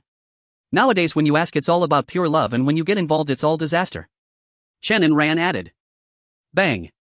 Zhang Lan angrily flicked Chen Enran on the forehead. Where did you learn all these witty remarks? If you used your brain and study, you wouldn't have to go to sports school. Hey. Mom, wait a minute. Why are you back here again? Didn't you just say my brother was slacking off? Chen Enran frowned. Your brother is much more diligent than you. He cleans the house and cooks, you don't do anything at all. Chen Enran originally wanted to criticize Chen Anyang but ended up getting scolded by her mother. Mom, this year for the Dragon Boat Festival is Dad not coming back? Chen Anyang, seeing that Chen Enran had been lectured enough, timely brought up their father. He's not coming back. He's always. With a new target for complaints, Chen Enran felt relieved. After a busy half day, as soon as the zongzi were out of the pot, Zhang Lan packed half of them to take away, some for Chen Anyang's grandparents and some for his maternal grandparents. Brother, what movie are you going to see tonight? At lunch, only Chen Enran and Chen Anyang were at home. It's that new movie. Which new movie? Chen Enran continued to ask. Chen Anyang directly took out his phone and transferred 200 yuan. Thanks, brother. I'm full and going back to study. Night fell and the city lights began to glow. Chen Anyang stepped into the Binhai Weisheng Boxing Club, where a Chang, his face swollen with a red bump, handed him a blindfold. Put it on. It's the rule. Chen Anyang took the blindfold. As a former model student, participating in such an event for the first time stirred unease within him. Yet armed with his hidden strength, he still felt a measure of confidence. A Chang led Chen Anyang into a van. Though blindfolded, Chen Anyang began to form a mental picture through his senses of hearing and smell. A silver gray van merged onto the highway heading north. This boxing match of ours is relatively standard. A Chang sat beside Chen Anyang, explaining in a calm voice. An underground boxing venue claiming to be proper, struck Chen Anyang as a darkly humorous irony. It's held once a week with 20 matches total, 3 of which are exhibition bouts. The type changes each week. This week it's cage fighting, the octagon. You're a newcomer, so you'll go third. Your opponent is half a rookie. Normally there's no life-threatening danger. He is. Though Chen Anyang had punched him, a Chang's detailed explanation stemmed from the recognition of his potential as a future star. These are things you need to watch out for. Hey you, asleep. A Chang continued his monologue when he suddenly heard faint snoring. It was the first time he had seen someone coming to fight underground fall asleep on the way. Near 8 o'clock the van stopped at a small town on the northwest edge of Binhai. Relatively speaking, this was the most underdeveloped area of the city, where most young people had left for work elsewhere, giving the town a lifeless aura. The van parked beside an abandoned football field beneath which lay the venue for the boxing matches. The violent bouts stimulated adrenaline, but they also facilitated a multitude of shady dealings. Entering the waiting area, Chen Anyang changed into a loose-fitting fight uniform. As a newcomer, he was essentially there to fill a spot and stall for time, so custom-made attire was out of the question. In the same waiting area, nearly every fighter was more muscular than Chen Anyang. Bro, your pecs are huge. Chen Anyang knew he could extract no useful information from Chang and his ilk, so he struck up a conversation with a random participant in the waiting area. "I'm a woman." The voice was somewhat gruff but discernibly female. "I am new here." Chen Anyang forced an awkward smile, trying to lighten the mood. "Chen Anyang. You're up." Chang hurried into the waiting area. "So soon?" Chen Anyang wasn't fully prepared, but confident in his abilities, he strode briskly toward the arena. The venue was an enclosed structure with a vast space. The audience seats encircled the octagon, capable of holding thousands. At the center was an octagon cage resembling a UFC ring, its floor stained with blood. The rules were simple. Aside from a ban on weapons, there were no restrictions. Victory was achieved by knocking down the opponent. Outside the arena, several betting tables were set up, though few wagered on a newcomer's match like Chen Anyang's. Moreover, at this hour the big spenders had yet to arrive. Chen Anyang's opponent was of similar build but appeared more powerful. Adhering to the principle of striking first, Chen Anyang threw a punch the moment the referee announced the start. "What the hell? It's over already. No way. Damn, even the warm-up match is fixed." The crowd erupted in jeers. After all, Chen Anyang seemed the weaker contender. Even if he could win, it should have taken several rounds. How could it end in a single punch? The referee immediately entered to inspect. Chen Anyang's opponent was already unconscious. "Chen Anyang wins," the referee announced, drawing another wave of curses, mostly from those who had bet on his opponent. As soon as Chen Anyang reached the backstage, Wang Chu approached him with a beaming smile. "You've got real skill. The boss says we'll give you another match. Agree and you get 20,000. Win and it's 40,000. No problem." Chen Anyang nodded. To him it was like picking up easy money. After one intervening match, Chen Anyang stepped onto the stage again. Within 10 seconds he nearly replayed his first victory. Money's this easy to make. Chen Anyang declined cash, asking Wang Chu to transfer the money directly to his bank account. Large transfers were restricted, so Wang Chu instructed his men to use an ATM. Soon 60,000 yuan arrived. "We have a fighter with a 35-match winning streak. The boss says if you agree to fight him you get 100,000. If you win, the guaranteed prize is 500,000. A total of 600,000, an amount Chen Anyang had never seen in his life. No problem. He nodded in agreement. Wang Chu, equally decisive, transferred 100,000 yuan to Chen Anyang directly. The originally scheduled main event, the 35-win Wolf King versus the 27-win newcomer Black Ape, was altered due to an incident involving Black Ape replacing him with the 2-win Chen Anyang. With 2 or 3 hours until the main event, Chen Anyang was assigned to a premium lounge and provided with 2 alluring women for company. Still an innocent young man, Chen Anyang faced the temptation and silently recited, "Form is emptiness, emptiness is form. When there's emptiness, there's form." Ding! Suddenly his phone rang. An anomaly appears in the northern wastes. Initiate celestial deduction. Between the women and the game, Chen Anyang unhesitatingly chose the game. After all, the 2 women didn't seem entirely reputable, and catching some disease would hardly be worth it. Glacial epoch launched. Chen Anyang left the 2 women aside and immersed himself in the game. Celestial deduction. Chen Anyang tapped the details. Celestial deduction requires purchasing an orbital tracker from the shop and consuming 10 years of lifespan. He opened the shop directly. The orbital tracker wasn't expensive. "This thing consumes 10 years of life. Does it mean my lifespan?" Ever since his body had changed, Chen Anyang found the game increasingly uncanny. Spending some money was fine, but playing himself to death would be absurd. Fortunately, the orbital tracker's description noted that longevity vines could substitute for the lifespan cost, 1 evergreen vine offsetting 10 years of life. So lifespan is this cheap, less than 200 for a decade's extension. Chen Anyang spent over 500 to buy the orbital tracker and longevity vine, then activated them. A circular disc filled nearly the entire phone screen, etched with intricate symbols that Chen Anyang couldn't recognize. "Shake your phone. Tap the screen as prompted to activate the crystals on the orbital tracker. Perform the corresponding actions based on the following patterns." In the premium lounge, the 2 seductive women stared in disbelief at the eccentric Chen Anyang, who was flailing at his phone, standing on one leg like a golden rooster and even executing backflips. "I've seen all kinds of wild things, but this bizarre, it's a first." What's going on?" "No idea. Could he be possessed? Or maybe something's taken over him." "Then, what do we do?" "I'd rather be manhandled by a brute than get involved with something unclean." "Let's wait a bit. The boss said if we take good care of him, there's a big reward." "They didn't mention we'd be serving a shaman when we signed up." What kind of high-tech is this?" Chen Anyang's mouth twitched slightly. Above his phone, a 3-dimensional star map of the Northern Territory was projected, with the Ice Beast Mountain region covered in patches of blood-red light. Then specks of starlight gathered, coalescing into 2 lines of text in the void. "On the night of the new moon, when the constellation Kuei hangs low in the west, the baleful aura opens the spirit realm. Scorch the northern cliff of the Ice Beast Mountain 3 inches with fire to avert the fierce glare. What does this mean? Chen Anyang was utterly baffled, unable to decipher the meaning. Fortunately, an annotation appeared on his phone screen. On the night of the new moon at the Ice Beast Mountain in the Northern Territory, a baleful rift will emerge due to the tidal surge of spiritual realm energy. At that time, the primordial power of the White Tiger will leak into the mortal world.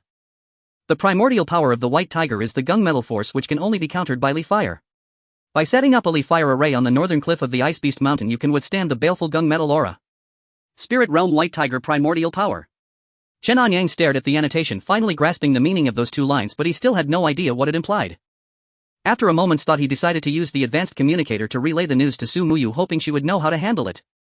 Just as he sent the message, Wang Chu walked into the VIP lounge. You're up soon. 10 minutes at most. Get ready. Wang Chu spoke, glancing at the file on the coffee table, which appeared untouched. Inside was the personal dossier on his opponent, the Wolf King. Wang Chu had specifically urged Chen Anyang to study it carefully. Looks like you're pretty confident. Wang Chu looked at Chen Anyang. Not too bad. After 2 buffs, Chen Anyang's confidence was sky high.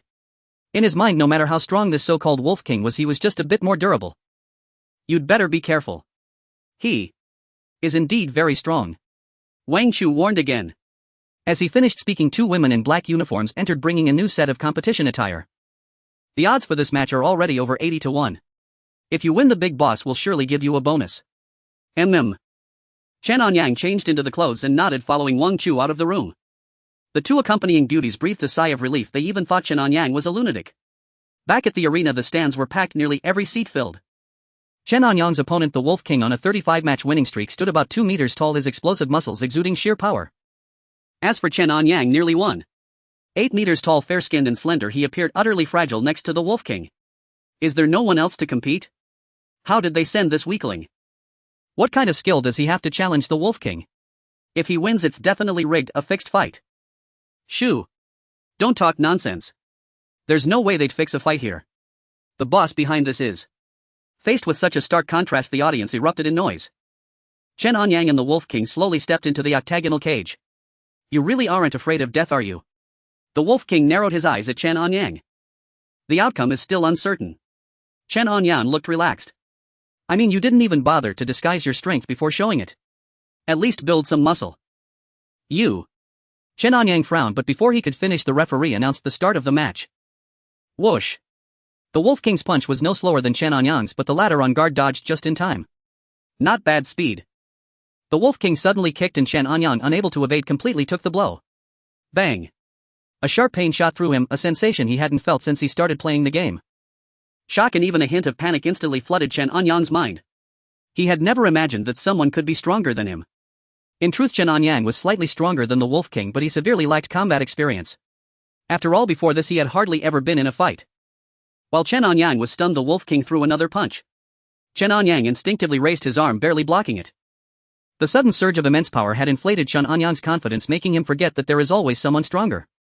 Fortunately, the situation wasn't dire, though. On the defensive, the Wolf King couldn't land a serious blow on him anytime soon. The fight became a stalemate. What the hell is this? What kind of fight is that? Fixed fight, it's gotta be fixed. Damn it, refund. Refund. Oh no, the cops are here. Amid the audience's uproar, a sudden shout froze the atmosphere in the venue. At the same time, police sirens blared outside and everyone scrambled to flee. Stop fighting, run. Since we're surrounded anyway, let's settle this first. The Wolf King showed no sign of stopping. You're insane. After taking dozens of hits, Chen Anyang had figured out the Wolf King's patterns and realized he had only suffered minor bruises while his opponent was showing signs of exhaustion.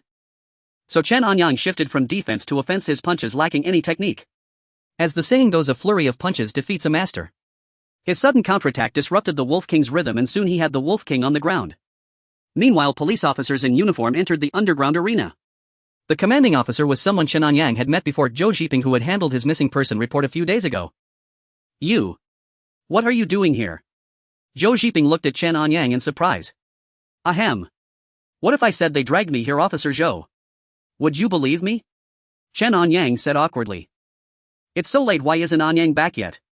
Zhan Lan, sitting on the sofa, had already dozed off. She opened her eyes and looked at the clock on the wall. It was 12:30. Mom, you're still awake. Chen Anren had been playing games all evening, suffering 10 consecutive losses. Believing the feng shui in his room was off, he decided to move to the living room to continue climbing ranks. Your brother isn't home yet. I'm a bit worried. Brother's an adult now. If he doesn't come home at night, you should be happy. Chen Anyang tried to reassure her. But he should at least let us know if he's not coming back. I'll call him then. Chen Anyang dialed Chen Anyang's number. Sorry, the number you dialed is switched off. Zhang Lan hadn't been too worried before, but upon hearing that, her heart leaped into her throat. He never turns off his phone. Zhang Lan said, tense. Maybe the battery died. It's a peaceful society, Mom. Don't overthink it. Besides, my brother has always been a scaredy cat since he was a kid.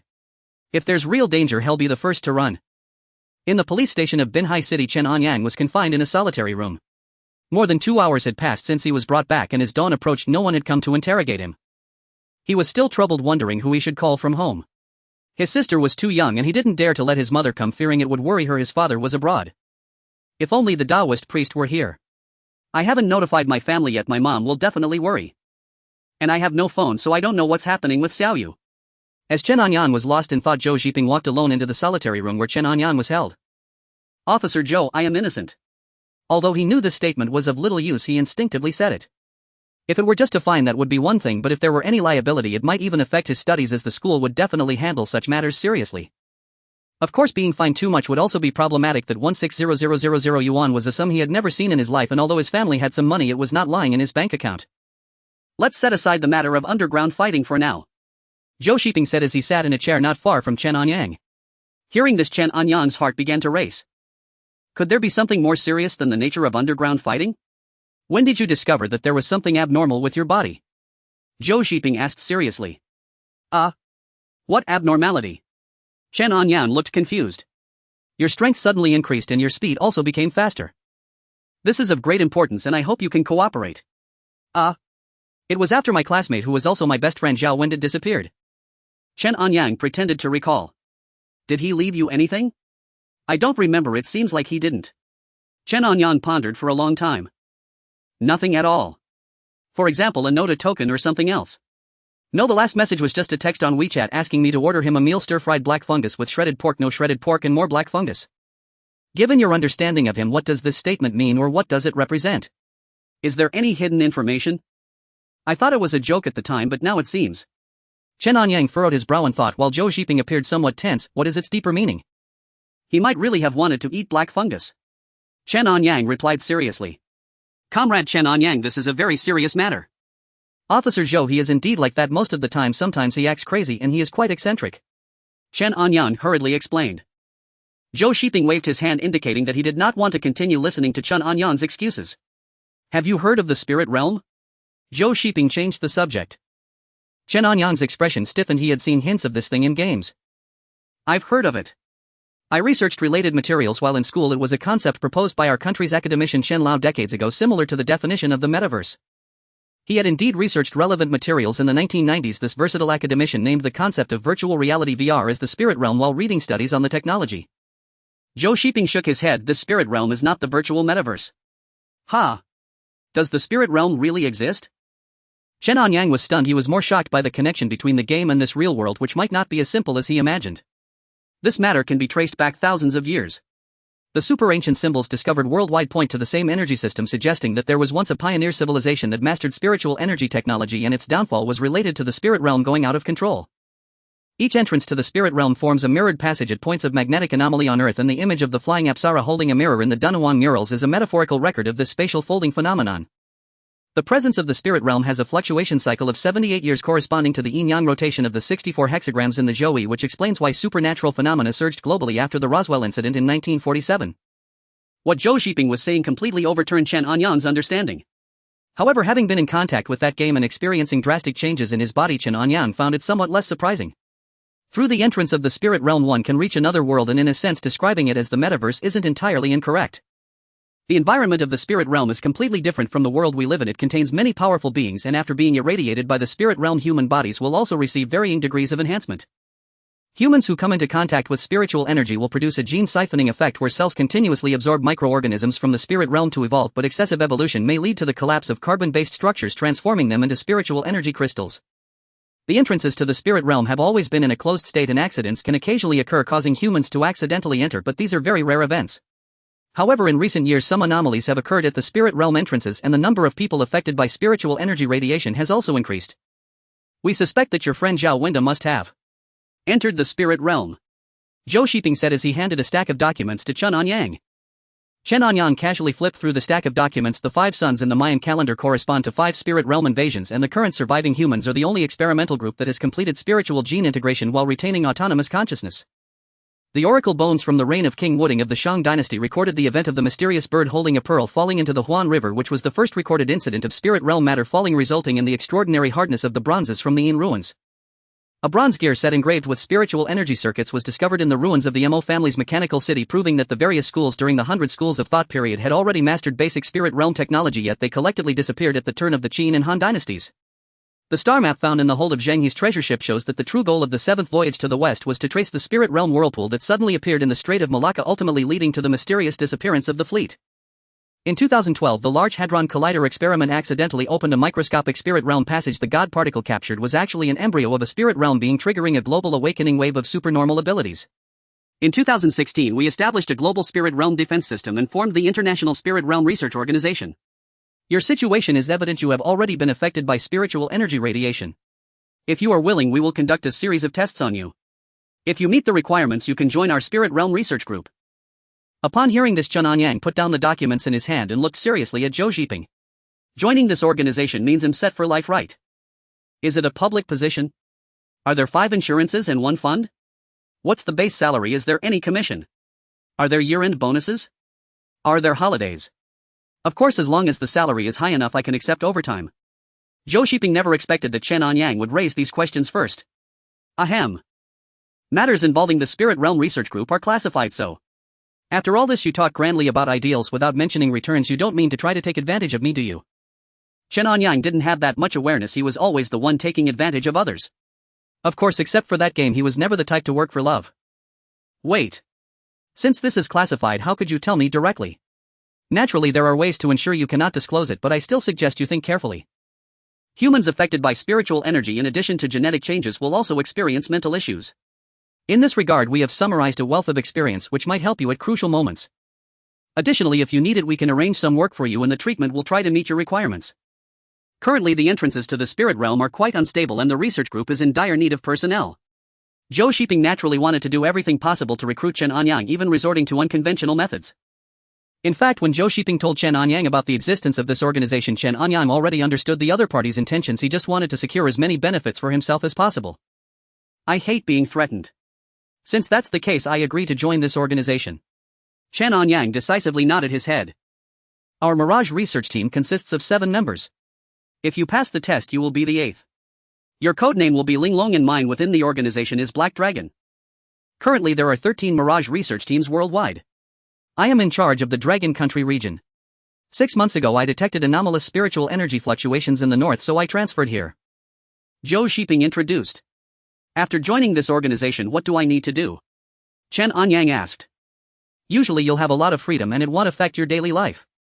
However, if spiritual energy fluctuations are detected or some Mirage creatures emerge, you'll need to deal with them. Of course, the creatures that have come out of the Mirage so far are all very weak. They have strong resistance to modern weapons. Only by using the power of spiritual energy can they be eliminated. Chen Anyang nodded. I have one last question. How did you know I have special abilities? Silver Dragon told me, the guy you were boxing with. He's also a member of our team. What? Chen Anyang was taken aback.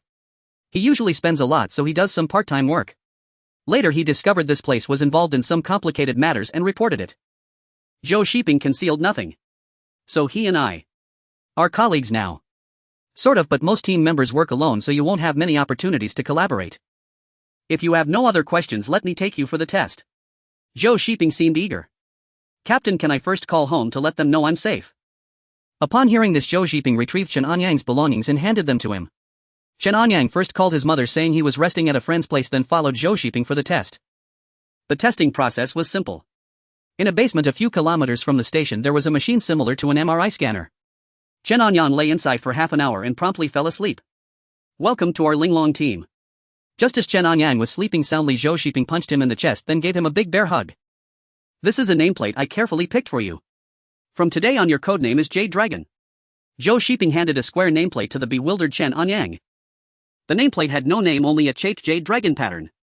100 years ago in the western part of northeastern dragon country, the Hongshan culture was discovered featuring a shaped jade dragon, also known as China's first dragon. You've just joined the organization. In a while I'll conduct specialized training for you. For now you can go home and rest. I'll contact you when the time comes. Zhou Xiping patted Chen Anyang on the shoulder. So?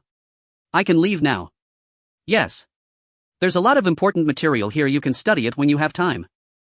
Zhou Xiping took out a USB drive and handed it to Chen Anyang, then hailed a taxi for him. In just a single night the northern region where Su Muyu was located underwent earth-shattering changes. The Martial Cultivator Alliance, the Tianyuan Academy, the Sorcery and Martial Alliance and the Northern Frontier Alliance, composed of rogue cultivators from the north, swarmed in. The once secluded Dawn Refuge was reduced to ruins with the arrival of the Sorcery and Martial Alliance. The only two survivors, Feng Yuyu and Su Yingjie, had already joined the Sorcery and Martial Alliance. As for Su Muyu, despite receiving Chen Anyang's hints, she failed to grasp their meaning. While out on a training expedition, she happened to encounter a rogue cultivator squad from the Northern Frontier Alliance. With her strength she easily subdued them, gleaning two pieces of information, first about her Nanning Lihua and second that the legendary Mirage had also appeared nearby. Combining this with Chen Anyang's hints, Su Muyu's guesses were almost certainly correct. She decided to pose as a rogue cultivator, adopting the alias Ling Shuang, and joined the Northern Frontier Alliance. After all, it was a temporary and loosely organized group, so Su Muyu infiltrated it without arousing any suspicion. Chief, shortly after the news spread at midnight last night, the Martial Cultivator Alliance and the Sorcery and Martial Alliance clashed fiercely over control of the Mirage entrance on the southern side of Ice Beast Mountain. Both sides suffered heavy casualties. A rogue cultivator quickly approached Su Muyu and reported respectfully. Su Muyu's strength commanded everyone's submission, and she had experience as a team leader and command ability from her time at the Dawn Refuge.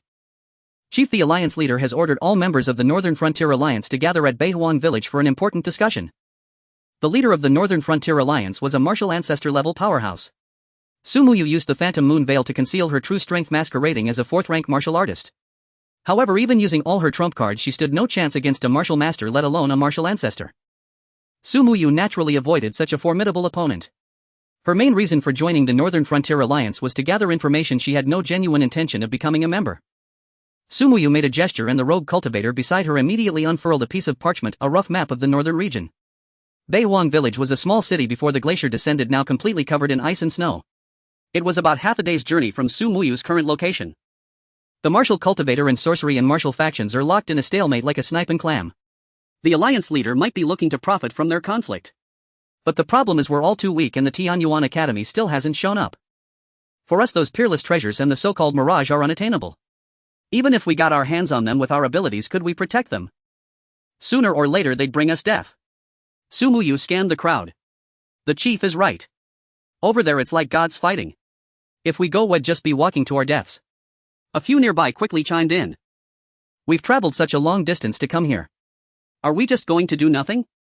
Someone raised a doubt. Of course not. We can fish in troubled waters. We might not catch the big fish, but some small fry will be more than enough for us to enjoy for a long time. These low-level rogue cultivators were opportunists by nature, and Su Muyu's plan perfectly matched their expectations. The chief speaks sense. Give the order. What do you want us to do? Su Muyu glanced at the map, lightly waved her Lihua sword, and its tip pointed to the eastern foothills of Ice Beast Mountain. Well, head here first. Immediately a group of 40 to 50 people set off at a run toward the eastern foothills of Ice Beast Mountain. Along the way they encountered many ferocious beasts, but most were below the fourth stage of body tempering, posing no obstacle to their squad. Still out after all this time. Chen Anyang logged into the game. The hut was always empty, and there was little information about Su Muyu. She should be safe for now. She probably has all the items from the battle pass on her. In a little while I'll activate the camera follow to check. As Chen Anyang pondered, the taxi arrived at the entrance of his apartment building. I called you last night, why was your phone off? Zhanglan did not go play mahjong today, but instead sat at home waiting for Chen Anyang to return. My phone ran out of battery, I just saw it this morning, and as soon as it charged I messaged you back. Chen Anyang hurriedly replied while standing at the door.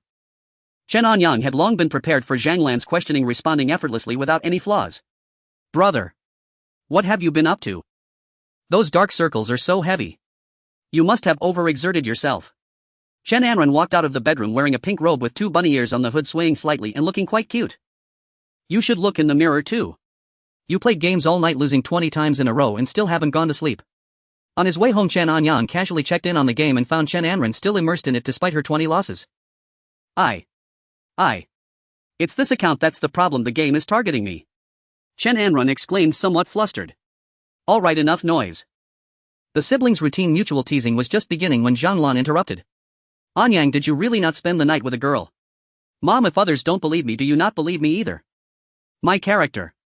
Mom, my brother has never done anything like that. Chen Anyang interrupted Chen Anyang's explanation.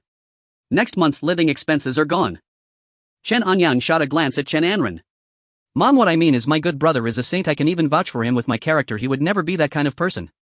Chen Anyang immediately changed her tone, appearing very earnest. All right. You two go back to your rooms and catch up on sleep right now. Your aunt's son will be here this afternoon, and regardless of whether the marriage can proceed, you two must not embarrass me. Zhang Lan warned. Right. Brother, stay sharp, don't mess up. You are the only hope for our old Chen family. Chen Anyang chimed in. Chen Anyang could tell that his mother placed great importance on this aunt's son, so he naturally had to present himself well, at least to avoid making her angry again. The siblings returned to their respective rooms to catch up on sleep.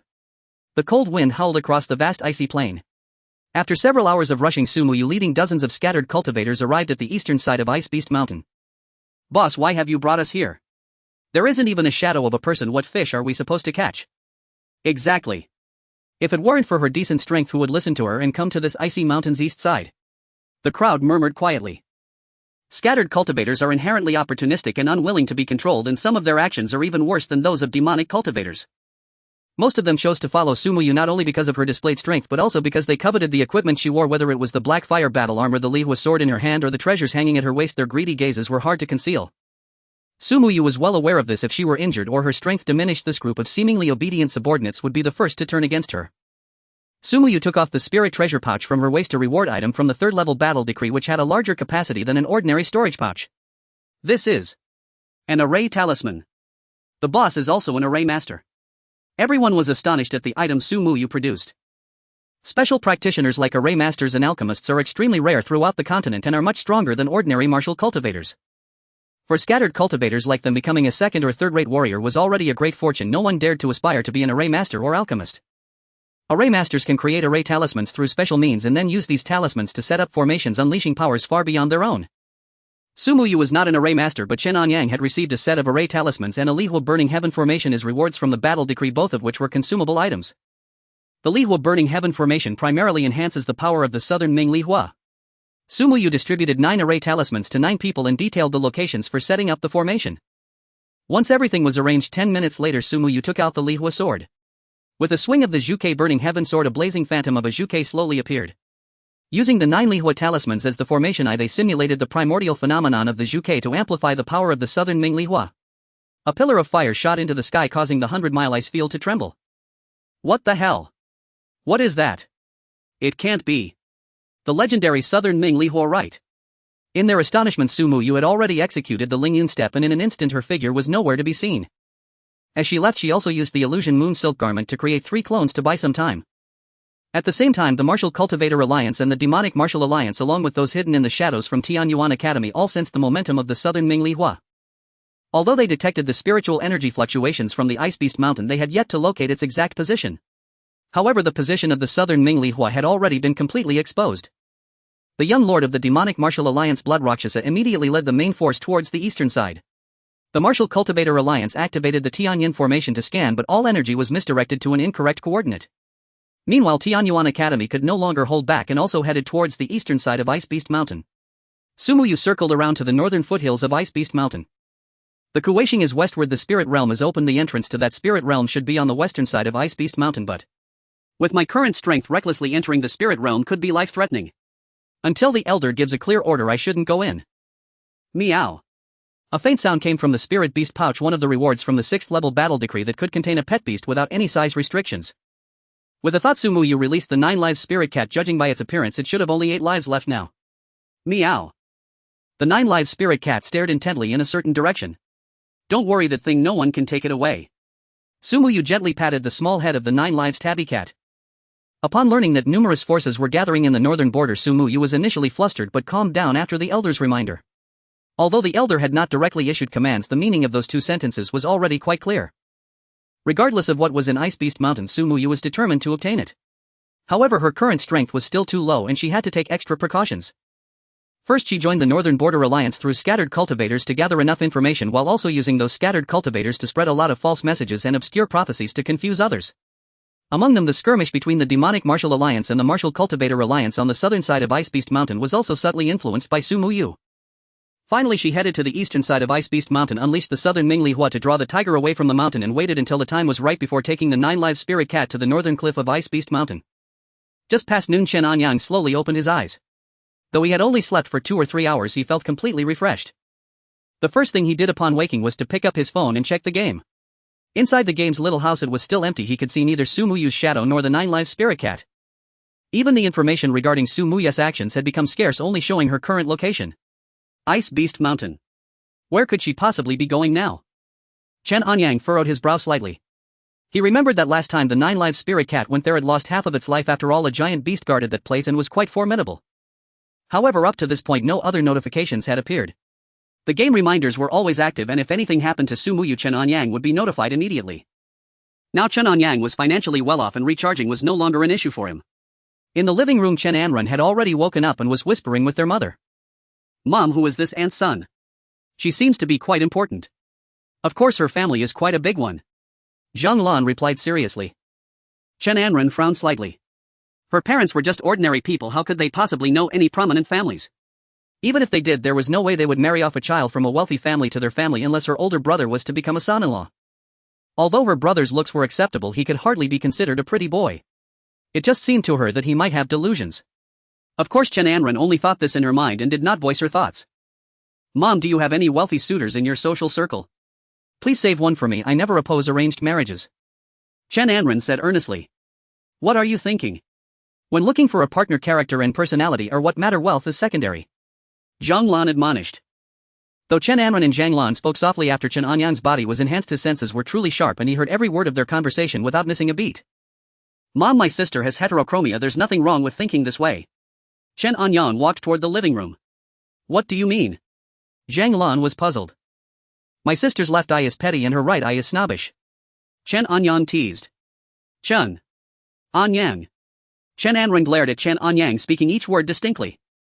Zhang Lan shook her head. Originally, the siblings shared a close bond, but ever since Chen Anran entered high school, things had become chaotic. "Alright, you two, stop messing around. Your aunt's son will be bringing her daughter over soon, so hurry and tidy up the house." "Mom, don't people usually meet for blind dates in cafes or restaurants? Why at home?" Chen Anran asked. "Your aunt's son and I have been good friends for decades. The blind date is merely an excuse. It's been a long time since we've seen each other, so we're just catching up," Zhang Lan explained. "So this is still Mom's old friend?" "Of course. Then why haven't I heard you mention her in all these years?"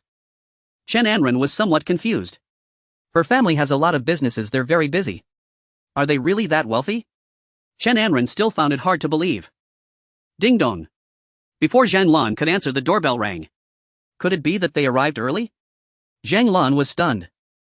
Originally scheduled for 3 in the afternoon, it was only just 1 o'clock. Anyang, go open the door. Zhang Lan hurriedly tidied up the sofa while Chen Anran arranged the fruit platter on the coffee table. Chen Anyang leisurely opened the door and was immediately taken aback. "It's you." At the door stood Sun Xiaoxia, wearing a white cotton short-sleeved t-shirt with minimal embellishments, just a delicate lace trim around the neck. She paired it with light-colored denim shorts that reached mid-thigh, the frayed edges giving off a casual yet stylish vibe, and wore a pair of clean white low-top canvas shoes. Chen Anyang almost didn't recognize her. After all, Sun Xiaoxia was the socialite of Binhai University. Normally she only wore formal attire for business dealings, and though she had seen her in a refreshing look twice before, this time was even more so. There was no sign of pretentiousness or worldly wisdom, just the innocence of a neighborly schoolgirl. This woman is too terrifying. However, if she really became my wife, I would experience a different kind of fun. But someone like her is too difficult to handle. I definitely wouldn't be able to manage her. Chen Anyang had a flurry of thoughts. Is your back better? Sun Xiaoxiao looked at Chen Anyang's condition, somewhat surprised, as his injury at school looked quite severe. Oh, I found an old Chinese medicine doctor who treated it and it's almost better now. Chen Anyang quickly replied. Really? Where does he live? Near Qingyun High School, but I heard he went back to his hometown yesterday, so he might not be available for a while. Chen Anyang lied without any flaws. Anyang, quickly invite them in. Zhang Lan said. Chen Anyang then reacted, sorry. You must be Aunt's son. Please come in. Sun Xiaoxiao's mother nodded, seemingly quite pleased with Chen Anyang. She looked very much like Sun Xiaoxiao and appeared quite young. If she were dressed similarly to Sun Xiaoxiao instead of in her luxurious outfit, one could easily mistake her for Sun Xiaoxiao's older sister. Sister Zhan, long time no see. Indeed. It's been over 20 years in a flash. Zhanglan quickly walked to the door, took Sun Xiaoxiao's mother's hand, and the two looked very familiar. How have you been recently? There have been too many trivial matters at home, I'm overwhelmed. The two held hands and directly sat down on the living room sofa, leaving Chen Anyang and Sun Xiaoxiao aside without even a glance. Hello sister-in-law, I'm Chen Anran. You can call me Anran or Ranan, I'm Chen Anyang's younger sister. Originally Sun Xiaoxiao was somewhat reserved, but Chen Anran's word sister-in-law left her, who was used to seeing the world awkwardly speechless. My sister likes to joke around, please don't mind. Chen Anyang shot Chen Anran a glare and tried to smooth things over. It's fine, I also enjoy joking around. Sister-in-law you. Before Chen Anran could finish, Chen Anyang immediately warned her, if you want living expenses in the future, pay attention to your words. Ahem, sister Xiaoxiao, what sports do you like to play? During my free time I swim, play badminton, and I know a bit of taekwondo. Really? I also enjoy swimming and playing badminton, and I love taekwondo the most. Chen Anran said happily. Aren't you into shot put, javelin, and boxing? Chen Anyang directly exposed Chen Anran. Sister Xiaoxiao, let's talk in my room, it's too awkward with this third wheel around. Chen Anran unceremoniously pulled the bewildered Sun Xiaoxiao away. In the living room, Sun Xiaoxiao's mother and Zhanglan were chatting animatedly, laughing heartily one moment and tearing up the next. In the room under Chen Anran's lead, Sun Xiaoxiao also let loose, and the two even practiced taekwondo in the room, creating a lively scene. Only Chen Anyang sat alone on a chair by the kitchen door, looking like a left-behind elder, completely detached from the lively atmosphere of the world around him. Weren't they supposed to set me up for a blind date? Chen Anyang shook his head and began to play on his phone. In the game there were still no prompts, and Chen Anyang felt a bit bored. He decided to return to his room, open his computer, and plug in the USB drive. Through Zhou Ziping's introduction, he had only a superficial understanding of this spiritual realm organization and planned to delve deeper into it at this time. What the hell? The learning materials on the USB drive were indeed explosive, and over 90% were unedited, many being rare resources that were basically impossible to find. Is this real? Chen Anyang was somewhat puzzled. At that moment his phone rang. Chen Anyang. Have you looked at the USB drive? Zhou Ziping's voice sounded a bit urgent. Chen Anyang thought for a moment. If he said he had looked, it might come off as rude. I was sleeping. Haven't looked yet. Oh, that's good, the USB was taken by mistake. What you have is evidence of a criminal spreading harmful information. Oh. Good, I'll bring it to you tomorrow. Chen Anyang hung up the phone and quickly began copying these classic materials. Anyang. Suddenly a sweaty Sun Xiaoxiao opened the door to Chen Anyang's room. Bang. Chen Anyang reflexively slammed the computer screen down. Over the years at school, Chen Anyang used a laptop, while at home he had a desktop computer. What is this? Sun Xiaoxiao was stunned. Cough cough, the computer screen is broken, I'm fixing it. Chen Anyang replied calmly. Oh. What is it? Aunt Zhang wants you to come out, she said you need to cook. Any other matters? None. Okay, I'll be right out. All right. Sun Xiaoxiao nodded. By the way, next time you come to my room, remember to knock. Oh, okay. Sun Xiaoxiao's face turned slightly red. She knew this courtesy but had forgotten to knock in her excitement while playing with Chen Anran. Xiaoxiao. Come quickly, let's battle it out for 300 more rounds. Chen Anran's voice was very penetrating. Hey. To keep an eye on my older brother, I'm really working hard. Chen Anran was feeling self-righteous. The flame of departure scorches 3 inches of the northern cliff. Sumu Yu stood on the northern cliff mumbling to herself. As the ancients said, strike the snake at its 7 inches, which refers to a snake 1 foot long, and 7 inches is precisely where its heart is. If it's a long snake from the head, 1/3 of its body corresponds to its 7 inches. Thus Sumu Yu speculated that the 3 inches of the northern cliff should correspond to 1/3 of the entire cliff. Sumu Yu walked slowly to the third ice crack of the northern cliff, where there was a narrow wound that seemed to have been split by a giant axe, faintly revealing a weak golden light. This should be the spot. Sumu Yu didn't have much time. Those who had been diverted could return at any moment. She immediately took out the departure fire sword, and the illusion of the vermilion bird appeared as well. However, with the heavenly secret compass and the illusory moon silken garment concealing it, the aura of the southern Ming departure fire was completely hidden, so even a martial sovereign standing there would only perceive it as an ordinary fire. Sizzle. The departure fire sword stabbed fiercely into the crack, causing thick white mist to rise around. 7 steps northeast, the Sun position has anomalies. Sumu Yu closed her eyes tightly, unleashing her spiritual energy vortex to sense the situation beneath the iceberg. Guided by the heavenly secret compass, Sumu Yu pinpointed the direction. The spiritual energy vortex is the most crucial source of power for martial practitioners, yet it is also the most fragile existence. Usually it is contained within the body and not easily released. If attacked, it could completely sever the cultivation of spiritual energy. At this moment with the situation urgent, Sumuyu had no choice but to take risks, releasing the spiritual energy vortex to better sense the situation beneath the ice. Within the hole burned by the sword's red glow, blood-colored runes could be faintly seen flowing. Suddenly the entire ice wall trembled and countless ice spikes fell like rain. Right below this. Sumuyu suddenly opened her eyes. She didn't know what was below, but there was no time to think. With a thought, the Xianbing cold essence appeared in Sumuyu's delicate hands. Even with the southern Ming departure fire protecting her, she could still feel the bone-chilling cold. Crack! With a sudden force, the Xianbing cold essence shattered, transforming into a cold air shield that completely enveloped Sumuyu and the 9 lives spirit cat. Dodge! With a thought, Sumuyu's body quickly sank. The Xianbing cold essence is a profound great item capable of moving freely and unobstructed in extreme cold. Whoosh! Whoosh! Whoosh! As Sumuyu descended, dozens of humanoid ice puppets appeared, all of which possessed strength above martial sovereigns, capable of killing Sumuyu dozens of times in the blink of an eye. Roar! The ice puppet let out a furious roar, wielding a long knife made of solidified ice, simultaneously attacking Sumuyu. Oh no! Sumuyu was shocked but was powerless to resist. The disparity between them was just too great. Clang! The long knife struck the transparent shield formed by the Xianbing cold essence, abruptly halting, unable to approach Sumuyu even a fraction. As Sumuyu continued to descend, those ice puppets chased for a moment before disappearing. Sun position. Relying on the positioning of the heavenly secret compass, Sumuyu successfully found a sealing formation symbol within the iceberg. The departure fire sword carrying the flames of southern Ming departure fire slashed at the ice layer. The sealing formation was about 10 feet in diameter, yet it was quite special, never having appeared in this world. Of course, Sumuyu had limited exposure to formations and wasn't clear about its uniqueness. She could only feel that it resembled 3 overlapping triangles. The outer layer of the formation was inscribed with the incantation Eternal Suppression in special fonts, while the core position depicted a totem of the white tiger clawing at the stars. As Sumuyu approached, the formation pattern suddenly twisted into chains, weaving through the protective shield of the Xianbing cold essence wrapping around her neck. In a moment of crisis, the 9 lives spirit cat leaped out, its furry paw directly pressing on the formation's eye. The blood of the 9 lives spirit cat touched the formation eye, and the entire iceberg echoed with a mournful roar. The phantom of the ice soul golden beast emerged from within the formation, the bone chains clattering against its spiritual body, seemingly trying to break free, but those bone chains tightly bounded, preventing any movement. Go! Sumuyu didn't hesitate. Based on the information provided by her predecessor, this giant beast should be unable to harm her for now. On the night of the new moon, the Xian position descends, break the spiritual realm. It was deep night and the sky was pitch black. The so-called new moon refers to the night of the first day of the old lunar month when the moon is not visible. Sumuyu used the heavenly secret compass to lock onto the exact west direction, and after a moment found the ice cave that the 9 lives spirit cat had wanted to break into last time. Deep within the cave was a massive altar. The body of the ice soul golden beast was coiled at the top of the altar, with 7 backward spikes connecting to the star map on the altar. A century ago, the spiritual realm was thrown into chaos and the 4 sacred beasts fell one after another, causing their source of power to vanish.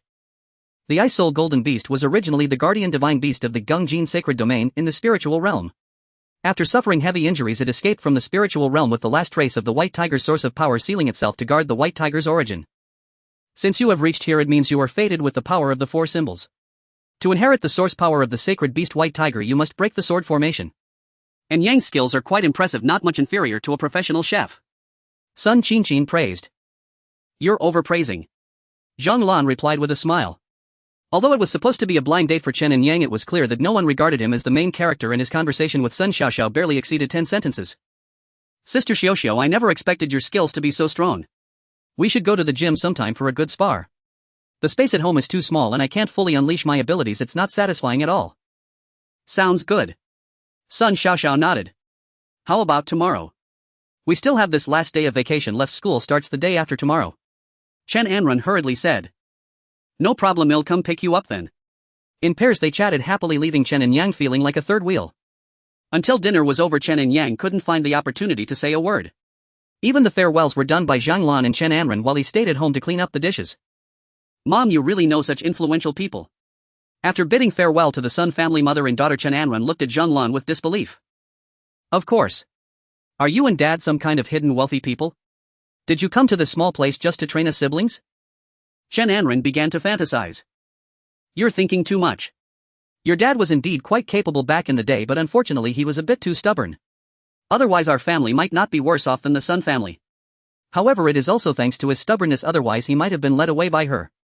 Zhang Lan muttered to herself. Wow. There's even a big scoop. So you and Aunt Sun are both best friends and rivals. It turns out that guarding against best friends is the most important thing. Zhang Lan flicked Chen Anyang's forehead. You think about all these messy things all day long. If only you put that energy into studying.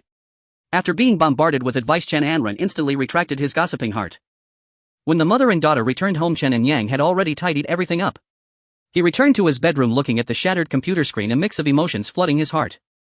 The only relief was that all the study materials had been copied. He opened his phone and bought a computer screen on the shopping platform, then opened Ice Age. The small room was still empty. The level 7 battle order allowed for 3.5 hours of camera follow. This item would cost over 100 yuan in the mall, which Chen Anyang originally hesitated to use. But now he wasn't short on money, so he decisively activated the camera follow. As the camera quickly advanced, it reached deep into the Ice Beast Mountain, where a grand altar appeared under the cover of extreme cold and snow, coming into Chen Anyang's view. The familiar Sumuyu stood before the altar, lightly biting her red lips, her black hair tied with a red ribbon swaying without wind, her eyes filled with worry.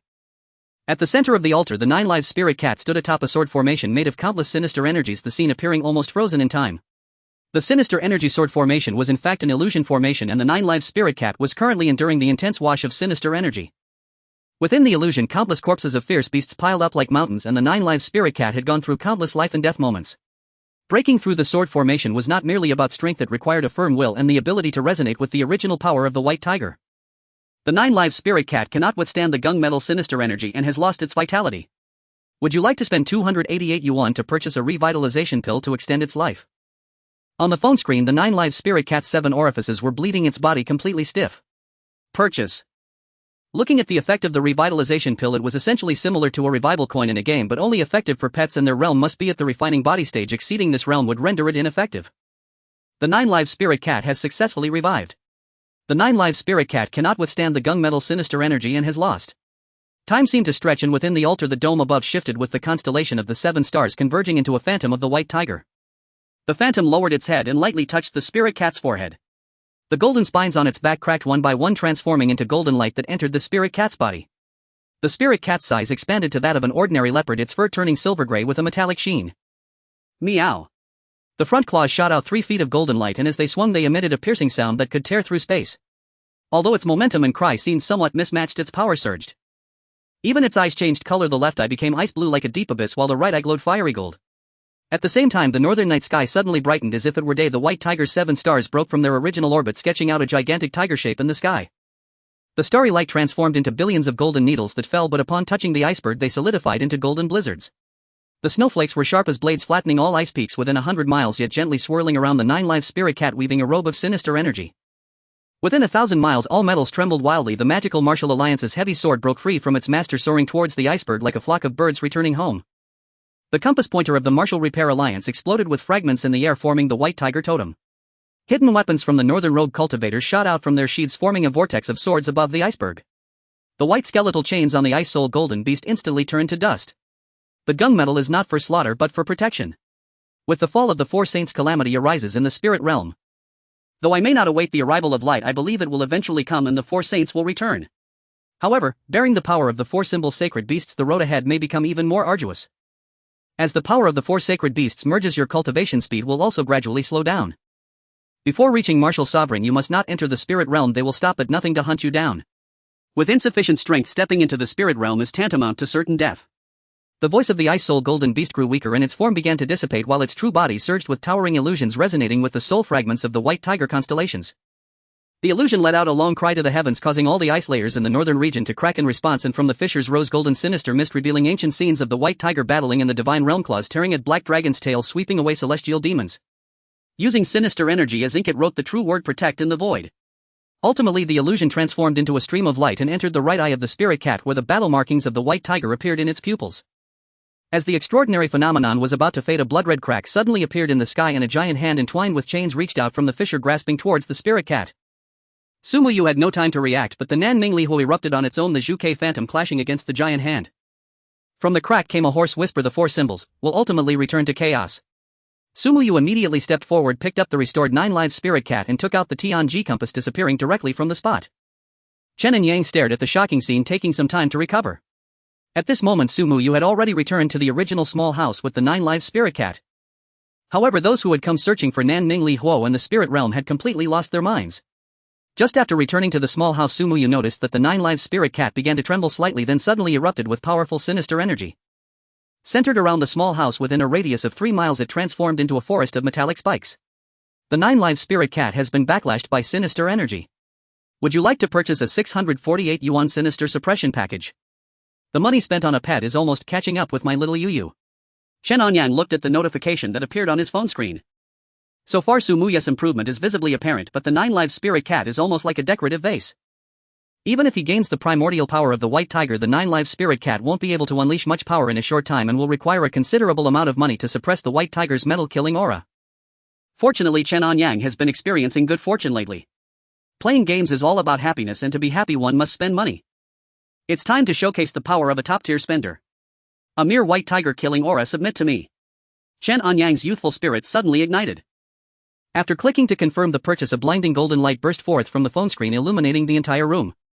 7 luminaries locking killing golden bell heaven-grade material crafted from the core of a fallen star from the spirit realm, containing the power of the stars and embedded with 7 luminary crystals corresponding to the sun, moon, metal, wood, water, fire, earth to form an energy cycle complemented by Shenbing jade and Juke feathers.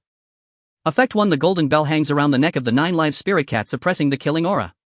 Effect 2 activates the 7 luminaries, converting excess metal killing aura into pure spiritual power. Currently the sun, moon and metal luminary crystals have been activated.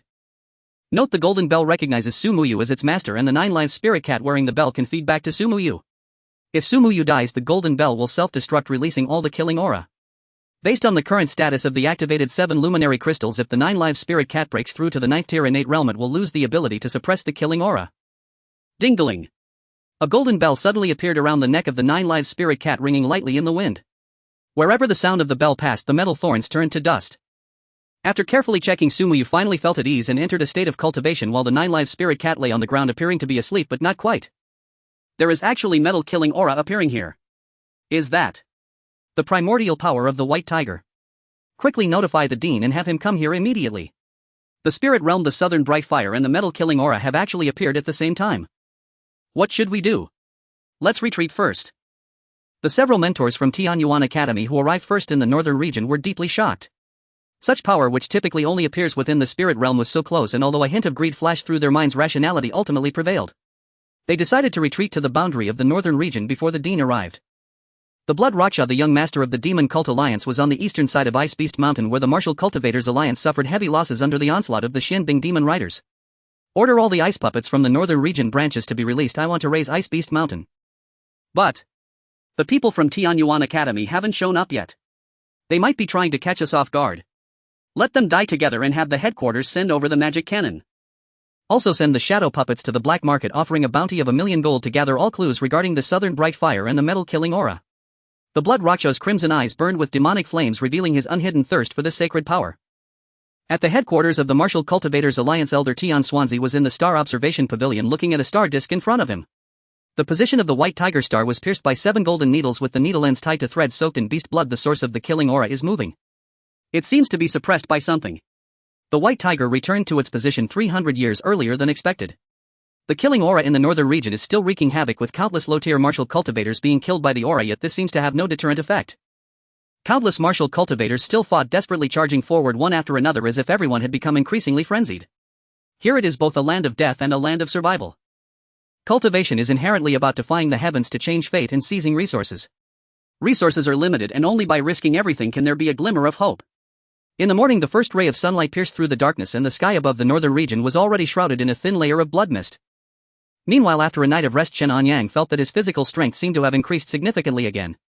As usual, he first logged into the game to claim his monthly card sign-in reward.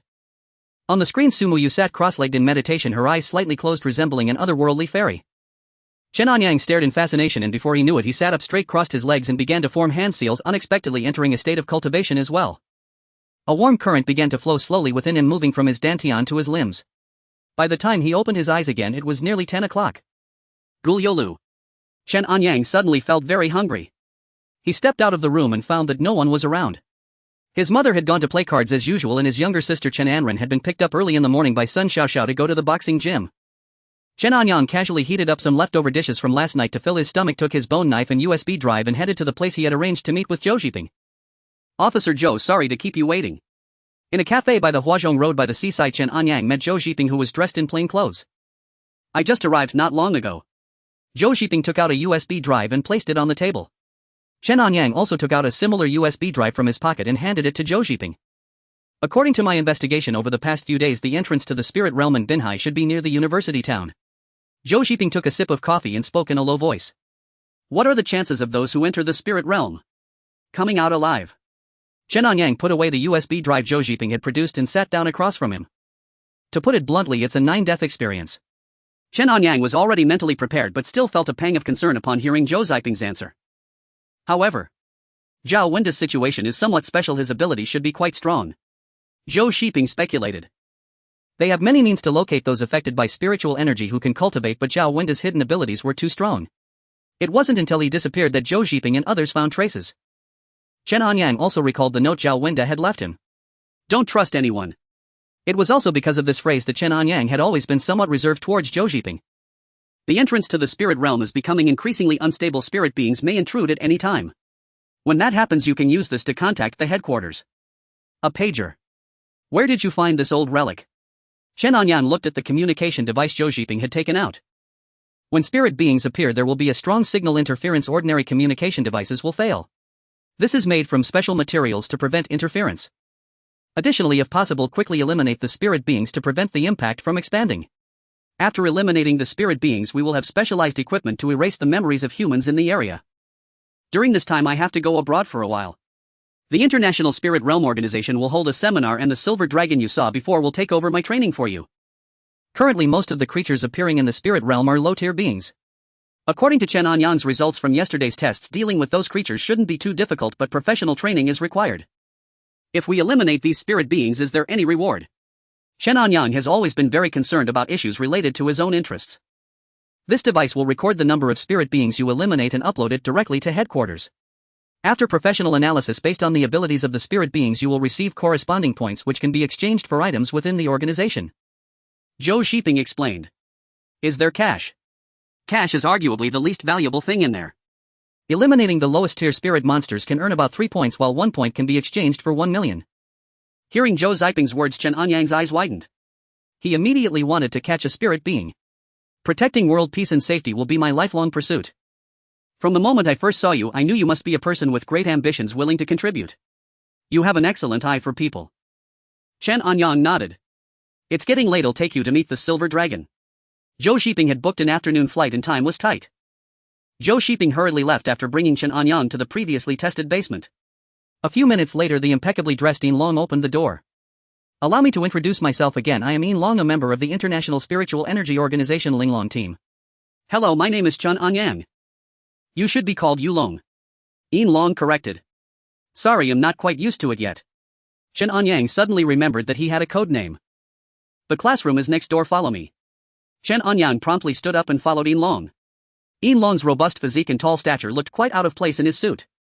Next door was a basement filled with copper rust, and on the wall hung a global distribution map of spiritual realm entrances from 1952. Yin Long walked to a device that resembled an old-fashioned gramophone, pressed the needle, and the holographic projector made of brass gears began to operate. The spiritual realm is not a parallel world but rather a cancer cell parasitic in the folds of our spacetime. Yin Long recounted the details about the spiritual realm, much of which Chen Anyang had already heard from Zhou Xiping. Whoosh! Seeing that Chen Anyang was distracted, Yin Long took out a black pocket watch from his pocket and tossed it to him. Chen Anyang's reflexes were quick. He instinctively reached out and caught the watch. On the dial, tadpole-shaped runes were pulsating. This is a spiritual energy detector. A red indicator signifies the presence of bloodthirsty creatures which are quite dangerous, while blue indicates less aggressive beings. If the needle turns black and starts dancing like in a disco, I suggest you write your will immediately, though it might be too late. Yin Long continued to introduce some commonly used equipment by the Linglong team, all of which had a distinctly vintage feel. In Chen Anyang's imagination, the gear of such an organization should resemble that of a sci-fi movie equipped with advanced combat gear and cool weapons, but reality was after all different from fantasy. I can understand those things, but what is this? Black donkey's hoof for? Can it restrain spiritual realm creatures? Well, based on the collected data so far, it has basically no effect. Its greatest purpose is psychological comfort and spiritual support. Then why aren't there any glutinous rice peach with swords or black dog blood? That's a good suggestion. I will relay it to the team leader. Yin Long nodded. Crazy. Chen Anyang thought this to himself but didn't dare to voice it. That's about all for the knowledge and equipment introduction regarding the spiritual realm. The remaining details are in the information the team leader provided you, and now I will train you in practical combat. As Yin Long spoke, he organized the documents in his hands, preparing to take Chen Anyang to the next room. Long something fell out. Chen Anyang quick of hand and I saw a small photograph slip from the folder and immediately picked it up. It was a yellowed photo from 1940 featuring several scholars in long gowns holding a compass-like object, one of whom bore a striking resemblance to Zhao Wenda. Chen Anyang brought it closer to inspect but was directly snatched away by Long. Hurry up. Time is short, I still have work to do tonight. The holographic projection device in the training room also had a vintage feel resembling arcade machines from decades ago. Long even took out 3 game tokens and inserted them. The screen displayed Spiritual Realm Beatdown 97. Ahem. Practical training. It won't just be playing arcade games, right? Chen Anyang felt increasingly absurd. Spiritual power is not a matter of muscle memory, it's about quantum-level probability manipulation. Accepting the black donkey's hoof, Chen Anyang no longer cared, he just wanted to know if killing spiritual realm creatures would yield monetary rewards. If so, he'd continue, otherwise he would not continue playing with this group of lunatics. He felt that if he continued he might also turn into a lunatic. By the time he left the training basement it was already 4:30 in the afternoon. Chen Anyang never expected that the so-called training was just playing arcade games all afternoon, but he found it somewhat interesting. Back home his mother Zhang Lan and sister Chen Anren had not returned. Chen Anyang simply reheated the food and sat on the sofa to play games. In the northern region the number of martial artists and demon warriors was increasing, yet the small house where Su Muyu resided felt like a paradise untouched by the outside world. Although many events had transpired in the past 2 to 3 days, Su Muyu's cultivation had not been hindered in the slightest. Particularly several life-threatening battles had provided her with plenty of insights.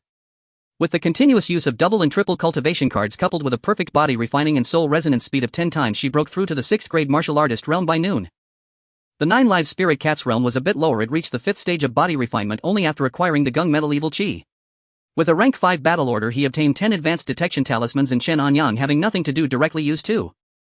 Su Muyu age 23 level 6th grade martial artist strength 20002400 units spiritual energy vortex diameter 25 centimeters technique 9-fold refining fire technique peak of the 1st stage vermilion bird burning heaven sword peak of the 1st stage Ling Yun step fragment perfect completion of the 1st stage equipment Li Hua sword top grade black fire battle armor high grade soul guardian pearl heavenly grade heavenly machine compass heavenly grade illusory moon silk heavenly grade pet 9 live spirit cat mystical grade status perfect affinity for spiritual energy with body refining cultivation speed 2 promoted to 6th grade martial artist energized for 5 consecutive hours soul resonance cultivation speed of spiritual energy vortex 10 other southern bright Li Hua 100 affinity enhancement 70 increase in fire attribute technique power with the origin power of the 4 sacred beasts vermilion bird Li Hua suppression southern brightly H.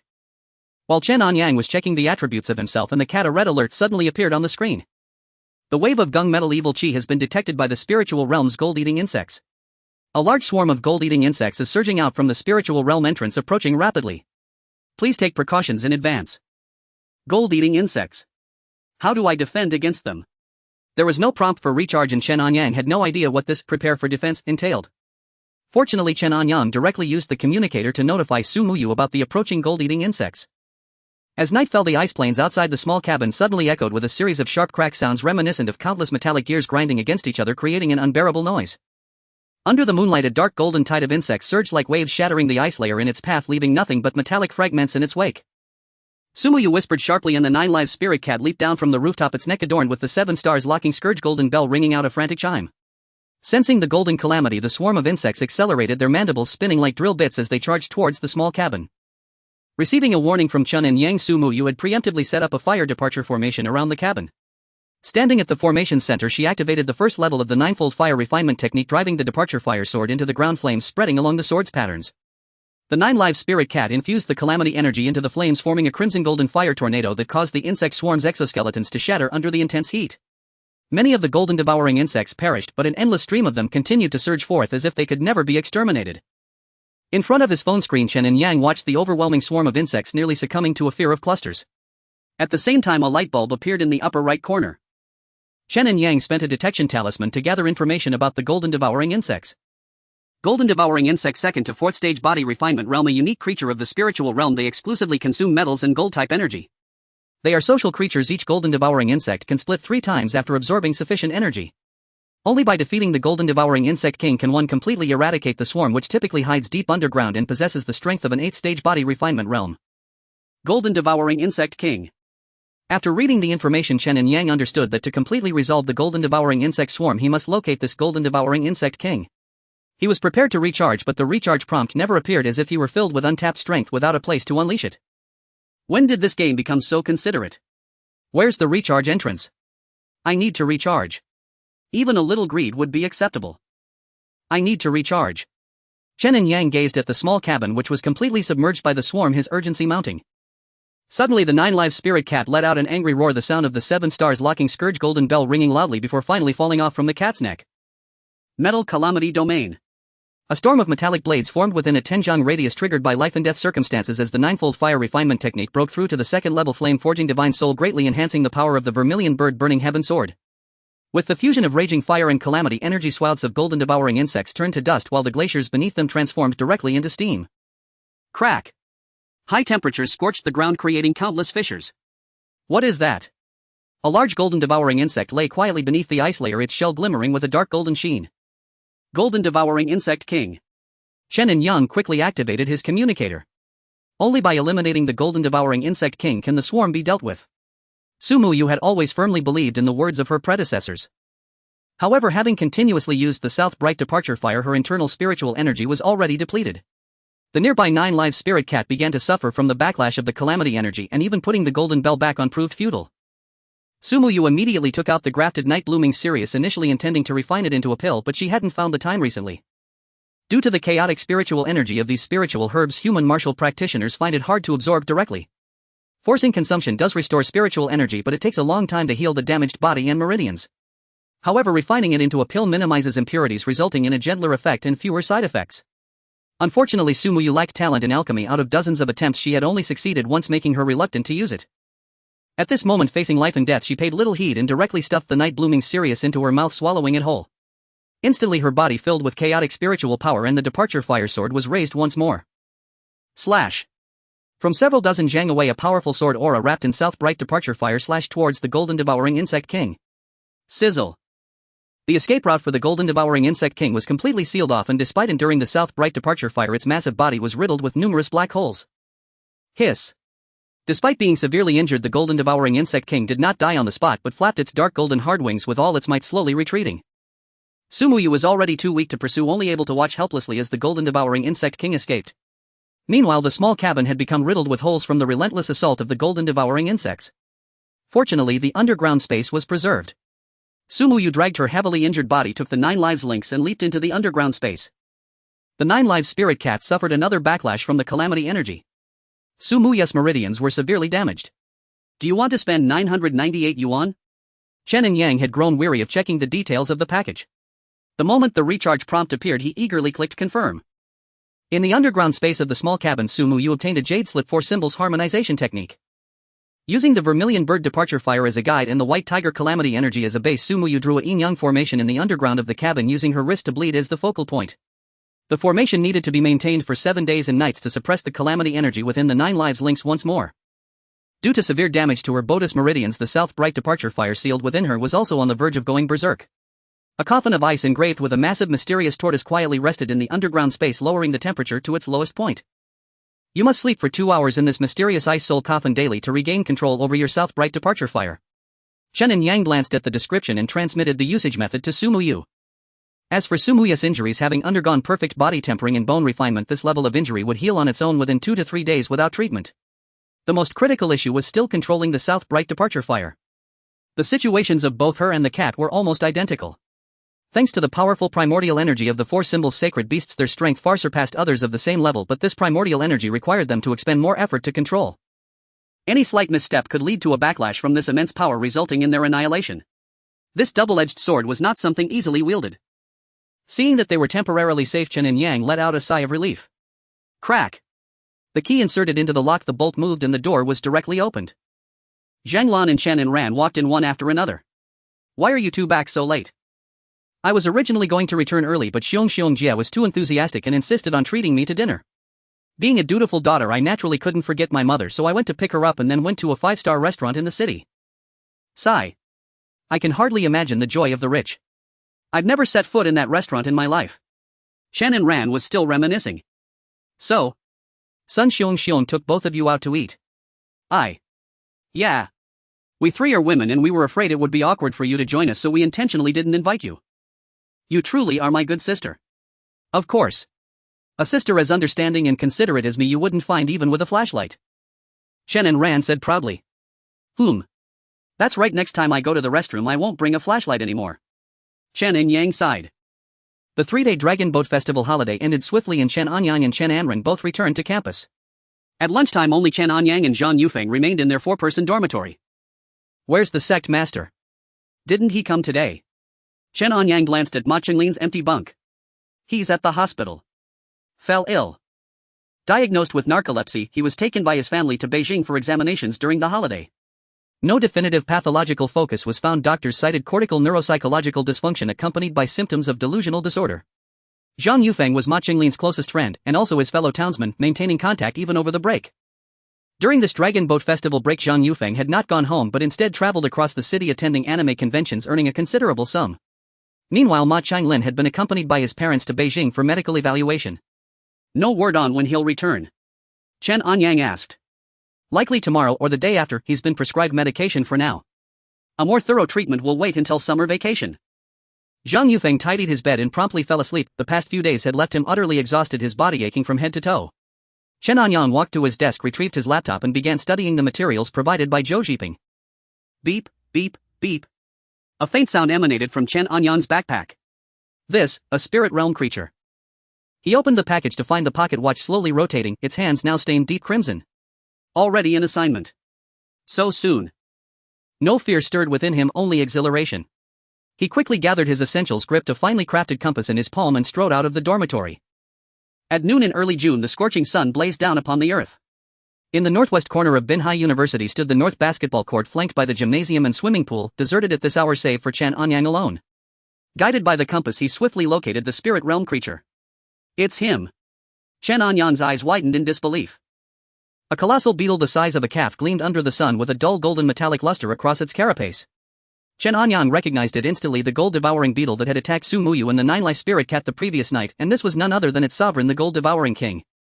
Charred wounds from Su Muyu's assault still marred its body and viscous fluid oozed sickeningly from its abdomen. Though gravely injured, the gold-devouring king had attempted to retreat into the spirit realm, yet fate had cast it by sheer accident into this world. Chen Anyang glanced again at the pocket watch, his spirit energy detector, whose needle trembled rapidly between 300 and 800 luan.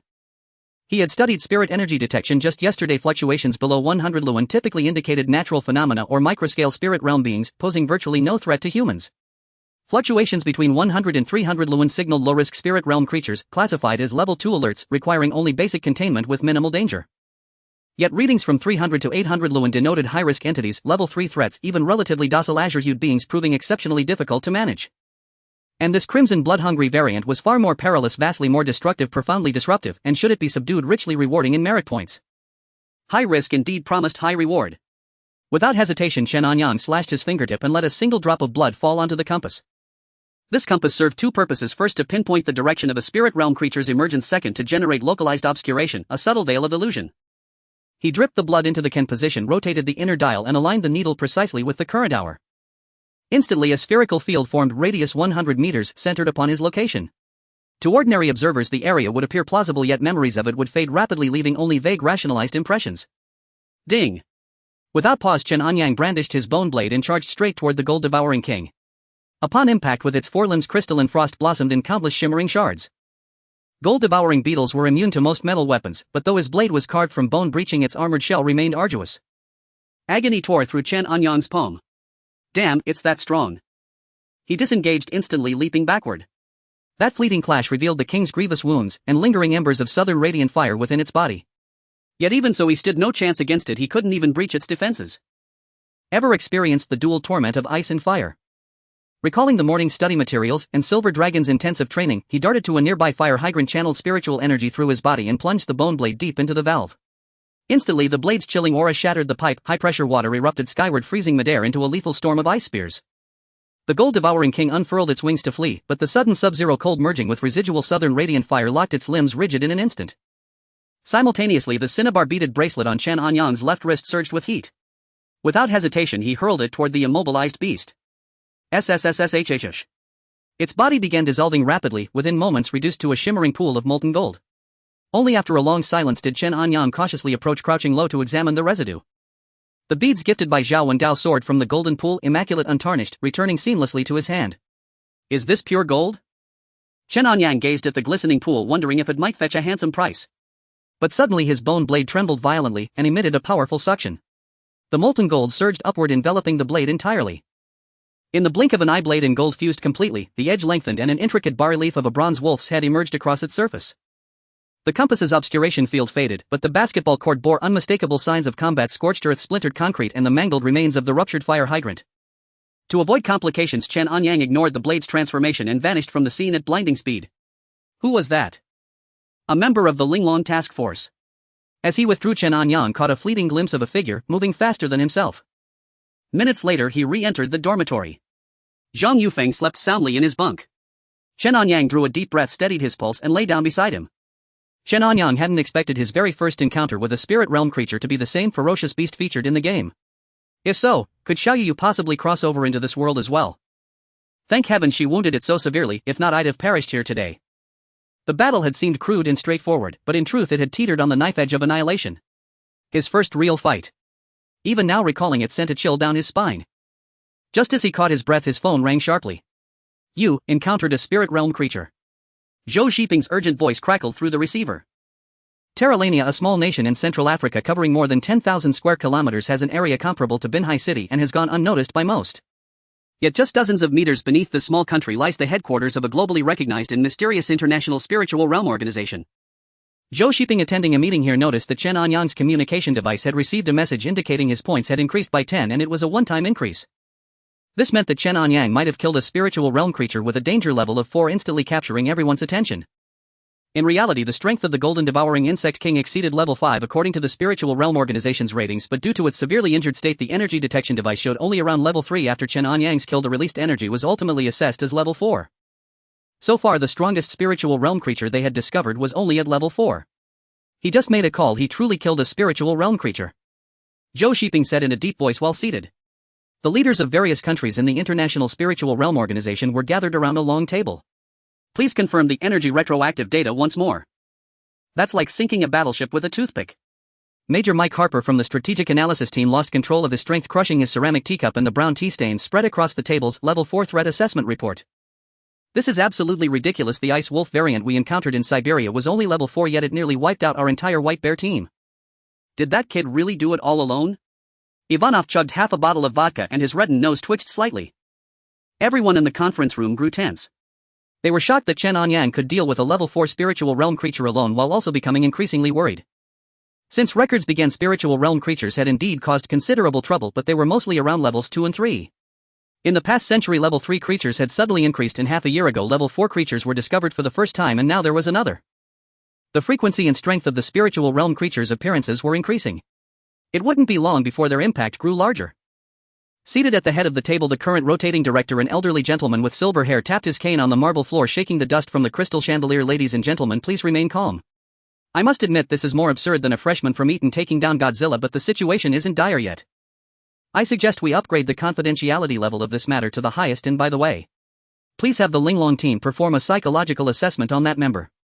Zhou Xiping, sitting next to the old gentleman, nodded. He'll send a psychological assessment to Silver Dragon right away. Silver Dragon is rather reckless. It's better if your team's Red Dragon goes. She is much more composed. The old gentleman seemed to know all the members of each team well. Red Dragon. She. Fine. Zhou Xiping hesitated for a moment but ultimately nodded. The detailed information and background of this person need to be thoroughly investigated and verified. If there are no issues, they can be a key training target.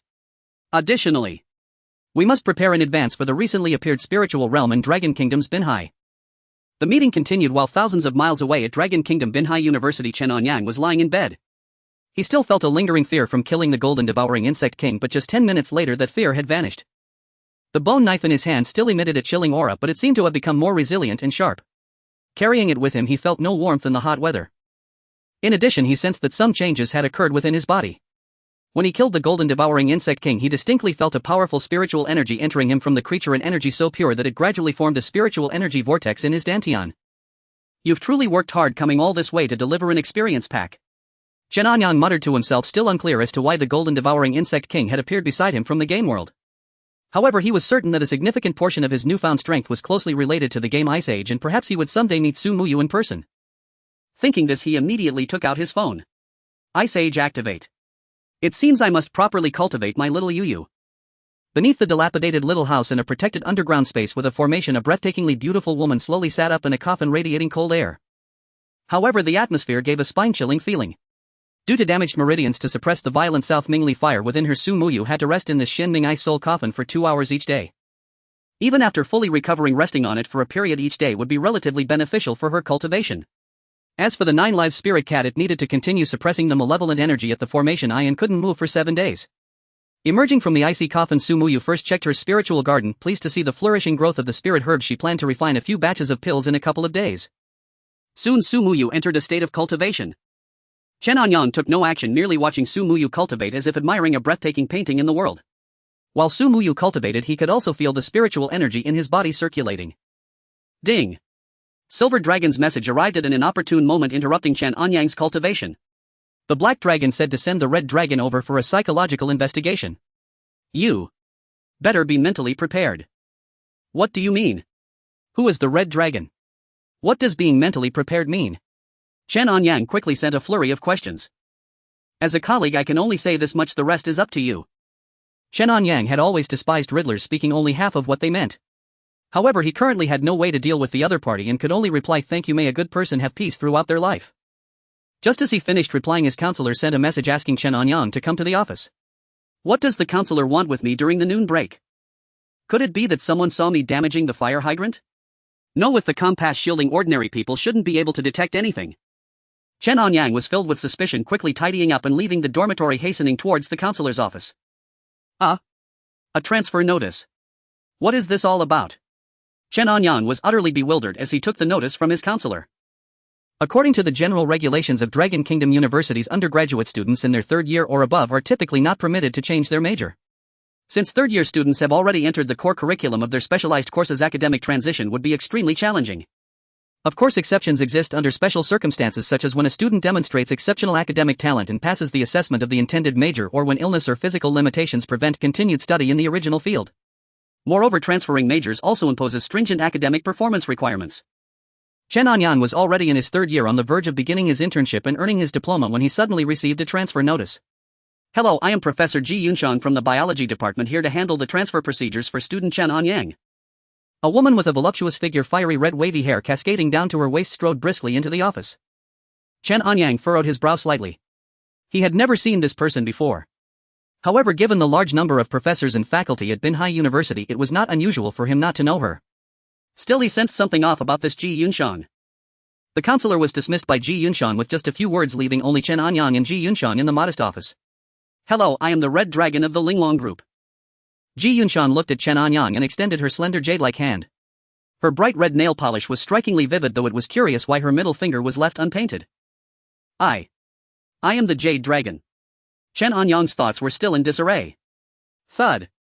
Taking advantage of Chen Anyang's unpreparedness, Ji Yunshan exerted force with one arm and executed a shoulder throw, slamming him heavily to the ground. As a member of the Lingjing organization, you must remain vigilant at all times. Ji Yunshan frowned slightly. I understood. Chen Anyang was thoroughly dazed from the impact.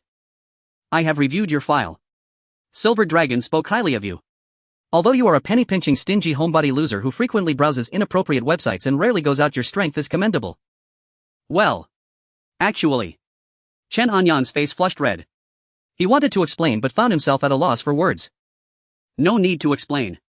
For the time being, I will take over Silver Dragon's role in continuing your training. However, to facilitate our contact, you must first transfer to the biology department. Come find me at the biology school this afternoon and I will administer a psychological evaluation. Ji Yunshan showed no intention of listening to Chen Anyang's protests. After delivering her unequivocal notification, she turned and left. She had only been transferred to Binhai yesterday to investigate matters concerning the Lingjing entrance. Her identity as a professor at Binhai University was arranged just recently. With her high achievements in life sciences and her role as the director of biotechnology at a renowned foreign institute of life science and technology, she was more than qualified to teach at Binhai University. Damn, this organization is truly a hidden dragon and crouching tiger. After a long moment, Chen Anyang finally came to his senses, suddenly feeling that aligning with this powerful entity might not be a bad idea. If he played his cards right, he might secure a worry-free life for the rest of his days. However, his knowledge of biology was limited to high school classes, most of which he had long forgotten. Now suddenly transferring to the biology department, Chen Anyang returned to his dormitory. Zhang Yufeng had already left, perhaps for an afternoon class. In the Northern Territory, various factions were still searching for the whereabouts of the South Luminous Fire and the gunmetal killing Qi. Young Alliance leader, there is a place that might Be related to the South Luminous Fire, but I cannot be certain.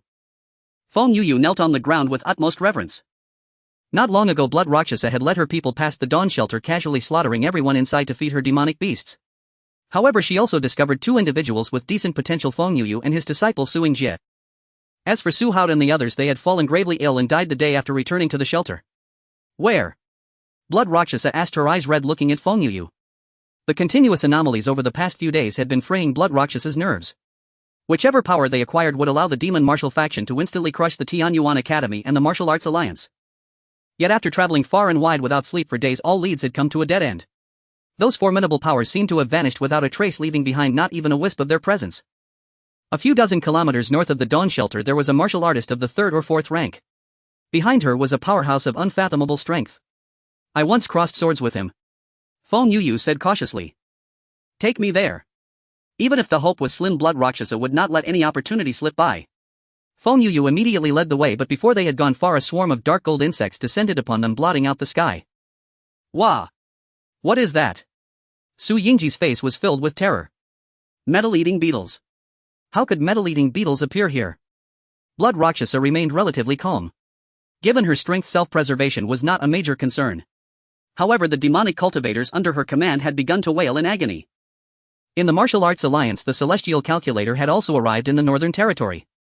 They had encountered the metal-eating beetles earlier, but with the help of formation masters had killed a large number of them. By refining the beetles' bodies, they extracted a type of metal capable of hunting creatures corrupted by the gunmetal killing chi. Grand Elder, the demonic cultivators are under siege by the metal-eating beetle swarm. A middle-aged man in a dark blue robe hurried into a hastily erected tent. The demonic cultivators are led by Blood Rakshasa. If we kill her, that old monster from the Demonic Cultivator Alliance might do something drastic. Leave them be for now. The elder standing beside the Celestial Calculator spoke slowly. Then what should we do now? The middle-aged man glanced at the Celestial Calculator. This sudden appearance of the metal-eating beetle swarm is clearly drawn by the gunmetal killing chi. They will naturally lead us to its location. There is no need to rush. The Celestial Calculator, confident and composed, looked at the compass in his hand and spoke slowly. Meanwhile, in the underground space, Su Muyu had long since stopped her cultivation. The metal-eating beetle king was not the core of the swarm. Its death triggered the emergency mechanism of the hive well within the Lingjing. All metal-eating beetles began to split frantically. Each beetle could divide into 5 larvae, which would mature within half an hour after consuming metal. Countless metal-eating beetles surged out of the Lingjing rift, searching for the location of the gunmetal killing chi. The changes outside filled Su Muyu with concern, and she personally took control of the formation. The yin-yang dual array slowly rotated on the ground. Su Muyu sat cross-legged at its center. With each cycle of the formation, the black killing chi was suppressed a little more. Without the concealment and suppression provided by the golden bell in the formation, the gunmetal killing chi emanating from the 9-live spirit cat would have attracted the entire swarm of metal-eating beetles. As it was only a few thousand beetles were circling near the already dilapidated hut. Where did all these bugs come from?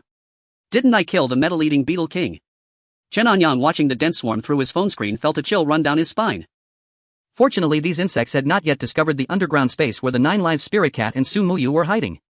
Nevertheless, their presence still posed a threat to Chen Anyang. His abilities were tied to this game, so he naturally had to devote all his efforts to nurturing Su Muyu. Chen Anyang opened the in-game shop, searching for items that could deal with the metal-eating beetles. At the same time, a squad of martial artists was approaching the dilapidated hut.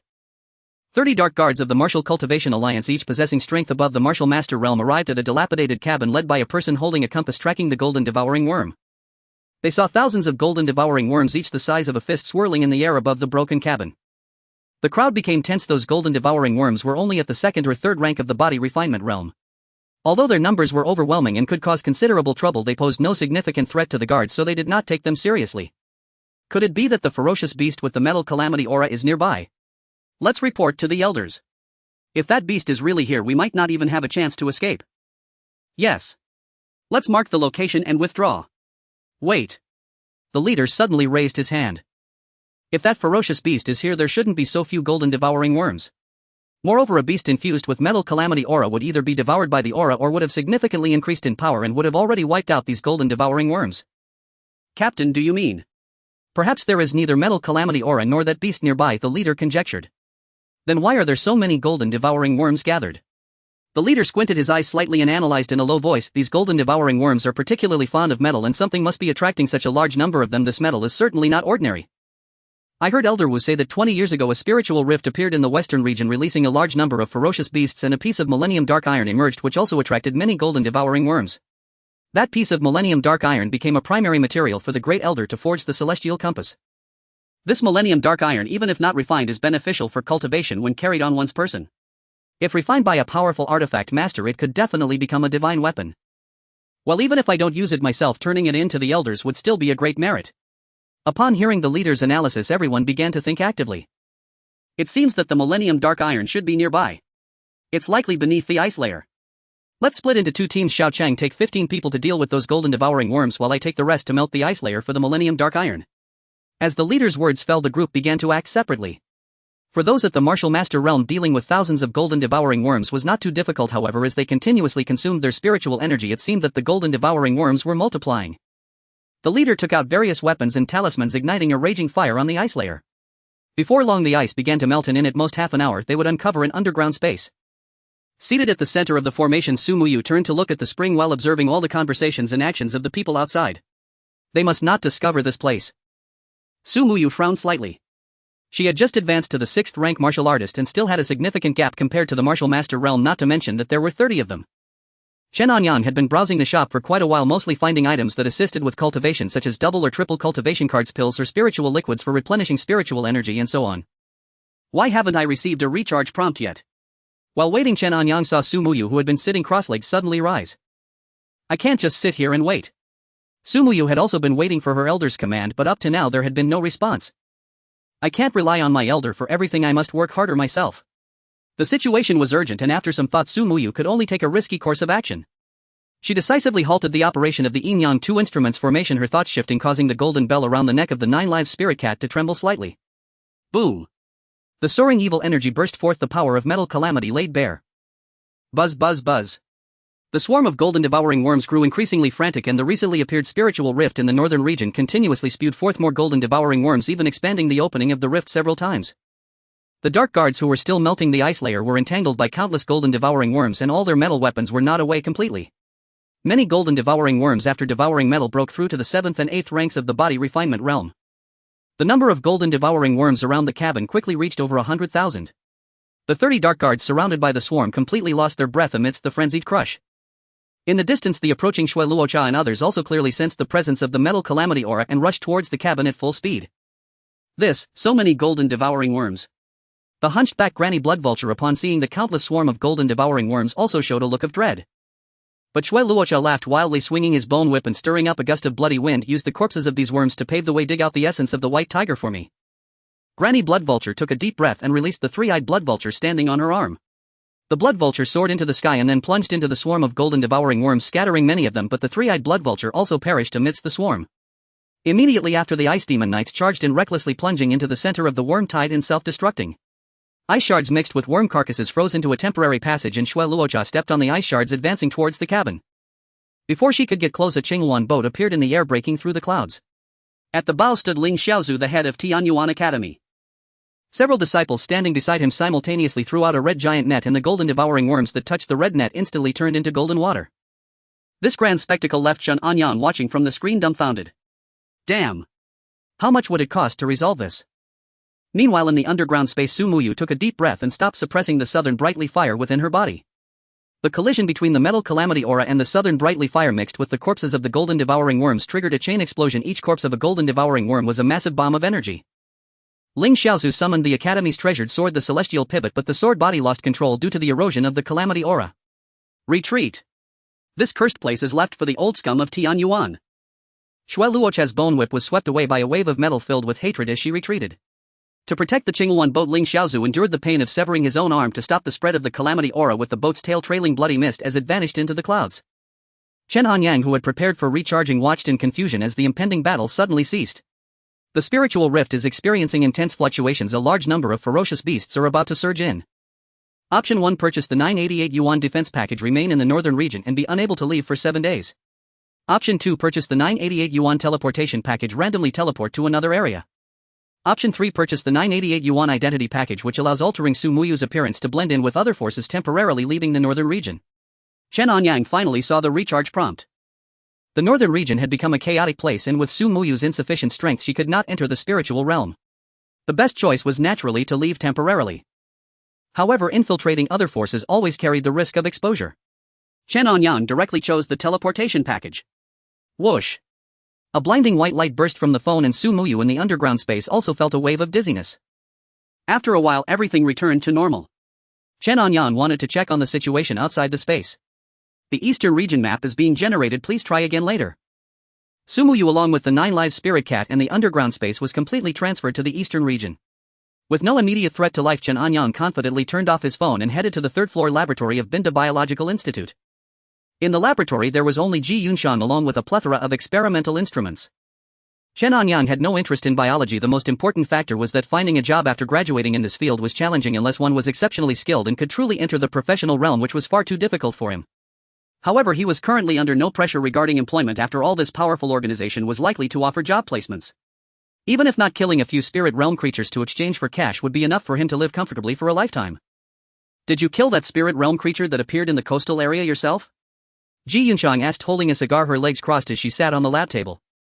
Yes, it was a golden beetle about the size of a small calf, very powerful. I almost got injured. Chen Anyang replied, selectively concealing the news of the injured golden devouring bug king and related game details. The sudden appearance of the game and the Spirit Realm organization had completely disrupted Chen Anyang's life, making him wary and suspicious of everyone. We have conducted precise analysis on the collected spiritual energy, and that Spirit Realm creature likely poses a danger level of 4.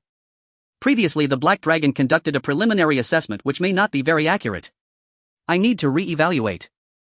This time Ji Yunxiang would not only conduct a psychological assessment of Chen Anyang but would also perform further checks on his capabilities.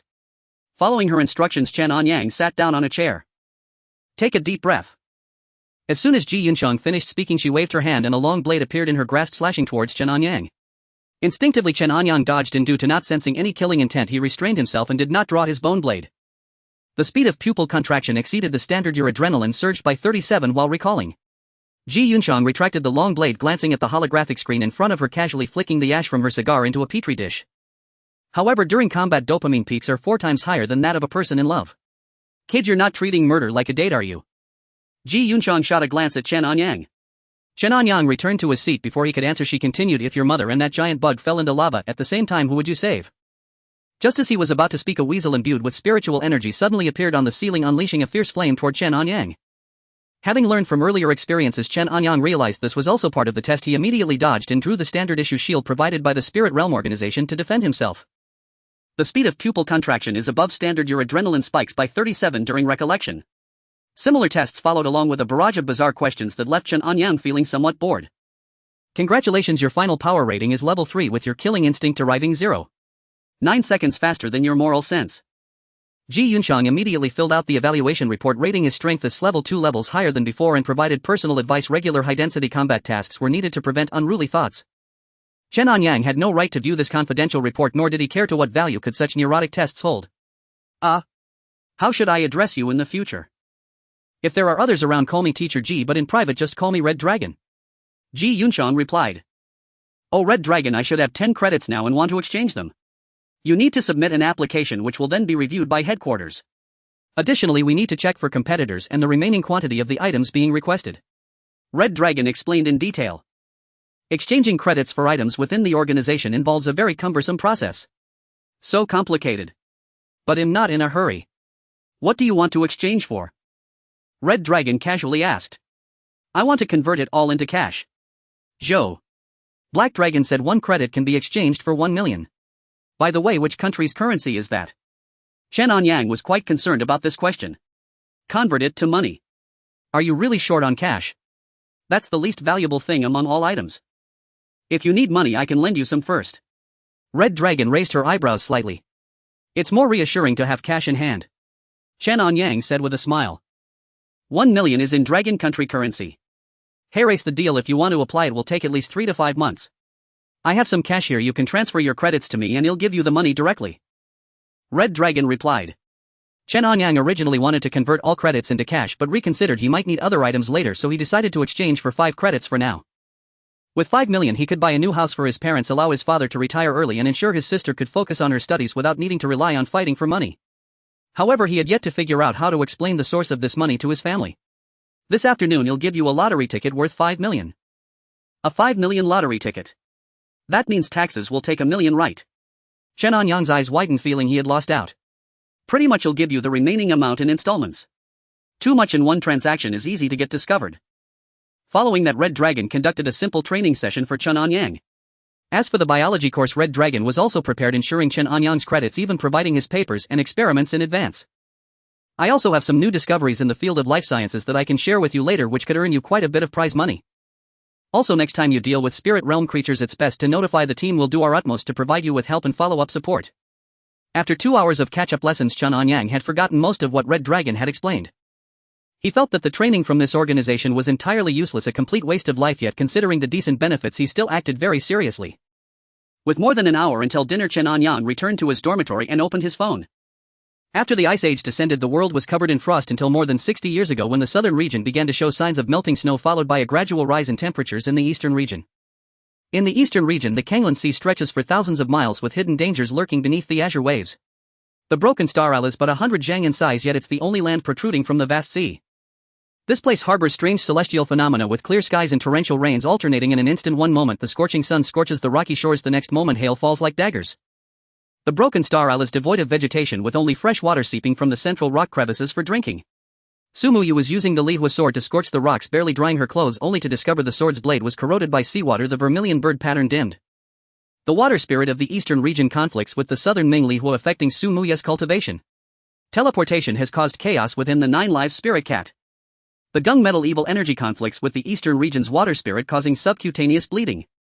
A sudden barrage of notifications made Chen Anyang feel a chill run down his spine. In the center of the Broken Star Isle, a seemingly unremarkable little house suddenly appeared, belonging to Sumuyu in the underground space of the eastern region. Scattered among the jagged black reefs were a few shallow puddles. Sumuyu crouched down to scoop a handful of water, lightly touching it with her tongue. It's fresh water. Sumuyu brought the severely weakened 9 Lives Spirit Cat to the edge of the puddle. As the cat's paw barely touched the water's surface, a silver-scaled fish suddenly darted out, biting the cat's paw with its serrated teeth. Be careful. Sumuyu flicked her fingertip away from the flame, instantly charring the fish. The 9 Lives Spirit Cat licked its blood-soaked paw pad, emitting a furious growl from its throat. Although they had left the northern region and temporarily escaped danger, the current situation was still grim. As long as it can be solved with money, it's not a problem. In front of the phone screen, Chen Anyang began furiously tapping the recharge button. Senior. Is it you? Sumuyu returned to the little house, cradling the tormented 9 Lives Spirit Cat. The floor was cluttered with various pills and immortal herbs, and the original Inyan 2-form array had been upgraded to a more powerful 5-element gathering spirit array. Compared to the northern region, the spiritual energy in the Kanglan Sea of the eastern region was incredibly rich. In addition to purchasing packages to suppress the Nanming Li Huo and Gung Jin Shachi, Chen Anyang also bought a large number of triple cultivation cards from the shop, reaching the maximum purchase limit. As a deep blue sound transmission talisman penetrated the waves and landed on the reef, Sumuyu was pressing her forehead against the heated brow of the 9 Lives Spirit Cat. The scratches from the cat's claws on her arm had not yet scabbed over, while the Nanming Li Huo was surging through her meridians, threatening to break free. At the moment the talisman burst open, 72 Xianbing Jinhuadan fell like stars, clanging on the reef. This is... Sumuyu trembled as she picked up the pills, and the sea breeze carried the lingering spiritual sound of the transmission talisman. Girl, divide the pills into 2 portions, feed the cat at the yin hour and take the rest yourself at the su hour. The 7 bottles outside the array are moisturizing lotion which can be applied to fingers to relieve frostbite. Girl.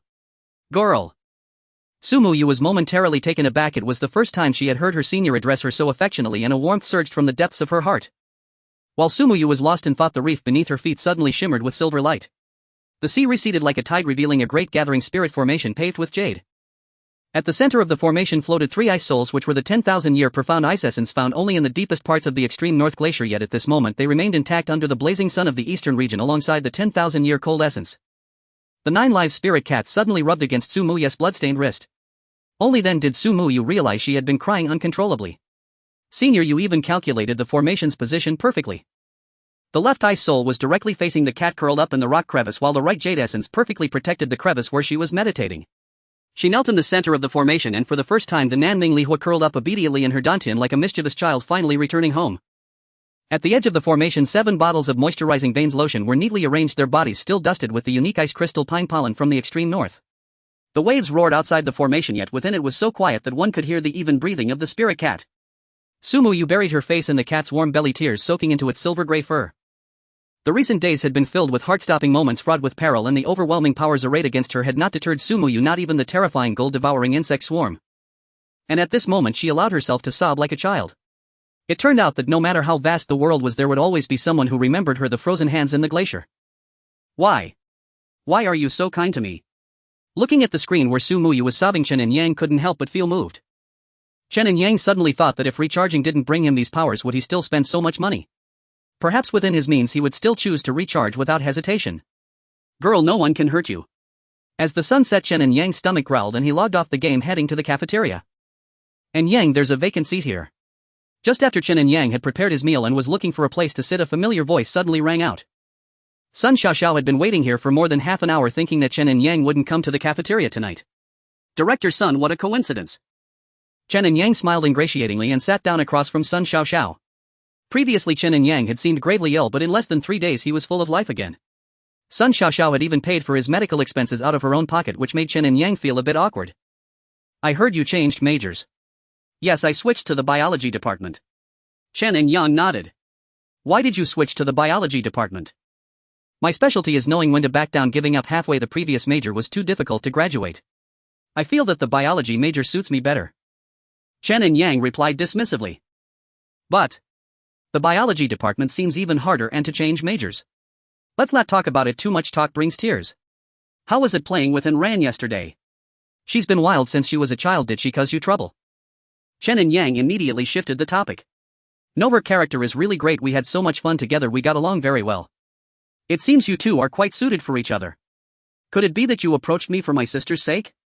Wow, you rich folks just playing around. Chen Anyang's heart suddenly tightened. By the way, I heard Enran wants to go to a sports school, although her foundation is pretty good, I think. She should focus on her studies first. Going to university will expand her horizons better, and boxing can be a hobby. I know that, but my sister is more stubborn than a mule. Once she sets her mind on something, no amount of persuasion will change it. Chen Anyang sighed. Ah. Really? I think she listens well. We chatted for quite a long time yesterday and she promised to study hard and strive to get into Bing University. You don't understand her, even her commas are lies. If she could get into Bing University, I would live stream eating SHT. Just as Chen Anyang finished speaking, Zhang Yufeng passed by foster father. Are you trying to trick me into food again? Get lost. Okay. Zhang Yufeng scampered away. Ahem, do you have time tomorrow night? Sun Xiaoxiao asked. I should have some. Why? Chen Anyang frowned slightly. The night after tomorrow, Chen Jia invited me to dinner. If you have time, come along with me. Sun Xiaoxiao replied. Alright, I'll return Chen Jia's money to her. Chen Anyang nodded. Have you been working out recently?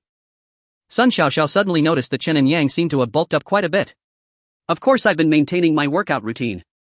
Is that so? Sun Xiaoxiao was slightly taken aback. According to her investigations, Chen Anyang was a complete homebody. Why would I lie to you? My usual workout routine consists of arguing online, and it's high-intensity arguing. Chen Anyang replied earnestly. In the evening, Chen Anyang encountered Ji Yunxiang as he left the cafeteria. Teacher Ji. Chen Anyang greeted her and walked over to her side, saying, About the lottery. I have already sent someone to cash it in, and the cash will be given directly to you. Cash? Can it be transferred to a bank card? Yes. By the way, tomorrow at 8 a.m. Still on the 3rd floor of the biology department. Ji Yunxiang finished speaking and left without waiting for Chen Anyang's response. Her attractive figure and flowing red hair drew the attention of many. Who is she? I haven't seen her before. Yeah. A school beauty like her can't possibly be unnoticed. She is indeed both cool and beautiful, if only. That is the new professor from the biology department. She has a significant background, so stop gossiping or you might lose your degree. Upon hearing this, the people around reluctantly dispersed. Chen Anyang returned to his empty dormitory and immediately lay down on the bed, opening his phone. In the game, Su Muyu and the 9 lives spirit cat were in the center of the formation, repairing their broken bodies. The sea breeze was gentle, the waves crashed against the shore, and the starry sky was exceptionally bright. In the far north, the forces of the Demon Martial Alliance, the Martial Cultivator Alliance, and Tianyuan Academy had all retreated, while a large number of rogue cultivators continued to rush forward, fantasizing about reversing their fate, but for most of them the outcome had turned them into fodder for the golden eating worm. Dean, the southern bright fire, and gunmetal evil chi are right in front of us. Why? In midair, a middle-aged man was carefully treating the severed arm of the dean of Tianyuan Academy, Ling Xiaozu, aboard the Qingyuan boat. At that time on the northern border, Ling Xiaozu had been struck by the gunmetal evil chi, appearing somewhat disheveled, but that gunmetal evil chi had not yet formed, far from being able to harm Ling Xiaozu. To wear the crown, one must bear its weight.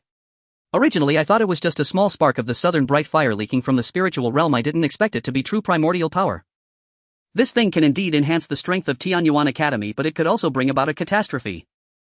After multiple explorations of the spiritual realm, they had a clearer understanding of the four symbol sacred beasts and knew that their fall had led to the chaos in the spiritual realm. In the spiritual realm there were many forces searching for primordial power.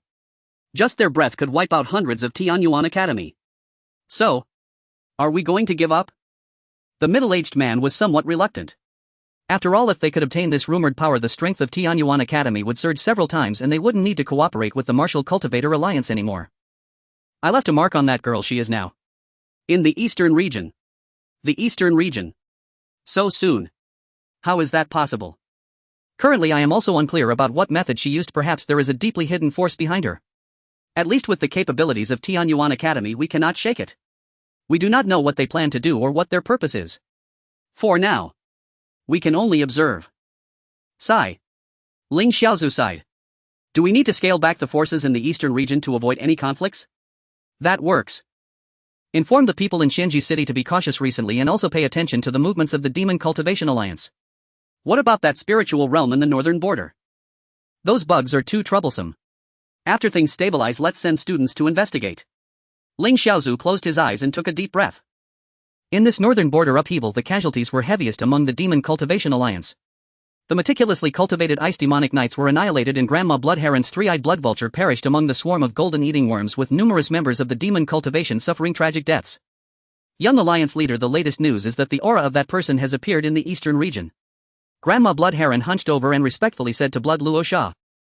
She must be from the spiritual realm, otherwise she wouldn't be able to withstand the backlash of the four symbols' primordial power. Blood Luo Sha narrowed his eyes slightly. The forces of the spiritual realm are all coveting the four symbols' sacred beasts' primordial power. If it were just a small remnant of the power, we might still have a chance to compete. Fortunately, that old man from Tianyuan Academy appeared in time, otherwise if we had truly obtained the complete four sacred primordial power, it would surely have brought about a catastrophe. Grandma Bloodheron said solemnly. They misjudged the appearance of this primordial power, leading them to fight desperately for it. The Kanglan Sea is far more complex than the situation in the northern border. Let's return to headquarters and wait for the Alliance leader's orders. After Blood Luo Sha finished speaking, he led the remnants towards the City of Darkness. In the eastern region, Kanglan Sea on the Broken Star, all under Chen Anyang's substantial investment, Su Muyu and the 9 live spirit cat were recovering from their injuries at an astonishing speed. Moreover, with various buffs, their cultivation speed multiplied by dozens of times, reaching an exceptionally terrifying pace. Chen Anyang watched Su Muyu, who was cultivating on the screen, as the spiritual energy within him also began to circulate. The spiritual energy absorbed from the Golden Eating Worm King had been mostly digested. This is what is known as leveling up through monster hunting, right? Monsters like the Golden Eating Worm King, which provide experience, should come more often. Previously, Chen Anyang was a model student, always avoiding fights and brawls. But now it seemed as if he had awakened the blood within him, feeling an unprecedented desire for battle. Ding! The notifications on his phone rang continuously, with 4 million arriving in succession, along with several messages about preventing telecom fraud. Once summer vacation starts, I can take my mom to look at houses. Chen Anyang thought and sent a message to Chen Anren. At this time, Chen Anren was in her evening self-study, but given her attitude towards studying, she was likely playing on her phone. However, to Chen Anyang's surprise, Chen Anren had not replied, which made him somewhat worried. That underground boxing arena has been shut down. Could she have found a new place? Without hesitation, Chen Anyang immediately called Chen Anren. What is it? I'm in evening self-study. Chen Anren asked in a low voice filled with strong anger. Are you really studying? Of course. Just hurry up and say what you have to say. I'm memorizing vocabulary. Are you Anren? Who else could I be? Can you stop being so long-winded? Just say it quickly. Chen Anyang was somewhat confused by his sister's sudden change in temperament. It's nothing, I just wanted to. If it's nothing, then don't think about it. Beep beep beep. Chen Anren hung up the phone. After a moment, Chen Anyang sent a message. What's with the sudden change? I want to take the entrance exam for Bin University. A while later, Chen Anren finally replied to the message, and by then she had already finished her evening self-study. What made you suddenly turn over a new leaf? I have always been a good student. What exactly happened? It's nothing, I just talked to Sister Xiao Xiao and realized that academics are still important. Chen Anyang was somewhat surprised. He didn't lack money and could fully support his sister's studies. Well then, study hard. If you have any problems, you can always find me. Do you still remember high school knowledge? I mean in terms of life. Chen Anyang added, and then immediately transferred 1,000 to Chen Anren. This is for living expenses. If you need tutoring or have other expenses, just let me know. Brother, since you've befriended a rich lady, you seem more benevolent. Go study. If you really get into Bin University, I'll definitely give you an unexpected gift. My imagination is indeed very rich. When have I ever gone back on my word? Ha! Didn't you grow up relying on breaking promises? Get lost, get lost. Chen Anyang closed the chat. He could sense that his sister had genuinely changed. It seems I need to find an opportunity to thank Sun Xiaoxiao. As Chen Anyang pondered, the dormitory door was suddenly pushed open and Zhang Yufeng hurried in, seemingly carrying a hint of blood. It's so late, where have you been? Chen Anyang frowned slightly. I was playing basketball. Zhang Yufeng casually replied. Playing basketball? I've never seen you play basketball before. How did you get hurt? I bumped into a rack while playing basketball. Zhang Yufeng said as he found a bottle of iodine and began to clean his arm's wound. In the morning at 8 o'clock in the laboratory on the third floor of the School of Biology, only Ji Yunxiang and Chen Anyang remained. Red Dragon, I have a question. Go ahead. Apart from you and Silver Dragon, are there any members of our Linglong organization at Bin University? No. But yesterday when I killed that beetle on the basketball court, I vaguely felt a strong presence observing from a distance. Chen Anyang recalled the battle with the Golden Devourer. Perhaps. There are others affected by spiritual energy at Bin University, just like your roommate Zhao Wenda. Many people may conceal their special abilities and some might not even realize they have been influenced by spiritual energy, Ji Yunxiang explained. I understand now. Chen Anyang nodded. In the coming time you will undergo real combat training. Once you're ready, put this on. Red Dragon took out a device resembling a VR headset. 20 years ago our Lingjing organization officially launched the Mirror Project, constructing parts of the spiritual realm and what we can tentatively call the metaverse. Inside there will be many spiritual realm creatures. Try to protect yourself and avoid injury. Ji Yunxiang reminded. If you do get injured, what will happen? Chen Anyang looked at the device in Ji Yunxiang's hands, feeling somewhat hesitant. Depending on the severity of the injury, it can affect your mental state. In severe cases it could result in a vegetative state. But rest assured, with your physical condition, even if you become a vegetable you would undoubtedly live longer than an ordinary one. Can I opt out of this training? Of course, but your combat abilities won't improve and your chances of survival will significantly decrease when encountering spiritual realm creatures. You wouldn't want to die young, would you? So if I withdraw now, can I still do so? Yes, just return the money to me and we will perform memory erasure on you. However, there is a chance of error during the memory removal and you could also end up becoming a vegetable. Ji Yunxiang held the device close to her chest, introducing it softly. One misstep could lead to eternal regret. Chen Anyang sighed inwardly, feeling that joining this organization was a bit rash. However, at this point Chen Anyang had no regrets, as that 4 million had indeed been transferred to his bank account. He was self-aware with his abilities he probably wouldn't earn that much money in his lifetime. Let's go. Chen Anyang took a deep breath as Ji Yunxiang slowly placed the helmet on his head. The moment his nerves connected with the helmet, a chilling aura unique to glaciers surged towards him. Under his feet the laboratory tiles transformed into a semi-transparent layer of ice. Through the faint blue ice he could see the skeletal remains of giant ice wolves suspended hundreds of meters deep, their spinal vertebrae encrusted with glowing crystal fungi. Monitor your heart rate. Ji Yunxiang's voice echoed from the void. The first wave of the swarm will arrive in 17 seconds. Soon the ice shattered and dozens of bugs burst forth. With a thought, Chen Anyang swiftly manifested a bone dagger imbued with a menacing aura.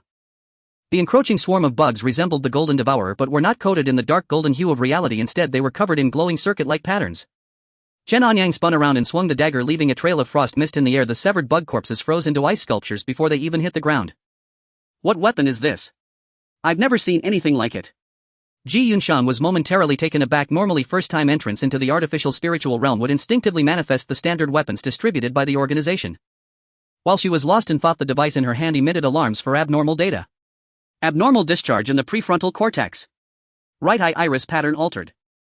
Tunneling effect observed. Suspected entanglement with physical matter from the real world. What kind of freak is this kid? So many issues have arisen during his first training. Ji Yunxiang wanted to terminate the training, but Chen Anyang was already caught up in a killing spree within the spiritual realm. Rustle. The corpses of the bugs fell rapidly. Chen Anyang felt himself merging with the bone blade in his hand. This exhilarating battle ignited his passion for combat.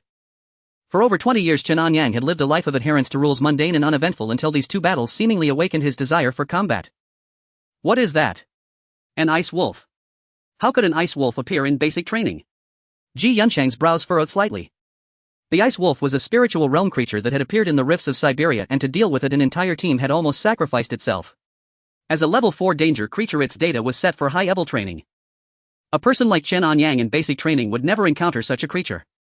Although Chen Anyang had dealt with a level 4 danger creature before, it had been a bug and Ji Yunxiang had not witnessed it herself.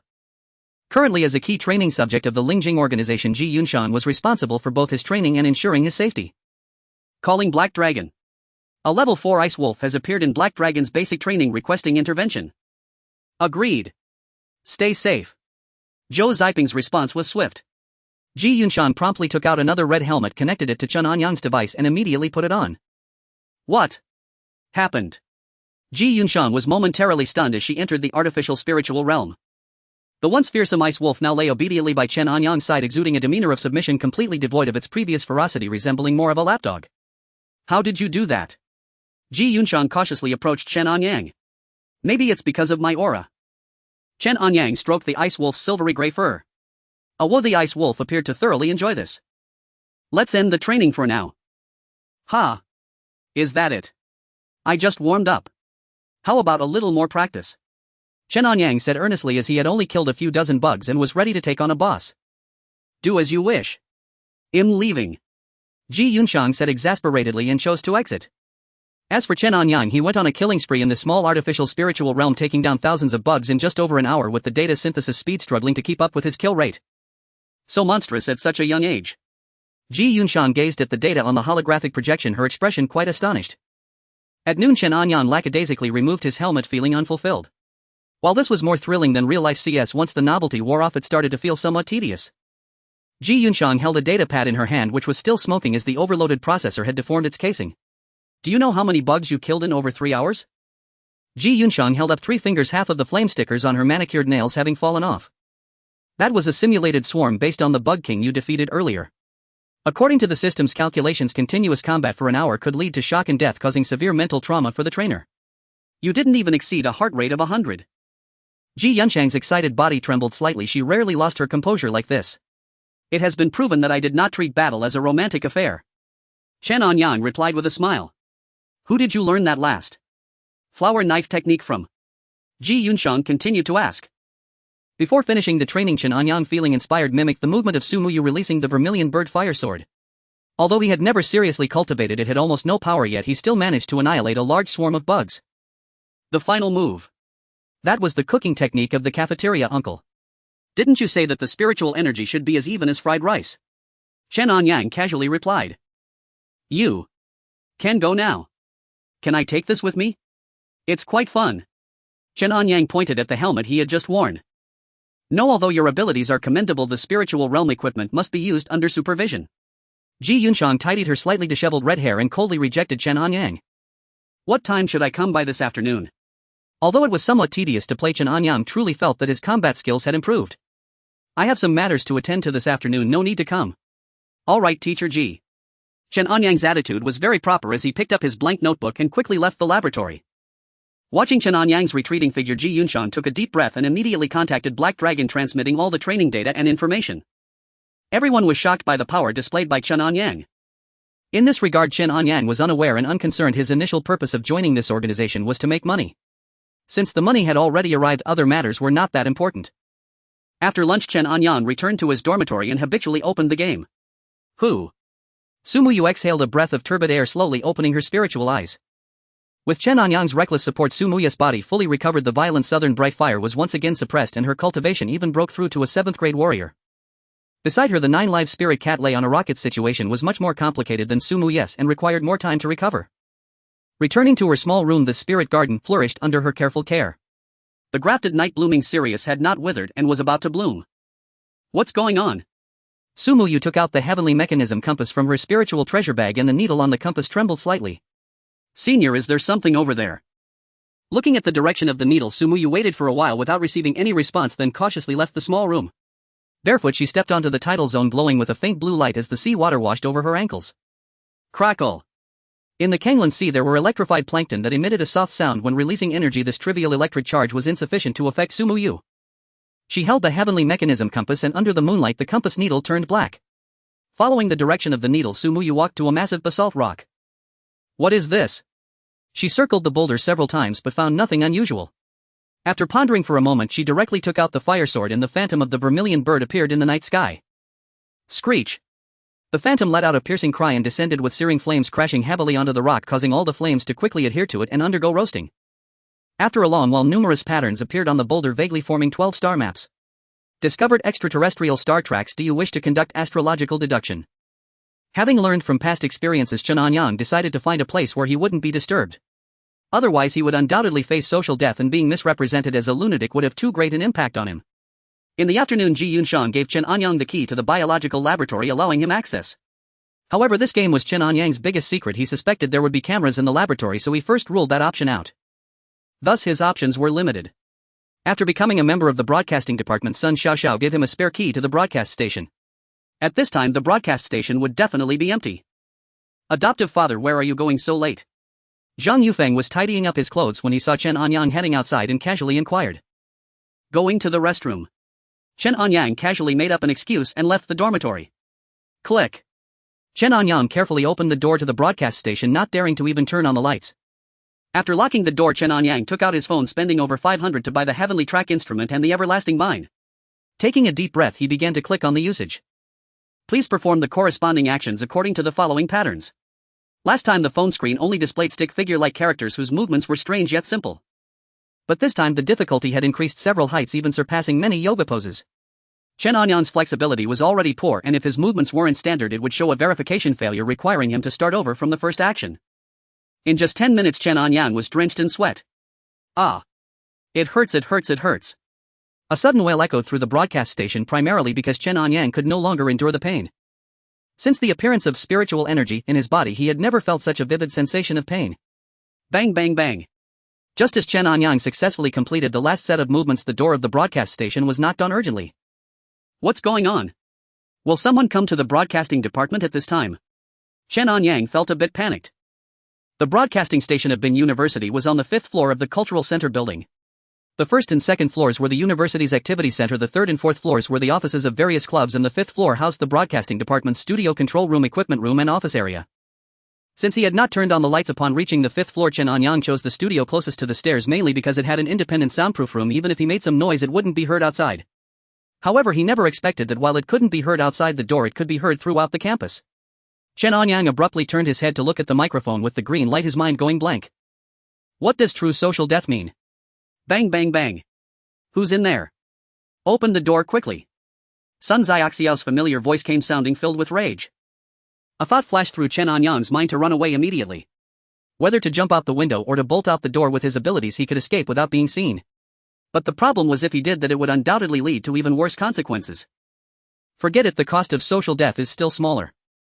Chen Anyang. You. What were you doing in here? Sun Xiaoxiao's mind went blank at the sight of Chen Anyang opening the door. What's going on?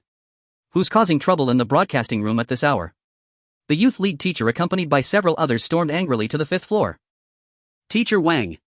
Sun Xiaoxiao quickly looked at Wang Wenli with an apologetic expression. Xiao. What exactly is happening here? Seeing Sun Xiaoxiao, Wang Wenli's anger subsided by half, though she still kept a stern face. The mixing console in the broadcasting station malfunctioned. I asked classmate Chen Anyang to help debug it. We just fixed it and he accidentally tripped. Sun Xiaoxiao reacted swiftly, fabricating a plausible explanation for Wang Wenli. How could you be so careless? The whole school heard it. This has caused a terrible impact. Teacher Wan, we really didn't mean to. Enough, don't let it happen again. Wang Wenli glanced at Chen Anyang, then turned and left with the others. Sun Xiaoxiao watched her go, finally letting out a slow sigh of relief. Turning to Chen Anyang, she asked, what were you doing in there? The mixing console. Chen Anyang replied with a straight face. In the dead of night, pitch black, all alone, sneaking into the broadcasting station to fix a mixing console, no one in their right mind would believe such a tall tale, especially since the equipment worth hundreds of thousands had been donated by Qin Yan just a few days ago and was brand new. How could it possibly be broken? Seeing Chen Anyang evade the topic, Sun Xiaoxiao didn't press further. Next time you want to come, let me know in advance so I can be prepared and cover for you. Thanks. No need. I mean about, and ran. Chen Anyang followed Sun Xiaoxiao as they headed downstairs. There's even less need for that. It's between her and me. I'll cover her tuition from now on. Sun Xiaoxiao replied. No, I still have some money. Chen Anyang quickly shook his head. I said this is between her and me. Oh, and don't forget about tomorrow night. I know. They exchanged a few more casual words and Chen Anyang walked Sun Xiaoxiao to the entrance of the female dormitory before returning to his own dorm. Damn godfather, did you go squat in the broadcasting station and broadcast it to the whole school? Zhang Yufeng lay on his bed watching Chen Anyang walk in. What's going on? Was that voice from the broadcast just now Brother Chen's? Ma Chenglin, who had somehow returned, was sitting on the top bunk. Old Ma, how'd it go? Chen Anyang tried to change the subject. He had hoped to avoid social suicide only to end up embarrassing himself on a grand scale. If he had known, he'd rather have stayed in the dorm. Nothing much, Brother Chen. What did that crazy wind mean?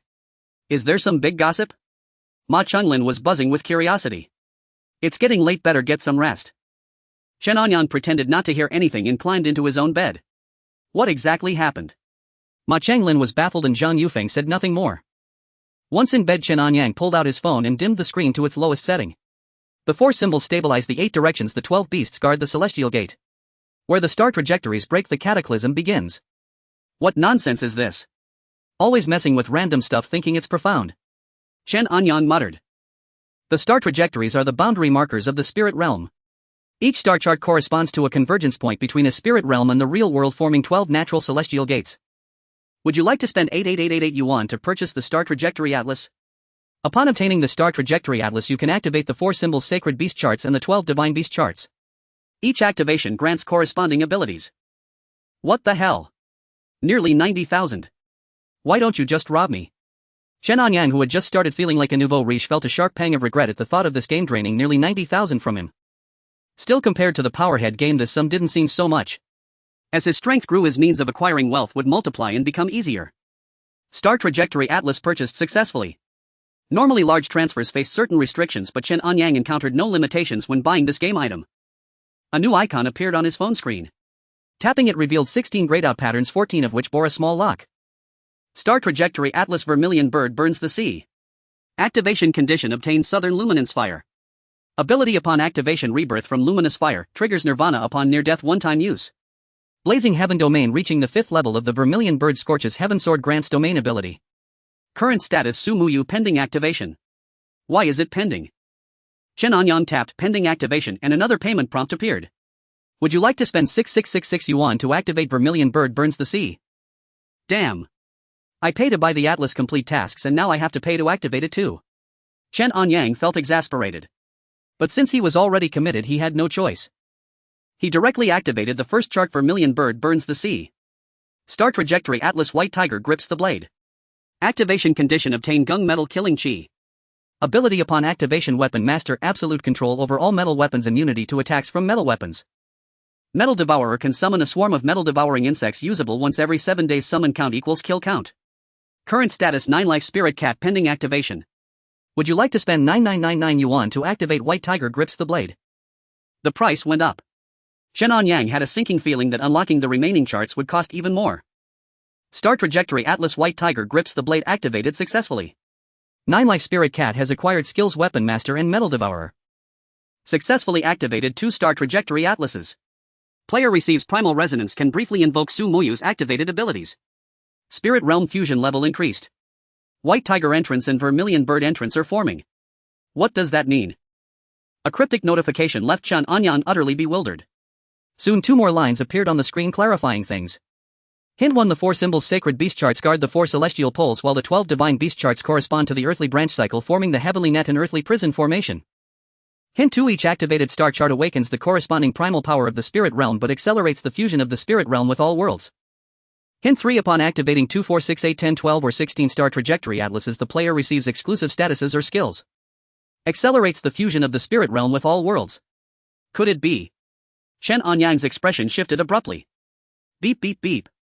His communicator suddenly emitted a low hum. Calling Jade Dragon, calling Jade Dragon. Emergency situation. Spiritual energy fluctuations detected at Binhai Metro Line 8. A large number of spiritual creatures may emerge. Proceed immediately. Reinforcements will be dispatched within half an hour. Heilung's voice crackled through the communicator. From the neighboring bed, Zhang Yufeng let out a soft snore. The sound from Chen Anyang's communicator was audible only to him. It's happening so soon. Chen Anyang dared not delay. Now that he had joined the organization, he grabbed his backpack and left the dormitory without hesitation. In Binhai, the subway line 8 was completed at the beginning of the year, originally scheduled to open in February but has remained closed due to unknown reasons. The fluorescent lights on the tunnel ceiling flickered intermittently as Chen Anyang stealthily moved along the water-stained wall. The mobile signal vanished completely upon entering the underground. A sharp metallic scraping sound echoed from the ventilation shaft, the noise produced by the golden eating worms gnawing on the cables. Chen Anyang gripped his bone dagger tightly, the wolf head engravings on the hilt exuding a chilling aura. Clang. Chen Anyang plunged his bone dagger into the gap between the rails, and eerie blue frost rapidly spreading along the steel track. Several golden eating worms suddenly burst out from the gaps in the tracks. Chen Anyang swiftly drew his dagger and sliced them into pieces, their life force extinguished. So many. Just after Chen Anyang had killed a few, a dense swarm of golden eating worms appeared in the depths of the tunnel, far exceeding the numbers simulated in the artificial spiritual realm. It would be quite difficult for Chen Anyang to clear out so many golden eating worms in a short time using his previous methods. Retreat! Retreat! At 11 o'clock, the ventilation shaft. A level 4 spiritual realm creature has appeared, extremely dangerous. Yulong. Wait for our support. Ji Yunchang's voice crackled through the communicator, intermittent and mixed with static. Level 4. Isn't that worth 5 million? Chen Anyang disregarded the warning, pulled out the spiritual realm detector and determined the exact direction. His figure flashed as he swiftly reached above the ventilation shaft, cautiously peering down. Another golden eating worm king appeared, but this time it was unharmed, lacking the fire seed of Nanming Lihua. Replicating the previous ice-fire duality might not be so simple. However, Chen Anyang suddenly remembered that he could temporarily call upon the activated abilities of Sumuyu. He instinctively spread his palm, and a ball of flame suddenly erupted in his palm. This could work. Chen Anyang felt a surge of joy in his heart, channeling all his spiritual energy as flames blazed around him, the phantom of the vermilion bird gradually manifesting. Go! Chen Anyang swung towards the shaft, and the vermilion bird phantom spread its wings and soared, while the golden eating worm king below began frantically gnawing at the metal equipment. Still eating. I'll take care of you. Where the flames swept, the bodies of the golden eating worms began to show signs of melting, accompanied by piercing sounds. Chen Anyang swung his bone dagger fiercely, infused with extreme cold, following closely behind the vermilion bird phantom. Under the baptism of ice and fire, large numbers of golden eating worms fell, and the golden eating worm king hadn't even retaliated before turning into golden fluid. It was evident that this golden eating worm king was far weaker than the previous one. Like a tangible mass of spiritual energy, it detached from the golden fluid and merged into Chen Anyang's body. He jumped into the ventilation shaft and discovered the mouthparts of the golden eating worm king, which hadn't yet deformed after being tempered by ice and fire. Tap tap tap. The sound of hurried footsteps echoed, prompting Chen Anyang to quickly stash the unrefined mouthpart, leap up and head back to the shaft, hastening towards the platform. Ji Yunshan rushed into the platform wearing 10-centimeter spiked red boots, leaving fingerprints on the metal frame of the tactical tablet. Upon seeing the battlefield that had been cleansed by ice and fire, her pupils constricted violently. Heart rate 43, surface temperature 22. She looked at the anomalous readings on the detector, her crimson nails nearly piercing through the screen. Is this the sign of a carbon-based life form? The silver dragon who had come to assist was a step slower, holding a tube with freshly collected energy residue. A carbon-60 structure formed only by stellar collapse. Do you even know what level of energy you are manipulating? The silver dragon looked at Chen Anyang in shock. Ji Yunshan suddenly pinned Chen Anyang against the wall, her fiery red lips almost touching his nose. During today's special training, your fire system resonance was still 0. What's going on? The black stockings beneath her white coat had been burned through in several places by residual flames, yet Ji Yunshan seemed oblivious. Due to having invoked Su Muyu's power, Chen Anyang now felt extremely weak, but he forced himself to appear calm. Teacher Ji, do you remember what you said during special training? True evolution is never written in textbooks.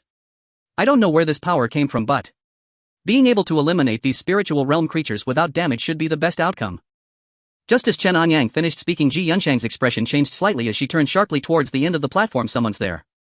A figure flashed by, barely visible, with long hair and wearing a plaid skirt. Silver Dragon, you handle the aftermath. Yulong, you must come with me to the base. Also have the Black Dragon adjust the nearby surveillance. There are still unknown spiritual energy users nearby. After speaking, Ji Yunshang took the somewhat weak Chen Anyang away from subway line 8, stuffing him into the passenger seat of her red sports car, and sped towards the underground base in Binhai. Teacher Ji, it's so late now, how about we wait until tomorrow? Teacher Ji, I'm still young, I've never even had a girlfriend, and still pure. Enough. Shut up. Ji Yunshan could no longer tolerate Chen Anyang's incessant chatter. The car was quiet for just 2 minutes. Teacher Ji, you aren't planning to do anything to me, are you? I really. Shut up. Ji Yunshan was somewhat exasperated. The reason in taking you back to the base now is to conduct a comprehensive battle analysis and reassess your strength. Will there be any rewards for that? Chen Anyang asked. Perhaps you can become the leader of the Linglong team. I'm asking about rewards, not punishment. Soon the red sports car stopped in front of the basement Chen Anyang had visited before. He underwent a new round of testing. What's going on? The test results surprised the red dragon, as there was no change compared to before. What about your fire system resonance? Why is it gone? It burned out. Maybe it's gone. Chen Anyang's Nanling Li Huo was borrowed from Su Muyu, not his own ability, and therefore couldn't usually be detected. What is going on? You freak. Ji Yunxiang conducted several tests on Chen Anyang, all yielding perfectly consistent results. By morning, Zhou Zhiping also arrived at the underground base. Leader, when can I leave? I've been tormented by the red dragon all night. My little body really can't take it. Hearing Chen Anyang's words, Zhou Zhiping displayed a peculiar expression while Ji Yunxiang frowned. Can you be more clear with your words? You can go back first. Zhou Zhiping said sternly. Leader, but Yulon's situation is quite special and special issues require special treatment. Right now it's more important that large numbers of spiritual realm creatures have appeared everywhere and we must redeploy. I've already notified everyone in the team there will be an online meeting at 8 tomorrow night, so you should head back for now. In the morning, Chen Anyang returned to his dormitory and took a deep restorative sleep. Now that he had transferred to the biology department, he no longer had to worry about credits and grades, and Ji Yunxiang had previously promised to help him. Upon waking up, it was already past noon. He grabbed a few biscuits to satisfy his hunger. This skirt feels so familiar. Chen Anyang was just about to pull out his phone to play a game when he inadvertently glanced at the plaid skirt on Zhang Yufeng's chair. This was the outfit he had worn for cosplay one he had seen a couple of times before. Last night at the subway station. Suddenly a flash of insight struck Chen Anyang as he recalled that the person he had vaguely seen last night seemed to be wearing that very skirt. Could he also be a spiritual energy user? Chen Anyang pondered, feeling a bit suspicious. After a moment's thought, he decided to log onto the game first. After completing the astrological deduction and purchasing the star map, the giant rock on the island vanished and Su Muyu resumed her training. However, not long after, a swarm of gold-devouring insects appeared on the surface of the sea. With the aid of the formation, Su Muyu broke through to the rank of 7th tier warrior, and within just over an hour she exterminated all the gold-devouring insects. What a powerful spiritual energy formation. Is it naturally formed or set up by someone? Such dense spiritual energy, an ordinary person wouldn't have the ability to create this. Let's go take a look. If we could cultivate in such a place for a while, our strength would surely skyrocket. I heard from the elder that the eastern region will be unstable soon. We should. You coward. An opportunity has presented itself, how could we let it slip away? That's right, martial cultivation is all about defying heaven and changing fate. Do you understand? Let's go. A stingray-shaped spiritual vessel approached swiftly with over a dozen individuals aboard, dressed in blue robes, wearing strange masks and wielding long knives made from beast bones. They were originally on patrol when they discovered a group of gold-devouring insects. These insects were highly sensitive to metals, especially rare ones that were materials for crafting legendary weapons. Thus this team did not act immediately but followed from a distance until they discovered the island. This inconspicuous little island was one they had visited multiple times before. It was a very barren place, almost devoid of vegetation, which was why they had not taken it over. However, unexpectedly in the past half-month, this place had suddenly become rich in spiritual energy, even denser than some coral worm energy collection points. People are coming. Su Muyu and Chen Anyang spoke in unison, looking towards the western side of the island. Who are you? Why are you here? More than a dozen individuals jumped off the small vessel. Upon seeing Su Muyu, they immediately became alert, but upon sensing her strength at about the 6th or 7th tier, they relaxed. The leader of the team was a 2nd tier martial master, easily capable of dealing with 8th or 9th tier warriors, not to mention the large group of 8th tier warriors following behind. Su Muyu did not respond, only tightening her grip on the Li Hua sword. This little girl is quite pretty. Her physique hasn't mutated. She must be from the Central Plains or the Northern region. Is the spiritual energy here related to you? The leader's tone became somewhat flippant. Our leader is asking you a question. Could she be a mute? She looks like it. What should we do, Captain? What else? The usual way the captain enjoys first and then we. The group completely disregarded Su Muyu's feelings, openly discussing how to deal with her. Clang. The Li Hua sword suddenly unsheathed, flames roaring as the surrounding temperature soared. With the steps of Lingyun stepping on clouds and blossoming lotus, the Li Hua sword danced in the air. Having already mastered the 2nd layer of the Zhuke Burning Heaven sword, Su Muyu found it somewhat challenging to deal with a 2nd tier martial master, but she could still manage a few exchanges. However, the opposing 2nd tier martial master was somewhat complacent and had not even begun to defend before Su Muyu decapitated him with a single strike. After all, with the enhancement of Lingyun step, Su Muyu's speed was not much inferior to that of a martial master. With a surprise attack, she ended the battle in an instant. Damn. She's not a 7th tier warrior. Crap. We encountered a wolf in sheep's clothing. Retreat. Awu. The 9 live spirit cats suddenly sprang out from nowhere, swiftly dispatching the first 3 who attempted to flee.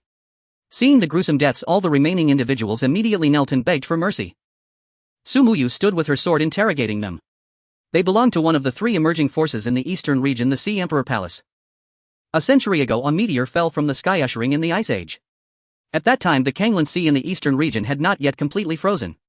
The surviving individuals built 7 large arks which served as their temporary refuge. Not long after, spiritual energy began to appear, and these survivors accidentally obtained the treasure tidal compass from the spiritual realm. Guided by the compass, they found several locations on the seabed rich in spiritual energy, allowing them to quickly grow in strength. Under Su Muyu's questioning, they revealed the coordinates of the spiritual energy points on the seabed. How should the remaining 3 members of the Sea Emperor Palace be dealt with? Option 1: spare their lives. Option 2: annihilate them. Option 3: integrate them. Suddenly several options appeared on the mobile screen. With so many forces, it might be a bit difficult for Xiaoyu to continue alone. Chen Anyang thought for a moment.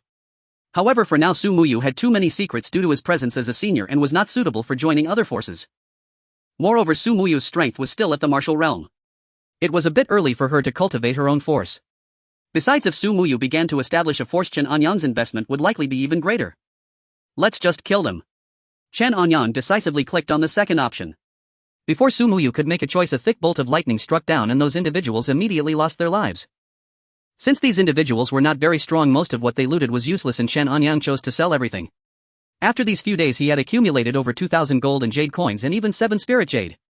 He did not lack money, so he did not withdraw any. The size of the Broken Star Island was small and Su Muyu's range of activities was greatly restricted. Now someone had brought a means of transportation. She boarded the Sea Emperor Palace's spiritual vessel. The small boat was not very large, accommodating about 30 people, and looked somewhat rudimentary. At the bow of the boat was a low-end tidal compass fixed in place, used for navigation. As long as spiritual energy was infused, the boat would sail in the predetermined direction but could also be manually operated. According to the information provided by the members of the Sea Emperor Palace, there was a spiritual energy point over 20 nautical miles away from Broken Star Island. Su Muyu had a clear understanding of her own strength. Without the help of her senior, she would have died countless times by now. At least without her senior's command, she did not intend to rashly leave Broken Star Island. The spiritual vessel was dragged ashore by Su Muyu and placed not far from the small house, while the bodies of the Sea Emperor Palace members were completely burned with the southern bright fire, leaving only ashes that were gently blown away by the sea breeze. Finally, Su Muyu, holding the 9 lives spirit cat, returned to the center of the formation and continued her training. Due to the southern bright fire and the gung-metal evil chi within her, both Su Muyu and the 9 lives spirit cat's advancement speed became increasingly slow. Even though Chen Anyang spent heavily and used various cultivation acceleration items, it would still take a long time to advance to the martial master realm. Is there really no shortcut to speed up my improvement? Chen Anyang opened the game store and suddenly found that he had accumulated over 10 high-level lottery fragments. 10 fragments could be combined for a single lottery draw. He immediately synthesized a high-level lottery ticket and switched to the lottery page. In the afternoon, Chen Anyang lay on his dormitory bed as the screen of his phone flashed with green light. Damn, this luck is terrible. He pulled the least valuable item, the golden jade fortune bag, from a pile of top-tier treasures. Upon opening the fortune bag, he received 500 gold. He had previously seen this lottery system, but due to financial constraints he was unable to participate. Now Ji Yunchang's money had arrived sufficient for him to indulge for a while. The game's built-in lottery system required 648 yuan for every 10 draws, which included dozens of resources such as equipment, materials, appearances and pills. Each lottery draw increased 1 point, consuming a certain amount of points could elevate the prize pool level. The higher the level, the better the items. Additionally, there was a safety net mechanism where each draw would increase a bit of luck. Once the luck reached 100, a top-tier item was guaranteed. At present, the game's prize pool was still at level 1, where high-value items included techniques, pills, pet eggs, equipment and grade characters. Once the prize pool level rose above level 5, SSR level characters would appear. Chen Anyang clicked on the details, and the so-called characters were more accurately described as props similar to mechanical puppets which players could directly control and issue commands. Taking a deep breath, Chen Anyang first opened the video software and quickly watched a video. Today is not a good day according to the almanac. Avoid important matters like weddings and business openings. The almanac suggests that today has restrictions and obstacles leading to conflicts and disputes. Wear black, blue or gray, avoid yellow, green or red. For financial matters, head east. For relationships, head west. It's not suitable for lottery activities, and the auspicious hours are from 7 p.m. to 9 p.m. Chen Anyang patiently finished watching the video and finally commented, "What a load of superstitious nonsense." This was a daily explanation of the almanac provided by the previous up master Zhao Wenda. When Zhang Yufeng and Ma Chenglin played the lottery in the game, they would also check which times were suitable. No taboos. Chen Anyang switched back to the game page and began to draw.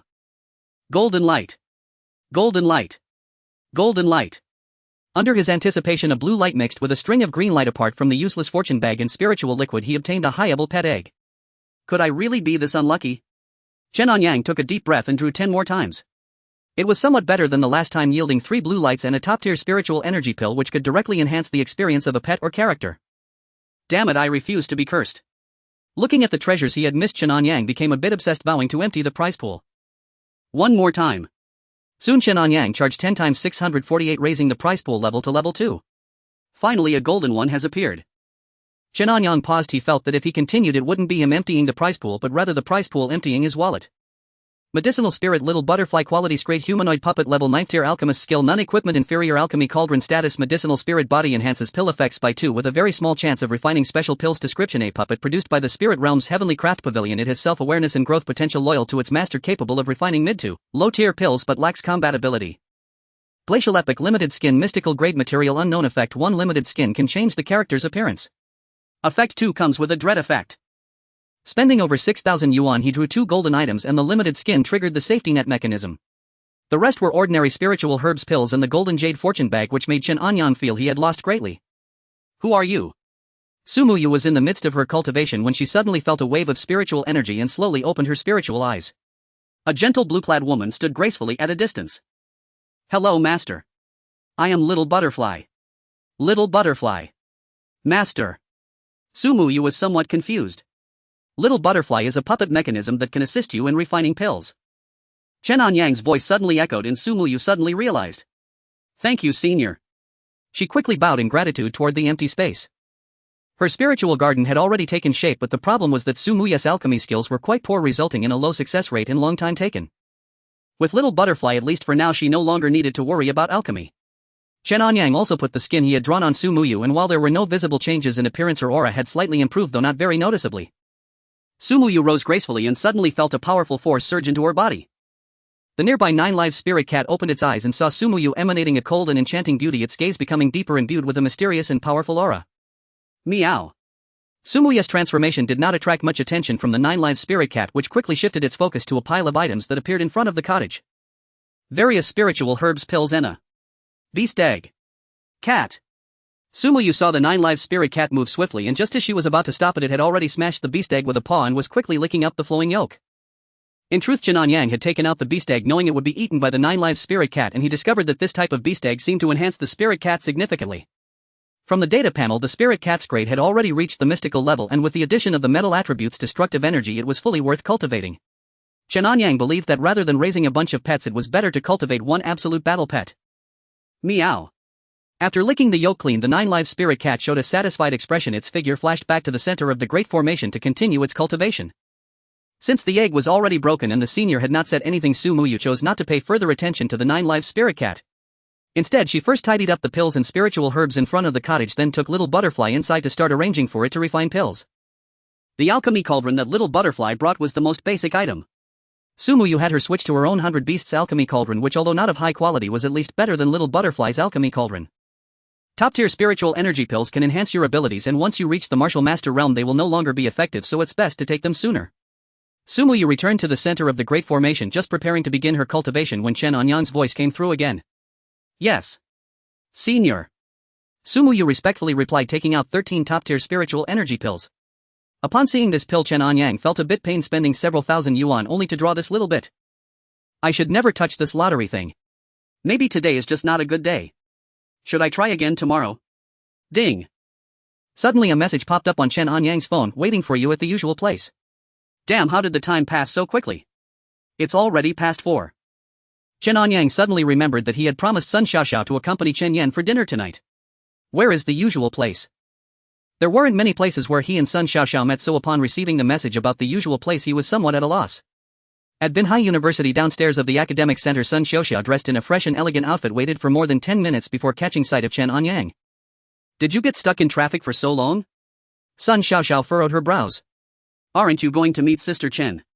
I had to tidy up my appearance too. So? You just wore your school uniform. Sun Xiaoxiao was greatly puzzled. What's wrong with the school uniform? It reflects status and also. Alright, no need to argue, I picked out this outfit for you, go change in the car. After standing for more than 10 minutes, Sun Xiaoxiao grew a bit impatient, stuffing the bag she was holding into Chen Anyang's arms before running off to cool down. Chen Anyang was never one to be overly sentimental. He took the keys from the bag, unlocked the car door and went inside to change his clothes. As the saying goes, a person relies on clothing just as a horse relies on its saddle.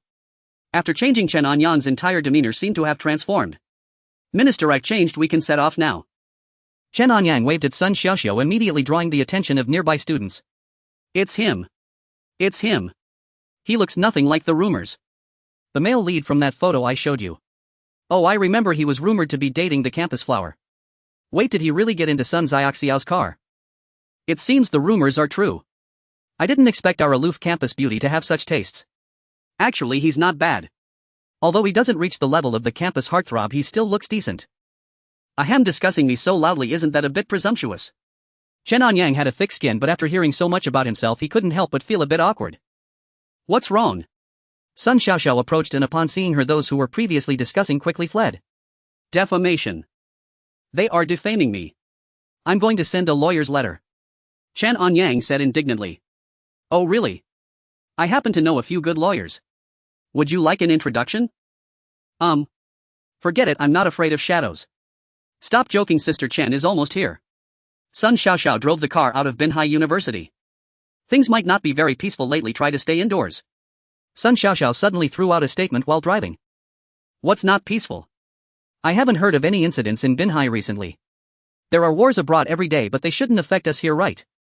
Many things can't be explained clearly. In short, just be cautious. Sun Xiaoxiao said seriously. Chen Anyang nodded, feeling a sudden suspicion. Could it be that Sun Xiaoxiao is connected to the Spirit Realm organization? Or is she a spiritual energy user? In less than half an hour the car stopped at a small restaurant that looked quite ordinary, even somewhat old-fashioned. Tonight, we're eating here. Chen Anyang was somewhat surprised, not expecting someone of Chen Yan's status to dine in such a place. Yes, it may not look impressive, but the food here is quite good. Sun Xiaoxiao led Chen Anyang into the restaurant, heading straight for a private room on the second floor. In the spacious private room only Chen Yan was present. Sister Chen, sorry for being late. Sun Xiaoxiao said apologetically. I just arrived not long ago. Chen Yan's smile was warm and friendly. How's the injury on your body, Xiao Chen? Thank you for your concern, Sister Chen, I'm much better. Chen Anyang quickly replied. Xiaoxiao, you haven't ordered the dishes yet, could you go ahead and do that? Chen Yan glanced at Sun Xiaoxiao. Sun Xiaoxiao was slightly taken aback but nodded sure. Bang, the door of the private room was gently closed, leaving only Chen Anyang and Chen Yan inside.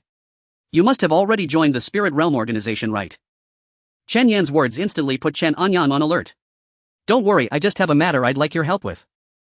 Sister Chen, you're too polite. If you need anything, just let me know. Chen Anyang forced a smile.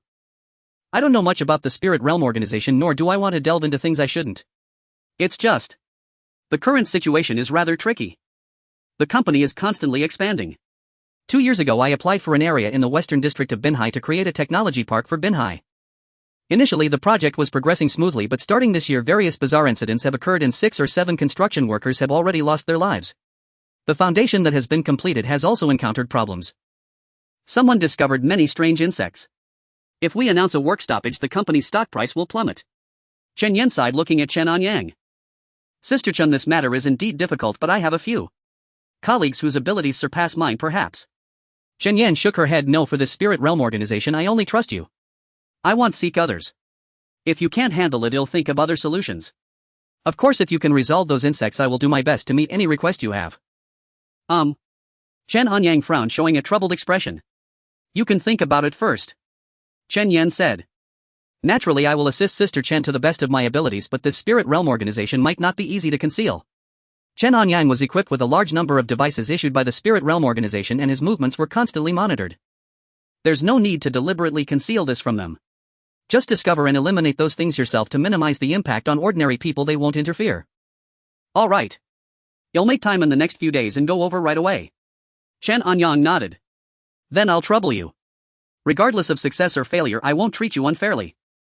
Sister Chen, you're too polite. Chen Anyang replied with a smile. A few minutes later, after ordering the dishes, Sun Xiaoxiao knocked on the door of the private room before entering. The dinner was lavish and Chen Anyang ate heartily. The three chatted and laughed, appearing very natural. After dinner they strolled around a nearby mall. Close to 9 o'clock, Sun Xiaoxiao drove back to Binhai University with Chen Anyang. Sun Xiaoxiao did not inquire about the conversation between Chen Anyang and Chen Yan, but she was indeed curious. Upon returning to the dormitory, Ma Changlin was playing on his phone while Zhang Yufeng's bed was empty. Where's Safong? Chen Anyang asked casually. I don't know, I haven't seen him since this afternoon. Ma Changlin replied without looking up. By the way Chen, I heard you changed majors. Yeah, I switched to the biology department. What? You really got taken care of by someone? Ma Changlin glanced at Chen Anyang, realizing that with his outfit it must have cost several thousand yuan. Although Chen Anyang usually wasn't one to neglect his appearance, he would never spend so much money on clothes. These are just street vendor items. Before Chen Anyang could finish his sentence, the dormitory door was suddenly pushed open and Zhang Yufeng stumbled back and covered in blood, clearly having gone through a fierce battle. Safong. What happened to you? Did you get into a fight outside? Ma Qinglin, quick on his feet despite being plump, jumped off his bed and walked over to Zhang Yufeng while Chen Anyang also put down his phone and hurried forward. The strong smell of blood hit him, tightening Chen Anyang's heart. In the dormitory the air felt heavy as Chen Anyang and Ma Changlin helped Zhang Yufeng take off his shirt, revealing numerous thumb-sized wounds across his chest and back.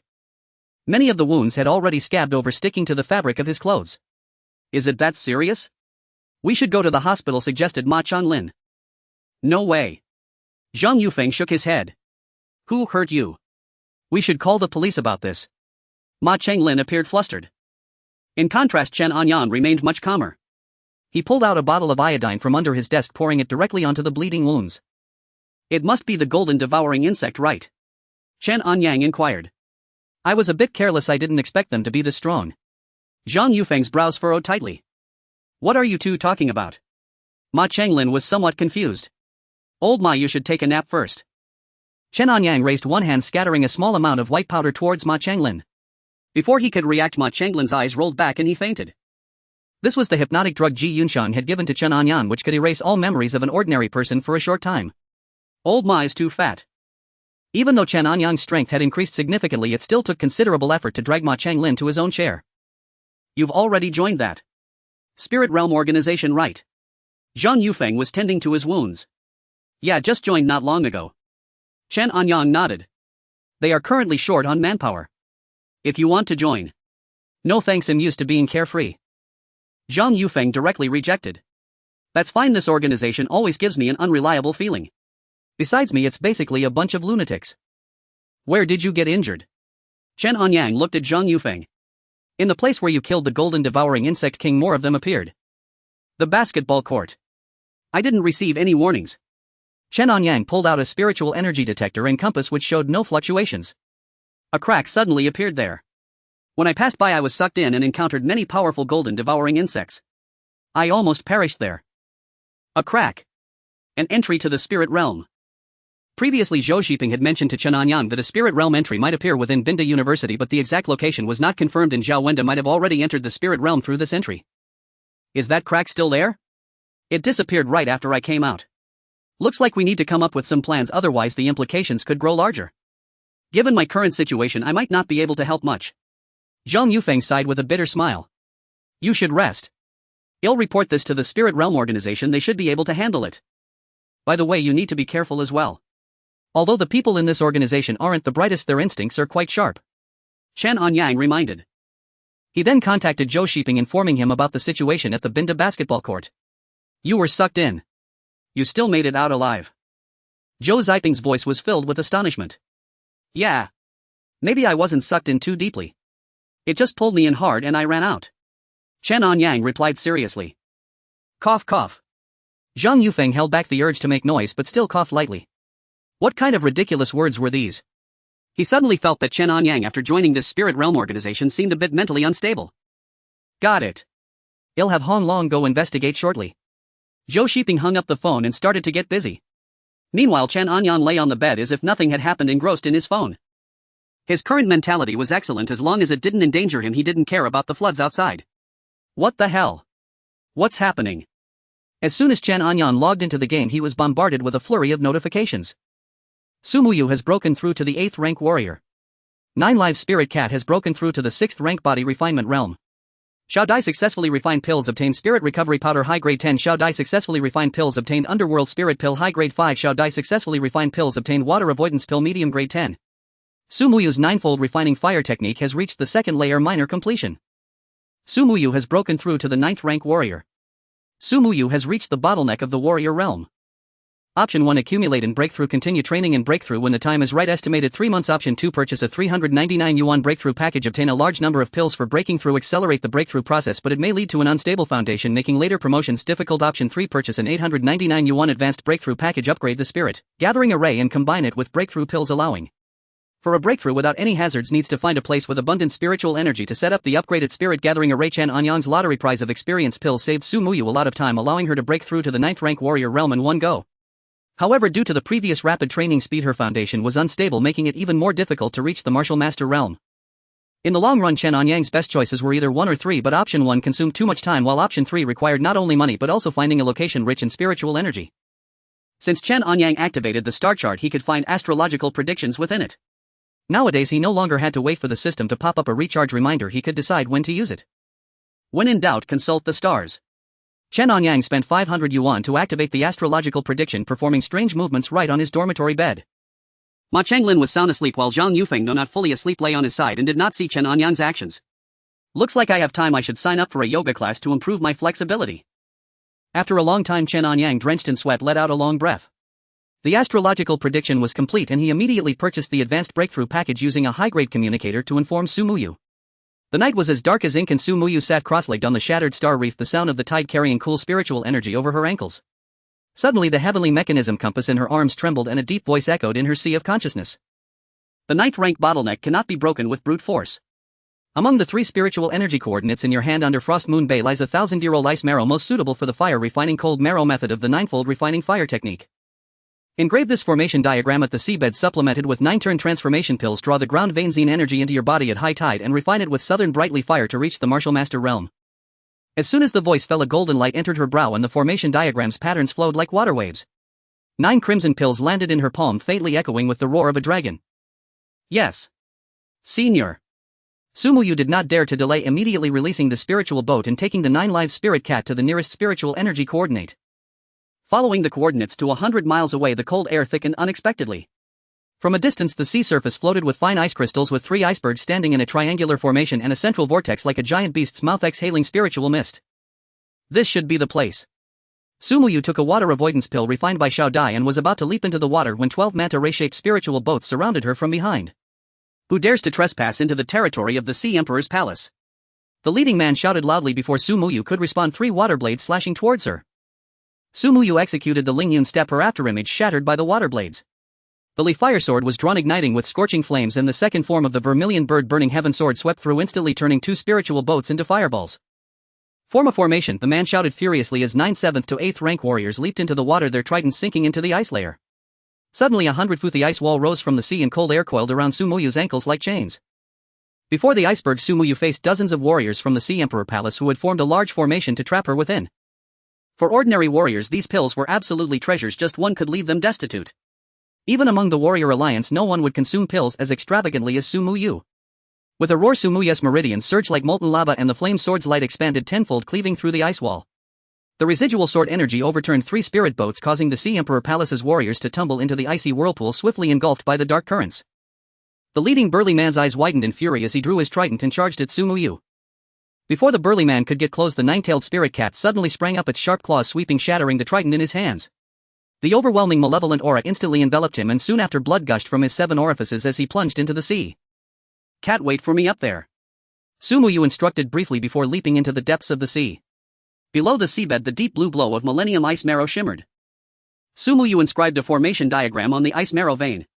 A vast amount of spiritual energy transformed into a vortex that surged into her body. She bit her tongue, spitting out essence blood as the south bright flame ignited from her dantian. Under the fusion of ice and fire, her bones emitted a sound like shattered jade. With a crack, the ice layer above suddenly exploded. The 9 life spirit cat's fur bristled as it leaped up, forming a barrier of pure metal aura. Su Muyu remained still with her eyes closed, and the formation diagram beneath her glowed with a piercing bloodlight. In an instant, the spiritual energy of the entire sea area transformed into crimson chains. The ice marrow began to melt and a breath of extreme cold traversed through her meridians, colliding with the south bright flame. Chen Anyang looked at his phone screen, activating the camera to follow. The breakthrough has begun. He suddenly felt a surge of fervor. The formation was fully activated and Su Muyu immediately consumed the pills. The moment the pills entered her abdomen, crimson mist erupted from every pore and the sea surface billowed up into towering blood clouds. Within the mist 9 ethereal figures of vermilion birds emerged swirling around her as they emitted thunderous cries. Her hair transformed into flame-like strands and the surrounding seawater boiled like hot oil. The seabed formation diagram suddenly contracted and the ice marrow vein exploded into countless ice shards. The extreme cold transformed into an ethereal ice phoenix clashing with the vermilion bird essence blood within Su Muyu. The sea surface instantly froze for miles, yet beneath the ice layer crimson lava surged. Su Muyu gritted her teeth and commanded, "Refine for me." The south bright flame surged upward through her meridians, her left side covered in frost patterns while her right ignited with azure flames resembling a union of divine and demonic powers. The formation pattern broke through the sea's surface, piercing the sky as 9 blood-red pillars of light connected heaven and earth. On the ice surface the 9 life spirit cat's fur bristled again. Awu, it let out a tremendous roar leaping into the air. The sound of a golden bell rang around its neck and a phantom of the white tiger appeared behind it as the pure metal aura rampaged within the formation. Su Muyu's eyes erupted with intense white light and the sea surface surged with towering waves. The 9 heavens unleashed crimson golden thunder tribulation, yet upon reaching her 3 zhang radius it was shredded into fragments by the south bright flame and pure metal aura. I have reached the martial master realm. Su Muyu stepped forward in midair, forming an ice fire lotus beneath her feet.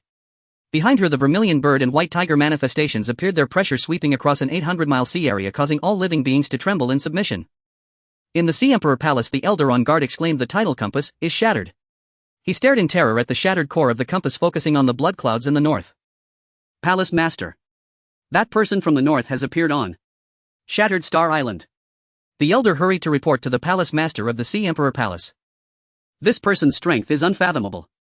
The Tian Yuan Academy Demon Martial Alliance and Warrior Cultivation Alliance have dispatched over 10,000 warriors, yet they could not control him. If he becomes an enemy it will bring endless troubles." "Palace Master, I believe we should strive to win him over. If it truly doesn't work," the elder spoke softly. "All right. I will entrust this matter to you. Be sure to handle it with utmost caution." In the Demon Martial Alliance before the Abyss altar the blood demon licked the residual blood on the blade, and the blood pool in the center of the altar reflected Su Muyu's figure. "Feng Yu, the Alliance leader, has high hopes for you, which is why such a great cost was spent to forcibly elevate you to the 8th grade Martial Master. Although that person possesses the primordial power of the 4 sacred beasts, his strength has only just reached the 1st grade Martial Master and remains unstable. If you can bring him back regardless of life or death, I guarantee that you can be promoted to Martial Zone in a short time and will not suffer any backlash." The blood demon's voice was extremely alluring, yet Feng Yu remained very clear-headed. Even though her current realm far exceeded Su Muyu's, the latter surely had a stronger backing. At this moment seeking trouble with Su Muyu would be tantamount to delivering oneself to death. Yet her life and fortune were entirely in the hands of the blood demon, leaving her no opportunity to refuse. "Yes. I will follow your orders." Feng Yu responded with a bow. With a flick of her hand the blood demon sent a black token flying towards her, which Feng Yu promptly caught. "Upon reaching the eastern region, first head to the Medicine King Valley. They will provide you with all resources and the entire Medicine King Valley will follow your orders at that time." "Thank you, young Alliance Master." Feng Yu accepted the order and departed. Watching her figure disappear, Elder Blood Egret slowly spoke in a hoarse voice, "Young Alliance Master, I feel that the suggestion of the Medicine King Valley is not a good strategy. Regardless of whether it's a good strategy, we will proceed as planned. Even if it fails, we will only lose a few personnel." The turmoil in the northern region had yet to diminish while the eastern region was experiencing new phenomena, and those scattered cultivators were at a loss. As various forces either remained still to observe or rushed towards the eastern region, day and night, Su Muyu, having completed her breakthrough, returned to Shattered Star Island with the 9-life spirit cat riding a spirit boat. She needed to stabilize her realm first, and having created such a commotion would undoubtedly attract the attention of surrounding forces, necessitating some preparations. Chen Anyang, staring at his phone screen, fell into deep thought. According to the power system of the world where Su Muyu resided, she was still a low-level warrior. Beyond Martial Master there were Martial Zong, Martial Venerable, Martial Emperor and Martial Saint. Yet just a minor upgrade had caused such a grand spectacle. Chen Anyang could hardly imagine how spectacular the next breakthrough would be. At the same time he felt that his 3 or 4 million seemed insufficient for extravagance. "It seems. I need to find a way to make more money, otherwise I really won't be able to support this little girl." Taking a deep breath, Chen Anyang, who had not been particularly concerned about Chen Yan's matters, decided to quickly visit the technology park that was under construction. The night passed in silence, and by the next day Ma Changlin opened his eyes, completely forgetting the events of the previous night. Zhang Yufeng's injuries had healed significantly, at least to the point where outsiders could not tell. Chen Anyang still had no classes. Ji Yunshang and the others were busy searching for spirit realm fissures. Chen Anyang hid in the dormitory looking at his phone for most of the day. Su Muyu had been consolidating her realm, making no other moves, and Chen Anyang simply observed. As evening approached, Zhou Xiping suddenly messaged that the online meeting was cancelled due to the reappearance of a fissure at the Bin University basketball court. Everyone was required to go handle it, which naturally included Chen Anyang. As evening approached when Chen Anyang arrived at the basketball court of Bing University, numerous interference devices had already been set up around, causing ordinary people to be unable to see the situation on the court under the influence of illusions. However, Chen Anyang could see clearly the silver dragon and the red dragon Ji Yunxiang and others were surrounded by a dense swarm of golden-eating bugs. The silver dragon, wearing goggles and holding a slingshot that seemed quite powerful, could only hit one golden-eating bug with each shot, making the attack efficiency abysmally low. Damn it, don't these bugs only eat metal? When did they start eating flesh? The silver dragon cursed, his body already covered in wounds from the golden-eating bugs, even feeling some insects crawling into his body through the wounds. The red dragon, wearing 10-centimeter spiked boots, wielded an exaggerated pink chainsaw. When the chainsaw roared, it emitted rainbow-colored smoke, a special insect-repelling agent. I absolutely detest bugs. With a series of forceful actions, she failed to hit a single golden-eating bug, performing worse than the silver dragon. The black dragon Zhou Zhiping had a weapon resembling a fly swatter alongside a little girl with twin tails holding a bubble gun. What a bunch of oddballs. The stranger the weapon, the faster they died. This was Chen Anyang's first deep realization of the strength of the Linglong team. It was hard to imagine how such an organization had survived until now. If it weren't for the generous rewards, Chen Anyang would have decisively withdrawn from the organization. Yulong, why are you so late? Upon seeing Chen Anyang arrive slowly, the silver dragon shouted hurriedly. Among the Linglong team, apart from Ji Yunxiang, Chen Anyang was the closest to this place, but he was the last to arrive. According to the rank classification of the Lingjing organization, Chen Anyang was still in training, considered an auxiliary member. Normally he could choose not to participate in such dangerous activities. However, Chen Anyang's situation was somewhat special. From battling level 4 Lingjing creatures alone to casually wiping out swarms of golden-eating bugs before the eyes of the silver dragon and Ji Yunxiang, his position within the Linglong team had skyrocketed. I just got the news and rushed over. As Chen Anyang spoke, his bone knife was drawn, a chilling aura spreading out. Buzz, buzz, buzz. The wings of the golden-eating bugs vibrated rapidly as they seemed to have identified their true target, quickly flying towards Chen Anyang. This time there were even more golden-eating bugs, but without the presence of a golden-eating bug king, Chen Anyang didn't even need to use Su Muyu's Nanmingli fire. As he swung his bone knife, large clusters of golden-eating bugs fell to the ground. Ji Yunxiang put down her chainsaw, flipping her palm to reveal a flickering flame in her hand. Go! The small flame was released, instantly igniting a roaring fire on the ground. Although it was far inferior to the power of the Nanmingli fire, it was more than enough to kill the frozen golden-eating bugs. Approximately 3 to 5 minutes later, most of the golden-eating bugs were exterminated. Chen Anyang and Ji Yunxiang stayed behind to clean up, while Zhou Zhiping took the other two back to the base, as they seemed to have many important matters to attend to. Ji Yunxiang took out a small vacuum cleaner-like device and began to clean up the corpses of the golden-eating bugs. This is a spiritual energy data recovery device capable of collecting residual spiritual energy and data from Lingjing creatures, which can then be regenerated directly in the Lingjing simulator for training. Ji Yunxiang explained to Chen Anyang, who had only recently joined the Linglong organization and had not yet encountered many devices about those weapons earlier. Recently, Lingjing creatures have been appearing more frequently, and the Lingjing headquarters has developed a few new weapons for us to test. They can't even compare to the charged black donkey hoof. Ji Yunxiang looked disgusted. Hearing this, Chen Anyang felt a bit relieved. It turned out they were just testing new weapons, but the people developing such weapons might indeed be a bit unhinged. By the way, what about the Lingjing rift? Chen Anyang walked over to start dismantling the nearby interference devices. It's already disappeared. This newly appeared rift may be quite special, Ji Yunxiang simply said. After properly handling everything around, Chen Anyang followed Ji Yunxiang towards the dormitory. You seem to have had some contact with Chen Yan recently, Ji Yunxiang suddenly said as she walked ahead. We've met a few times. The tech park also has a Lingjing rift which is currently stabilizing. According to our investigation, the bugs at the subway station number 8 escaped from the Lingjing rift in the tech park. Last year we did an evaluation, and the best way to handle that area is to set up a large number of interference devices and seal it off completely, but Ji Yunxiang shook her head helplessly. She's just a businesswoman, can't the Lingjing organization do anything about her? Chen Anyang was somewhat puzzled.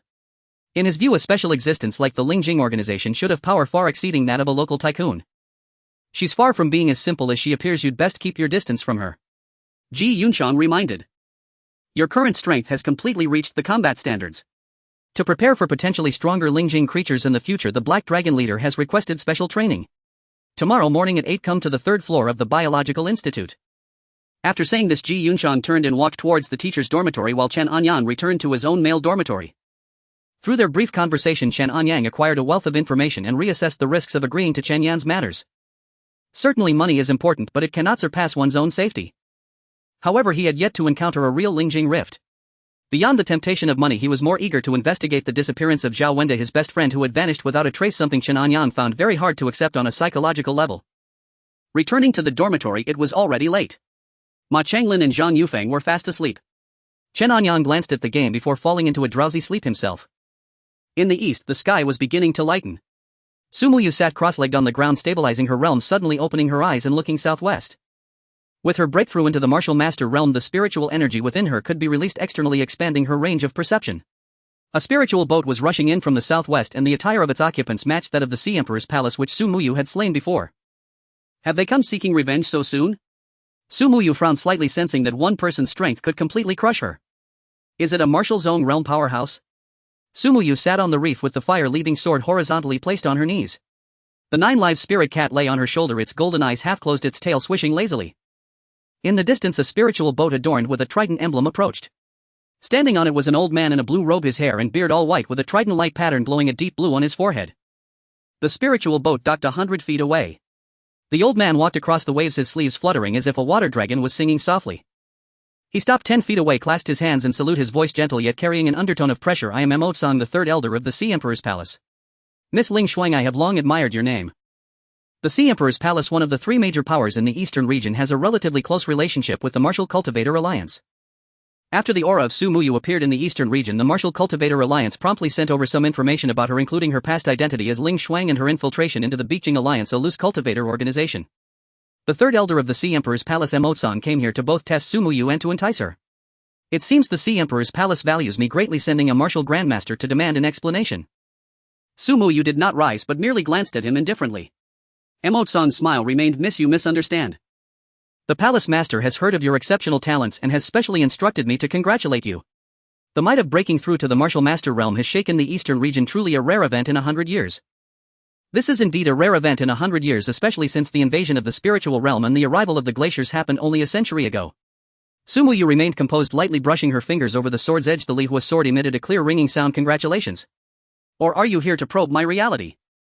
Previously, Su Muyu had killed many of the Sea Emperor's palace members near the spiritual energy point around Shattered Star Island, yet Emotsang did not even mention it. After acquiring the Ice Queen's skin, Su Muyu naturally exuded an imposing aura, causing even the elders of the Sea Emperor's palace to harbor some apprehension. Emotsang's gaze flickered slightly, yet his tone remained calm. Miss Ling Shuang, let's get straight to the point. The Sea Emperor's palace wishes to invite you to become a guest elder with resources, techniques and secret realms at your disposal. Splash. The waves crashed against the rocks and Emotsang could hardly contain himself, though he tried not to show it.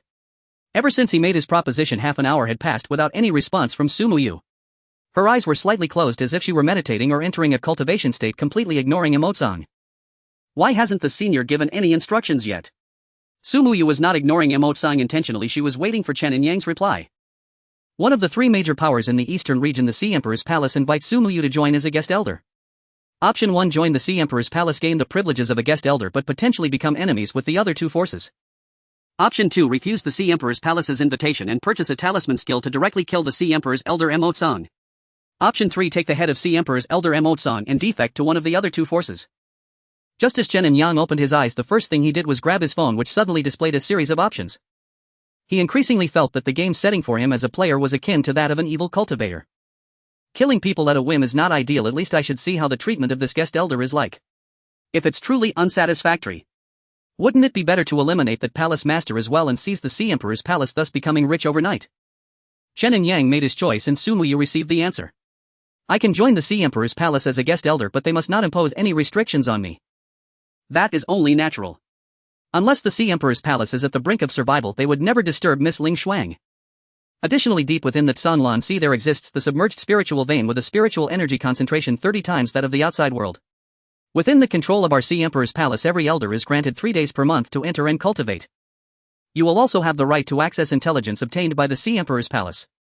And the right to borrow our top technique Song Ming 9 calamities for cultivation. Emotsang said this while taking out some items from his sleeve. This token is the Sea Emperor's order allowing unfettered access within the territorial waters of the Sea Emperor's palace, exempt from regular inspections. As a guest elder, you can requisition 10 spirit boats and 200 martial cultivator warriors at any time. You can receive 10 Xianbing condensing soul pills and 1 spirit jade each month. Listening to Emotsang's words, Chen Anyang instinctively wiped the corner of his mouth. While they are incredibly wealthy. If I were to take down the Sea Emperor's palace, wouldn't I become rich overnight? Just as Emotsang was speaking, he suddenly felt an inexplicable chill. Elder Ling, the people from Qianji City and the Medicine King Valley should already be on their way. If needed you can move to the Sea Emperor's palace first or I can send more personnel here. Thank you for your kindness Elder Mo, but I do not plan to leave here for the time being. Sumu Yu directly refused. Alright then I won't trouble you further. If you need anything you can directly use the Sea Emperor's order to send a message. Emotsong turned around, returned to the spirit boat, bowed to Sumu Yu and departed straight away. Shattered Star Island returned to its tranquility. However, both Chen Anyang and Sumu Yu were well aware that this tranquility would not last long. Soon the commotion in the eastern region would surpass that of the northern region and Shattered Star Island would become the center. Sumu Yu continued to sense the changes in the spiritual energy within her body. At the martial master level, the diameter of her spiritual energy vortex had already exceeded 50 centimeters, but after advancing to the martial master realm it shrank to 45 centimeters. The contraction of the spiritual energy vortex is a phenomenon of spiritual energy gradually liquefying. When it shrinks to its smallest size, the spiritual energy within will completely liquefy, ultimately converging into the sea of spiritual liquid in the Dantian, signaling the mark of a martial grandmaster. Sumu Yu, having just reached the martial master realm, still had a long way to go. Chen Anyang glanced at his phone and before he knew it, it was already 7:30. There's special training this morning. Suddenly recalling what Ji Yunshang had instructed last night, he hurriedly tidied up a bit, neglecting breakfast as he rushed straight to the third floor of the biology department. In the classroom, Ji Yunshang, dressed in a sexy red dress, was adjusting the equipment. Don't be late next time, so many people are waiting for you. Chen Anyang turned around. In the entire classroom it was only him and Ji Yunshang. Ha! Are there others? Everyone else has already entered the simulated spiritual realm. Ji Yunshang handed over the helmet equipment to Chen Anyang. Although the members of the Ling Long group were not all together, as long as they wore the equipment they would appear in the same position within the simulated spiritual realm. Chen Anyang let out a sigh of relief, carefully putting on the helmet. You, long before the special training begins, let me introduce you to the other members of our Ling Long group. This is Zi Long, whom you met last night. He introduced the girl with purple twin ponytails to Chen Anyang, who stretched out her hand. She was the little girl who used the bubble machine last night, looking about the same age as Chen and Ran. Hello, I am Yu Long. Hello, I am Zi Long, pleased to meet you. Zi Long appeared very obedient. Lan Long. A man in his 50s dressed like a Taoist priest nodded at Chen Anyang. Bai Long. A coal-faced woman with long black hair dressed very solemnly softly spoke a single sentence. Hello big brother, I am Lu Long. A youth looking around 18 or 19 flashed a bright and sunny smile at Chen Anyang. On the ice plains the cold wind howled past as 8 figures stood in a fan shape at the edge of a cliff. Chen Anyang's bone knife emanated a chilling aura and the wolf patterns along the spine of the blade seemed to come alive. Not far ahead countless spirit serpents were swiftly swimming towards them. Chen Anyang was all too familiar with these spirit serpents. During Su Muyu's time in the Northern Territory she had slain a significant number of 3rd and 4th tier refining body realm spirit serpents. He never expected that one day he would encounter them himself. Suddenly a chill wind rose, followed by a thick fog sweeping in. Taoist Lan Long with hair like a crane held a bronze compass that buzzed and trembled. He shouted, "Can Waterly Fire Sun Wind return to position?"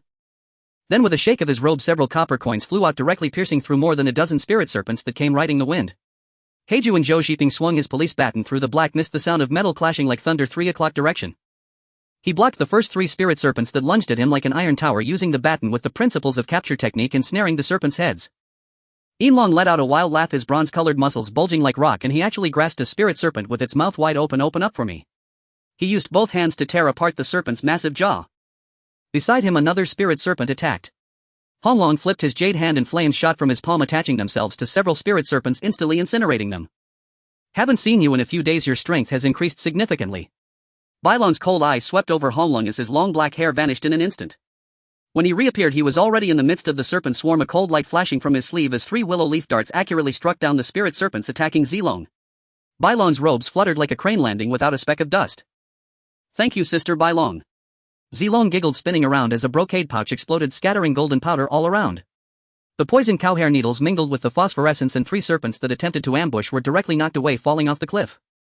Lulong laughed heartily and leaped into the air, wielding his long sword to slay numerous spirit serpents. "These guys are quite fierce."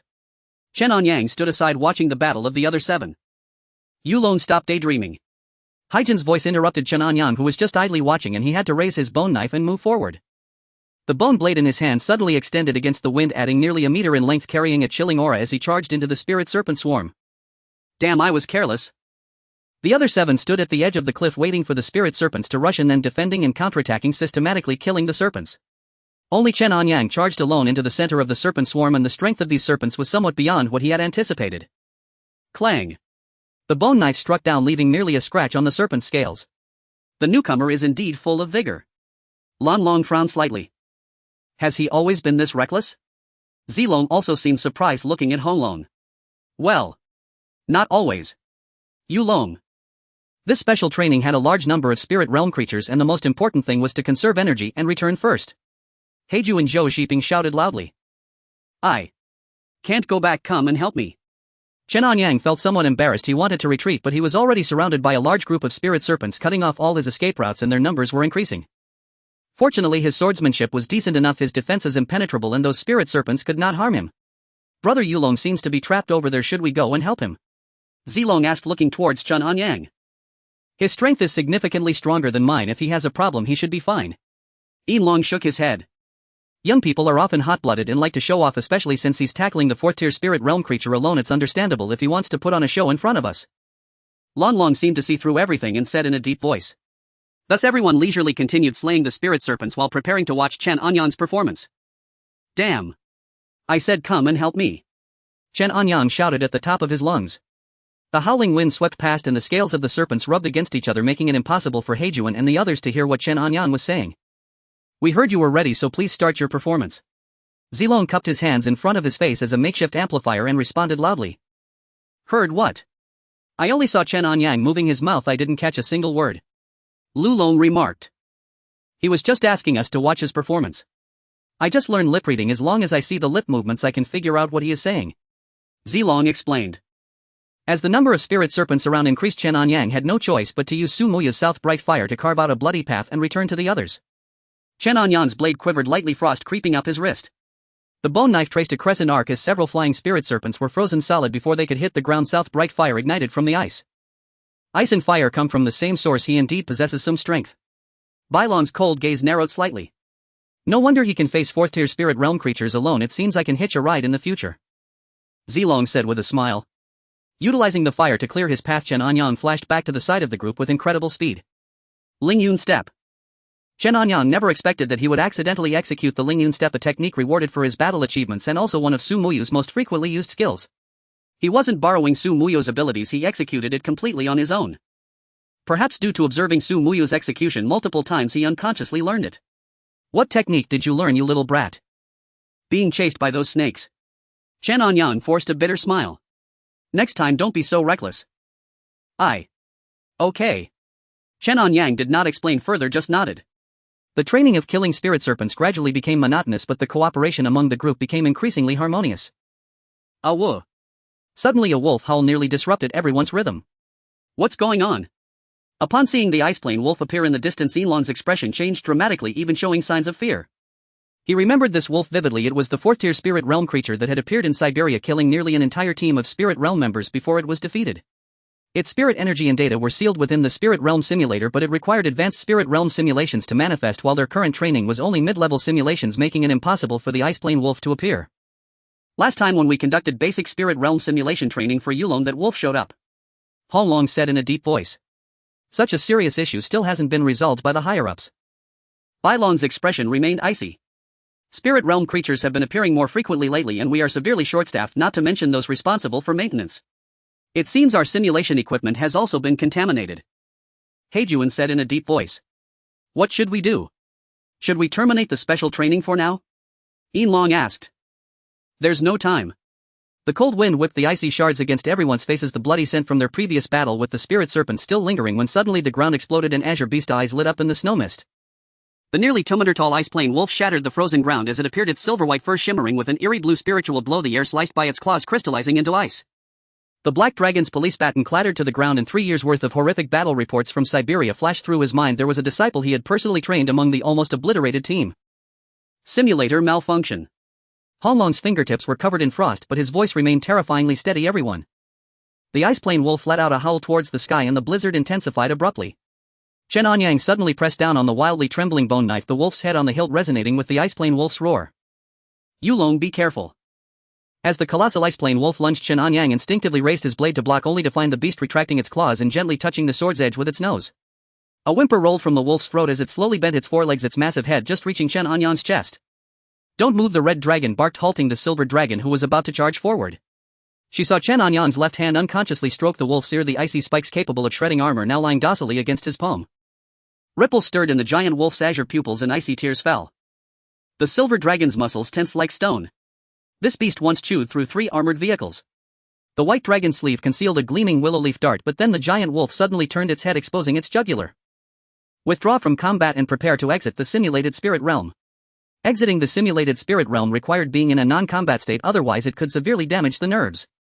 With the ice plane wolf not attacking, the black dragon immediately gave the order for safety. Everyone entered the waiting period for exit, including Chen Anyang, who had finished stroking the wolf. The ice plane wolf's body trembled violently but did not dissolve into a stream of data light. Its silver white fur suddenly erupted with azure spirit patterns, its massive claws dug deep into the frozen earth, and a low growl from its throat resisted the simulator's erasure. The bone knife in Chen Anyang's hand grew scorching hot, unsheathing and hovering uncontrollably. The wolf's head on the hilt resonated with the spirit pattern on the ice plane wolf's forehead, emitting a blinding ring of ice. The simulator is collapsing. Blue Dragon Taoist's hair and beard flew wildly as the compass needle spun frantically. This beast is devouring the spirit realm's energy in reverse. The ice plane wolf suddenly raised its head and held its form, rapidly shrinking in the blizzard. The 2-meter-tall beast contracted to the size of a hound, fine ice crystal still swirling in its silver blue fur, its azure gaze now as gentle as a domestic dog when it looked at Chen Anyang. It lowered its head and gently bit the boy's pant leg, its tail sweeping across the ice behind. By then the red dragon had already exited the spirit realm simulator, removed her helmet and stood up to check on Chen Anyang. Damn. Data materialization. This is impossible. The terminal instrument in the red dragon's hand issued a warning. Detection of unknown life form breaching dimensional barrier. Immediate destruction recommended. Beep. Beep. Beep. The black dragon called via video. Did the spirit energy data extracted 3 years ago contain living cells? Sample X1123. As the red dragon recalled, Chen Anyang had already exited the simulated spirit realm, but he had also brought the ice plane wolf out with him. Hey. You came along too. Chen Anyang was somewhat surprised, bending down to pat the ice plane wolf's head. The red dragon, however, was fully alert. Jade dragon, this is a level 4 spirit realm creature. So cute, just like a Samoyed. I want one too. The violet dragon had somehow joined the video call and spotted the ice plane wolf. The red dragon took a piece of frozen meat from the laboratory freezer and tossed it to the ice plane wolf. The wolf glanced at Chen Anyang and only leaped into the air after he nodded. In midair, its form swelled to the size of an adult tiger, swallowed the frozen meat, then shrank back to canine size, wagging its tail proudly. In the real world it can only maintain the size of a hound. The red dragon pulled out a tablet to record. But during combat it reverts to its true form. About half of its true form, the black dragon continued. Keeping it in the real world is still too dangerous, the white dragon stated coldly. By now all members of the Linglong squad had connected to the holographic video call. The red dragon typed rapidly on the keyboard. Body length 65 centimeters, weight 22 kilograms, spirit energy fluctuation unknown, already disguised as an ordinary canine. Jade dragon, it's staying in my lab tonight. Oh, and for safety you'll have to stay in the lab too. The red dragon, who had been somewhat fearful and hesitant earlier, was now brimming with excitement. How do we explain this to Spirit Realm headquarters? The white dragon asked. If they find out, it will cause a huge uproar. The black dragon was still pondering when Blue Dragon Taoist spoke gravely. I think we should keep it under wraps for now. Otherwise Brother Jade Dragon might be transferred to headquarters and there aren't many good people over there. The violet dragon shook her head. Yeah, headquarters has been suppressing our Linglong squad more than once.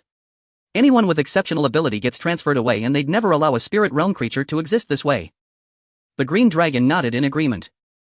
Among global spirit realm organizations, the Dragon Kingdoms once boasted the strongest comprehensive strength.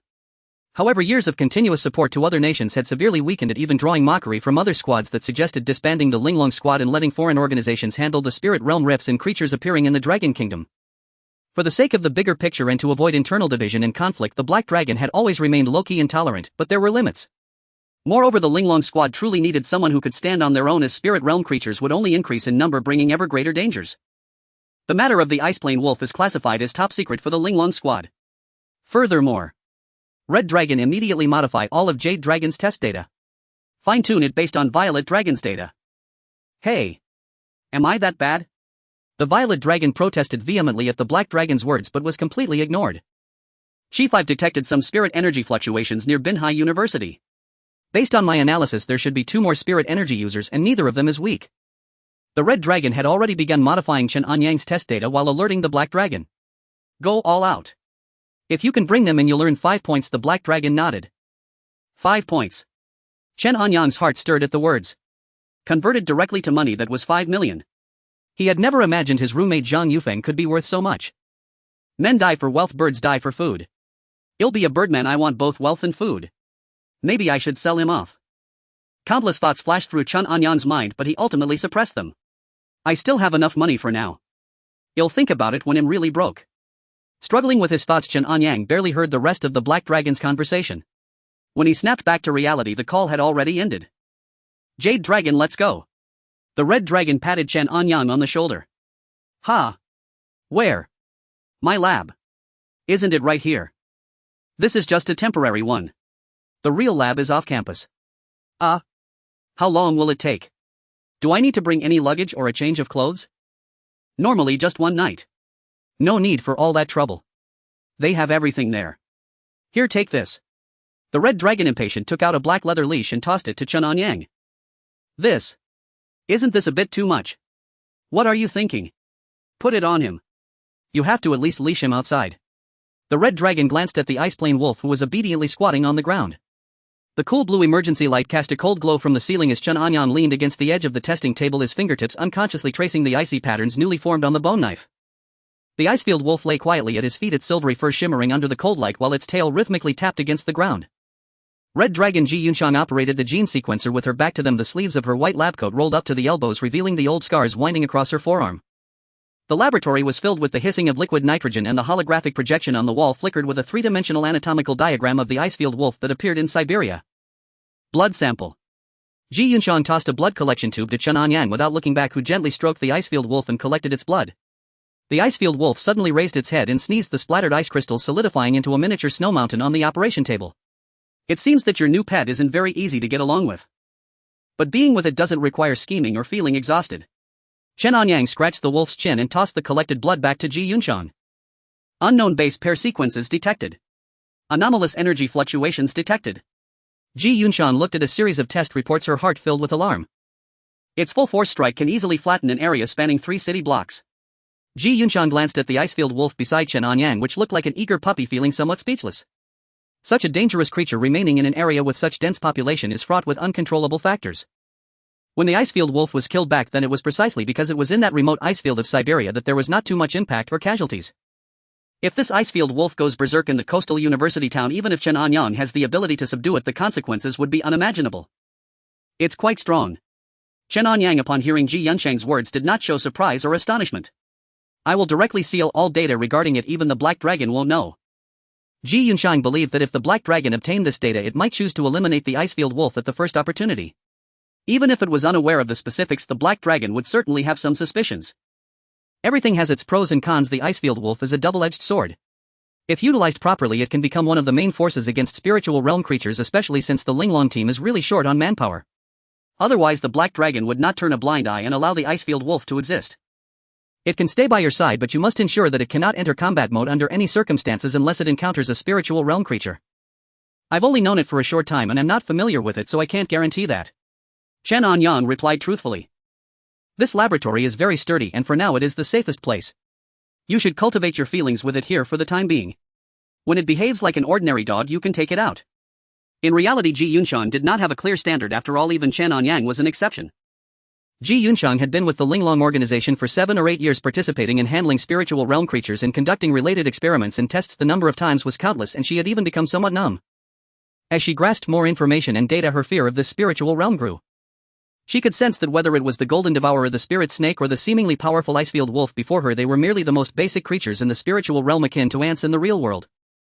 Whenever she thought of these, a strong sense of powerlessness would rise within Ji Yunxiang's heart, which was the most despairing thing. Until the appearance of Chen Anyang, this monster seemed to shed some light for Ji Yunxiang. Because Chen Anyang was simply too special, Ji Yunxiang, after conducting research for so many years, was well aware that there were many secrets hidden within him, secrets that her machines could not detect. Especially after the icefield wolf became Chen Anyang's pet, Ji Yunxiang was even more convinced of her thoughts.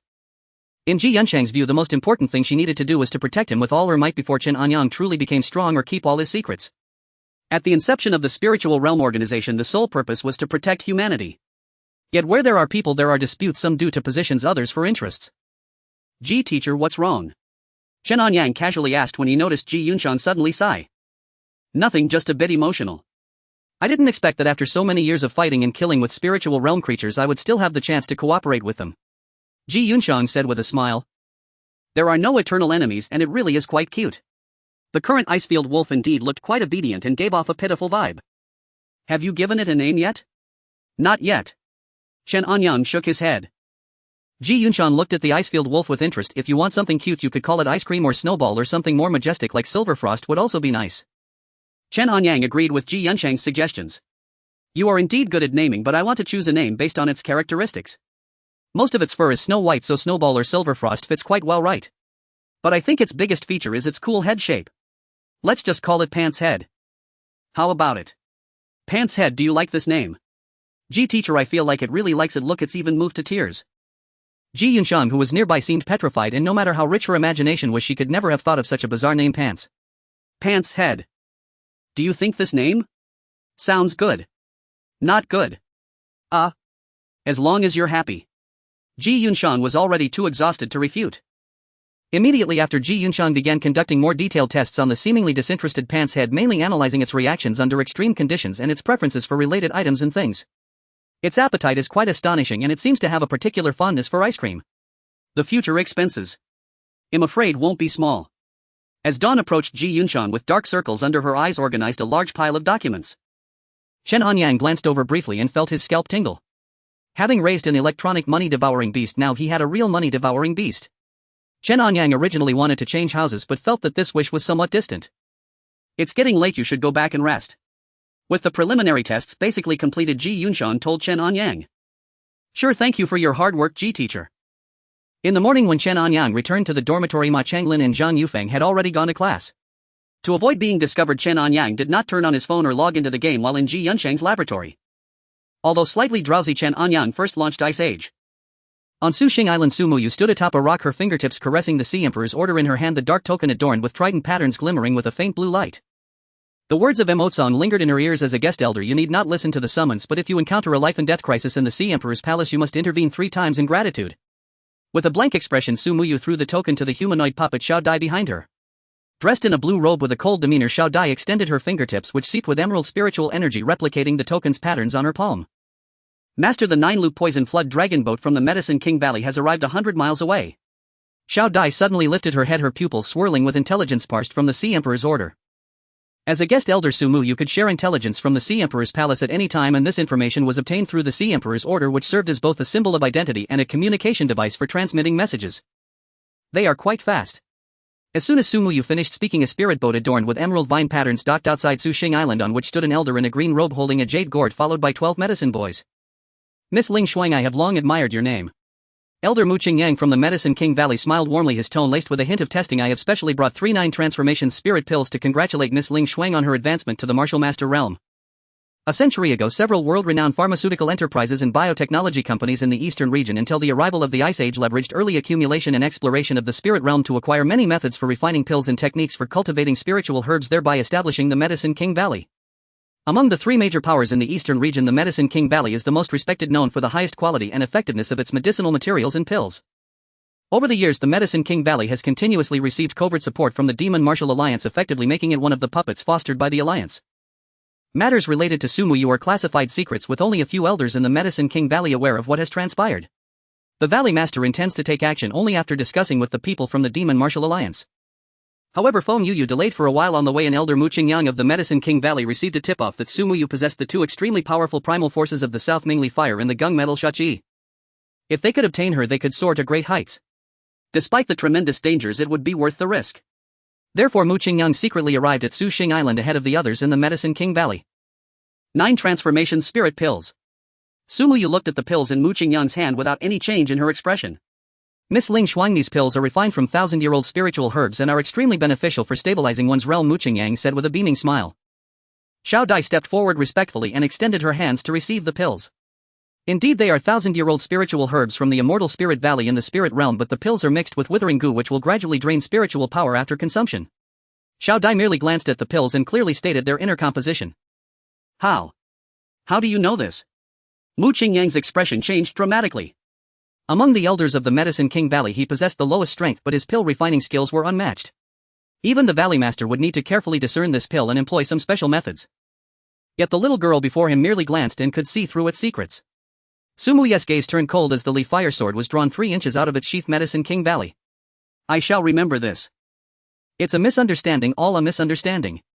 It must have been some blind disciple who made a mistake. I will return and investigate thoroughly. No need. As Su Muye's voice fell, lotus flowers emerged beneath her feet, leaving only her afterimage behind. I am an elder of the Medicine King Valley if you dare. Roll. Mu Qingyang's head rolled onto the ground, and not far away the 9-live spirit cat emitted a terrifying roar, frightening the 12 medicine boys who were preparing to flee, freezing them in place. Xiao Jiao, spare them. Su Muyu quickly stopped. The 9-live spirit cat hesitated for a moment and ultimately did not kill those medicine boys who were already terrified. Most spiritual herbs and pills have some degree of toxicity. These medicine boys have consumed various spiritual medicines since childhood, and when they reach around 8 or 9 years old they are refined into pills, maximizing the effects while significantly reducing side effects. Xiao Dai, take them inside to settle down. Yes, master. Xiao Dai replied respectfully. Meow. The 9-live spirit cat sulkily walked to Su Muye's side and rubbed against her calf. Su Muyu then slowly approached Mu Qingyang's corpse, examining it carefully. So many pills. Su Muyu found a storage bag containing over 30 bottles of pills, a pill refining cauldron that appeared to be of higher quality than the 100 Beasts pill refining cauldron, and finally a wooden box. From the moment Mu Qingyang arrived at Su Xing Island to his death, less than a minute had passed. My goodness, this girl has truly grown up. She is more decisive than I am. Seeing Su Muye's performance, Chen Anyang revealed a satisfied smile. During this time he had invested heavily in Su Muye's training, and under his lavish nurturing her strength had visibly increased. Just as Chen Anyang was about to rest, Su Muyu cautiously opened the wooden box. A flash of azure light appeared, revealing 3 items lying quietly within. Half a scaleless sea chart and a secret scroll. Acquired the clue for Qinglong Panmu illustration can initiate astrological deduction. A message flashed across the phone screen, halting Chen Anyang, who was about to log out. Qinglong Panmu. According to the clues currently in hand, the primal forces of the 4 sacred beasts in the spirit realm should be considered top-tier power. Chen Anyang had thought it would take a long time to obtain subsequent clues, but to his surprise they arrived so quickly. Without any hesitation, Chen Anyang directly opened the store and purchased the Tiangui instrument and the everlasting vine. This was Chen Anyang's 5th time performing astrological deduction, and he was already quite proficient. As his movements became more skilled, the spiritual energy within him seemed to solidify further. In the blink of an eye, 4 to 5 minutes passed as Chen Anyang made the corresponding movements according to the prompts on his phone. Ancient banyan nurtures thunder for 3,000 years. Dragon shadows entwine in the ninefold abyss. Mysterious thunder splits the heavens on the day of awakening as the wood element meets spring, breaking the cycle of death. It was still an enigmatic phrase. Chen Anyang, too lazy to think deeply, directly informed Su Muyu of the obtained information through the sound transmission device. Ancient banyan ninefold abyss, day of awakening. Su Muyu pondered the clues provided by Chen Anyang, immediately unfolding the sea chart in the wooden box. It's here. Soon Su Muyu pinpointed a location on the sea chart. In the beginning of the spiritual realm, the chaos gave birth to the 4 sacred beasts and the 4 fiends. The sacred beasts governed the laws of heaven and earth, while the fiends symbolized disorder and destruction. The 4 sacred beasts used their blood essence to seal the 4 fiends in the abyss of return, reinforcing the seal every 1,000 years. The true forms of the sacred beasts guarded the 4 poles of the spiritual mirror, while their avatars roamed the 3,000 small worlds to maintain balance. Until 1,000 years ago, the spirit realm cultivator Yuming, old ancestor, in an attempt to break through his realm's shackles, sacrificed 1 million living beings in a blood ritual to tear open the fissure of the abyss of return, intending to utilize the power of the 4 fiends for his breakthrough. However, he was instead manipulated by the 4 fiends, leading to their complete escape. Thus the spiritual realm ignited a 1,000-year blood war. In the end, the white tiger unleashed all its malevolent energy to trap and kill Taowu. The vermilion bird burned through the southly fire sea to refine Xiongqi. The azure dragon exhausted its life force to devour the strength of Taotie, and the black tortoise suppressed chaos with the heavy waters of the North Sea. However, the 4 fiends are immortal and indestructible. The sacred beasts were forced to reseal them at the cost of their true forms. After the battle, the essence of the 4 sacred beasts was nearly dissipated, helplessly allowing the primordial power to enter the myriad worlds in search of successors. With the guardians of the spiritual realm gone, the Yuming Palace took advantage of the situation to rise, crafting the 4 fiend puppets from the remnants of the fiends, controlling 70% of the spiritual world, and the decline of the primordial powers of the 4 sacred beasts across various realms. In the world where Su Muyu resides, it is one of the lowest tier existences among the 3,000 small worlds, still unnoticed by the Yuming Palace of the spiritual realm. Initially, the 4 sacred beasts did not directly enter this realm but left their traces in various worlds. 100 years ago, the primordial power of the azure dragon forcibly tore apart space, piercing through the barriers of the various realms with thunder, but this also drained its energy, leading it to fall into a deep slumber, ultimately merging with the root system of the ancient banyan tree at the bottom of the eastern sea. To survive, it still needs to absorb the yang energy from the thunderstorm of Jingjia. On Su Muyu's map there are detailed annotations. The submerged spiritual vein of the Sea Emperor's Palace, also known as the 9 Layers Abyss, harbors an ancient banyan tree at its deepest point. Half a scale is precisely the reverse scale shed by the azure dragon. That secret scroll is an evil technique from the Martial Demon Alliance that conducts blood rituals using the blood of martial cultivators to summon the Imu Xianlei. Master, the pills have been refined. Su Muyu was calculating in her heart when a gentle voice suddenly came from behind her. First, detoxify them. Su Muyu nodded. The 12 medicine boys brought by Mu Qingyang had all consumed the heart control pill, which is why they obeyed him unquestioningly. The antidote refined by Xiao Dai can temporarily alleviate Mu Qingyang's control over them, but these individuals are deeply poisoned and Xiao Dai is powerless to reverse it. The only solution is to use poison against poison, shifting the medicine boy's loyalty from Mu Qingyang to Su Muyu, which will take about 2 to 3 days. Next, with Su Muyu's help, Xiao Dai deep-processed Mu Qingyang's pills. 5 bottles of corrupted heart-severing soul powder were modified into fire separation poison pill, which can temporarily enhance fire-type techniques but will burn the meridians. 3 bottles of mirage mist powder were refined into illusory essence, which when integrated into the illusion moon silk robe can create a perfect environment for 10 breaths. The remaining pills were completely disassembled and re-refined to cultivate the 9 live spiritual cat's elixirs. Finally, she took out the Sea Emperor's order and contacted Elder Mo Tsung. I want to enter the submerged spiritual vein for cultivation. No problem, I will report to the palace master right away. Mo Tsung readily agreed. Chen Anyang looked at the phone screen. Though he was unclear about what Su Muyu intended to do, he believed she could handle it. If difficulties arose, he, the all-seeing senior, was there to support her, with financial resources. Soon Su Muyu left the Broken Star Island with the 9 live spiritual cat. Chen Anyang also set down his phone and began to catch up on sleep. When he awoke again, it was already past 2 in the afternoon. After contacting Ji Yunchang, he headed to the underground laboratory located 3 to 4 kilometers off campus to continue nurturing his bond with Ko-Tu. I thought it was a Samoyed, but it turns out to be a husky. Just as Chen Anyang arrived at the laboratory entrance, he saw Ji Yunchang seething with anger yet had no outlet for it.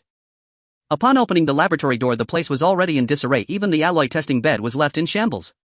Yulong, we are colleagues. How about I give you a 10 discount 10 million? No way.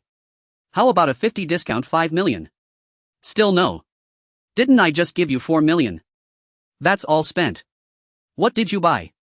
It can't be for chasing girls, right? Sort of. Chen Anyang did not deny it. This place contains not only my experimental equipment but also a wealth of data. Ji Yunchang's delicate body trembled slightly. In fact, you should thank me. Why? I can help you balance the account and even write off a bit more losses to claim reimbursement from the Black Dragon. Chen Anyang whispered to Ji Yunchang. Our Ling Long team is the poorest among all spiritual realm organizations. The voice of Black Dragon Zhou Zhiping suddenly echoed from behind. Damn. How did you walk without making a sound? Chen Anyang was startled.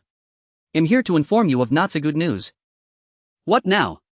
The headquarters has sent a special investigator to conduct an independent assessment and investigation of you and to evaluate the Ling Long team anew. This wolf. Its name is Ko-Tu. Chen Anyang interjected. Your underpants cannot stay here. That person will also come here for inspection. Zhou Zhiping, having undergone professional training, found the name Wind Wolf amusing but did not laugh. Its name is Ko-Tu. Boss, do we have to let Ko-Tu out? Do you know what will happen if? Ji Yunchang was slightly taken aback. I don't know and don't want to know now. There are only 2 choices: either hide Ko-Tu or hand it over to the headquarters. You should be clear about the consequences of handing it over. How to choose is up to you. By the way, the investigator will arrive tonight, so restore this place to its original state before then. Are you kidding? Boss, look at the state of this place. Ji Yunchang's eyes widened. I have already notified Silver Dragon and Purple Dragon to come help you, and also refer to me as Black Dragon. Yes. Black Dragon. Zhou Zhiping took a deep breath, looked at Chen Anyang and was about to say something as if to convey instructions, but ultimately didn't say a word. Instead, he patted Chen Anyang on the shoulder and left the laboratory. I'll help you clean up. Chen Anyang looked at Ji Yunchang, who was starting to get busy. No need, you should take your Ko-Tu and go. Make sure to arrange a proper place for it. Chen Anyang nodded, leading Ko-Tu away from the laboratory. It was past 3 in the afternoon. The temperature was still high and Ko-Tu stood beside Chen Anyang, panting with its tongue out, indistinguishable from an ordinary dog. Chen Anyang frowned, feeling troubled. There were quite a few cats at Bin University, especially around the library, but dogs were rarely seen, let alone such a large breed. Chen Anyang was even more reluctant to send Ko-Tu back home, as he couldn't guarantee that Ko-Tu wouldn't harm his mother. As for entrusting it to a pet shop, that seemed like a good choice, but the nearest pet shop was still a 10-minute drive from Bin University. If anything unexpected happened, he wouldn't be able to rush back in time. Chen Anyang led Ko-Tu aimlessly wandering until he unknowingly reached the gate of Bin University. Anyang. What are you doing here? Don't you have classes this afternoon? Sun Xiaoxiao stepped into the light of the phoenix tree's shadow at the entrance of Bin University, the hem of her mint green silk shirt billowing in the warm breeze. She held a semi-transparent folder in one hand, revealing a color-coded broadcast schedule inside. I have some matters this afternoon, so I've taken a leave. Ha ha. How adorable is this little dog, is it yours? Chen Anyang answered with a smile, tugging at his pants. Sun Xiaoxiao's attention quickly shifted to the pants. Woof woof. The dog Panta stuck out its tongue, and upon seeing Sun Xiaoxiao its eyes seemed to sparkle as it eagerly ran to her side, continuously rubbing its head against her pant leg. Sun Xiaoxiao immediately crouched down to pet Pantu. I guess so. This little dog is quite clingy. It's indeed very perceptive. But large dogs are not allowed on campus. Where will you keep it? Sun Xiaoxiao looked up at Chen Anyang. I don't know, but there seems to be a pet shop over on Runmin Street that can take care of it. Isn't that too far? Sun Xiaoxiao frowned slightly, glancing at the cheerful Pantu. Is this dog trained? Is it obedient? You can give it a try. What's its name? Pantu. You came up with that name? No. How could I name a dog something like that? My roommate Zhao Wenda named it. This dog belongs to him. He had to leave for some matters and entrusted the dog to me. I don't know how to handle it now.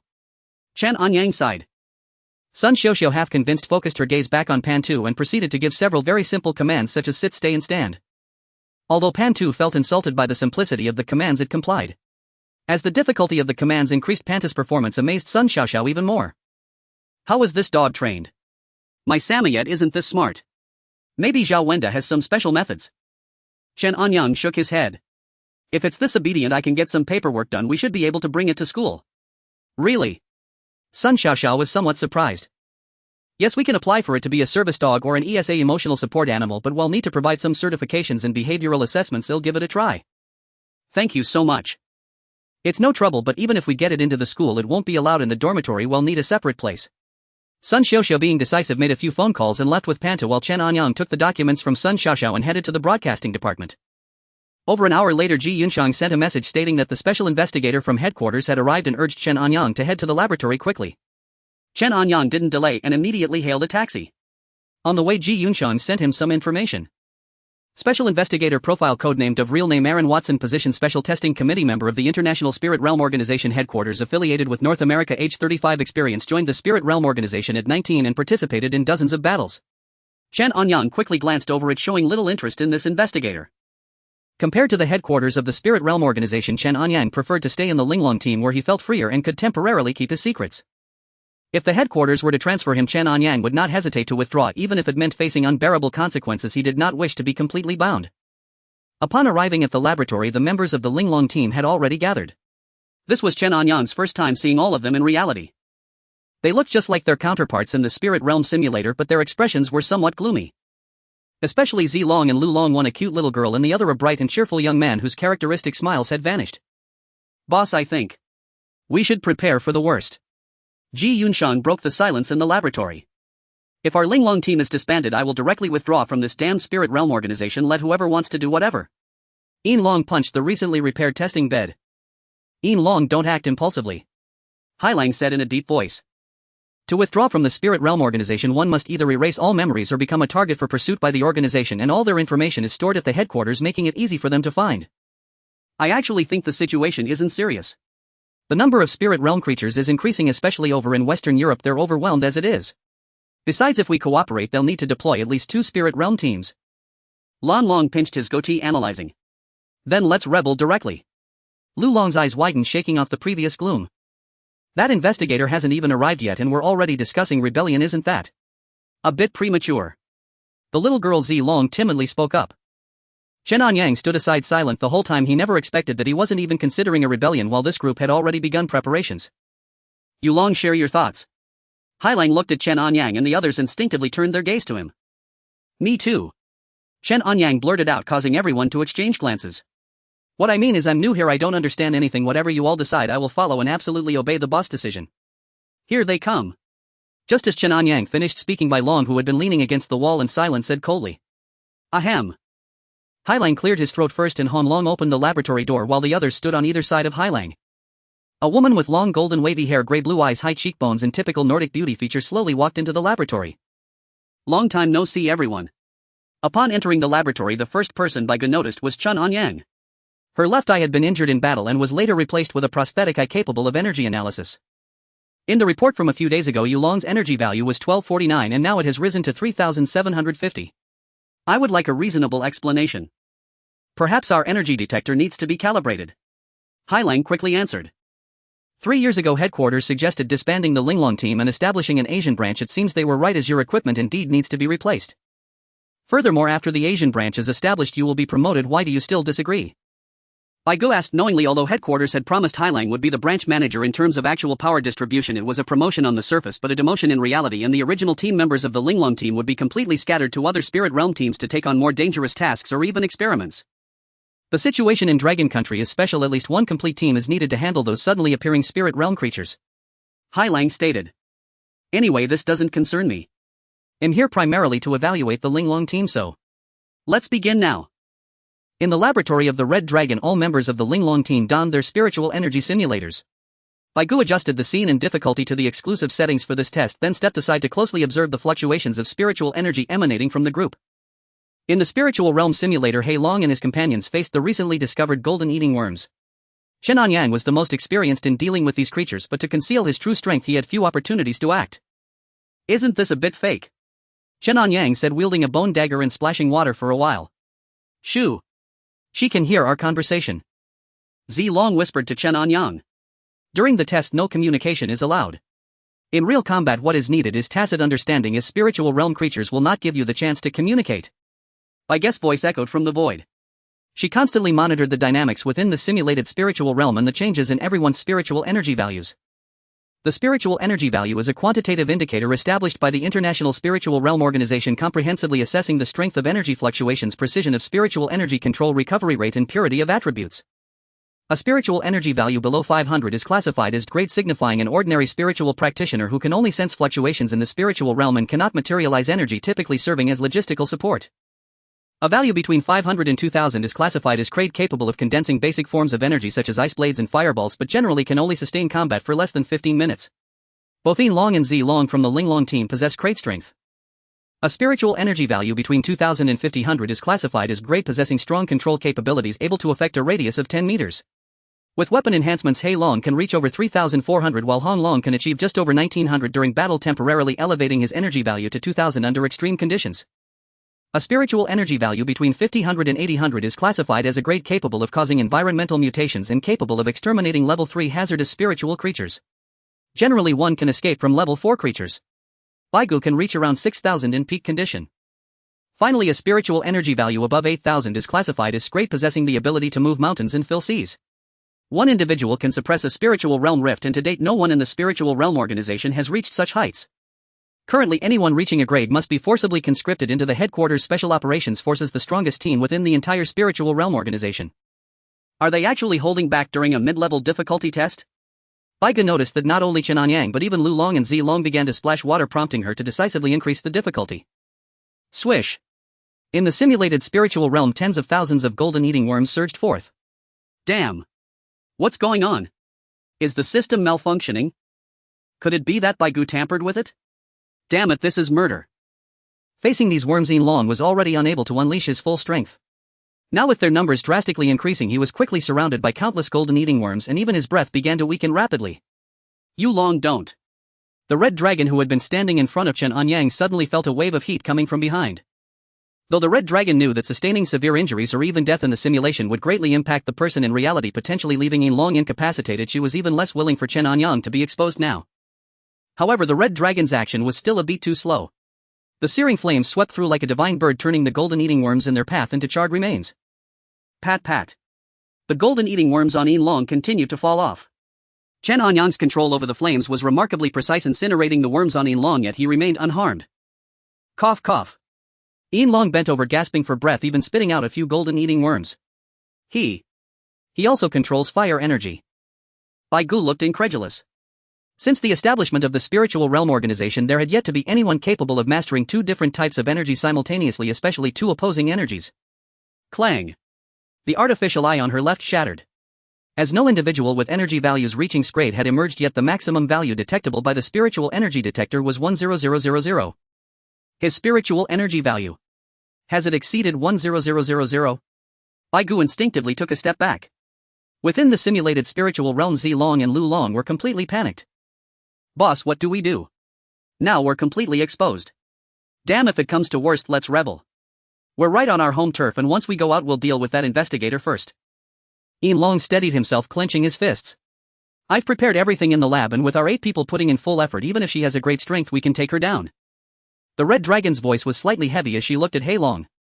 Chen Anyang, standing behind them, showed no change in expression. Damn. Why are all the members of this group so rebellious? Always talking about rebellion. Let's go out first. Hei Long took a deep breath and issued the command. Taking advantage of Chen Anyang's Nanshang Liuhua clearing a vacuum area, everyone was in a state of disengagement from battle and they chose to exit directly. At this moment, Bai Gu had returned to normal and started filling out the report. The Red Dragon was the first to press the switch to close the laboratory door, while the others stood by waiting for Hei Long's orders. They had consumed a significant amount of energy in the simulated spiritual realm and needed at least a few minutes to catch their breath. The spiritual realm in Longwei is indeed quite special, requiring a dedicated team to manage it. I will apply to the headquarters to retain the personnel, but all equipment here must be updated. By the way, that newcomer is named Yu Long, right? Bai Gu glanced at the information in her hands. The fluctuations of spiritual energy are abnormal, oscillating between 1000 and 3000 and are still unstable. The previous data suspected a malfunction in the detection device, and the level 4 spiritual creature also raised doubts about the spiritual energy detector. Bai Gu quickly completed the investigation report and said solemnly to the Linglong team members. What does this mean? Are they going to let it slide? Do they know we are going to rebel? Chen Anyang stood behind everyone, looking confused, unaware of the investigator's intentions, but he couldn't be bothered to think about it as Hei Long and the others were ahead. He took out the bone dagger, gently wiping it, ready for battle at any moment. The Red Dragon stepped forward and chatted with Bai Gu for a while. Why? A few minutes later, the Red Dragon suddenly asked in a low voice. You must have gathered a lot of data. Bai Gu smiled lightly at the mention, flipping to Chen Anyang's evaluation report. His energy is very strong, possibly even uncontrollable. The headquarters does not need uncontrollable geniuses, but this world needs a safety pin capable of countering true disasters. Take me to see the places where spiritual rifts have recently appeared. I need to reassess. There are still many matters at the headquarters and I need to hurry back today. All right. The Red Dragon nodded, signaling Hei Long, and then left with Bai Gu. Boss, are we just letting her go? What if she goes back to the headquarters? Chen Anyang couldn't help but ask. We'll cross that bridge when we come to it. Even if she returns to the headquarters, this place is out of reach. Even if we send the special operations team, we still have room to maneuver. Hei Long said in a deep voice. But we must be prepared for the worst. Lan Long added.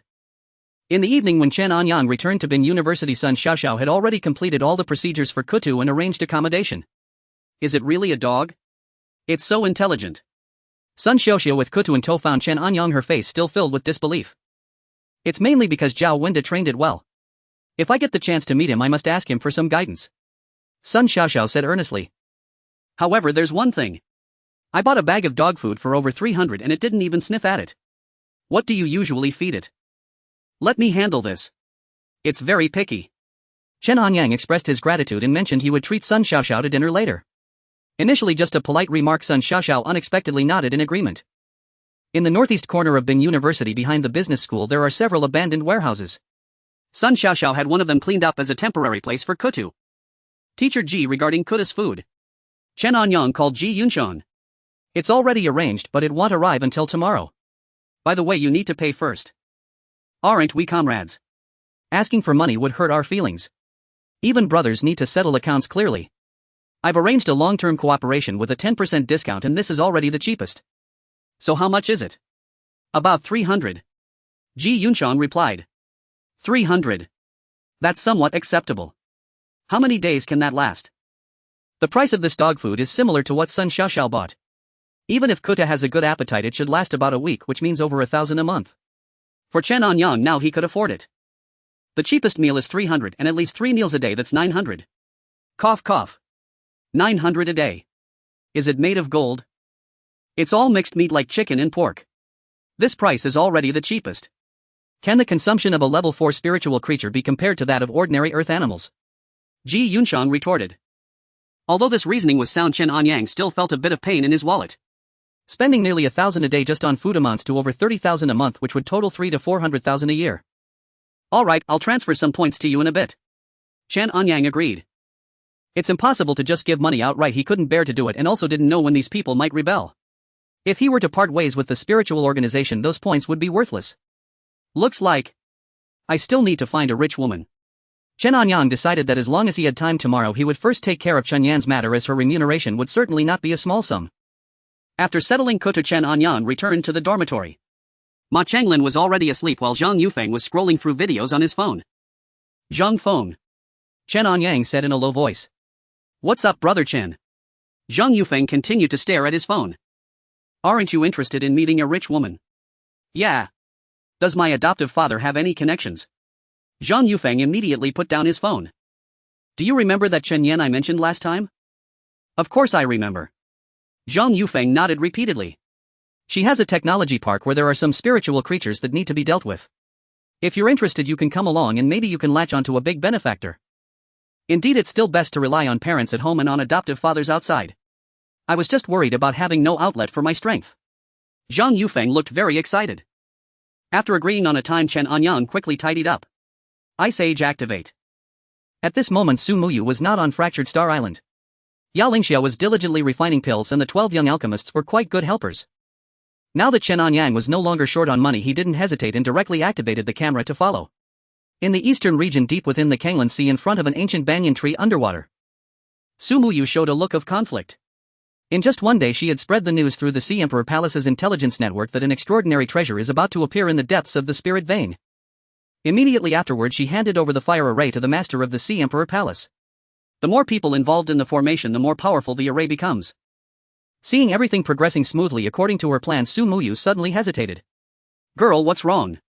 Chen Anyang's voice echoed from the void. Senior, I've confirmed that the Yimu Xianlei is right here, but the source of power is severely damaged. To awaken it, countless martial cultivators need to provide blood and energy as nourishment.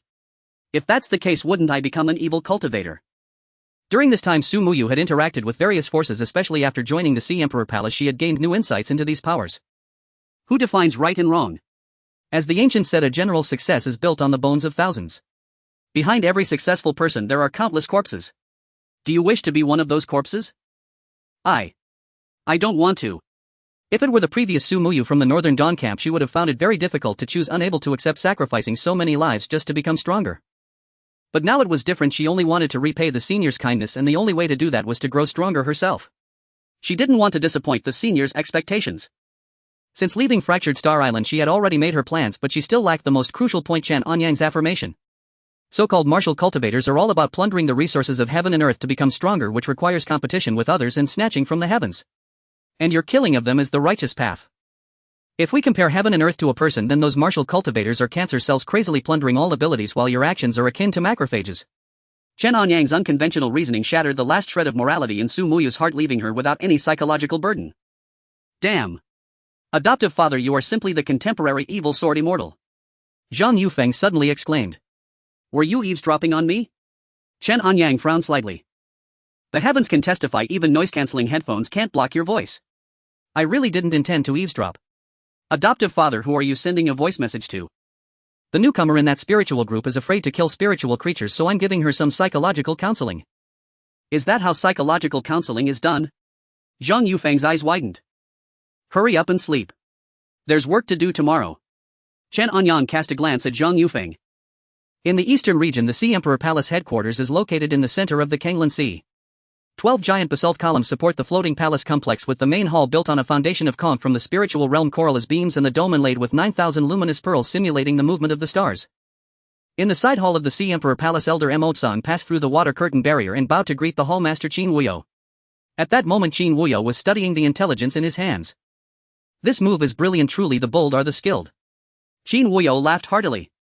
Master, if we let her continue it might draw fire onto us. Emotsang's face was filled with worry. Su Muyu, using the Sea Emperor Palace's intelligence network, spread a vast amount of information about Gu Rong, leaving even Qin Wuyo unsure of what was true and what was false. As for the other forces, they held a mindset of better to believe it exists than not. Gu Rong is located in the submerged spiritual vein within the Sea Emperor Palace's territory. If other forces come to contend, the Sea Emperor Palace will be the first to suffer. Over the years, the Martial Cultivator Alliance's support for us has dwindled, while Chenji City and Yaoyang Valley grow stronger. If this continues, there will be no place left for our Sea Emperor Palace in the eastern region. As the saying goes, one must break before they can establish. Let her stir the waters for now. Qin Wuyo's eyes narrowed slightly. But it's still too risky for us. Those who fear for their safety while undertaking great deeds are merely incompetent. This time we can take advantage of this opportunity with Ling Shuang to drive the tiger and swallow the wolf. Even if we only weaken Qianji City and Yaowang Valley, we can gain a moment's respite. If we are implicated, we can simply send her away. The holder of the primordial power of the four symbols will be irresistible to anyone. Send the order. All forces of the Sea Emperor Palace shall fully support Elder Ling Shuang's actions. Qin Wuyo immediately issued the command. With the strong support of the Sea Emperor Palace, Su Muyu also dispatched thousands of people to set up the Lihua Grand Formation near the submerged spiritual vein. They had the small disc from the Broken Star Island brought to the submerged spiritual vein, where the disc forged a fake fragment of the Wandu Jing from Yaowang Valley based on the ancient pill formulas recorded in the Wanling Tianjian. Yaowang Valley's strength lies not in alchemy to save lives but in poisoning. Decades ago, the third master of Yaowang Valley infiltrated the spiritual realm alone and discovered a half-scroll of the Wandu Jing, paving the way for Yaowang Valley's dominance in the eastern region. However, the Wandu Jing has always only been half a scroll. Over the years, countless people from Yaowang Valley have risked their lives searching for the other half, but to this day no clues have emerged. Su Muyu utilized the outline fabricated by the small disc and disguised it as intelligence from Qianji City to directly deliver it to Yaowang Valley.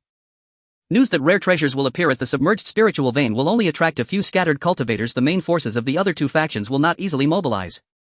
However, the fragment of the Wandu Jing will appear at the submerged spiritual vein. Whether true or false, Yaowang Valley will never miss it. As for Qianji City, it is the most mysterious and least populated among the three major forces in the eastern region, yet its overall strength is comparable to the other two. A century ago, when Tianyuan Academy was just established, it had a mechanical branch focused on mechanical research integrating spiritual energy with certain machinery. Later, the head of this mechanical branch had significant disagreements with Tianyuan Academy, ultimately breaking away and establishing Qianji City in the eastern region. Even so, Qianji City maintains close ties with Tianyuan Academy behind the scenes. The machines of Qianji City are essentially very similar to puppets. Typically, a martial artist can control about 3 machines of similar strength, and as their power increases, they can control even more. However, due to material limitations, the strongest known machines from Qianji City only reach the level of 7th or 8th rank martial masters. For Su Muyu, whether Qianji City participates is not crucial, but to maintain the balance of power, she had the 9 Lives Spirit Cat release a small amount of Gengjin Shaki. While the people of Qianji City are not particularly interested in Gengjin Shaki, it can simulate the aura of 1000-year black iron, a rare metal crucial for crafting high-level machinery. Is this pill really that remarkable? Su Muyu looked at the black pill in her palm. Of course. Ordinary gold-eating worms only need to catch a whiff of the scent to enter their mating season, and given their rapid reproduction rate. The small disc nodded. Su Muyu immediately stored the pill away and turned to the small disc. What about the 12 medicine children? They have already taken the body of Mu Qingyang back to Yaowang Valley. Notify the Hall Master of the Sea Emperor Palace to prepare a 100-man team of martial masters. I plan to raid Yaowang Valley. Raid Yaowang Valley. Wow. Xiaoyu, you've just become a martial master, and it seems there are quite a few martial sect experts in Yaowang Valley. Chen Anyang's eyes widened upon hearing Su Muyu's words. Although he wanted to rob Yaowang Valley as such a force, their resources are incredibly rich. He merely thought about it and hadn't intended to push Su Muyu into action. However, he also had no plans to stop Su Muyu as long as she wanted to. Chen Anyang would not interfere, at most just investing a bit of money. After all, he hoped Su Muyu would grow stronger quickly, which would naturally benefit him as well. Just having a bone knife had already made him invincible for quite some time. Foster father, when are we going? As dawn broke, Zhang Yufeng couldn't wait to get up, washed up, and saw Chen Anyang still lying in bed playing with his phone. Unable to hold back, he cautiously asked. At 1 o'clock in the afternoon, wait for me at the school gate. After Chen Anyang finished speaking, he got out of bed, had breakfast, and took a look at the puppy. Ji Yunshang had already fed it, and Sun Xiaoqiao was leading a group of girls chattering about it in the warehouse where the puppy was staying. Although it was called a warehouse, after some cleaning and arranging, it looked several times better than Chen Anyang's dormitory. After all, Sun Xiaoqiao had more money than Chen Anyang, and the puppy had indeed hit the jackpot. Initially, Chen Anyang had some concerns, but upon seeing the puppy's loving behavior, constantly fawning over Sun Xiaoqiao and wagging its tail wildly, it was almost like a helicopter. Minister's son, if one didn't know better, they'd think you were the owner of this dog. Chen Anyang forced a smile. That could work. As long as you're willing to part with it. This. You'd have to ask Zhao Wende, it's not my dog. As soon as Chen Anyang finished speaking, the puppy, which had been enjoying itself among a group of female students, suddenly leaped up and jumped onto Chen Anyang's lap. Woo woo. A whimper suddenly sounded, as if it were afraid Chen Anyang would abandon it. This treacherous little creature. We treat it so well, and as soon as Chen Go arrives, it runs away. The few young girls shook their heads. This dog is not as fun as I mean. What's so fun about this dog? Chen Anyang looked at the vibrant young girls and revealed a sincere smile. In the northeast corner of Bin University, behind the business school, in a makeshift dwelling converted from a storage room, Chen Anyang was looking at the USB drive that Zhou Shiping had given him, filled with information about the spiritual realm, while his dog curled up at his feet dozing.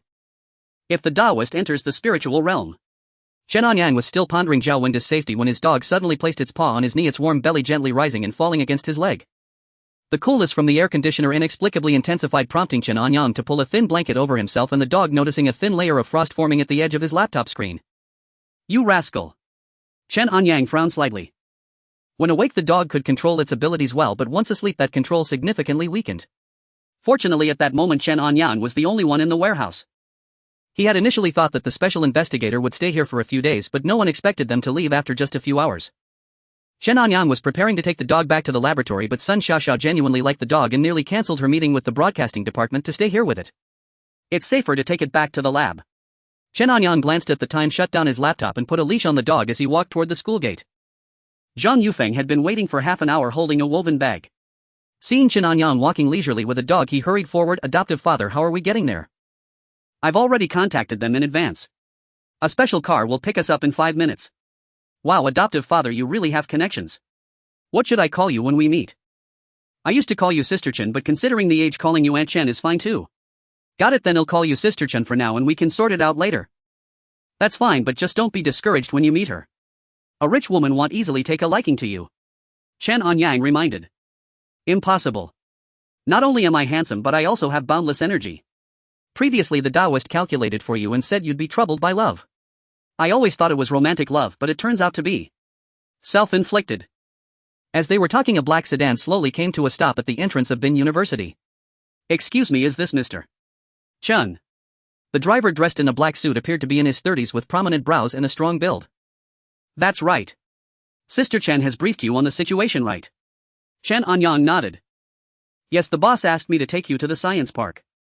The science park was only about 17 or 18 kilometers from Bin University, built against the mountains, and was already of a preliminary scale, with the headquarters building, research center and data center nearing completion. The afternoon sun refracted blood red light off the glass curtain wall as Chen Anyang entered the park's security line holding a bone knife in one hand. Adoptive father, wait for me. Zhang Yufeng glanced around, noting the absence of anyone in sight. He then opened the woven bag and changed into a pair of red high heels. What the heck? At this time you still want to do this? Chen Anyang said with a face full of disdain. These increase movement speed. Zhang Yufeng explained seriously. This one increases defense. He then donned a skirt. This one isn't for attack speed, is it? Chen Anyang looked at Zhang Yufeng as he put on a ponytail wig. Correct. Did you notice that, adoptive father? Zhang Yufeng nodded. Chen Anyang shook his head helplessly, and the dog who was leading the way suddenly stopped, its claws piercing through a crack in the concrete, revealing dark golden slime. The stomach acid of the gold-eating worm. Chen Anyang used his knife tip to lift the slime, instantly freezing it with frost. He glanced at the detector. There was an electromagnetic disturbance here 3 hours ago. Zhang Yufeng took out a makeup mirror, and the sunlight reflected off the mirror, suddenly focusing on a solar panel 50 meters away where several gold-eating worms were lying, instantly releasing a plume of black smoke. There are quite a few things in the 9 o'clock direction. Zhang Yufeng reminded. Upon entering the science park, Chen Anyang's spiritual energy detector began to spin rapidly. The surrounding spiritual realm creatures were mostly level 2 or 3, but there were many in number and coming from all directions, creating interference that made it impossible to determine a direction. Lead the way. Chen Anyang chose to trust Zhang Yufeng, who indeed moved quickly. Chen Anyang exerted all his strength just to keep up. In a flash they entered the staff accommodation building of the science park. The holographic access control system had not yet activated, and Zhang Yufeng exerted force with his arms, directly pushing the glass door open, revealing a corridor filled with honeycomb-like holes. The dog suddenly bolted ahead, reaching room 1608 on the 3rd floor, smashing the smart lock with its claws. Chen Anyang followed closely and saw that the walls inside the room were completely hollowed out, with thousands of gold-eating worms sleeping within. At the center of the hive structure lay a pulsating dark golden egg. Step back. Chen Anyang plunged his bone knife into the floor, instantly awakening all the gold-eating worms, whose wings trembled rapidly as the rapidly cooling air temperature soared. The effect of Chen Anyang's planned ice and fire duality was likely to be greatly diminished. Just as he was preparing to borrow Su Muyu's Southern Ming fire, Zhang Yufeng suddenly jumped up and took out a bottle of perfume. Hiss hiss hiss. The swarm of gold-eating worms suddenly turned, collectively frantically devouring their own kind's shells. I was previously in a particularly dire state because of these worms, but this time I'm prepared, Zhang Yufeng said confidently. Chen Anyang was quite surprised by Zhang Yufeng's performance. He hadn't expected him to actually be able to help. What he was most curious about now was where Zhang Yufeng had gotten this equipment. If it could enhance his strength, he wouldn't mind wearing women's clothing. While Chen Anyang was lost in thought, the dog suddenly bit his pant leg and tugged him back. The ground collapsed with a thunderous roar, and 3 lurking ground spike worms burst forth from the earth.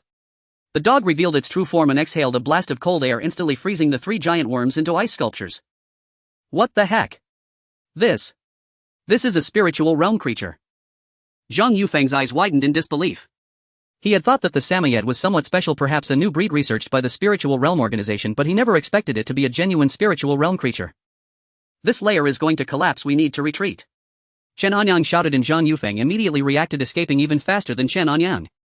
In an instant, the 7-story staff dormitory building collapsed with a loud crash, turning into ruins, while in the center of the ruins the dark golden egg was now clutched in Chen Anyang's hand. Awu! Before the two could catch their breath as Chen Anyang examined the egg in his hand, the dog suddenly howled toward the direction of the data center. Passing through the ruins of the smart apartment under the guidance of Kita, Chen Anyang and Zhang Yufeng stepped into the steel jungle of the data center. 3,000 quantum servers formed a black tombstone that stood tall, having begun trial operations shortly after construction but was temporarily abandoned due to frequent accidents. Amidst the billowing white mist from the ruptured liquid nitrogen cooling pipes, the dark golden shell of the golden devouring bug king flickered into view. Even more deadly, several bat-like creatures parasitized on the back of the bug king, their wings merging with the metallic shell into a sinister blade. Adoptive father, the main control console is at 11 o'clock. Zhang Yufeng suddenly threw out a scarf which unfurled in the air. The approaching golden devouring bug was intercepted by the silk net as she stepped onto the machine rack in her red high heels. The golden devouring bug king's 12 pairs of compound eyes simultaneously locked onto the two, and the bats on its back emitted an ultrasonic shriek, shattering Chen Anyang's bone blade into ice shards just as it formed. Zhang Yufeng's wig suddenly emitted a blue light and she pulled out a slender soft sword from beneath her skirt, using the tip to leverage herself, drawing a zape trajectory in the air. Bang! After a fierce maneuver, Chen Anyang thought Zhang Yufeng could heavily injure the golden devouring bug king, but as the bug king's wings trembled violently coupled with the ultrasonic attack from the bats, Zhang Yufeng was sent flying backwards, crashing hard to the ground. Key 2. Chen Anyang called out, and Kita revealed its true form, the gigantic ice wolf, charging and toppling the cooling liquid storage tank. The 196 degrees liquid nitrogen flow temporarily freezing the bug king's left wing. Seizing the opportunity, Chen Anyang's bone blade pierced into the gap between the servers as the southern bright fire surged along the cables, incinerating the 3 or 4 bats into charred remains. At the moment the golden devouring bug king's shell was blown apart, the remaining 2 bats completely fused with the bug king. The bat wings transformed into metallic blades and their mouths spewed an acid storm mixed with ultrasonic waves. Adoptive father ill draw the attack. Returning to the battlefield with a bruised face, Zhang Yufeng's resilience exceeded Chen Anyang's expectations. Due to this being a solo operation, Chen Anyang only brought a psychic detector, otherwise he could have checked Zhang Yufeng's psychic fluctuations during combat. Chen Anyang felt that Zhang Yufeng's abilities were undoubtedly much stronger than those of the purple dragon and the green dragon. As the metallic blades flew toward her, Zhang Yufeng swiftly shed her skirt with seamless fluidity, using her soft sword to lift it and toss it into the air. The skirt was shredded into pieces by the metallic blades, but those blades were also swept down. Now's the time. Chen Anyang leaped onto the wolf's back and the ice wolf exhaled a breath of cold air, freezing the golden devouring bug king into an ice statue before it could resist. Chen Anyang's blade turned back and the southern bright fire erupted, weaving a light beam of ice and fire that pierced through the dome of the data center, causing the golden devouring bug king to dissolve in flames. Having borrowed Su Muye's power twice in quick succession, Chen Anyang's body could barely withstand it, and a trickle of blood seeped from the corner of his mouth. As the golden devouring bug king melted away, a spiritual realm fissure slowly appeared, hovering above the remnants of the servers, its edges glowing faintly with purple light, indicating that this fissure had stabilized. This was the first time Chen Anyang saw a spiritual realm fissure with his own eyes. Previously he had only learned about them through the accounts of Zhou Xiping and others, along with some video materials. Is this the spiritual realm fissure? Chen Anyang's heart suddenly began to beat uncontrollably. According to the recorded information, when a spiritual realm fissure is just formed, spiritual creatures appear and frantically absorb surrounding energy. If all spiritual creatures are eliminated and energy supply is cut off at this time, the fissure can be closed. However, once the fissure has absorbed enough energy and reached a stable state, it can only remain permanently on Earth. Nevertheless, most stable spiritual realm fissures have not caused significant impact, only occasionally allowing some spiritual creatures to intrude. Currently, these spiritual realm fissures have been sealed and monitored by the Spiritual Realm Organization, turning a radius of 1,000 miles around each fissure into a forbidden zone, such as the icy plains of Siberia, the waters of Bermuda, and the desert of Danakil. Over the course of hundreds of years, many spiritual realm fissures have appeared, yet none have developed into stable fissures. The enormous spiritual realm fissure seemed capable of swallowing all living beings, and the once fierce and brave ice wolf began to tremble uncontrollably upon seeing the fissure. Adoptive father. Why do I have a sense of foreboding? Zhang Yufeng struggled to swallow, her body growing increasingly rigid, and all the equipment she wore lost its effectiveness. If you can run, then run first. Chen Anyang tried to remain calm, but his legs felt as heavy as lead, unable to move an inch. Beep beep beep. The surroundings fell silent when Chen Anyang's phone suddenly rang. Ice Age. Chen Anyang was momentarily taken aback. It seemed there was also an issue on Su Muye's side at this critical moment. Although Chen Anyang was already in dire straits, he instinctively opened the game. Zhang Yufeng stood beside him, her eyes wide. Wait, adoptive father, at a time like this you're still thinking about playing a game? Otherwise, do you have a way to escape? That does seem somewhat reasonable. Zhang Yufeng nodded and took out her phone, not to play a game but to play some music. What's this? Chen Anyang found it somewhat noisy and frowned as he asked. I need to give myself a blessing first. Chen Anyang was somewhat speechless but said nothing more. On the phone screen, the sky above the eastern sea of Kanglan was engulfed in a swirling blood mist. The blood energy of nearly 100,000 martial cultivators who had fallen condensed into 9 crimson dragons, roaring as they crashed into the ancient banyan root system beneath the sea. In an instant, the entire sea area was torn apart by azure gold lightning, with the clouds stretching into a funnel shape and torrential rain accompanied by lightning poured down. From the remnants of the ancient banyan, a towering phantom of a blue dragon surged forth, its whiskers sweeping through the area, causing the withered coral forests to grow wildly. 3,000 jade-like roots of the banyan tree rose from the seabed, each root tip blooming with thunderbolts resembling lotus flowers, with the lotus hearts pulsating with the runes of the Emu Zuanlius laws. The primordial power of the azure dragon and the Emu Shenlei were on the verge of emerging, yet still lacked that final push. The blood energy of nearly 100,000 martial cultivators was merely a catalyst insufficient to fully activate it. Put. In the center of the deep abyss spiritual vein, Su Muyu suddenly spat out a mouthful of blood. The 9-live spirit cat in the small disc behind her also seemed to have sustained serious internal injuries, with a phantom of a white tiger appearing behind the 9-live spirit cat. It seems it's still not enough. Su Muyu slowly opened her eyes, a thread of despair welling up in her heart. She had done everything she could, using nearly all the elixirs and spiritual herbs gifted by her predecessors during this time, yet it was still lacking that final touch. Senior Muyu is useless and has let Senior down. Su Muyu's breath grew increasingly weak. Girl, hang in there. Suddenly the voice of Chen Anyang reached Su Muyu's ears. Su Muyu found herself in a desperate situation. While Chen Anyang's circumstances were equally grim, he even gave up struggling, wanting one last glimpse of Su Muyu. Su Muyu was activating the primordial power of the 4 symbols sacred beast, the azure dragon, but due to insufficient energy she was on the verge of failure. Choice 1: abandon the activation and spend 9,999 yuan to purchase the Qiankuan transfer package, allowing Su Muyu to immediately escape her current state and enter the spiritual realm, which could temporarily save her life but would also expose her to greater threats. Choice 2: continue with the activation, spending 9,999 yuan to purchase the spirit communication package, enabling Su Muyu to briefly draw energy from the spiritual realm and complete the final activation, but she would be directly discovered by the Yomi Palace within the spiritual realm. Choice 3: spend 9,999 yuan to gain reverse source resonance, allowing Su Muyu to borrow the player's power. Borrowing my power. Chen Anyang frowned slightly. He suddenly thought that the best way to stop the spiritual realm from continuing to expand was to cut off its energy source, or even directly absorb the energy within, causing the rift to self-annihilate. However, until now there had been no records of absorbing energy from the spiritual realm rifts to cause them to vanish. This was merely theoretical and had some feasibility. After all, the energy from the spiritual realm rift far exceeded common imagination. There had been attempts by spiritual energy users, but in the moment of absorption their bodies exploded into fragments. No human body could withstand such immense energy. Chen Anyang hesitated and glanced at the ever-expanding spiritual realm rift in midair. This rift was different from all previously recorded rifts, which was why the Linglong team dared not approach it lightly and reported the matter multiple times to the headquarters of the spiritual realm organization, but it had always been shelved. Normally one would wait for the spiritual realm rift to stop expanding, stabilize, eliminate the surrounding spiritual beings, and then designate the area as a forbidden zone, but so far the spiritual realm rift was still in a growth phase. Zhou Shiping organized several encirclement operations against the spiritual beings, but their numbers only increased. When left alone, their numbers stabilized. Fortunately, the Linglong team temporarily abandoned this area. Everyone understood that it was a powder keg that could explode at any moment, hoping it would explode later rather than sooner. Those spiritual realm rifts that had existed for hundreds or thousands of years had not caused significant impacts, so everyone assumed that this one, having expanded to a certain extent, should also be able to stop, and all held a mindset of just getting by. At present, Chen Anyang's body was almost immobilized, making it only a matter of time before he was consumed by the spiritual realm rift. With his strength, entering the spiritual realm would definitely be a life or death situation. Chen Anyang still did not know what would happen within the spiritual realm, but out of humanity's inherent fear of the unknown, he was utterly unwilling to enter a world he could not comprehend. Thus Chen Anyang clicked on the third option. Girl, you can temporarily borrow my power and then inject this power into the Liwa Grand Formation in the form of the Nanjing Liwa. Chen Anyang's transmission reignited hope in the despairing Su Muyu. Yet she questioned her worthiness to borrow the power of her elder. What kind of formidable power would that omnipotent elder possess? With a thought, Su Muyu suddenly reached a certain spiritual resonance with Chen Anyang. Foster father. What are you doing? Zhang Yufeng's eyes widened, feeling the surging spiritual power emanating from Chen Anyang beside him. The energy from the spiritual realm rift surged into Chen Anyang like a tidal wave. Zhang Yufeng was certain that even 1/10th of this power could easily crush him to bits, yet Chen Anyang remained unshaken. Boom. At the same time, the incredibly potent power also entered Su Muye's body, causing the Liuwa Grand Formation to operate wildly once more. The seawater transformed into countless water droplets suspended in midair, each droplet reflecting the Azure Dragon in motion. When Su Muye raised her hand to form a seal, the droplets exploded simultaneously. Such powerful thunderous energy, I can't possibly endure it. Su Muye furrowed her brow. Within her body, the Nanjing Lihua was already present, while the 9-live spirit cat held the gung metal evil chi.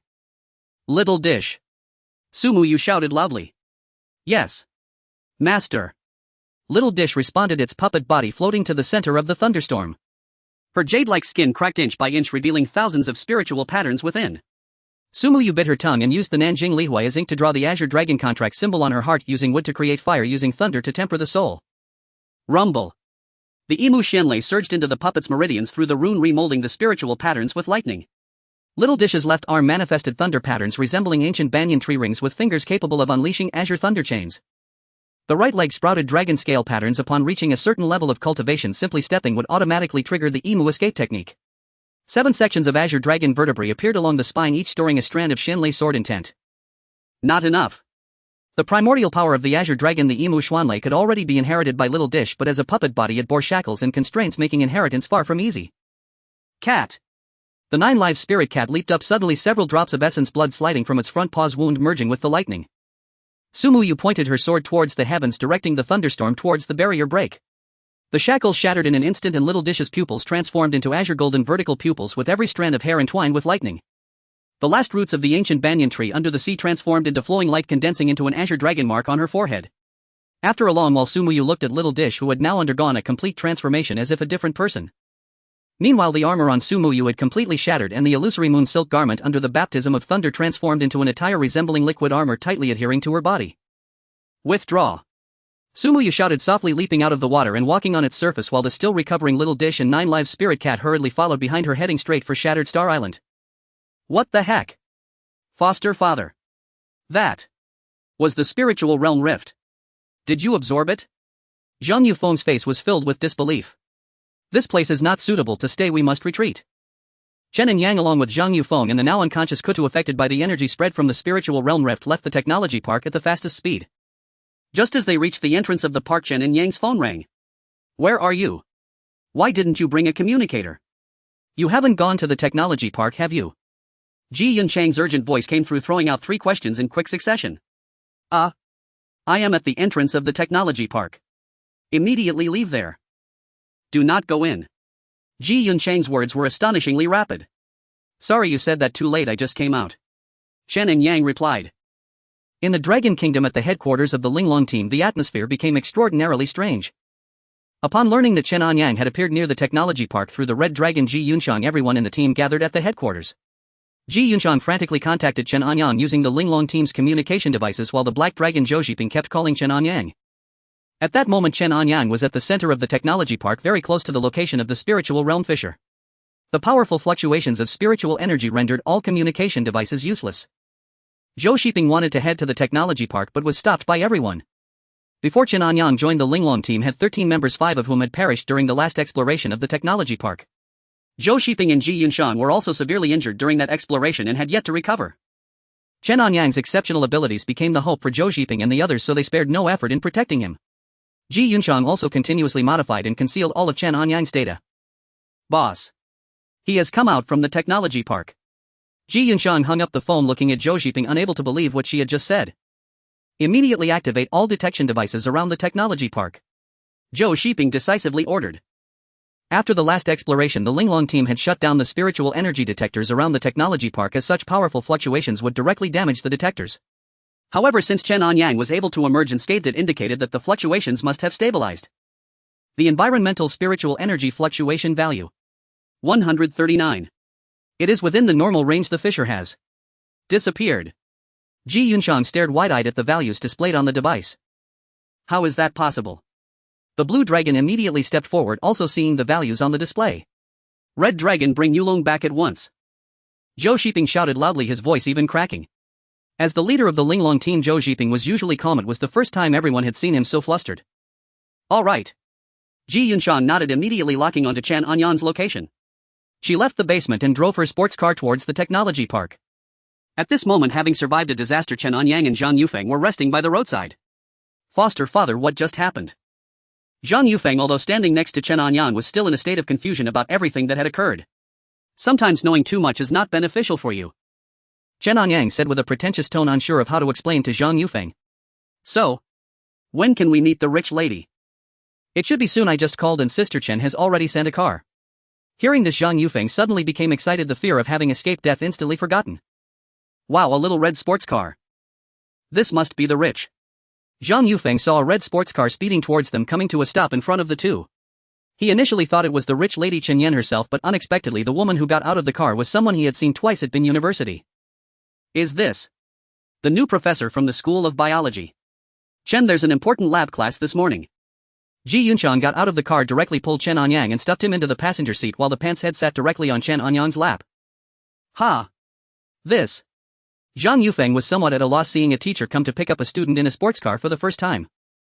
Saw Feng, when Sister Chen's people arrive, you go ahead first. If I have time after class, I will catch up. Not. Am I going by myself? What should I say if I go? Before Zhang Yufeng could finish asking, the red sports car had already disappeared from view. This is so strange.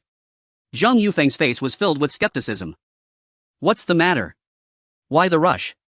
Chen Anyang, sitting in the passenger seat, frowned slightly. He had resolved the issues at the technology park and was originally planning to find Chen Yan for his reward, but unexpectedly Ji Yunchang came over and took him away. What do you think? Did you enter the spiritual realm? Ji Yunchang asked irritably. Not at all, I still have self-awareness. I would never go to a place like the spiritual realm even if you killed me. Chen Anyang shook his head. Self-awareness. That term can actually be used to describe you. Ji Yunchang glanced at Chen Anyang, her hand on the steering wheel trembling imperceptibly. She was eager to know what Chen Anyang had done at the technology park, but she suppressed her curiosity. I am taking you to the headquarters of the Linglong team now. It's best if only you know about what happened regarding the fissure at the technology park. Ji Yunchang reminded him. Chen Anyang seemed somewhat absent-minded, now wanting to know how much reward Chen Yan could give him, as his expenses were no longer confined to gaming but also included the pants head that consumed gold like a beast. Who was that person who was with you just now? Is he a spiritual energy user? He is my roommate, not a spiritual energy user. Why was he here? Rubber products fitted to the middle of the human body come in different sizes and they relate to life preservation. Do you know what it is? Chen Anyang suddenly asked. This.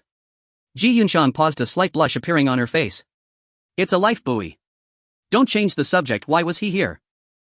Ji Yunchang's voice carried some anger. When she got out of the car earlier, she specifically used the spiritual energy detector to check Zhang Yufeng and found no spiritual energy fluctuations on him. Although in a non-combat state the fluctuations of a spiritual energy user may be very low, they should not be completely hidden. Thus Ji Yunchang judged that Zhang Yufeng was most likely just an ordinary person. Yet for an ordinary person to appear here alongside Chen Anyang was clearly abnormal. Then let me ask you another question. Enough. We'll soon reach the headquarters, you should think about how to answer the Black Dragon's questions. Seeing that Chen Anyang was unwilling to answer, Ji Yunchang did not pursue the matter any further.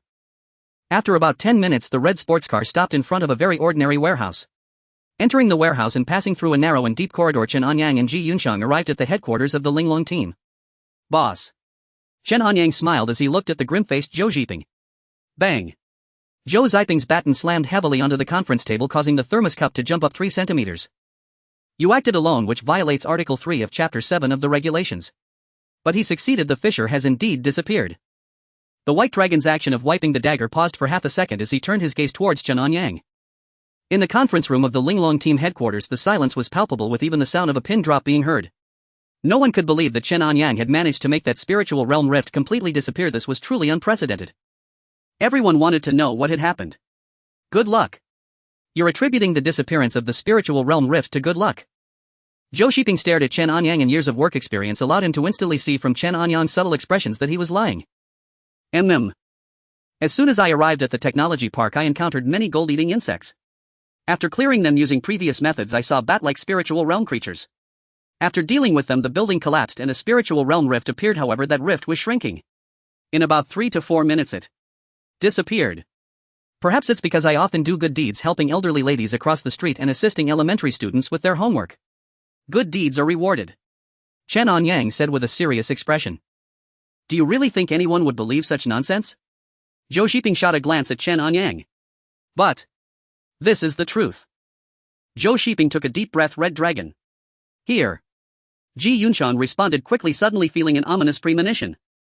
I want to see the investigation report on the spiritual realm rift within an hour. This.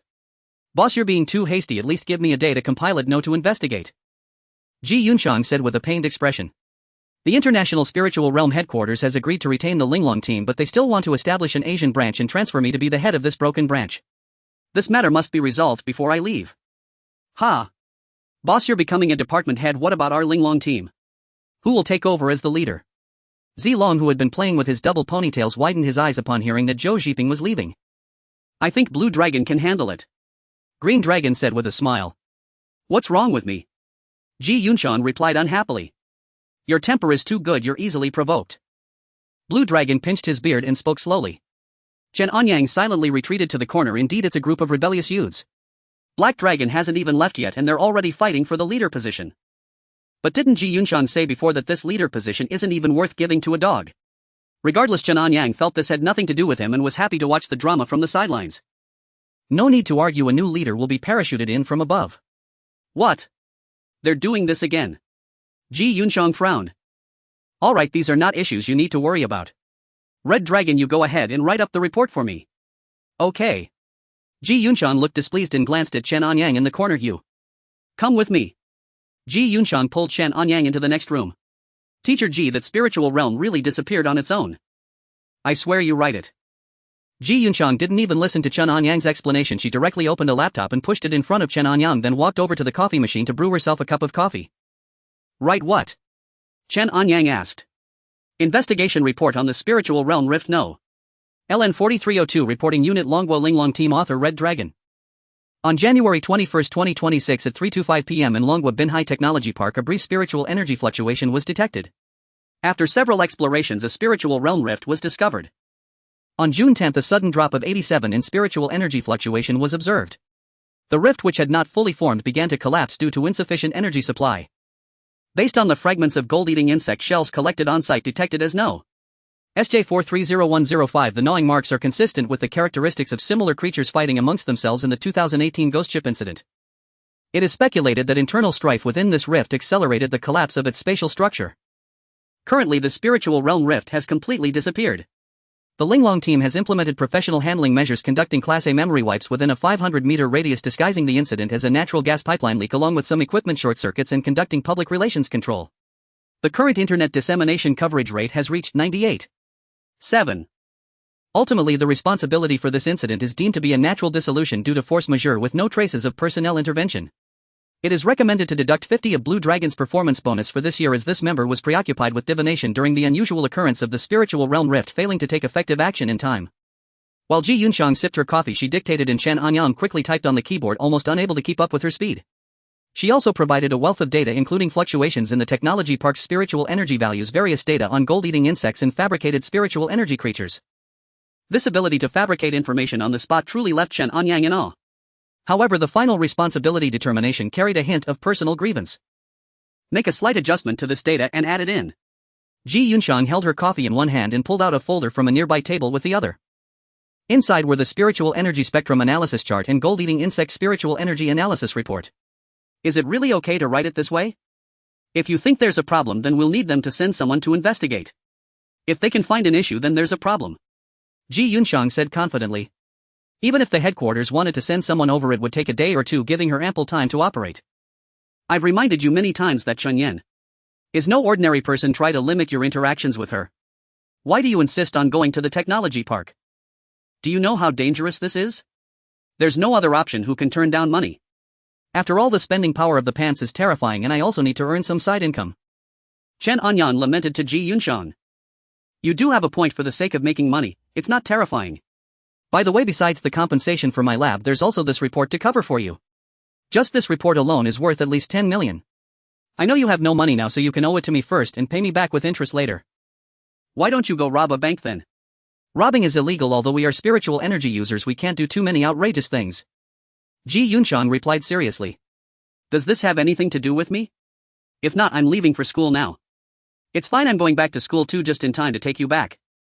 After submitting the report, Ji Yunshan returned to Binhai University with Chen Anyang. With Chen Anyang's strength low to medium-level spiritual realm simulation training had lost its significance while high-level simulation training required application to headquarters for approval, which was very troublesome. At least there were no training sessions in the near future. Thus upon arriving at Binhai University, Chen Anyang went directly back to his dormitory. In the game, Sumu Yu had just activated the ethereal with thunder and he hadn't even had time to see what effect it had. In the Eastern Territory on the fragmented Star Island there was no one but a solitary little house. Sumu Yu activated the Emu Xianlei, drawing it into the small disc, and immediately returned to fragmented Star Island. After resting for half an hour and recovering some spiritual energy with elixirs, she promptly took the small disc and left. The entrance to the spiritual realm in the Eastern Territory is considerably more abundant than that in the Northern Territory, with a relatively greater supply of spiritual energy and a larger number of martial practitioners. However, most are only at the 4th or 5th rank. Those who can break through to the martial master realm are already considered exceptional, while those who can further advance to the martial sovereign realm are rare, practically walking legends throughout the Eastern Territory. At this level there are almost no rogue cultivators. They all depend on the three major powers and possess immense opportunities, usually serving as elders within these factions. Someone like Sumu Yu, who is merely at the martial master realm, can become an honored guest elder of the Sea Emperor Hall, which is unprecedented since the rise of the three major powers. As for the martial sovereign realm, there are only 4 individuals in the entire Eastern Territory, 3 of whom are leaders of the three major powers, while the 4th remains a mystery with no information about this person at all. On a lonely island in the sea, Emotsang led 100 powerful martial masters from the Sea Emperor Hall who had been waiting for a long time. These individuals were the elite of the elite, the very foundation of the Sea Emperor Hall standing in the Eastern Territory. Sumu Yu intended to lead them in a surprise attack on the Medicine King Valley, which sent Emotsang into a panic. If all the people from the Medicine King Valley were lured out to fight on the Sea Emperor Hall's territory, they might stand a chance, but launching an attack on the Medicine King Valley even with 10 times their number would be utterly impossible. Under the same realm, the people of the Medicine King Valley have a higher overall strength due to their mastery of poison. Coupled with the unique terrain of the Medicine King Valley, their defenses are as solid as a fortress with no chance of being breached. Although many had been lured to the abyssal spirit vein and perished, their numerous martial practitioners remained stationed within the Medicine King Valley. The Hall Master must be insane. Emotsang lamented. He regretted suggesting that the Hall Master recruit Sumu Yu to become an honored guest elder of the Sea Emperor Hall, otherwise these events would not have transpired. The Medicine King Valley is one of the three major powers in the Eastern Territory. Sending over 100 martial masters to raid it is essentially a death wish. After this, both the Medicine King Valley and the Thousand Machine City will be severely weakened. If the Sea Emperor Hall progresses steadily, it can completely crush the other two major powers. Why take such unnecessary risks? Emotsang seemed to be talking to himself. The Hall Master is also considering the long term. The Medicine King Valley and the Thousand Machine City have greater powers backing them. Although they may suffer losses this time, as long as their support continues it won't be long before they recover, and at that time our Sea Emperor Hall will have no ground to stand on. What we need to do now is to take advantage of their weakness and strike decisively, leaving them no opportunity to catch their breath. The Sea Emperor Hall Master Qin Wuya brought the second elder along for safety. He was the strongest among the 9 elders of the Sea Emperor Hall. However, we might have overlooked an issue. What if this Ling Shuang has already defected to the Medicine King Valley? If they conspire to set a trap in the Medicine King Valley, losing more than 100 martial masters would cripple our Sea Emperor Hall, and if we fall into their scheme there may never be a chance to recover. Emotsang looked extremely cautious. No worries. She's just a mere martial master. If she really harbors such intentions, I will strike her down directly and then lead you all to retreat from the Medicine King Valley. Suddenly a seemingly unremarkable martial master behind the second elder spoke up. Emotsang was startled and focused his gaze, but he saw nothing unusual. It was just that the person's voice and aura were extremely familiar. Hall Master. You came personally. It seems my disguise technique is quite effective, even you didn't notice. Qin Wuya, the Hall Master of the Sea Emperor Hall, nodded with a smile. Hall Master, this mission is extremely dangerous. This battle concerns the life and death of the Sea Emperor Hall, and I also want to witness what abilities this Ling Shuang truly possesses. Before Qin Wuya finished speaking, a spiritual vessel was speeding towards them from afar. She's coming. After saying this, Qin Wuya stepped back and stood among the crowd. Elders, sorry to keep you waiting. Sumu Yu arrived on the spiritual vessel accompanied by the small disc and the 9 live spirit cat and joined the others from the Sea Emperor Hall. Elder Ling Shuang, are we really going to the Medicine King Valley?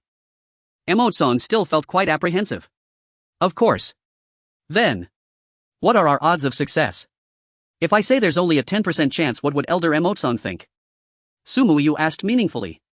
The Hall Master has ordered that all actions be led by Elder Ling Shuang. Even if we have to climb a mountain of blades or descend into a sea of fire, we will not hesitate in the slightest. Emotsang spoke with righteousness. Since that's the case, then there is no need to worry about the odds anymore. After Sumu Yu finished speaking, she glanced at the 100 martial masters behind the 2 elders and nodded in satisfaction. Let's set off. It seems that Xiao Yu is really determined to go to the Medicine King Valley. Chen Anyang activated his camera to follow, observing all of Su Muya's actions. Regardless, the Medicine King Valley is one of the three major powers in the Eastern Territory and it should be the strongest. Sending this number of people there is no different from seeking death. Xiaoyu, you wouldn't really be that reckless, right? Su Muyu and the others were still a distance away from the Medicine King Valley. On the boundless sea, a scarlet mist of blood lingered after all tens of thousands of martial practitioners were sacrificed. The scenery along the way was not particularly scenic, so Chen Anyang decided to stop following with the camera. Once Su Muyu and the others reached the vicinity of the Medicine King Valley, the game would provide prompts and he could look then. Suddenly Chen Anyang felt a warmth in his jacket pocket, even a slight burning sensation. He hurriedly put down his phone and took out the item from his pocket, a golden small sphere, the egg of a devouring goldworm obtained in the technology park. This thing. Is it about to hatch? Chen Anyang had only instinctively put it away at the time and hadn't thought about how to deal with it. Whoosh. The bone blade radiating a chilling aura slipped from its sheath. Chen Anyang had killed countless devouring goldworms, but it was the first time he was going to kill a worm egg. What's going on? The blade of the bone knife pressed against the size of a thumb gold sphere, and not only did it not harm the gold sphere, but it also absorbed the cold energy from the bone knife. Chen Anyang's expression turned serious as he tried to pull back the bone knife with all his might but couldn't move an inch. This little thing is quite strong. He snorted coldly, extending his other hand as the Nan Ming Li Hua ignited from his palm. Let's see if you can survive this. The Nan Ming Li Hua left his palm and directly enveloped the gold sphere. The gold sphere began to melt, quickly turning into liquid metal. Between the extreme cold and extreme heat, it started to reshape. Chen Anyang's complexion grew increasingly pale. The Nan Ming Li Hua was borrowed from Su Muyu.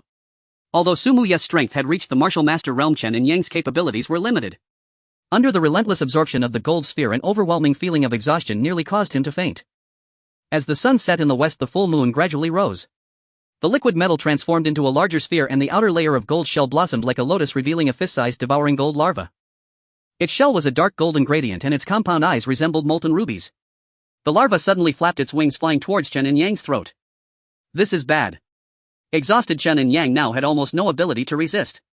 After killing countless devouring goldworms, he never expected to be threatened by a newly hatched devouring gold larva. At the university, in the dormitory, cold sweat trickled down Chen Anyang's back as the young golden devouring insect paused at his neck, its mouthpart piercing his skin and drawing a taste of his blood. Gulp. Chen Anyang swallowed hard. He was not killed by the golden devouring insect, but had seen a wolf-like mark on its back. Master. The young golden devouring insect flapped its wings and flew to Chen Anyang's thigh, transmitting a faint thought into his mind. Is this a sign of recognition? Chen Anyang wondered, regaining some strength as he carefully picked up the bone knife, keeping a close watch on the golden devouring insect on his thigh. Do a backflip. Chen Anyang commanded, and the little golden devouring insect wobbled into the air, performing a flip. Interesting. Chen Anyang chuckled, stroking his chin, but his smile quickly froze on his face. Hungry. The young golden devouring insect was unable to express more thoughts to Chen Anyang, but it could convey simple information. You aren't planning to eat gold, are you? Chen Anyang's expression changed slightly, as if he had stumbled upon a true golden devourer. Reluctantly, he decided to contact Ji Yunxiang, for she was the only one he knew who understood spiritual realm creatures the best. Chen Anyang flicked the young golden devouring insect, and the little creature immediately curled into a metallic ball and rolled into his pocket. It'll take you to find food later. Before he could contact Ji Yunxiang, Chen Anyang's phone suddenly rang. Seeing that the call was from Chun Yan, he recalled that Zhang Yufeng was still with her. After leaving the Linglong team headquarters, he returned to the Bin University dormitory, intending to rest for half an hour and play some games before meeting Zhang Yufeng, but unexpected circumstances arose. Upon answering the call, Chen Anyang exchanged pleasantries, and then Chen Yan invited him to dinner. Sister Chen, thank you for the invitation, but I've had too much going on lately and truly can't make it. My friend Zhang Yufeng can go in my place for the dinner. Alright, I understand. Thank you for your help. I'll transfer the payment to your bank account shortly. You're too kind, Sister Chen. It's the least I can do. After a brief conversation, Chen Anyang hung up and then arranged to meet Ji Yunxiang. After starting her job, Ji Yunxiang only stayed in the Bin University faculty dormitory for a few days before moving out to rent a place in a neighborhood a few kilometers away from the university town. Around 8 in the evening, Chen Anyang knocked on Ji Yunxiang's apartment door. The door is unlocked. He pushed the door open and found Ji Yunxiang leaning against the entrance, smoking. Dressed in a loose dark red silk robe tied at the waist, the flame-shaped tattoo beneath her collarbone appeared particularly vivid after being soaked with sweat. The hem of her robe revealed the straps of black tactical pants as she maintained a delicate balance between relaxation and vigilance. Have you seen enough? Ji Yunxiang slammed the door, her bare feet stepping across scattered training reports on the floor. A silver chain resembling a snake wrapped around her right ankle jingled with her steps. What is it? Make it quick, I still need to catch up on sleep. She grabbed a leather tactical vest from the couch and put it on. I want to know about the diet of the golden devouring insect. It must be something metallic. What's the matter? Ji Yunchang raised her brows slightly looking at Chen Anyang. I found a little fellow in the tech park. Chen Anyang replied, pulling a small golden orb from his pocket. What is this? Ji Yunchang reached out to take it, but the small orb began to squirm, first sticking out its head and then extending its wings. A golden devouring insect. Ji Yunchang's expression changed dramatically as she instinctively drew her weapon. She despised these insects the most and had done extensive psychological preparation to study them. Are you out of your mind? Ji Yunchang's voice was rough and her toes curled up. The young golden devouring insect was perched in the palm of Chen Anyang's hand, munching on the coins he had brought out from his pocket, producing a sickening metallic grinding sound as its shell opened and closed. Chen Anyang took a half step forward and the golden devouring insect's antennae suddenly stood up. Ji Yunchang's left palm had already ignited a small flame. Move another step and it'll burn you and this metal rat to ashes. It doesn't eat people and you've already killed so many. Chen Anyang did not advance further. He clearly saw the beads of sweat forming on Ji Yunchang's cheeks and neck. After a full 3 minutes, Ji Yunchang finally took a deep breath to adjust her state. Based on the information we have now, the foods that golden devouring insects prefer in order are gold, silver, copper and iron. Alloys are also acceptable. If you want to cultivate it, I can help with the testing, but it's covered under the 3rd level protection regulation clause 7. Before Ji Yunchang could finish her sentence, the golden devouring insect had already finished the coins in Chen Anyang's hand and flew directly onto Ji Yunchang's tactical vest. This tactical vest had been worn by Ji Yunchang for 4 or 5 years and its edges had aged, with some spots where the metal wrapped in leather had begun to reveal themselves. Many areas were severely damaged. During battles, Ji Yunchang typically did not wear it, but she often took it out, for this vest had saved her many times. Crack! Damn it! I must roast it. Ji Yunchang ignited the flame in her hand again, cutting through the air and suddenly stopping in front of the golden devouring insect. She discovered that the damaged area of the tactical vest had actually been repaired by this golden devouring insect. However, the method of repair was somewhat peculiar. It was the excrement of the golden devouring insect, resembling liquid metal with a high temperature that quickly cooled down and solidified completely. It seems. I need to study this little fellow seriously, it's somewhat special. Ji Yunchang took another deep breath. How long will it take to get results? The fastest will be 2 days. However, you'll need to cover the research expenses. I can temporarily cover it. We're colleagues. Talking about money all the time hurts feelings.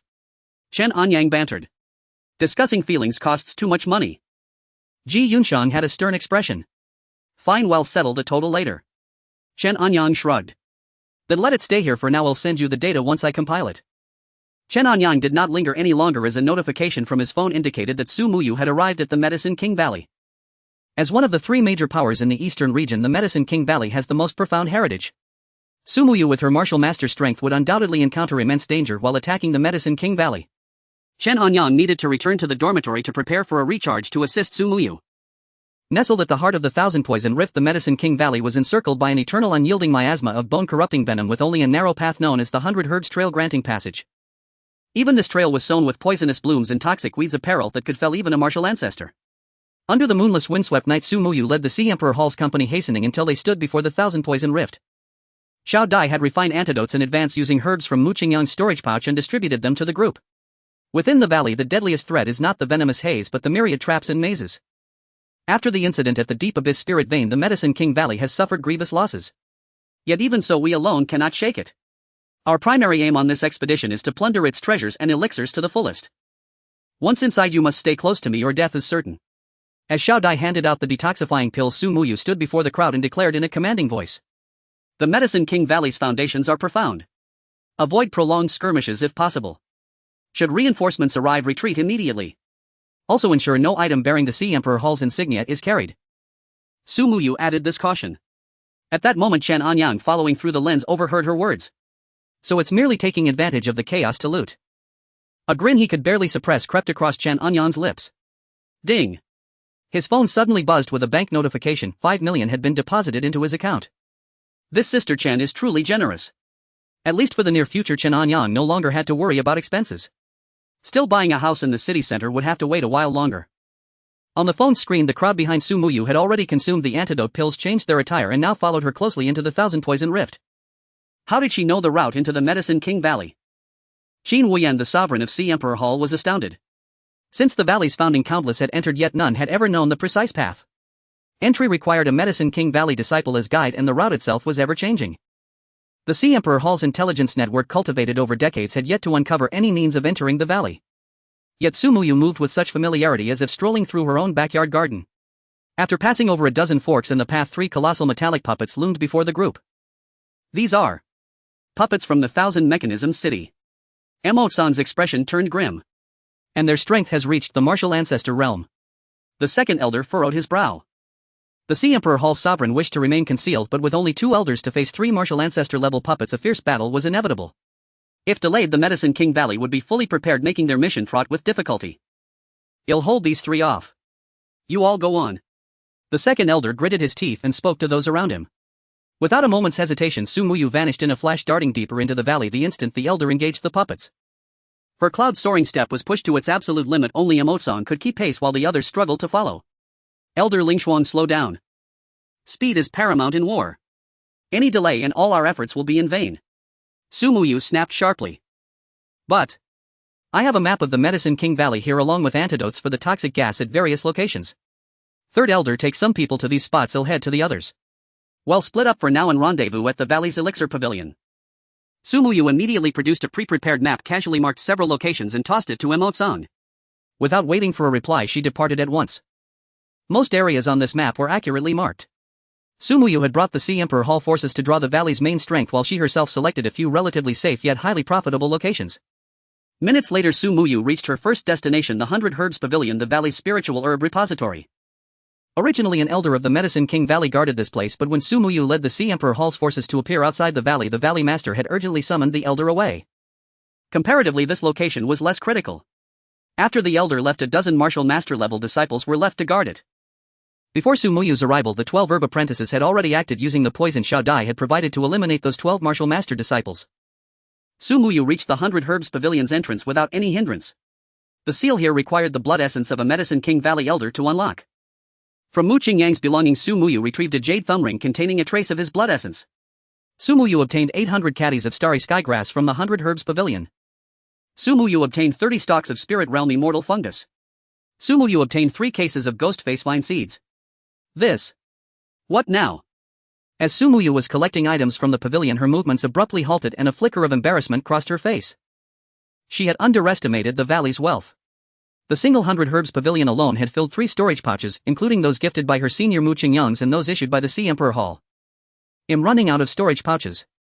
Senior. Can you hear Muyu's? Before she could finish, a flash of radiant light appeared in the void before her and several high-grade dimensional pouches fell to the ground. Thank you, Senior. Su Muyu joyfully retrieved the pouches and distributed them to the herb apprentices. Under their bustling efforts, the 100 Herbs Pavilion was soon stripped bare. Retreat. Leaving the pavilion, Su Muyu headed for her next destination. However, after just a few minutes, her movements suddenly stalled. This is wrong. The direction is off. Su Muyu's expression shifted as she gazed at the fork ahead. According to the information from the 12 herb apprentices, there should be no fork here. Perhaps the Medicine King Valley had activated its defensive formation, altering everything within. If so, the exit route must have changed as well. Alert: the terrain of the Medicine King Valley has changed. Choice 1, leave it to fate, let Su Muyu rely on instinct to select a new route. Choice 2, spend 288 yuan to purchase a teleportation pack, instantly transporting Su Muyu, the 9 live spirit cat, and Xiao Dai back to Shattered Star Island. Choice 3, spend 499 yuan to purchase a map pack, obtaining the current map of the Medicine King Valley. The map becomes invalid if the terrain changes again. Choice 4, spend 999 yuan to purchase a guidance pack, providing real-time updates on the valley's terrain and a guiding worm to lead Su Muyu. Not the best, only the most expensive. Chen Anyang unhesitatingly clicked the 4th option. As Su Muyu stood perplexed, an insect resembling a firefly flew before her. Just tell it where you want to go and it will lead you there. Chen Anyang's voice reached Su Muyu's ears. Senior. Su Muyu took a deep breath and immediately addressed the guiding worm, the poison refining cave. On the smartphone screen, Su Muyu was heading towards the poison refining cavern of the Medicine King Valley, with Xiao Dai, the 9 live spirit cat, and the 12 medicine boys following the lead of a small insect. Along the way, Xiao Dai continuously provided detoxifying pills and there were no unexpected incidents. Chen Anyang noticed a red exclamation mark on the star map icon and clicked on it. Would you like to spend 13333 yuan to activate the Qinglong Panmu? Damn.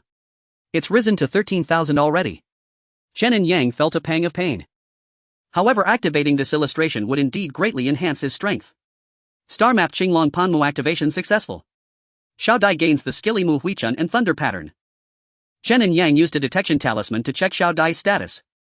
Medicine Spirit Xiao Dai Qualities Level Humanoid Puppet Level 9th Grade Pill Master Technique Non-Equipment 100 Beasts Cauldron Status Medicine Spirit Body Enhances the effect of pills by 2 with a very small chance of refining special pills. Others Emu Xian Lei would attribute affinity increased by 100 would attribute techniques enhanced by 70 accompanied by the innate power of the 4 symbols Sacred Beast. Qinglong Leimu Confinement Emu Xian Lei within the body is in a sealed state with a sealing degree of 100. Xiao Dai is a puppet body and under various constraints it is more difficult to utilize the innate power of the 4 symbols Sacred Beast compared to Sumu Yu and the 9 lives Spirit Cat.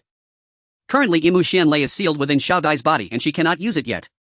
For Chen Anyang the greatest gain is having activated another illustration and once he activates one more he will gain new abilities. It seems that unsealing the seal on Xiao Dai will also cost quite a bit. Chen Anyang speculated though there were no prompts for recharging in the game. As he activated the illustration Su Muyu and the others had already arrived at the front of the Poison Refining Cavern. The Poison Refining Cavern is the internal name of the Medicine King Valley also known as the Alchemy Pavilion where pills are refined. It is located in a cave with underground fire making it the most suitable place for alchemy. Outside the cave 36 poison fire puppets at the martial master level guarded it and the ground was inscribed with a spirit erosion array that would continuously devour the spiritual power of any intruder. As a puppet body Xiao Dai is very familiar with these medium strength yet crudely made puppets directly pointing out their weaknesses. Sumuyu did not hesitate stepping on the Lingyun steps early with sword radiating brilliant light as the illusory figure of the vermilion bird soared upwards completely suppressing the poisonous fire emitted by the 36 puppets with the southern bright Lihua. Roar! The 9 lives Spirit Cat let out a furious roar and countless gold-devouring insects appeared out of thin air directly landing on the ground array and began to gnaw at it. Damn, it's really fierce. Chen Anyang was ready to recharge and assist in the battle but to his surprise with the cooperation of Su Muyu and the 9 lives Spirit Cat they managed to control the situation in just a few seconds. The 36 poison fire puppets were not destroyed but temporarily lost their ability to act. Su Muyu led the 12 medicine boys into the alchemy pavilion to loot while Xiao Dai studied the 36 puppets outside. Now we're in for a windfall. From Chen Anyang's perspective he followed Su Muyu into the depths of the cave where an array of pill bottles dazzled the eye. Su Muyu didn't bother to consider the effects of these pills and stuffed them all into her Qiankuan bag. At the bottom of the cave there were 3 enormous alchemy cauldrons which were the treasures of the Medicine King Valley.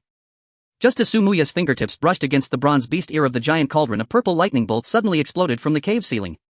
Who dares to seize the treasure of my Medicine King Valley? A deep resonant voice echoed through the cave startling Chen Anyang who was focused. The withered figure of the 4th elder descended with a foul wind and 9 green-scaled poison serpents erupted from his sleeves instantly sealing off all escape routes. The drool dripping from the fangs of the poison serpents corroded the ground sizzling as the pressure from the peak martial sect made Su Muyu's meridians ache.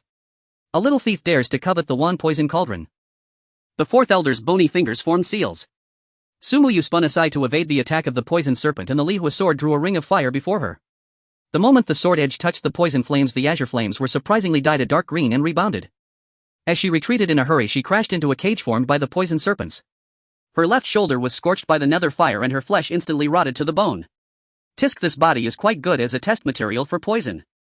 The 4th elder flicked out a corrupt heart pill which exploded into toxic mist in the air.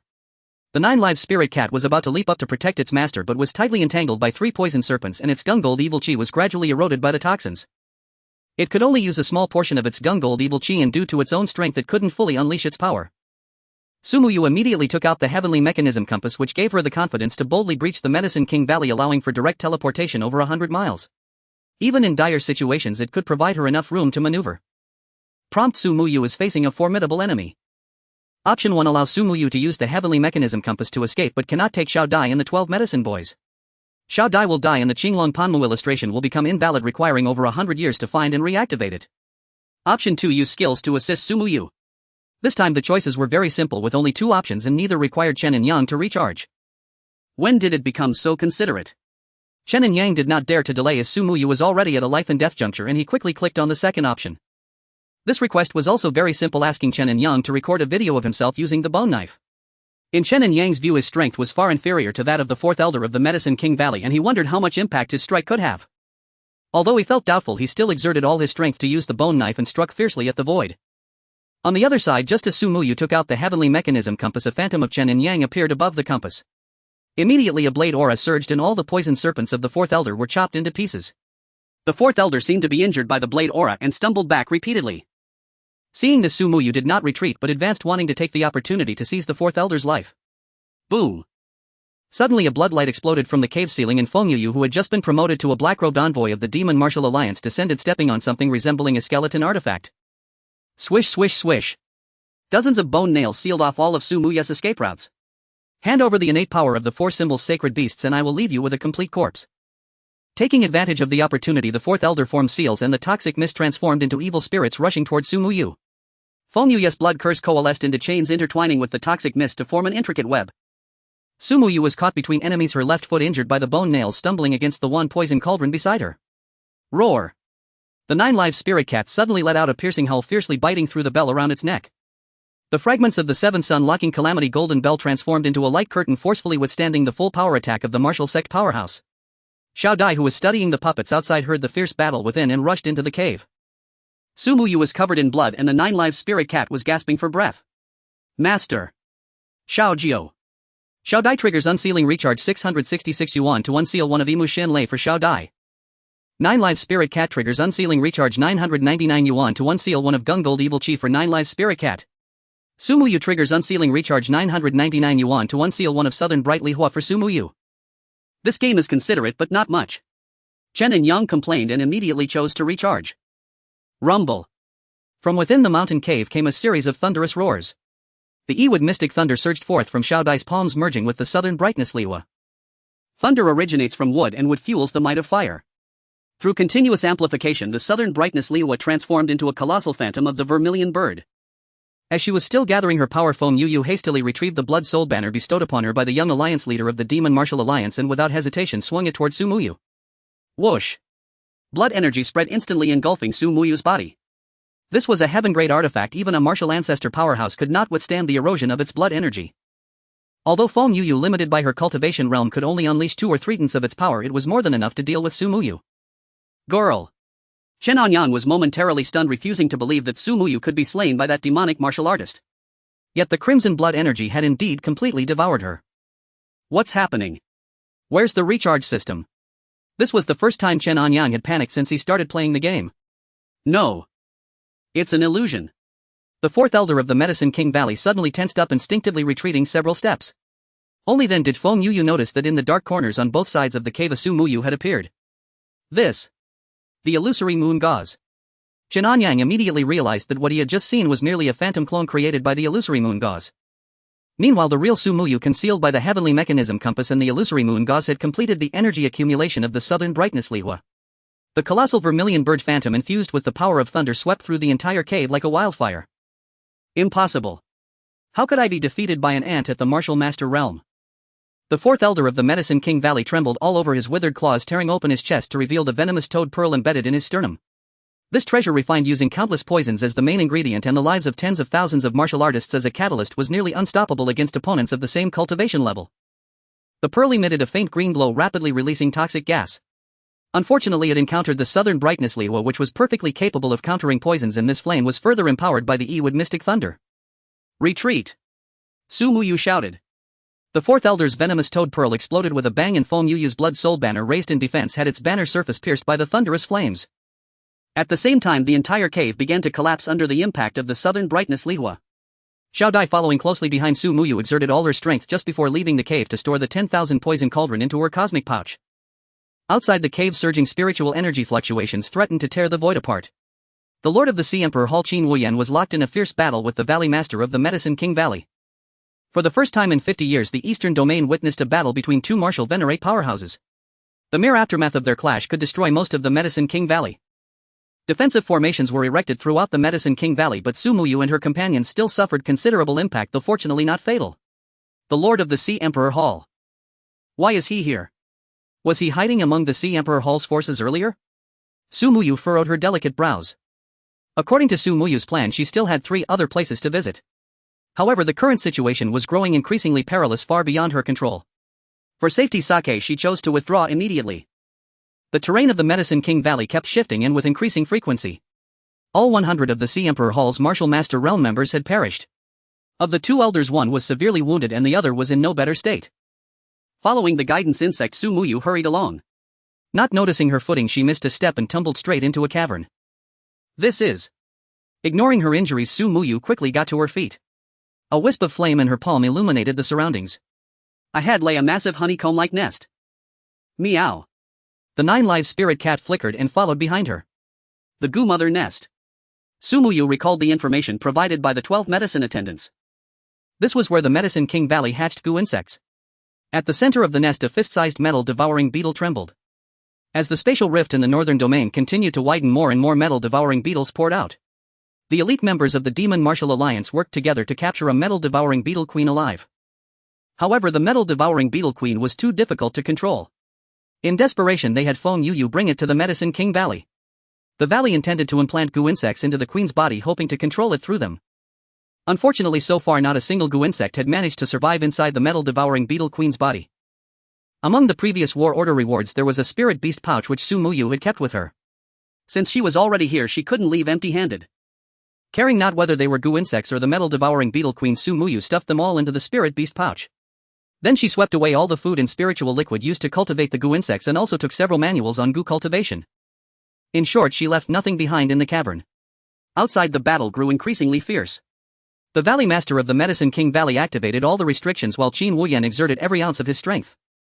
Su Muyu emerged from the cavern. Amid the chaos, guided by the guidance insect, she left the Medicine King Valley, boarded a spirit boat and sped off toward the Star Fragment Island. At that moment, Chen Anyang, watching the screen, finally breathed a slow sigh of relief. The entire ordeal had taken less than 2 hours, yet to Chen Anyang it felt like an eternity. "Brother Chen, why are you drenched in sweat? What exercise were you doing?" Ma Chenglin pushed open the dormitory door and walked in, followed by Zhang Yufeng. "It's just too hot." Chen Anyang brushed it off, quickly changing the subject and turning to Zhang Yufeng. "Saw foam, how did it go tonight?" "Don't even mention it. I'm completely done for." Zhang Yufeng looked as if he had suffered a major blow, which only piqued Chen Anyang's curiosity. However, after a few attempts to pry, Zhang Yufeng remained tight-lipped. In the end, Chen Anyang gave up asking. Ding! Lin Xiaotong, the boss lady he hadn't contacted in a while, suddenly sent a message. "Are you asleep?" "Not yet." "Are you done with everything on your end?" "Yeah, almost. There's a new job. Are you interested?" Lin Xiaotong asked. "Yes. Of course, I'll take it." Although Chen Anyang was now well-funded, staying idle was boring. Writing some copy and editing videos would at least give him something to do. "I'll send you the outline later. It's for a newly released game. Just make a guide for it." "Alright, I'll start working on it tomorrow." Chen Anyang agreed. Soon after, Lin Xiaotong sent several folders which Chen Anyang received on his laptop. Chen Anyang logged into Glacial Epoch on his phone. While keeping an eye on Su Muyu, he opened the installation package for the new game. By now, Su Muyu had returned to the Star Fragment Island and was relatively safe. Chen Anyang had also completed the game installation. The login screen bloomed with inkwash hues and 4 large characters slowly appeared: Shen Tian Huan Jing. In the dead of night, Chen Anyang gazed at his laptop and logged into the new game Lin Xiaotong had sent him. The game's cutscenes were exquisitely crafted, but Chen Anyang chose to skip them and began creating his character. And Kei Yunjun was Chen Anyang's usual gaming alias. He ignored the character customization options like facial sculpting, completed the creation and proceeded to select a faction, each offering different quests. Chen Anyang glanced at the text file in the folder, which contained a preliminary introduction to the game. There were 5 selectable factions, one of which was hidden. The hidden faction was generally more powerful and the activation method was explicitly stated. However, since his job was to review the game directly, choosing the hidden faction would naturally compromise the accuracy of his evaluation. Azure Dragon Hall, White Tiger Hall, Vermilion Bird Palace, Black Tortoise Pavilion. Chen Anyang looked at the 4 non-hidden factions and immediately thought of the 4 symbols, sacred beasts from Glacial Epoch. Could it be such a coincidence? Let's pick White Tiger Hall first and see what's going on. Chen Anyang guided his character and Kei Yunjun into the mountain gate of White Tiger Hall, where a massive dark iron sword hung in the sky, its blade engraved with reliefs of metal-devouring insects. A green one bird carrying a quest scroll flew across the sea of clouds, and Chen Anyang received his first task, an initiation trial. Eliminate 1,000 metal-devouring armored beetles in the sword tomb behind White Tiger Hall. Metal-devouring armored beetles. Metal-devouring insects. Good heavens, is this already a hint? Chen Anyang frowned slightly. Glacial Epoch was the mobile game Lin Xiaotong had sent him to review, and it was through that game that he had become a spiritual energy user, acquired a bone blade, and could even borrow the abilities of the in-game character Su Muyu. Now Lin Xiaotong had sent him this new game, which seemed to be inextricably linked to Glacial Epoch. It doesn't seem like the world of Glacial Epoch. Could it be? Chen Anyang looked at his character on autopath and found an answer in his mind. The Spirit Realm. Chen Anyang believed the game world here was likely the Spirit Realm, though he had no proof yet. Is Lin Xiaotong also a member of the Spirit Realm organization? But I've never heard Black Dragon or the others mention her. As he pondered, his character had already run to the back mountain. The metal-devouring armored beetles were identical to those he had seen in Glacial Epoch and in reality. However, his controlled character was still in the novice period, wielding a rusty iron sword with no armor or skills. How am I supposed to play this? Chen Anyang frowned and first sought out the smallest metal-devouring insect. Whoosh! A flash of gold light and his character reappeared at the central respawn point of White Tiger Hall. He had been instantly killed by the metal-devouring insect. Damn! How am I supposed to play this? Chen Anyang tried twice more only to be one-shotted without a doubt. His task was to kill 1,000 of these beetles. There's no way. At midnight, unable to think of any solution, Chen Anyang shut down his computer and decided to sleep first. On his phone screen, Su Muyu was recuperating on Broken Star Island. Taking the pills Xiao Dai had refined, she was recovering quickly. As Chen Anyang watched, her eyes slightly closed like an ethereal celestial maiden, the spirit fortune pendant hanging on her chest emitted a faint coolness, instantly calming the irritation in his heart. Before he knew it, Chen Anyang had drifted off to sleep. This sleep was exceptionally sweet. When he woke, it was already past 8 in the morning. Ma Changlin and Zhang Yufeng had gone to class. After a quick wash, Chen Anyang received a message from Ji Yunxiang asking him to come to the 3rd floor of the biology school. Hey Race, the inspection report. Ji Yunxiang said, drowsily tossing a stack of documents to Chen Anyang. This report was crucial to Chen Anyang as it detailed the habits, preferences, and breeding methods of his metal-devouring insect larva. Your metal-devouring insect seems to have mutated. It's completely different from the ones we've found before. Could it be crossbred? Ji Yunxiang muttered to herself. What do you mean? Chen Anyang was confused. It has almost no offensive capability, but it can repair metal weapons and even imbue them with special abilities. It can only repair weapons. What do you mean only? Do you have any idea how powerful that is? In battles with spirit realm creatures, weapon wear and tear is the most severe issue. This little guy is essentially an infinite repair tool. And it can also add some attributes, but since it's still a larva, this enhancement is negligible for now. Teacher Ji, how about I repair your weapons for free in the future to offset my debts? Dream on. I went broke studying this little thing. You're not getting off the hook for a single cent. Then let me transfer $1 million to you first. Chen Anyang's sudden generosity surprised Ji Yunxiang.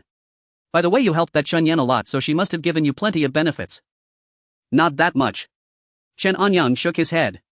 Teacher Ji, besides our Linglong squad, are there other members of the Spirit Realm organization in Dragon Country? As far as I know, no. Then have you ever heard of a person named Lin Xiaotang? Chen Anyang pressed on. Lin Xiaotang. No, I haven't. Ji Yunxiang thought for a long while but had no impression of the name. All right then. Teacher Ji, you've worked hard. Please rest now, I won't disturb you.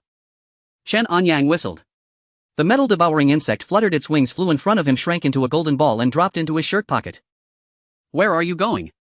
Back to the dorm. If you have time, go to the outside test base. Kutu is very strong, you should spend more time bonding with it. Got it, old G. What do you mean, old G?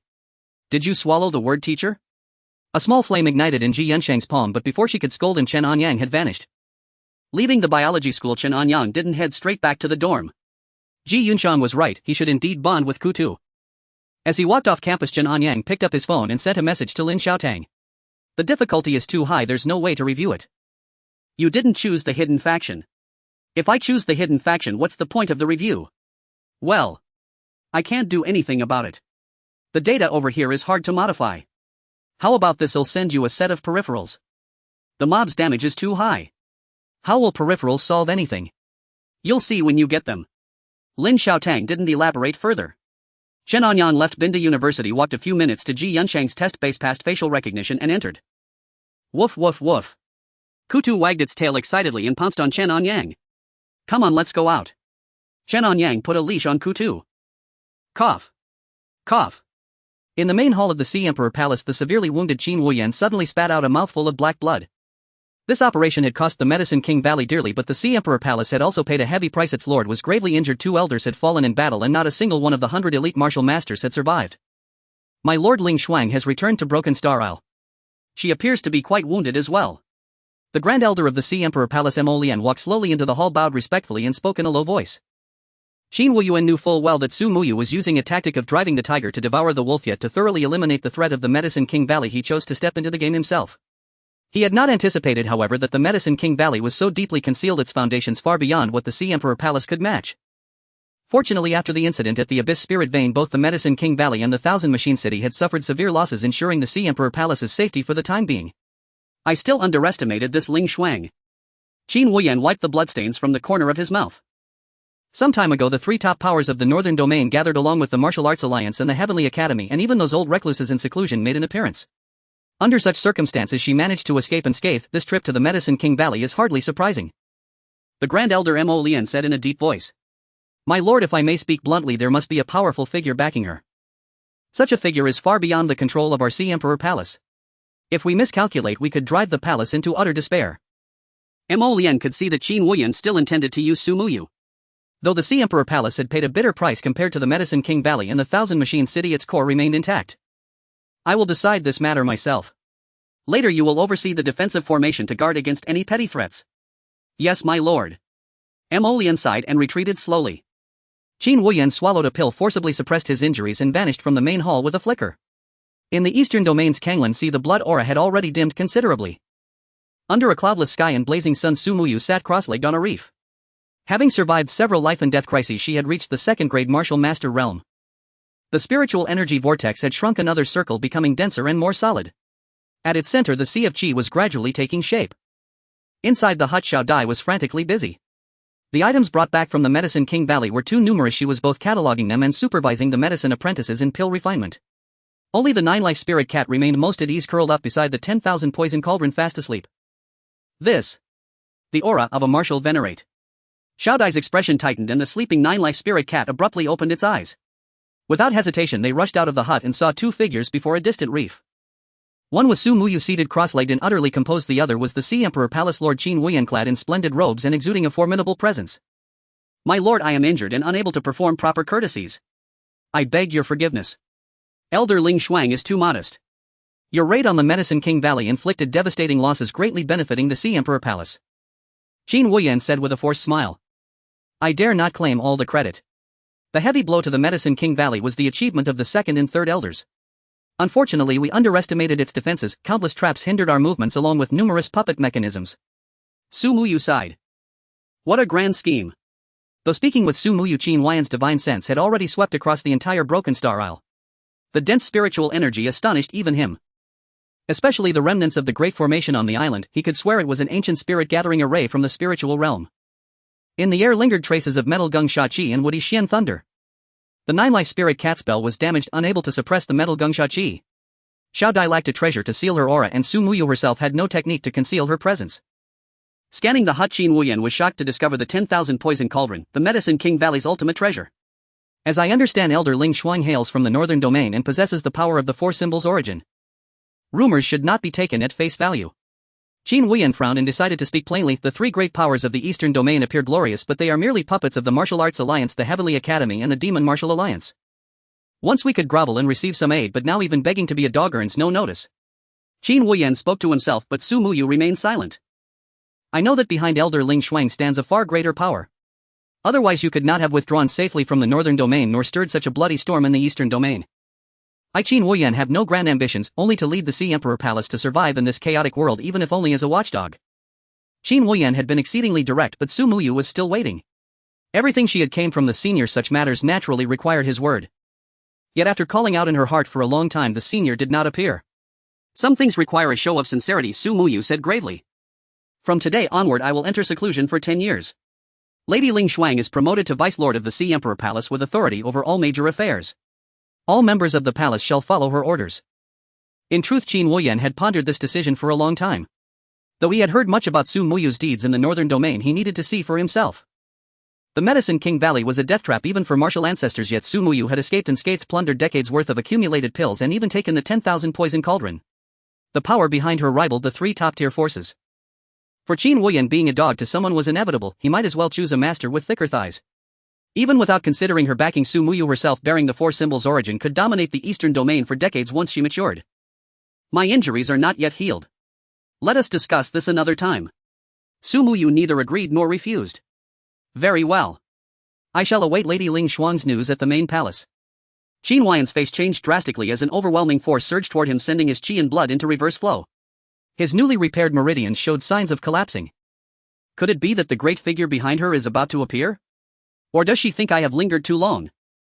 Not daring to stay any longer, Qin Wuyan addressed Su Muyu, even bowed respectfully, then walked on water and vanished in an instant.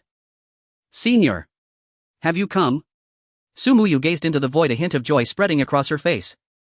At the People's Park beside Binhai University City, Chen Anyang sat resting on a bench after walking his pet wolf Kotu. Damn it. Why doesn't he take a look in the mirror first? A surge of unprovoked fury rose within Chen Anyang's chest as his screen lit up with a series of options except Qin Woya's plea: intimidate him or kill him outright. Reason soon prevailed. After several seconds of contemplation, Chen Anyang chose to spend 999 yuan to deliver a decisive, awe-inspiring warning to Qin Woya. Currently, all three major powers of the Eastern Realm had suffered considerable setbacks. Should the Sea Sovereign Palace's master vanish, the sect would swiftly be carved up, a development that would first and foremost jeopardize Su Muyu's position. Secondly, under Qin Woya's explicit command, Su Muyu's succession to the Sea Sovereign Palace would proceed far more smoothly. Without it, she would struggle to earn the loyalty of its members. Lastly, immediate acquiescence would betray shallow guile, raising suspicion in Qin Woya's mind. Thus Chen Anyang paid a steep price, not for brute force but for sovereign presence, to watch Qin Woya first then advance his plans with deliberate patience. Elder. Is that truly you? After Qin Woya departed, the overwhelming aura gradually receded. Su Muyu gazed reverently into the void. Child, you have done exceedingly well these past days. Yet survival in this chaotic age demands more than solitary strength. Though the Sea Sovereign Palace is no peerless sect cultivated with care, it may yet become your most steadfast ally. Elder. Then, when may I finally behold you in person? Su Muyu's thoughts churned. Her sole desire was to meet even once the venerable mentor who had bestowed upon her near limitless aid. When you reign supreme over your own domain, that shall be the day we meet again. Chen Anyang offered an ambiguous reply, uncertain himself when or if that day would come. To reign supreme. Muyu shall never fail you. Su Muyu bowed deeply toward the empty air, her vow solemn and resolute. Ah, what a fine young woman. Chen Anyang watched entranced as Su Muyu knelt in devout obeisance. Her close-fitting moonveil robe accentuated her graceful form, especially as she lowered herself, revealing a fleeting, mesmerizing glimpse of springtime allure. Under Chen Anyang's lingering gaze, Su Muyu settled back onto the ground in lotus position. Her cultivation had advanced rapidly but remained unstable. Moreover, the grave injuries sustained at the Medicine King Valley had yet to heal. Xiao Dai, observing Qin Woya's departure, returned to the cottage and conducted a swift inventory, revealing an exceptionally bountiful haul. Should Chen Anyang liquidate the entire spoils through the in-game marketplace, the lowest-paying channel, he would still net 4 to 5 million yuan. On the black market or at underground auctions, total proceeds could easily double. Chen Anyang had no urgent need for funds. Yet soon Su Muyu would begin assuming control of the Sea Sovereign Palace, requiring vast resources to win hearts, cultivate loyalists, and consolidate power. These assets therefore served as her essential start-up capital. After a brief rest, Chen Anyang walked Koto once more around the park before returning him to Ji Yunshan's experimental facility. As he prepared to head back to his dormitory, a text message alerted him to a package delivered to the Campus Dog Express station. A package. I haven't ordered anything online lately. Could it be from Xiao Yu? Unlikely. Puzzled, Chen Anyang made his way to the university's parcel station, where 2 small boxes awaited him. Inside lay a sleek black earpiece and a pair of gold-rimmed spectacles. Who sent these? He slipped on the glasses, instantly adopting the polished air of a scholarly rogue. Did you receive the items? His phone chimed, a message from Lin Xiaotang. So this is the peripheral you mentioned. Precisely. How do I use them? Log into the game first, then wear both the earpiece and glasses, you'll understand immediately. What a tease. Chen Anyang muttered, yet habitually replied understood. He hurried back to his dormitory. Ma Changlin and Zhang Yufeng were both absent. Chen Anyang powered up his laptop, plugged in the earpiece, and launched the game. What the? After a disorienting whirl, Chen Anyang found himself standing inside the game world of Mystic Heaven Illusion. Holy hell! Drawing on prior experience with the Spirit Realm Simulator, he quickly acclimated. Compared to the clunky gear employed by the Spirit Realm organization, Lin Xiaotang's peripheral delivered unparalleled immersion. Lightweight and discreet, just an earpiece and spectacles, it lacked the conspicuous bulk of a full VR headset. By contrast, entering the Spirit Realm required not only a helmet but also a tangle of auxiliary instruments, cumbersome and laborious to operate. Xiao Jinzi. Can you enter too? Woof. Woof. Woof. Ku-tu. Chen Anyang was startled. Both the juvenile gold-devouring insect and the ice wolf Kutu materialized beside him. With a sharp sweeping motion, he seized the air and a bone blade coalesced in his grasp.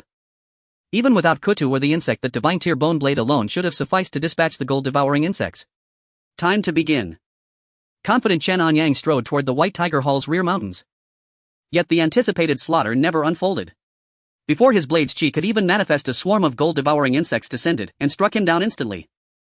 Whoosh! Chen Anyang reappeared at the White Tiger Hall's resurrection point, flanked by Kutu wagging his tail and Xiaojin buzzing erratically. What the hell is going on? This defies logic. Chen Anyang had expected his in-game strength to exceed his real-world capacity by over twofold, yet he couldn't even best a few insects. Still, unlike the Spirit Realm Simulator, where death incurred severe penalties, his demise in Mystic Heaven Illusion brought no discomfort whatsoever. Damn it. Again. This time Chen Anyang summoned Sumuyu's southern radiant flame while Kuta surged into battle form, a colossal ice wolf radiating frost and fury. The ensuing clash raged fiercely yet ended in utter devastation. At least Chen Anyang had broken the seal. Moments before his final fall he managed to slay 3 gold-devouring insects. Snap. Moments before his fourth death the bone blade shattered in his hand, its durability overwhelmed by the insect's absurdly high defenses. ZZZZT. Without Xiao Jin's intervention Chen Anyang would have suffered a catastrophic loss. With indomitable perseverance he spent the entire afternoon grinding, until at last he slew 100 gold-devouring insects, completing 1/10 of the novice quest. Phew. Exhausted and battered Chen Anyang logged out and headed straight for food. How's it going? Chen Anyang had just finished dinner and left the cafeteria when he received a message from Lin Xiaotang. This isn't some casual game, it's not even out of the tutorial zone yet. Ha. So difficult. Then, shall we just drop this commission? It's only a few hundred yuan for promotion anyway. No need. I thrive on challenges, especially games like this. Give me a few more days. Alright, the developers aren't in a rush either. Take your time, just let me know whenever you make progress or run into trouble. Seeing Lin Xiaotang's reply, Chen Anyang hesitated for a moment, then couldn't resist asking, have you ever heard of the Lingjing? What is that, a newly opened scenic spot? Never mind. I'm heading back to the dorm to keep working on my quest. Mum, good luck. The moment Chen Anyang stepped into the dormitory, before even opening his laptop, Ji Yunxiang sent him a message. What did you do to Kutu? Me. What could I possibly do to a dog? It devoured 3 days' worth of food in one sitting, and its body bears strange wounds. I reviewed the surveillance footage shortly after you brought it back to the lab. It vanished from the facility entirely, only reappearing that same night. What exactly are you up to? Ji Yunxiang fired off a barrage of questions. Well, Chen Anyang faltered, utterly at a loss for how to explain. Our research on Lingjing creatures remains in its infancy, we're still groping in the dark. Before acting, please inform me first. Don't go experimenting recklessly on your own. If something goes wrong, I won't even know how to help you. Chen Anyang sensed clearly that among all members of the Linglong team Ji Yunxiang cared for him most deeply, yet many things truly could neither be told nor explained to her. After a long silence, Ji Yunxiang sighed, fine, I'm done with you. A new team leader arrives tomorrow, be at headquarters an hour early for the handover. And from now on, be far more cautious. She issued the warning, and before Chen Anyang could respond hung up the call. So even the experimental facility isn't safe for Kutu. As Chen Anyang pondered, Zhang Yufeng returned to the dormitory. Lately Zhang Yufeng had stopped attending comic conventions, perhaps because had already earned a generous reward from Chen Yan. Father, I've discovered something. Old Ma appears to be a Ling energy user, though he doesn't realize it himself. Seeing he was alone with Chen Anyang, Zhang Yufeng drew close. He's a Ling energy user, but unaware of it. Chen Anyang frowned, puzzled. Yes. He seems capable of entering the Lingjing while dreaming, yet his abilities cannot manifest in the waking world. Zhang Yufeng offered this hypothesis. What use is that? Chen Anyang's brow furrowed further. Though powerless here, if we ever enter the Lingjing ourselves, finding old Ma would give us an invaluable ally. You've been to the Lingjing? Chen Anyang asked urgently. To date he himself had never entered the true Lingjing, only artificial simulations via the Lingjing simulator. According to intelligence gathered by the Lingjing organization, the Lingjing resembles a higher dimensional realm teeming with overwhelmingly powerful beings. Should humans accidentally breach it, death would be certain. Actually. Zhang Yufeng hesitated, then finally chose honesty. Zhao Wendao has already entered the Lingjing and emerged unscathed. These artifacts I possess were gifts from him. But this time his immersion lasted unusually long, perhaps he truly encountered peril. When that Lingjing fissure tore open at the tech park, I almost stepped inside it to search for the Taoist master. Yet I knew with our current strength, even if we found him within the Lingjing, would only become his burden. Zhang Yufeng took a deep breath. The master entered the Lingjing and returned alive. What is it truly like inside? Chen Anyang pressed. I don't know. He guarded every detail of the Lingjing with absolute silence, not a single word escaped his lips. All he said was that realm will inevitably consume our world, and this land too shall one day become part of the Lingjing. So he urged me to prepare, swiftly cultivate greater power. Then he gave me these artifacts. The artifacts Zhang Yufeng referred to were the cross-dressing props, high heel suits and so forth. Initially resistant, he gradually accepted them after experiencing their extraordinary potency. And how are you cultivating your strength now? By slaying Lingjing creatures. I've discovered these artifacts absorb Ling energy from such beings, the more I slay the greater their latent energy surges. Only, my skirt was damaged in the last battle, Zhang Yufeng sighed. Give it to me, I may be able to repair it. Father, you so too. Enough chatter, hand it over. Zhang Yufeng hastily retrieved the torn skirt from his trunk while Chen Anyang tapped his jacket pocket, releasing a juvenile jinshu insect which fluttered onto the fabric and began gnawing. Whoa, father, what? Zhang Yufeng's eyes widened. This wasn't mending, it was something else entirely. Yet something even more astonishing followed after consuming a fragment. The insect excreted viscous droplets of pale gold. Torn seams fused seamlessly, gaping holes slowly knitted themselves whole. Is this even possible? Zhang Yufeng stared awestruck. Why shouldn't it be? It is. After trying on the fully restored skirt, he felt its Ling energy resonate stronger than ever. Father, you're my reborn father. Get lost, I've work to do. Before Chen Anyang could finish speaking, the dorm door swung open again. Ma Changlin strolled in. Whoa, what the hell are you two doing? Ma Changlin shuddered, seeing Zhang Yufeng in his skirt striking exaggerated poses beside Chen Anyang. Old Ma, you know me, imperfectly straight. Chen Anyang protested. I used to know. Now. Not so sure. Chen Anyang shook his head, helplessly turned to his laptop, and logged into the game. This game feels strangely familiar. Ma Changlin glanced casually at the screen. The login interface featured inkwash artistry, ethereal, dreamlike, like a celestial realm. Have you seen it before? Seen it. I've been there. When? In my dreams, Ma Changlin replied deadpan. Then tonight, dream yourself to the White Tiger Hall. Brother Chen, it's a dream, not reality. And I can't control where I go. Ma Changlin rolled his eyes and climbed onto his bunk. Zhang Yufeng sat nearby, cradling his treasured skirt with a dazed smile. If you do dream of it, go to the White Tiger Hall. Chen Anyang reminded him once more. Crazy, Ma Changlin muttered, rolled onto his side, tucked his legs tightly around the quilt, and fell asleep instantly. Within the phone, Su Muyu was still cultivating on the Starfall Island.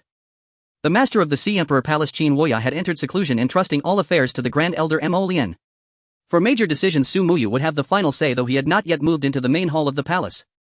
Gaining control over a vast organization was not something that could be accomplished in a day or two, and Su Muyu's cultivation speed had gradually slowed as his realm advanced. Chen Anyang had logged into Glacial Epic and left it idling.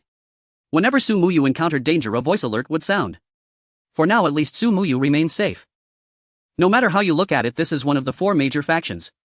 Why is it so desolate? Chen Anyang put on his headphones and glasses, entering the Xintian illusion realm. This time, instead of rushing to kill the devourer beetles, he began to explore the entire White Tiger Hall. Returning to the mountain gate of White Tiger Hall, what greeted him was not a fierce sword aura but a desolate wind mixed with the scent of rust. The once gilded pillars carved with coiling dragons were now riddled with cracks.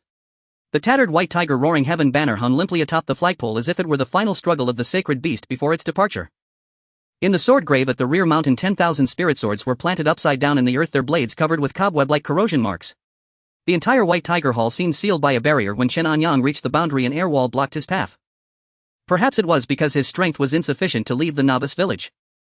After spending nearly an hour wandering around without any gain, Chen Anyang was about to head to the rear mountain to continue killing devourer beetles when the massive altar at the center of White Tiger Hall suddenly lit up. This altar bore a striking resemblance to the one within the northern icebergs in Glacial Epic. As the radiant light dissipated, a stout man appeared at the center of the altar. Leader. Chen Anyang was momentarily stunned. Ma Changlin, clad in black armor, staggered down from the altar's center. Brother Chen. What are you doing here? Ma Changlin asked, his face filled with shock. I was about to ask you the same. I don't know. Whenever I fall asleep, I end up in this world. Ma Changlin scratched his head. Where were you before? How did you get here? Before? In a freezing cold place, seemed like on an iceberg. I kept killing wolves. I think they were called ice wolves. I don't know how many I killed. Then I went inside the iceberg and saw lots of girls, curvy with slender waists, and Ma Changlin instinctively wiped the drool from the corner of his mouth. No need for such detailed descriptions. And then Chen Anyang interrupted Ma Changlin's account. I stayed there for quite a while. By accident, I entered a room and found these pieces of equipment. When I went out again, those beauties were gone. Then at the center of the iceberg, I saw an altar with instructions for activation carved on it. I activated it and ended up here. You've come just in time. Help me with a small favor. What? Kill a few bugs. Chen Anyang revealed a very amiable smile. 2 hours later, Ma Changlin wore an expression of utter despair. Brother Chen, how are these bugs fiercer than the wolves over there? Not bad. We still need 700 more to finish the task. I believe in you. With Ma Changlin's help, efficiency did improve, though not dramatically. Fortunately, the devourer beetles Ma Changlin killed counted toward the cumulative task progress. Brother Chen, you've got the wrong guy. I'm not a battle-hardened wolf, I'm just a rice bucket. It's fine. Take your time. It's getting late, I'm going to sleep. Keep it up. Ha. Wait. Before Ma Changlin could stammer out his words, he watched helplessly as Chen Anyang vanished on the spot. No way. Just out of the wolf's den and now into the bug nest. Why is my luck so rotten? After logging out of the game, Chen Anyang glanced at his phone. Su Muyu was still cultivating. He turned his head to look at Ma Chenglin, who was sleeping soundly, and nodded with satisfaction. If he had to do it alone, killing 1,000 bugs might take over 10 days. Now with Ma Chenglin it should be done in 3 to 5 days. The night passed without incident and Chen Anyang slept very soundly.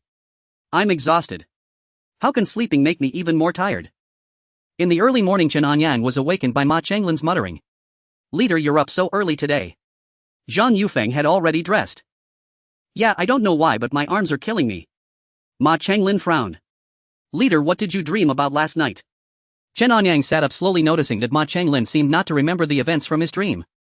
Dream? I haven't had dreams for days. Ma Chenglin replied. Really? Why would I lie to you? Ever since I started taking the medicine from the hospital, I basically don't dream anymore. Ma Chenglin answered earnestly. Every medicine has its side effects, you should take less. Chen Anyang advised. Can't help it. Who asked me to have this damn illness? If I don't take the medicine, I might fall asleep while walking. Ma Chenglin said helplessly. Chen Anyang checked the task progress in Xiantian Illusion Realm. After he logged off last night, Ma Chenglin had killed over 50 more devourer beetles. Though much slower, it was better than nothing.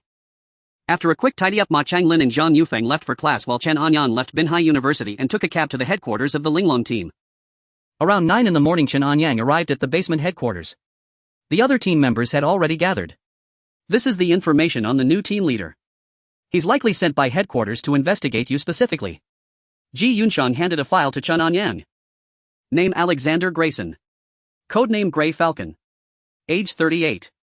Personality analysis extremely rational. Resume 20102015. Chief Analyst at the White Forest Spirit Realm Research Institute led the compilation of the European Spirit Vein Atlas, accurately predicted the 2014 Spirit Burst incident. The file provided a very detailed introduction to Gray Falcon, but Chen Anyang merely glanced over it. We should have rebelled when that previous special envoy came. Now they've transferred the boss away and parachuted in some foreigner. They're trying to divide us and pick us off one by one. Silver Dragon leaned against the wall, speaking angrily. How about we rebel now? It's not too late. Green Dragon crossed his arms, his eyes darting around. I'll follow the group.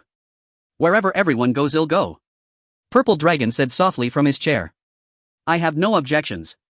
White Dragon replied coldly. Jade Dragon, what do you think? Blue Dragon Taoist suddenly turned to Chen Anyang. I'm new here facing a bunch of rebels like you. What can I think? I'll just use my eyes to see. Chen Anyang muttered to himself but didn't voice it. I'll follow Red Dragon's arrangement. Chen Anyang passed the matter to Ji Yunshang. Well, use the smashing of the glass as a signal. If he really tries to control us, then this broken organization isn't worth staying in anyway. With the resources we have, it's enough for us to splurge. I mean, use for a while. Then well, take it step by step. Ji Yunshang casually picked up a wineglass from the table. At exactly 11 in the morning, the heavy door to the basement of the Linglong Group headquarters was slowly pushed open. A flicker of confusion crossed Chen Anyang's face as he glanced again at the documents in his hand. The Grey Falcon was supposed to be a standard European male, yet the person stepping into the basement was unmistakably a woman. The goods don't match the label. Could they have undergone a sex change? But this intel should be recent. Foreign efficiency is truly remarkable. Chen Anyang sighed inwardly. The newcomer not only appeared female but also bore a distinctly typical Eastern feminine visage, dignified, graceful, and exuding an air of elegance. Damn, has foreign technology advanced to this level? Can they even alter one's aura? As Chen Anyang pondered, Ji Yunshang furrowed her delicate brows. They seemed quite familiar with each other. The woman wore her hair in a low bun, and the Chi Dragon embroidery on her moonlight cheongsam seemed to flow with her every step. The scent of agarwood on her diluted the lingering gunpowder smell from the Red Dragon's recent activities. I have long heard of Linglong's renown. Her fingers brushed over the rosewood conference table as she moved with elegant composure. After seating herself at the head, she waved a hand, conjuring several teacups from thin air. A pleasure to meet you today. I've brought some Woi rock tea. It sharpens the eyes and calms the mind. So headquarters sent a tea brewer, the Green Dragon muttered under his breath. The way of tea is also the way of war. Where's the Grey Falcon? Wasn't he supposed to be sent? Ji Yunshang's brows knitted slightly. Some unexpected incidents occurred before departure, he couldn't make it. So they sent you instead. Ji Yunshang pressed on. Several others were appointed before me, but they all encountered accidents as well. After saying this, the woman took a sip of her tea, savoring it. Is she male or female? Chen Anyang whispered from behind Ji Yunshang. The woman set down her cup, a faint smile lingering on her lips. Due to the last-minute changes, you likely haven't received the notice and may not know who I am. Allow me to introduce myself. Lin Qingyue, codename Azure Moon. In a recent test, my psychic energy value was 3,457 rated class, roughly on par with the former team leader Black Dragon. Lin Qingyue introduced herself. Oh, and this tea loses its flavor once it cools. At her words, everyone including Chen Anyang turned their gaze to the blue dragon and the red dragon Ji Yunshang. I look forward to working under your guidance, Captain Lin, Ji Yunshang said, stepping forward to pick up her cup and take a direct sip. Seeing this, the blue dragon also lifted his cup and took a small sip. Chen Anyang was the last to step forward. He picked up the one teacup and tasted it. Not bad at all. Thank you all for your cooperation. Red Dragon, I understand you're primarily responsible for logistics and technology, compiling all of Linglong Group's data and reports. I need a dossier on each team member's true information. I hope you can deliver it to me promptly so I can familiarize myself more quickly. Lin Qingyue said with a smile to Ji Yunshang. All right. I'm not fond of meetings. Unless there are special circumstances, I won't call for them. Everyone please get back to your duties. Chen Anyang was still somewhat confused, but aside from a few silent grumbles, he said nothing and followed the others out. Lin Qingyue didn't specifically detain Chen Anyang, but she did cast a few extra glances his way as he left. Old Ji, who the hell is this Lin Qingyue anyway? You seem to know her. After leaving Linglong Group's headquarters, Chen Anyang hitched a ride with Ji Yunshang since they were both heading back to Binhai University. She's also from Linglong Group. She used to be the deputy team leader, but she had disagreements with Black Dragon. A lot happened and she ended up leaving Linglong to be transferred to headquarters. Word has it she's done well for herself there. And call me Red Dragon or Professor Ji, not Old Ji. Sure thing, Old Ji. Chen Anyang nodded earnestly. She's a tough one to deal with. You'll need to be more careful from now on. Ji Yunshang didn't lose her temper with Chen Anyang but instead offered a word of caution. Why would I need to deal with her? We're on the same team now. She's not as simple as she looks. I think. She doesn't look simple at all. She's got quite a figure. What figure? She's had her nose done and her breasts augmented, all science and hard work. You know that well. Did you go get it done together? What nonsense are you talking? Do I look like someone who cares that much about appearances? Ji Yunshang said, puffing out her chest. So what should I do next? I'll handle the data for you. Just try to minimize contact with her from now on. What if she comes looking for me? Just play dumb like you do with the green dragon and the purple dragon. This is really testing my acting skills. Chen Anyang frowned. Just tone it down a bit. The way you are now is already a bit too obvious. As they spoke, the car pulled into Binhai University. Ji Yunshang headed to the School of Biology while Chen Anyang returned directly to his dormitory to complete his novice assessment mission as quickly as possible. As before, Chen Anyang first opened his phone and logged into Glacial era. Sumuyu was still in cultivation and there were a few messages regarding her handling of matters related to the Sea Emperor's palace. Now Sumuyu could perfectly handle minor issues on her own, so Chen Anyang generally didn't need to intervene except to claim monthly card rewards and battle pass points. Sumuyu's growth rate was rapid. Chen Anyang had begun to look down on the monthly card rewards, but they were better than nothing. He had paid for them after all, so it would be a waste not to use them. After checking his phone for a while, Chen Anyang turned on his computer and entered Mystic Heaven Illusion, continuing his grand bug-slaying endeavor. The process of killing golden devourer beetles was excruciatingly dull and he often found himself instantly killed by them, sent straight back to the respawn point. His efficiency was dwindling, the beetles seemed to have grown stronger. By dinner time he had only managed to kill a little over 40 of them. Man is iron but food is steel. Chen Anyang decided to fill his stomach first. Shutting down the computer, he checked his phone and noticed Sumuyu was no longer on Shattered Star Island. Scrolling through the messages, he found she had gone to the Sea Emperor's palace headquarters. He had kept the game notifications on so he would be alerted immediately if anything unusual occurred, leaving him unconcerned. The Eastern Domain, Kanglan Sea. To dominate a region. Senior Muyu will not let you down. Sumuyu stood at the prow of the spirit boat, her gaze fixed on the surging waves, her eyes burning with unwavering determination. Currently the three major powers in the Eastern Domain were all severely weakened, each retracting their spheres of influence. As for factions like the Martial Arts Alliance, they were beyond reach. Sumuyu intended to seize this opportunity to establish a firm foothold in the Eastern Domain. Mo Lian pays respects to the Vice Palace Lord. Outside the Sea Emperor's palace headquarters, the Grand Elder Mo Lian led all the elite members in a line to welcome Sumuyu. Grand Elder, no need for such formalities. Thank you, Vice Palace Lord. All the information you requested the day before yesterday has been thoroughly investigated. Mo Lian spoke with utmost respect, handing over a scroll with both hands. Behind her, everyone was secretly astonished. The Grand Elder of the Sea Emperor's palace was a martial ancestor realm powerhouse who had never shown such deference even to the Palace Lord himself. Yet now she was displaying such profound respect toward a mere martial master. Everyone found it utterly unbelievable, but constrained by the Grand Elder's strength and authority, they could only bury this bewilderment deep within their hearts. The forbidden area of the Sea Emperor Hall housed all the treasures they had plundered over the years, along with records of most disciples. Within the entire Sea Emperor Hall, only its master Qin Woya had the authority to enter. Not even the Grand Elder Mo Lian had ever come close. Of course, Su Muyu, newly arrived at the Sea Emperor Hall, was initially unaware of this place. It was by chance that the nine-lives spirit cat discovered it. Several prohibitions and formations were set around the forbidden area, all breached by the nine-lives spirit cat's Gengjin killing aura. With the Sea Emperor token Su Muyu carried, she entered with ease. After spending a day in the forbidden area, Su Muyu had Xiao Dai summon Mo Lian. Vice Hall Master Ling, this is the Sea Emperor Hall's forbidden ground. The Hall Master decreed that no one may set foot here but himself or face the harshest punishment. The Grand Elder of the Sea Emperor Hall, Mo Lian, stood outside the forbidden area, her eyes filled with fear as she spoke loudly. The harshest punishment she referred to was a uniquely cruel torture of the Sea Emperor Hall, inflicting years of agony where one could neither live nor die. Before entering seclusion, the Hall Master left all affairs of the Sea Emperor Hall to my discretion. I command you to enter. If you defy, you will face that very punishment. Su Muyu's voice rang out from within the forbidden area. After a moment's hesitation, Mo Lian took a deep breath and stepped inside with heavy steps. Having served the Sea Emperor Hall's master Qin Woya for over 40 years, Mo Lian's prestige within the hall was second only to his.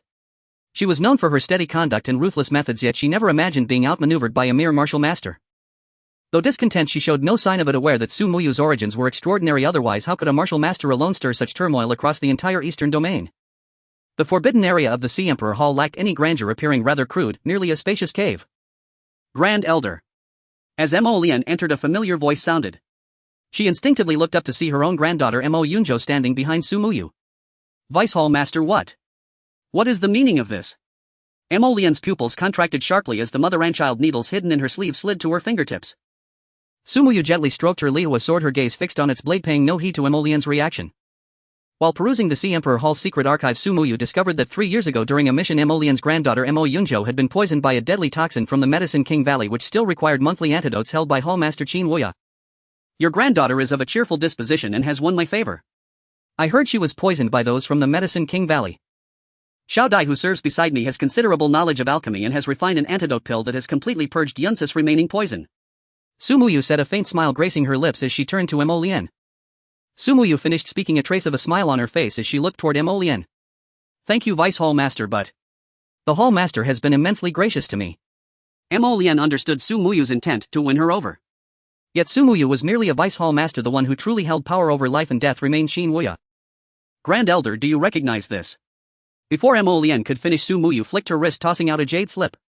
This is the Demon Martial Alliance's Celestial Demon Order. A mere martial ancestor like me has actually drawn a Celestial Demon Order from the Demon Martial Alliance. This jade slip was a replica Su Muyu crafted based on the Demon Martial Alliance's assassination-level warrants collected by the Sea Emperor Hall, a treatment she had once experienced in the Northern Domain. With the Celestial Demon Order, even Hall Master Qin himself might struggle to protect you, Grand Elder. Su Muyu spoke with profound meaning. The Sea Emperor Hall was but a mayfly before the Demon Martial Alliance. The disparity between them was like heaven and earth. Mo Lian's heart sank as she pondered. The Medicine King Valley, a puppet of the Demon Martial Alliance, had been severely weakened. To prevent other factions from growing too strong, the Alliance would need to deliver a warning. Now that the Martial Academy was on the verge of abandoning the Sea Emperor Hall, the Demon Martial Alliance could use the hall as a scapegoat without hesitation. With Qin Woya in seclusion, she as the most powerful Grand Elder would bear the brunt. More crucially, the Demon Martial Alliance always eradicated entire lineages. If she were placed on the Celestial Demon Order, everyone in her bloodline would be doomed. Vice Hall Master Ling, I am not fond of that title, it feels rather awkward. Su Muyu's delicate brows furrowed slightly. My lord. From this day forth, Mo Lian pledges her life to your service. The Grand Elder is indeed wise.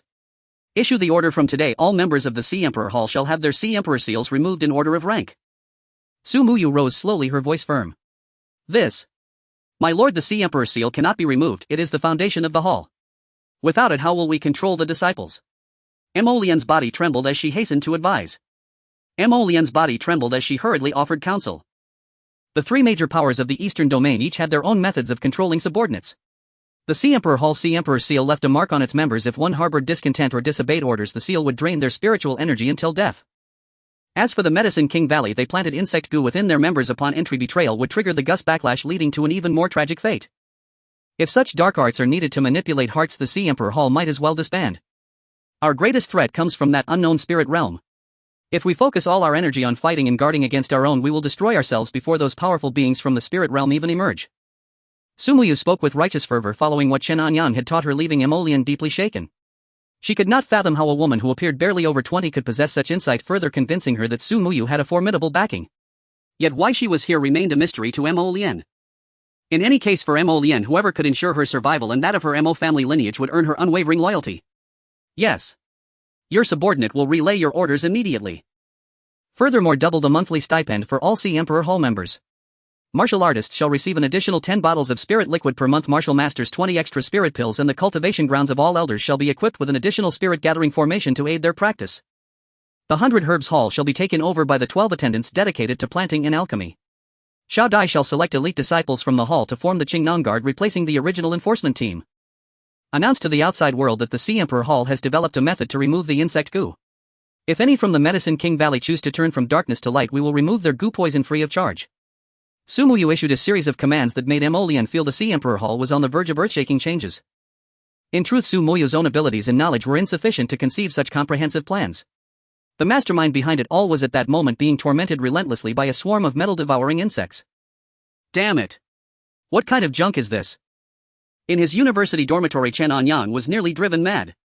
As he killed more metal-devouring insects, the remaining ones grew stronger, their defense and attack power rapidly stacking. After killing 500 of them alongside Ma Chenglin, they could no longer breach the insects' defenses and were simply slaughtered. Zero gaming experience.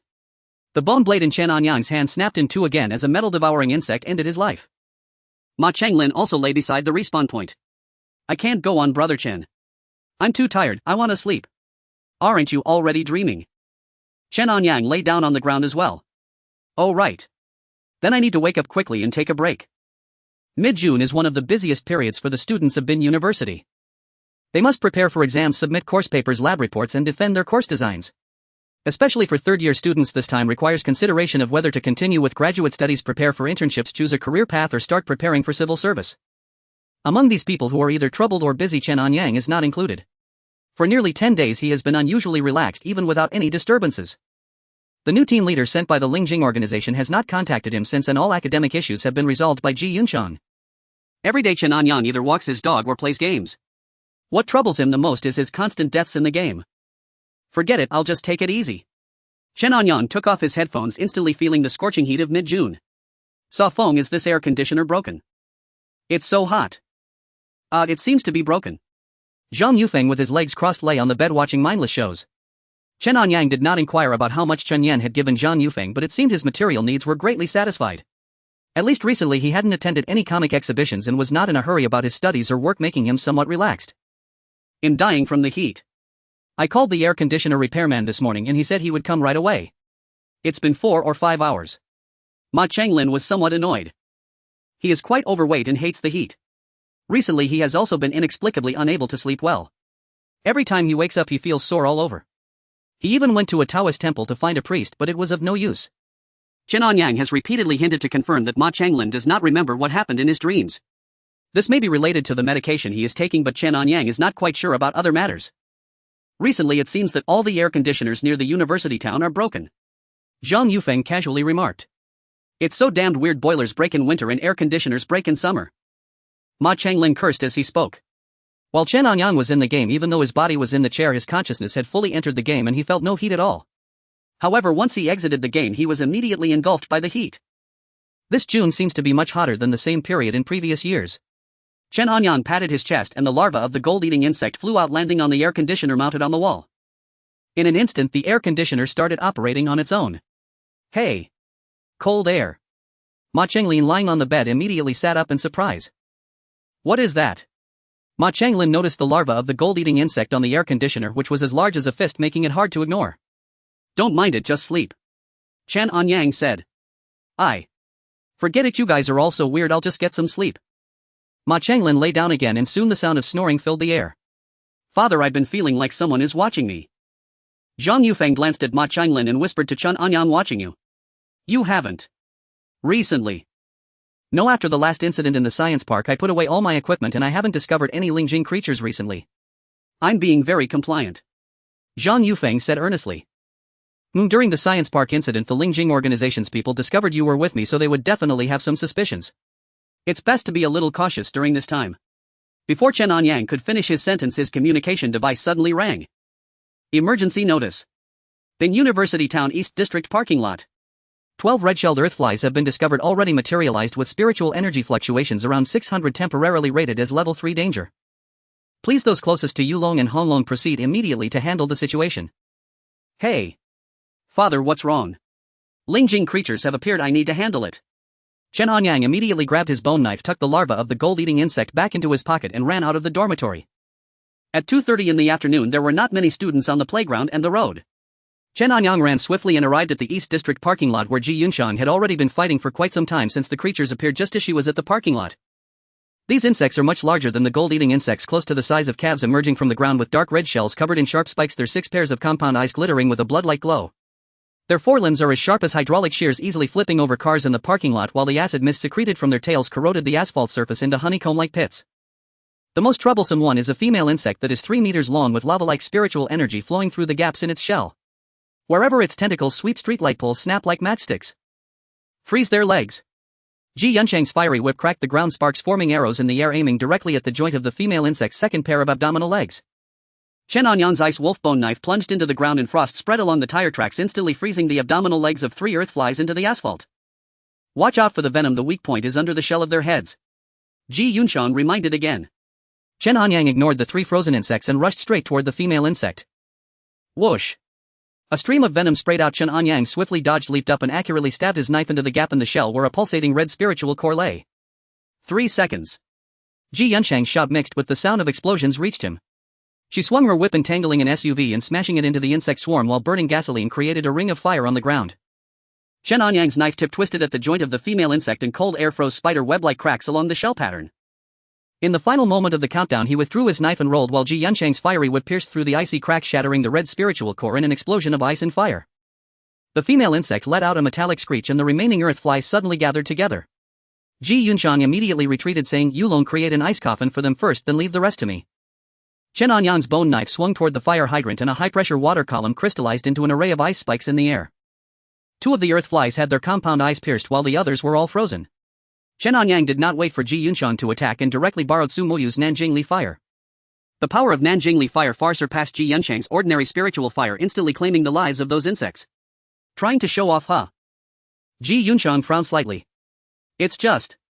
I'm used to it. Chen Anyang had developed a conditioned reflex from being bullied by the gold-eating insect these past few days, and the release of these combos did not even require conscious thought. When you are sure of defeating an enemy, you should save some strength, because you never know when the next enemy will appear. There's no need to waste energy on these small fries. Wait a minute, before I didn't know when the next enemy would appear, but now I do. Chen Anyang looked behind Ji Yunshan. Beneath the University Town's East District parking lot lies an underground garage. The remains of the slain mother bug suddenly erupted with blinding red light, causing the ground to crack open, releasing a strong odor of sulfur in the air as 3 pairs of pincers emerged from the fissure. A gigantic scorpion-like creature slowly crawled out and immediately launched an attack on Chen Anyang and Ji Yunshan. Concrete debris fell like rain as Chen Anyang rolled against a supporting pillar, with the cement floor behind him being gouged into a half-meter deep pit by the scorpion's pincers. This dark purple poisonous scorpion, though only the size of a car, had a carapace as hard as armor, and sparks flew when its tail stinger scraped against the fire hose, illuminating the entire B2 level. Lead it to the slope. Ji Yunchang's fiery whip ensnared the scorpion's tail as her tactical boots pushed off the wall, flipping in midair. The poisonous scorpion staggered back, its 6-jointed limbs slipping on the frost created by the ice wolf bone knife, the scraping of its carapace on the ground producing a piercing sound. Seizing the opportunity, Chen Anyang surged forward, the bone knife slashing upwards at the scorpion's abdomen. The blade clashed with the carapace, emitting blue-white sparks, the recoil causing his hands to tingle. The scorpion's front pincers suddenly opened, clamping down on the blade, while its tail stinger lunged towards his back. Duck! The fiery whip shot through the air, wrapping around the tail stinger as Ji Yunshan leapt up, using her descending momentum to pin the scorpion's tail to the ground, the blazing flames igniting along its tail segments towards the torso. In pain, the poisonous scorpion released its pincers, and Chen Anyang withdrew his knife to execute a horizontal slash, carving a 5-meter frost trench into the ground and forcing the scorpion to the edge of the parking ramp. Block the road. Ji Yunshan swung her whip, igniting 3 abandoned cars, the explosion shockwave flipping the poisonous scorpion over. Chen Anyang plunged his bone knife into the ground, cold air rapidly spreading through the drainage ditch, freezing the entire ramp into an icy waterfall in an instant. Ko-2. Chen Anyang focused his thoughts, and not far away Ko-2 figure quickly materialized. Awu. As soon as Ko-2 appeared, it entered combat mode, its massive claws striking the poisonous scorpion with force. The scorpion's pincers sparked against the icy surface as Ji Yunshan dived down again. The fiery whip transformed into a red chain ensnaring the scorpion's neck as she pressed a knee onto its back, her right hand pointing a flamethrower into the carapace's seams. Burn through you, iron turtle. A blue flame erupted from the scorpion's mouth while Chen Anyang's bone knife plunged into the joint of its tail segment, cold air coursing through the nerve fibers straight to its brain.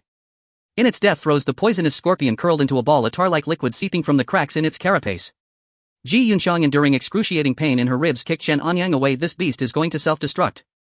Ko-Tu reacted swiftly, darting in front of Ji Yunxiang, its tail wrapping around her before catching Chen Anyang, who had been thrown far away, in its embrace, then swiftly exiting the underground garage. Boom! The massive explosion sent shockwaves throughout the entire university town. The spiritual energy fluctuation has actually reached level 4. Lin Qingyue, the new leader of the Linglong team, arrived at the entrance of the underground garage with the Silver Dragon and Blue Dragon just in time to see Chen Anyang emerging with the seriously injured and unconscious Ji Yunxiang in his arms. This is a new spiritual realm creature that has never appeared before. The Red Dragon is severely injured and needs immediate medical attention. You all handle the aftermath here. Chen Anyang approached Lin Qingyue. Sure, we'll take care of things here. Can you treat her? No problem, I studied veterinary medicine before. Chen Anyang nodded. Cough, cough. The Silver Dragon couldn't suppress a cough, realizing the seriousness of the situation. He shouldn't be laughing, yet he couldn't help himself. Seeing Chen Anyang's confidence, the Silver Dragon and the others assumed Ji Yunxiang's injuries weren't too severe. The incident in the underground garage was extremely serious, affecting a wide area, and they had to deal with the aftermath quickly, so they didn't pay much attention. Although the Spiritual Realm Organization had the most advanced medical technology along with healing and spiritual enhancing elixirs, based on Chen Anyang's judgment, these might not be enough to treat Ji Yunxiang. Carrying Ji Yunxiang, Chen Anyang headed to the experimental base where Ko-Tu had transformed back into a dog and was lying at the door of the laboratory. Woof woof. It had several wounds on its body as well. Chen Anyang patted Ko-Tu, briefly comforting it before using the laboratory equipment to conduct a thorough examination of Ji Yunxiang. Such potent poison. The scorpion's tail stinger contained a vast amount of potent toxin. Any ordinary person would die upon contact without any time for rescue. However, as a spiritual energy user, Ji Yunxiang's constitution far exceeded that of an ordinary person, yet even she could not resist such a potent toxin. If not treated further, she would likely lose her life within half an hour. Cough, cough. Chen Anyang was not in a much better condition. Had he not engaged in extensive combat in the game during this time, significantly improving his coping abilities, he might have been in worse shape than Ji Yunxiang. I must find an antidote. Chen Anyang's thoughts raced.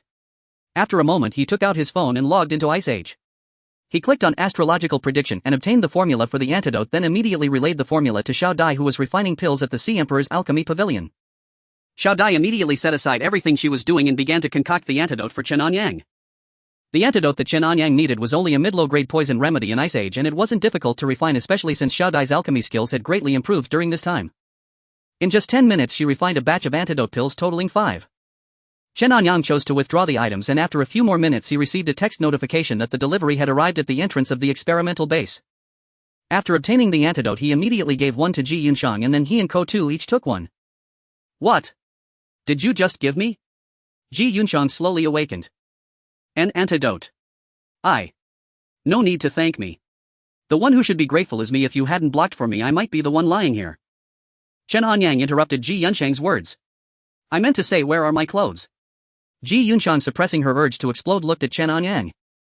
Her tactical vest had completely vanished, leaving her in only a thin undergarment covering her critical areas. Your injuries were too severe. I was going to perform surgery, but then I remembered I can't do surgery. Chen Anyang explained. Ji Yunxiang nodded, trembling slightly. Once I recover, I will truly thank you. Your spiritual energy seems to have increased again. In the experimental base, Ji Yunxiang changed into a tight suit. The lethal poison within her had been mostly neutralized, and the wound on her flank had nearly healed, leaving only a hideous scar. Perhaps Chen Anyang replied, indeed sensing this, especially when being tormented by the devouring gold insects in the mystic heaven illusion realm, where his spiritual energy grew at a noticeable rate, though those insects seemed to grow even faster. Ji Yunxiang was eager to test Chen Anyang, but now the team leader had been replaced by Lin Qingyue. The Linglong team had also acquired many new devices recently. If these devices had been tampered with, the test data would certainly fall into Lin Qingyue's hands, and then Chen Anyang's abilities could no longer be concealed. The illusion realm creatures we dealt with this time were likely at a danger level of 4. The fact that we too eliminated them all, that Lin Qingyue is probably already suspicious of your abilities. Ji Yunxiang sat on the test bench, producing a cigarette from somewhere, speaking to herself as she blew a smoke ring. At least so far I haven't sensed any malice from her. Oof. That vixen hides her emotions well and is deeply calculating. She could toy with a greenhorn like you with just her little finger. Ji Yunxiang warned, painting Lin Qingyue as a ferocious beast whose sole purpose was to devour Chen Anyang. Ma'am, be careful. If you're alright, I'll head back to school now. Go ahead. I'll rest here for a while. Ji Yunxiang watched Chen Anyang leave, her expression gradually shifting. Where? Did he get the antidote? For Ji Yunxiang, a seasoned and knowledgeable veteran, the moment she was stung by the venomous scorpion, she knew she was as good as dead. She had never seen this illusion realm creature before, but she was very familiar with this venom. Years ago, members of the Linglong team had died from poison with the exact same composition, a memory still vivid in Ji Yunxiang's mind. Could it be? He entered the illusion realm before. In Ji Yunxiang's view, only within the illusion realm could one find the antidote. She immediately rose, drew a sample of her own blood, and began testing and analysis. Meanwhile, Lin Qingyue had also finished handling the matters in the parking lot and underground garage with her team, disguising the incident as a short circuit in an electric vehicle that triggered a chain of explosions. Although the impact was significant, the Illusion Realm organization's capabilities quickly brought public opinion under control. The danger level fully meets the 4th standard, even approaching the 5th. These Illusion Realm creatures are becoming more and more active. Wearing a Chinese cheongsam, Lin Qingyue gazed at the parking lot being cleaned by ordinary people, a trace of worry appearing on her face. It seems we must expedite the 2nd phase of the Mirror Project. Black Dragon Zhou Xiping appeared behind Lin Qingyue, and no one knew when. Are you sure he can withstand it? Or is he ready? Lin Qingyue did not turn around. None of us have a choice but to move forward. How are the arrangements at headquarters? Those people, for the sake of their own legion's interests, would even ally with other beings to fight against humanity, Lin Qingyue said disdainfully. But there are a few useful ones, like that white dove who came last time. Lin Qingyue changed the subject, her voice low. I've held no hope for this Illusion Realm organization for 10 years now. If it weren't you who came this time, I might have taken a different approach. Zhou Xiping spoke with profound meaning. Have you made contact with those people? Zhou Xiping shook his head. Those people are too deeply hidden, I haven't found a trace yet. But you Long might have already made contact. Even at a time like this, we still fight separately. Forget about that for now. Let me deal with the Illusion Realm headquarters and you push forward the 2nd phase of the Mirror Project. But your men still harbor some hostility toward me. Lin Qingyue gave a bitter smile. That little matter shouldn't be a problem for you. With that, Zhou Xiping's figure flickered and he vanished silently as if he had never been there. Just as Chen Anyang returned to his dormitory at Bin University and was about to put on his headset to log into the Mystic Heaven Illusion Realm to complete the novice assessment mission, his communication device suddenly rang. Qingyue. Chen Anyang saw the name displayed on the device. Yulong am waiting for you at the Linglong team headquarters. Lin Qingyue spoke succinctly and then closed the communicator. This was the first time Lin Qingyue had actively sought out Chen Anyang. He didn't have a bad impression of the new team leader, but Ji Yunxiang's repeated warnings made him extra cautious. In the meeting room of the Linglong team headquarters, Lin Qingyue's fingertips traced the celadone teacup. A single jasmine petal floated on the surface of the tea, slowly swirling with her breath. Chen Anyang sat silently across the long table. Old Zhou took me on my first field mission at Mo. I was even younger than Purple Dragon back then. Lin Qingyue suddenly spoke, her voice soft, giving one a feeling as gentle as a spring breeze. On the ice at -30 or 40 degrees, we were hunting an Illusion Realm creature. That thing was a good swimmer, it broke the ice and dove under. Old Zhou didn't hesitate and went right after it. In the end, he used himself as bait to kill it. I was only drank back then and Old Zhou was just crank. As a result, his left hand was frostbitten and he eventually had to get a prosthetic. Back then, our only goal was to protect humanity and minimize the harm Illusion Realm creatures caused. Lin Qingyue spoke slowly, reminiscing about the past. Team leader Lin summoned me, surely not just for nostalgia. Chen Anyang could imagine the hardships they endured back then, especially with outdated equipment and a very limited understanding of the Illusion Realm. They not only had to fight powerful Illusion Realm creatures but also overcome their inner fear of the unknown. The records of their past battles were very brief, mostly consisting of conjectures about the Illusion Realm and data analysis of its creatures. Chen Anyang was interested in their battles and experiences, but now was not the time for him to learn about the past. He wanted to know Lin Qingyue's true purpose for this meeting. Lin Qingyue's gaze fell upon Chen Anyang, a gentle smile in her eyes. She gently lifted her teacup and took an elegant sip. Has old Zhou mentioned the Mirror Project to you?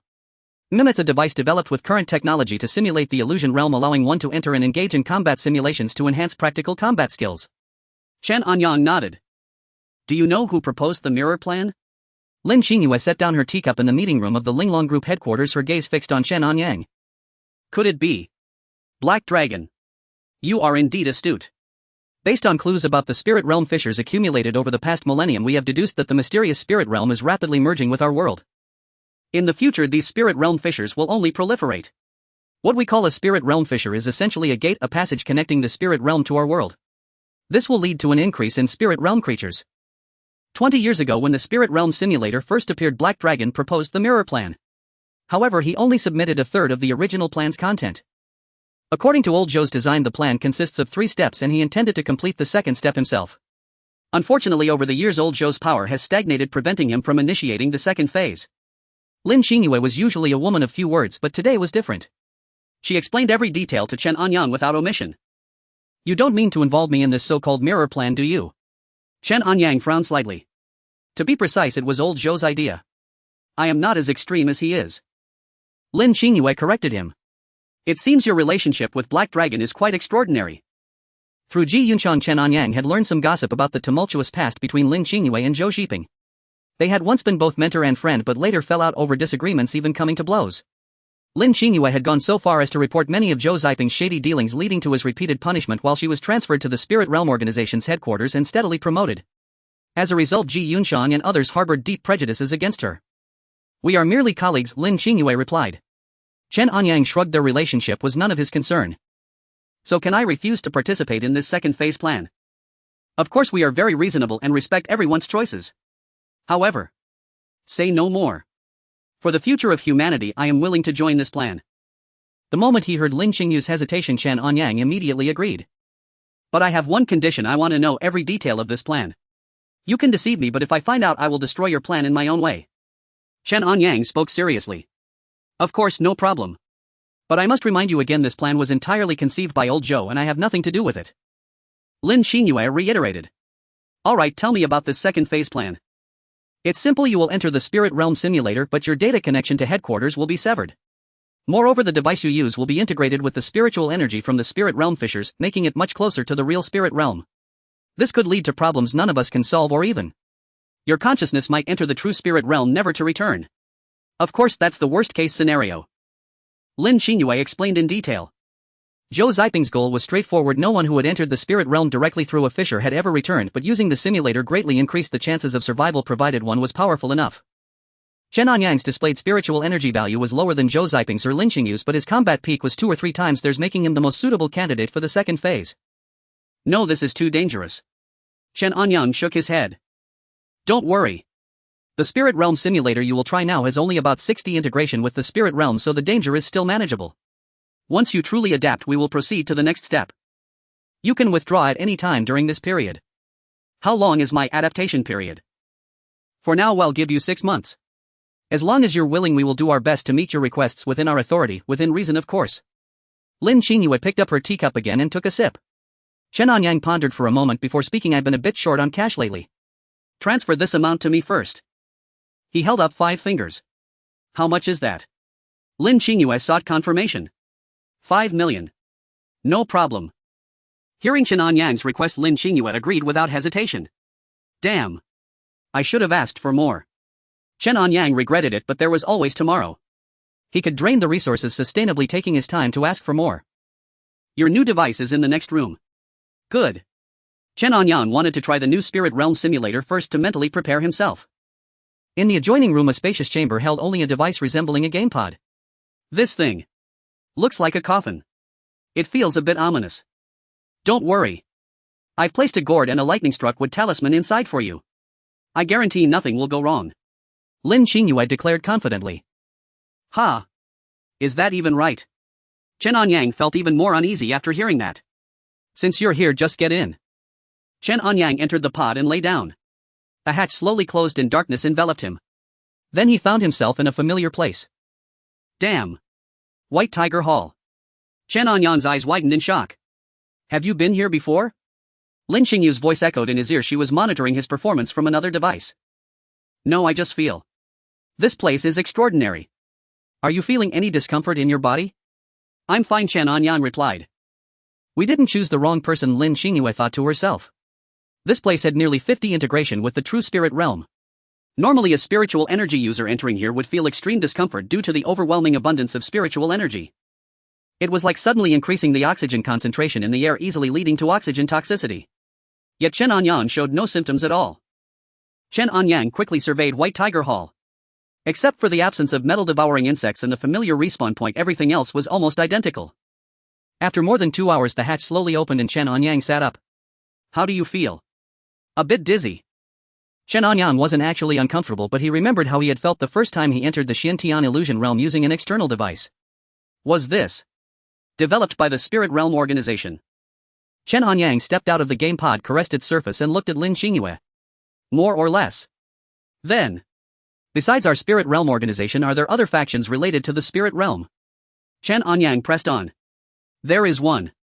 But they are even more mysterious, and their overall strength and understanding of the Spirit Realm might even surpass ours. Lin Xingyue hesitated for a moment before answering honestly. Is there something on my face, she asked, noticing Chen Anyang staring at her with a peculiar look.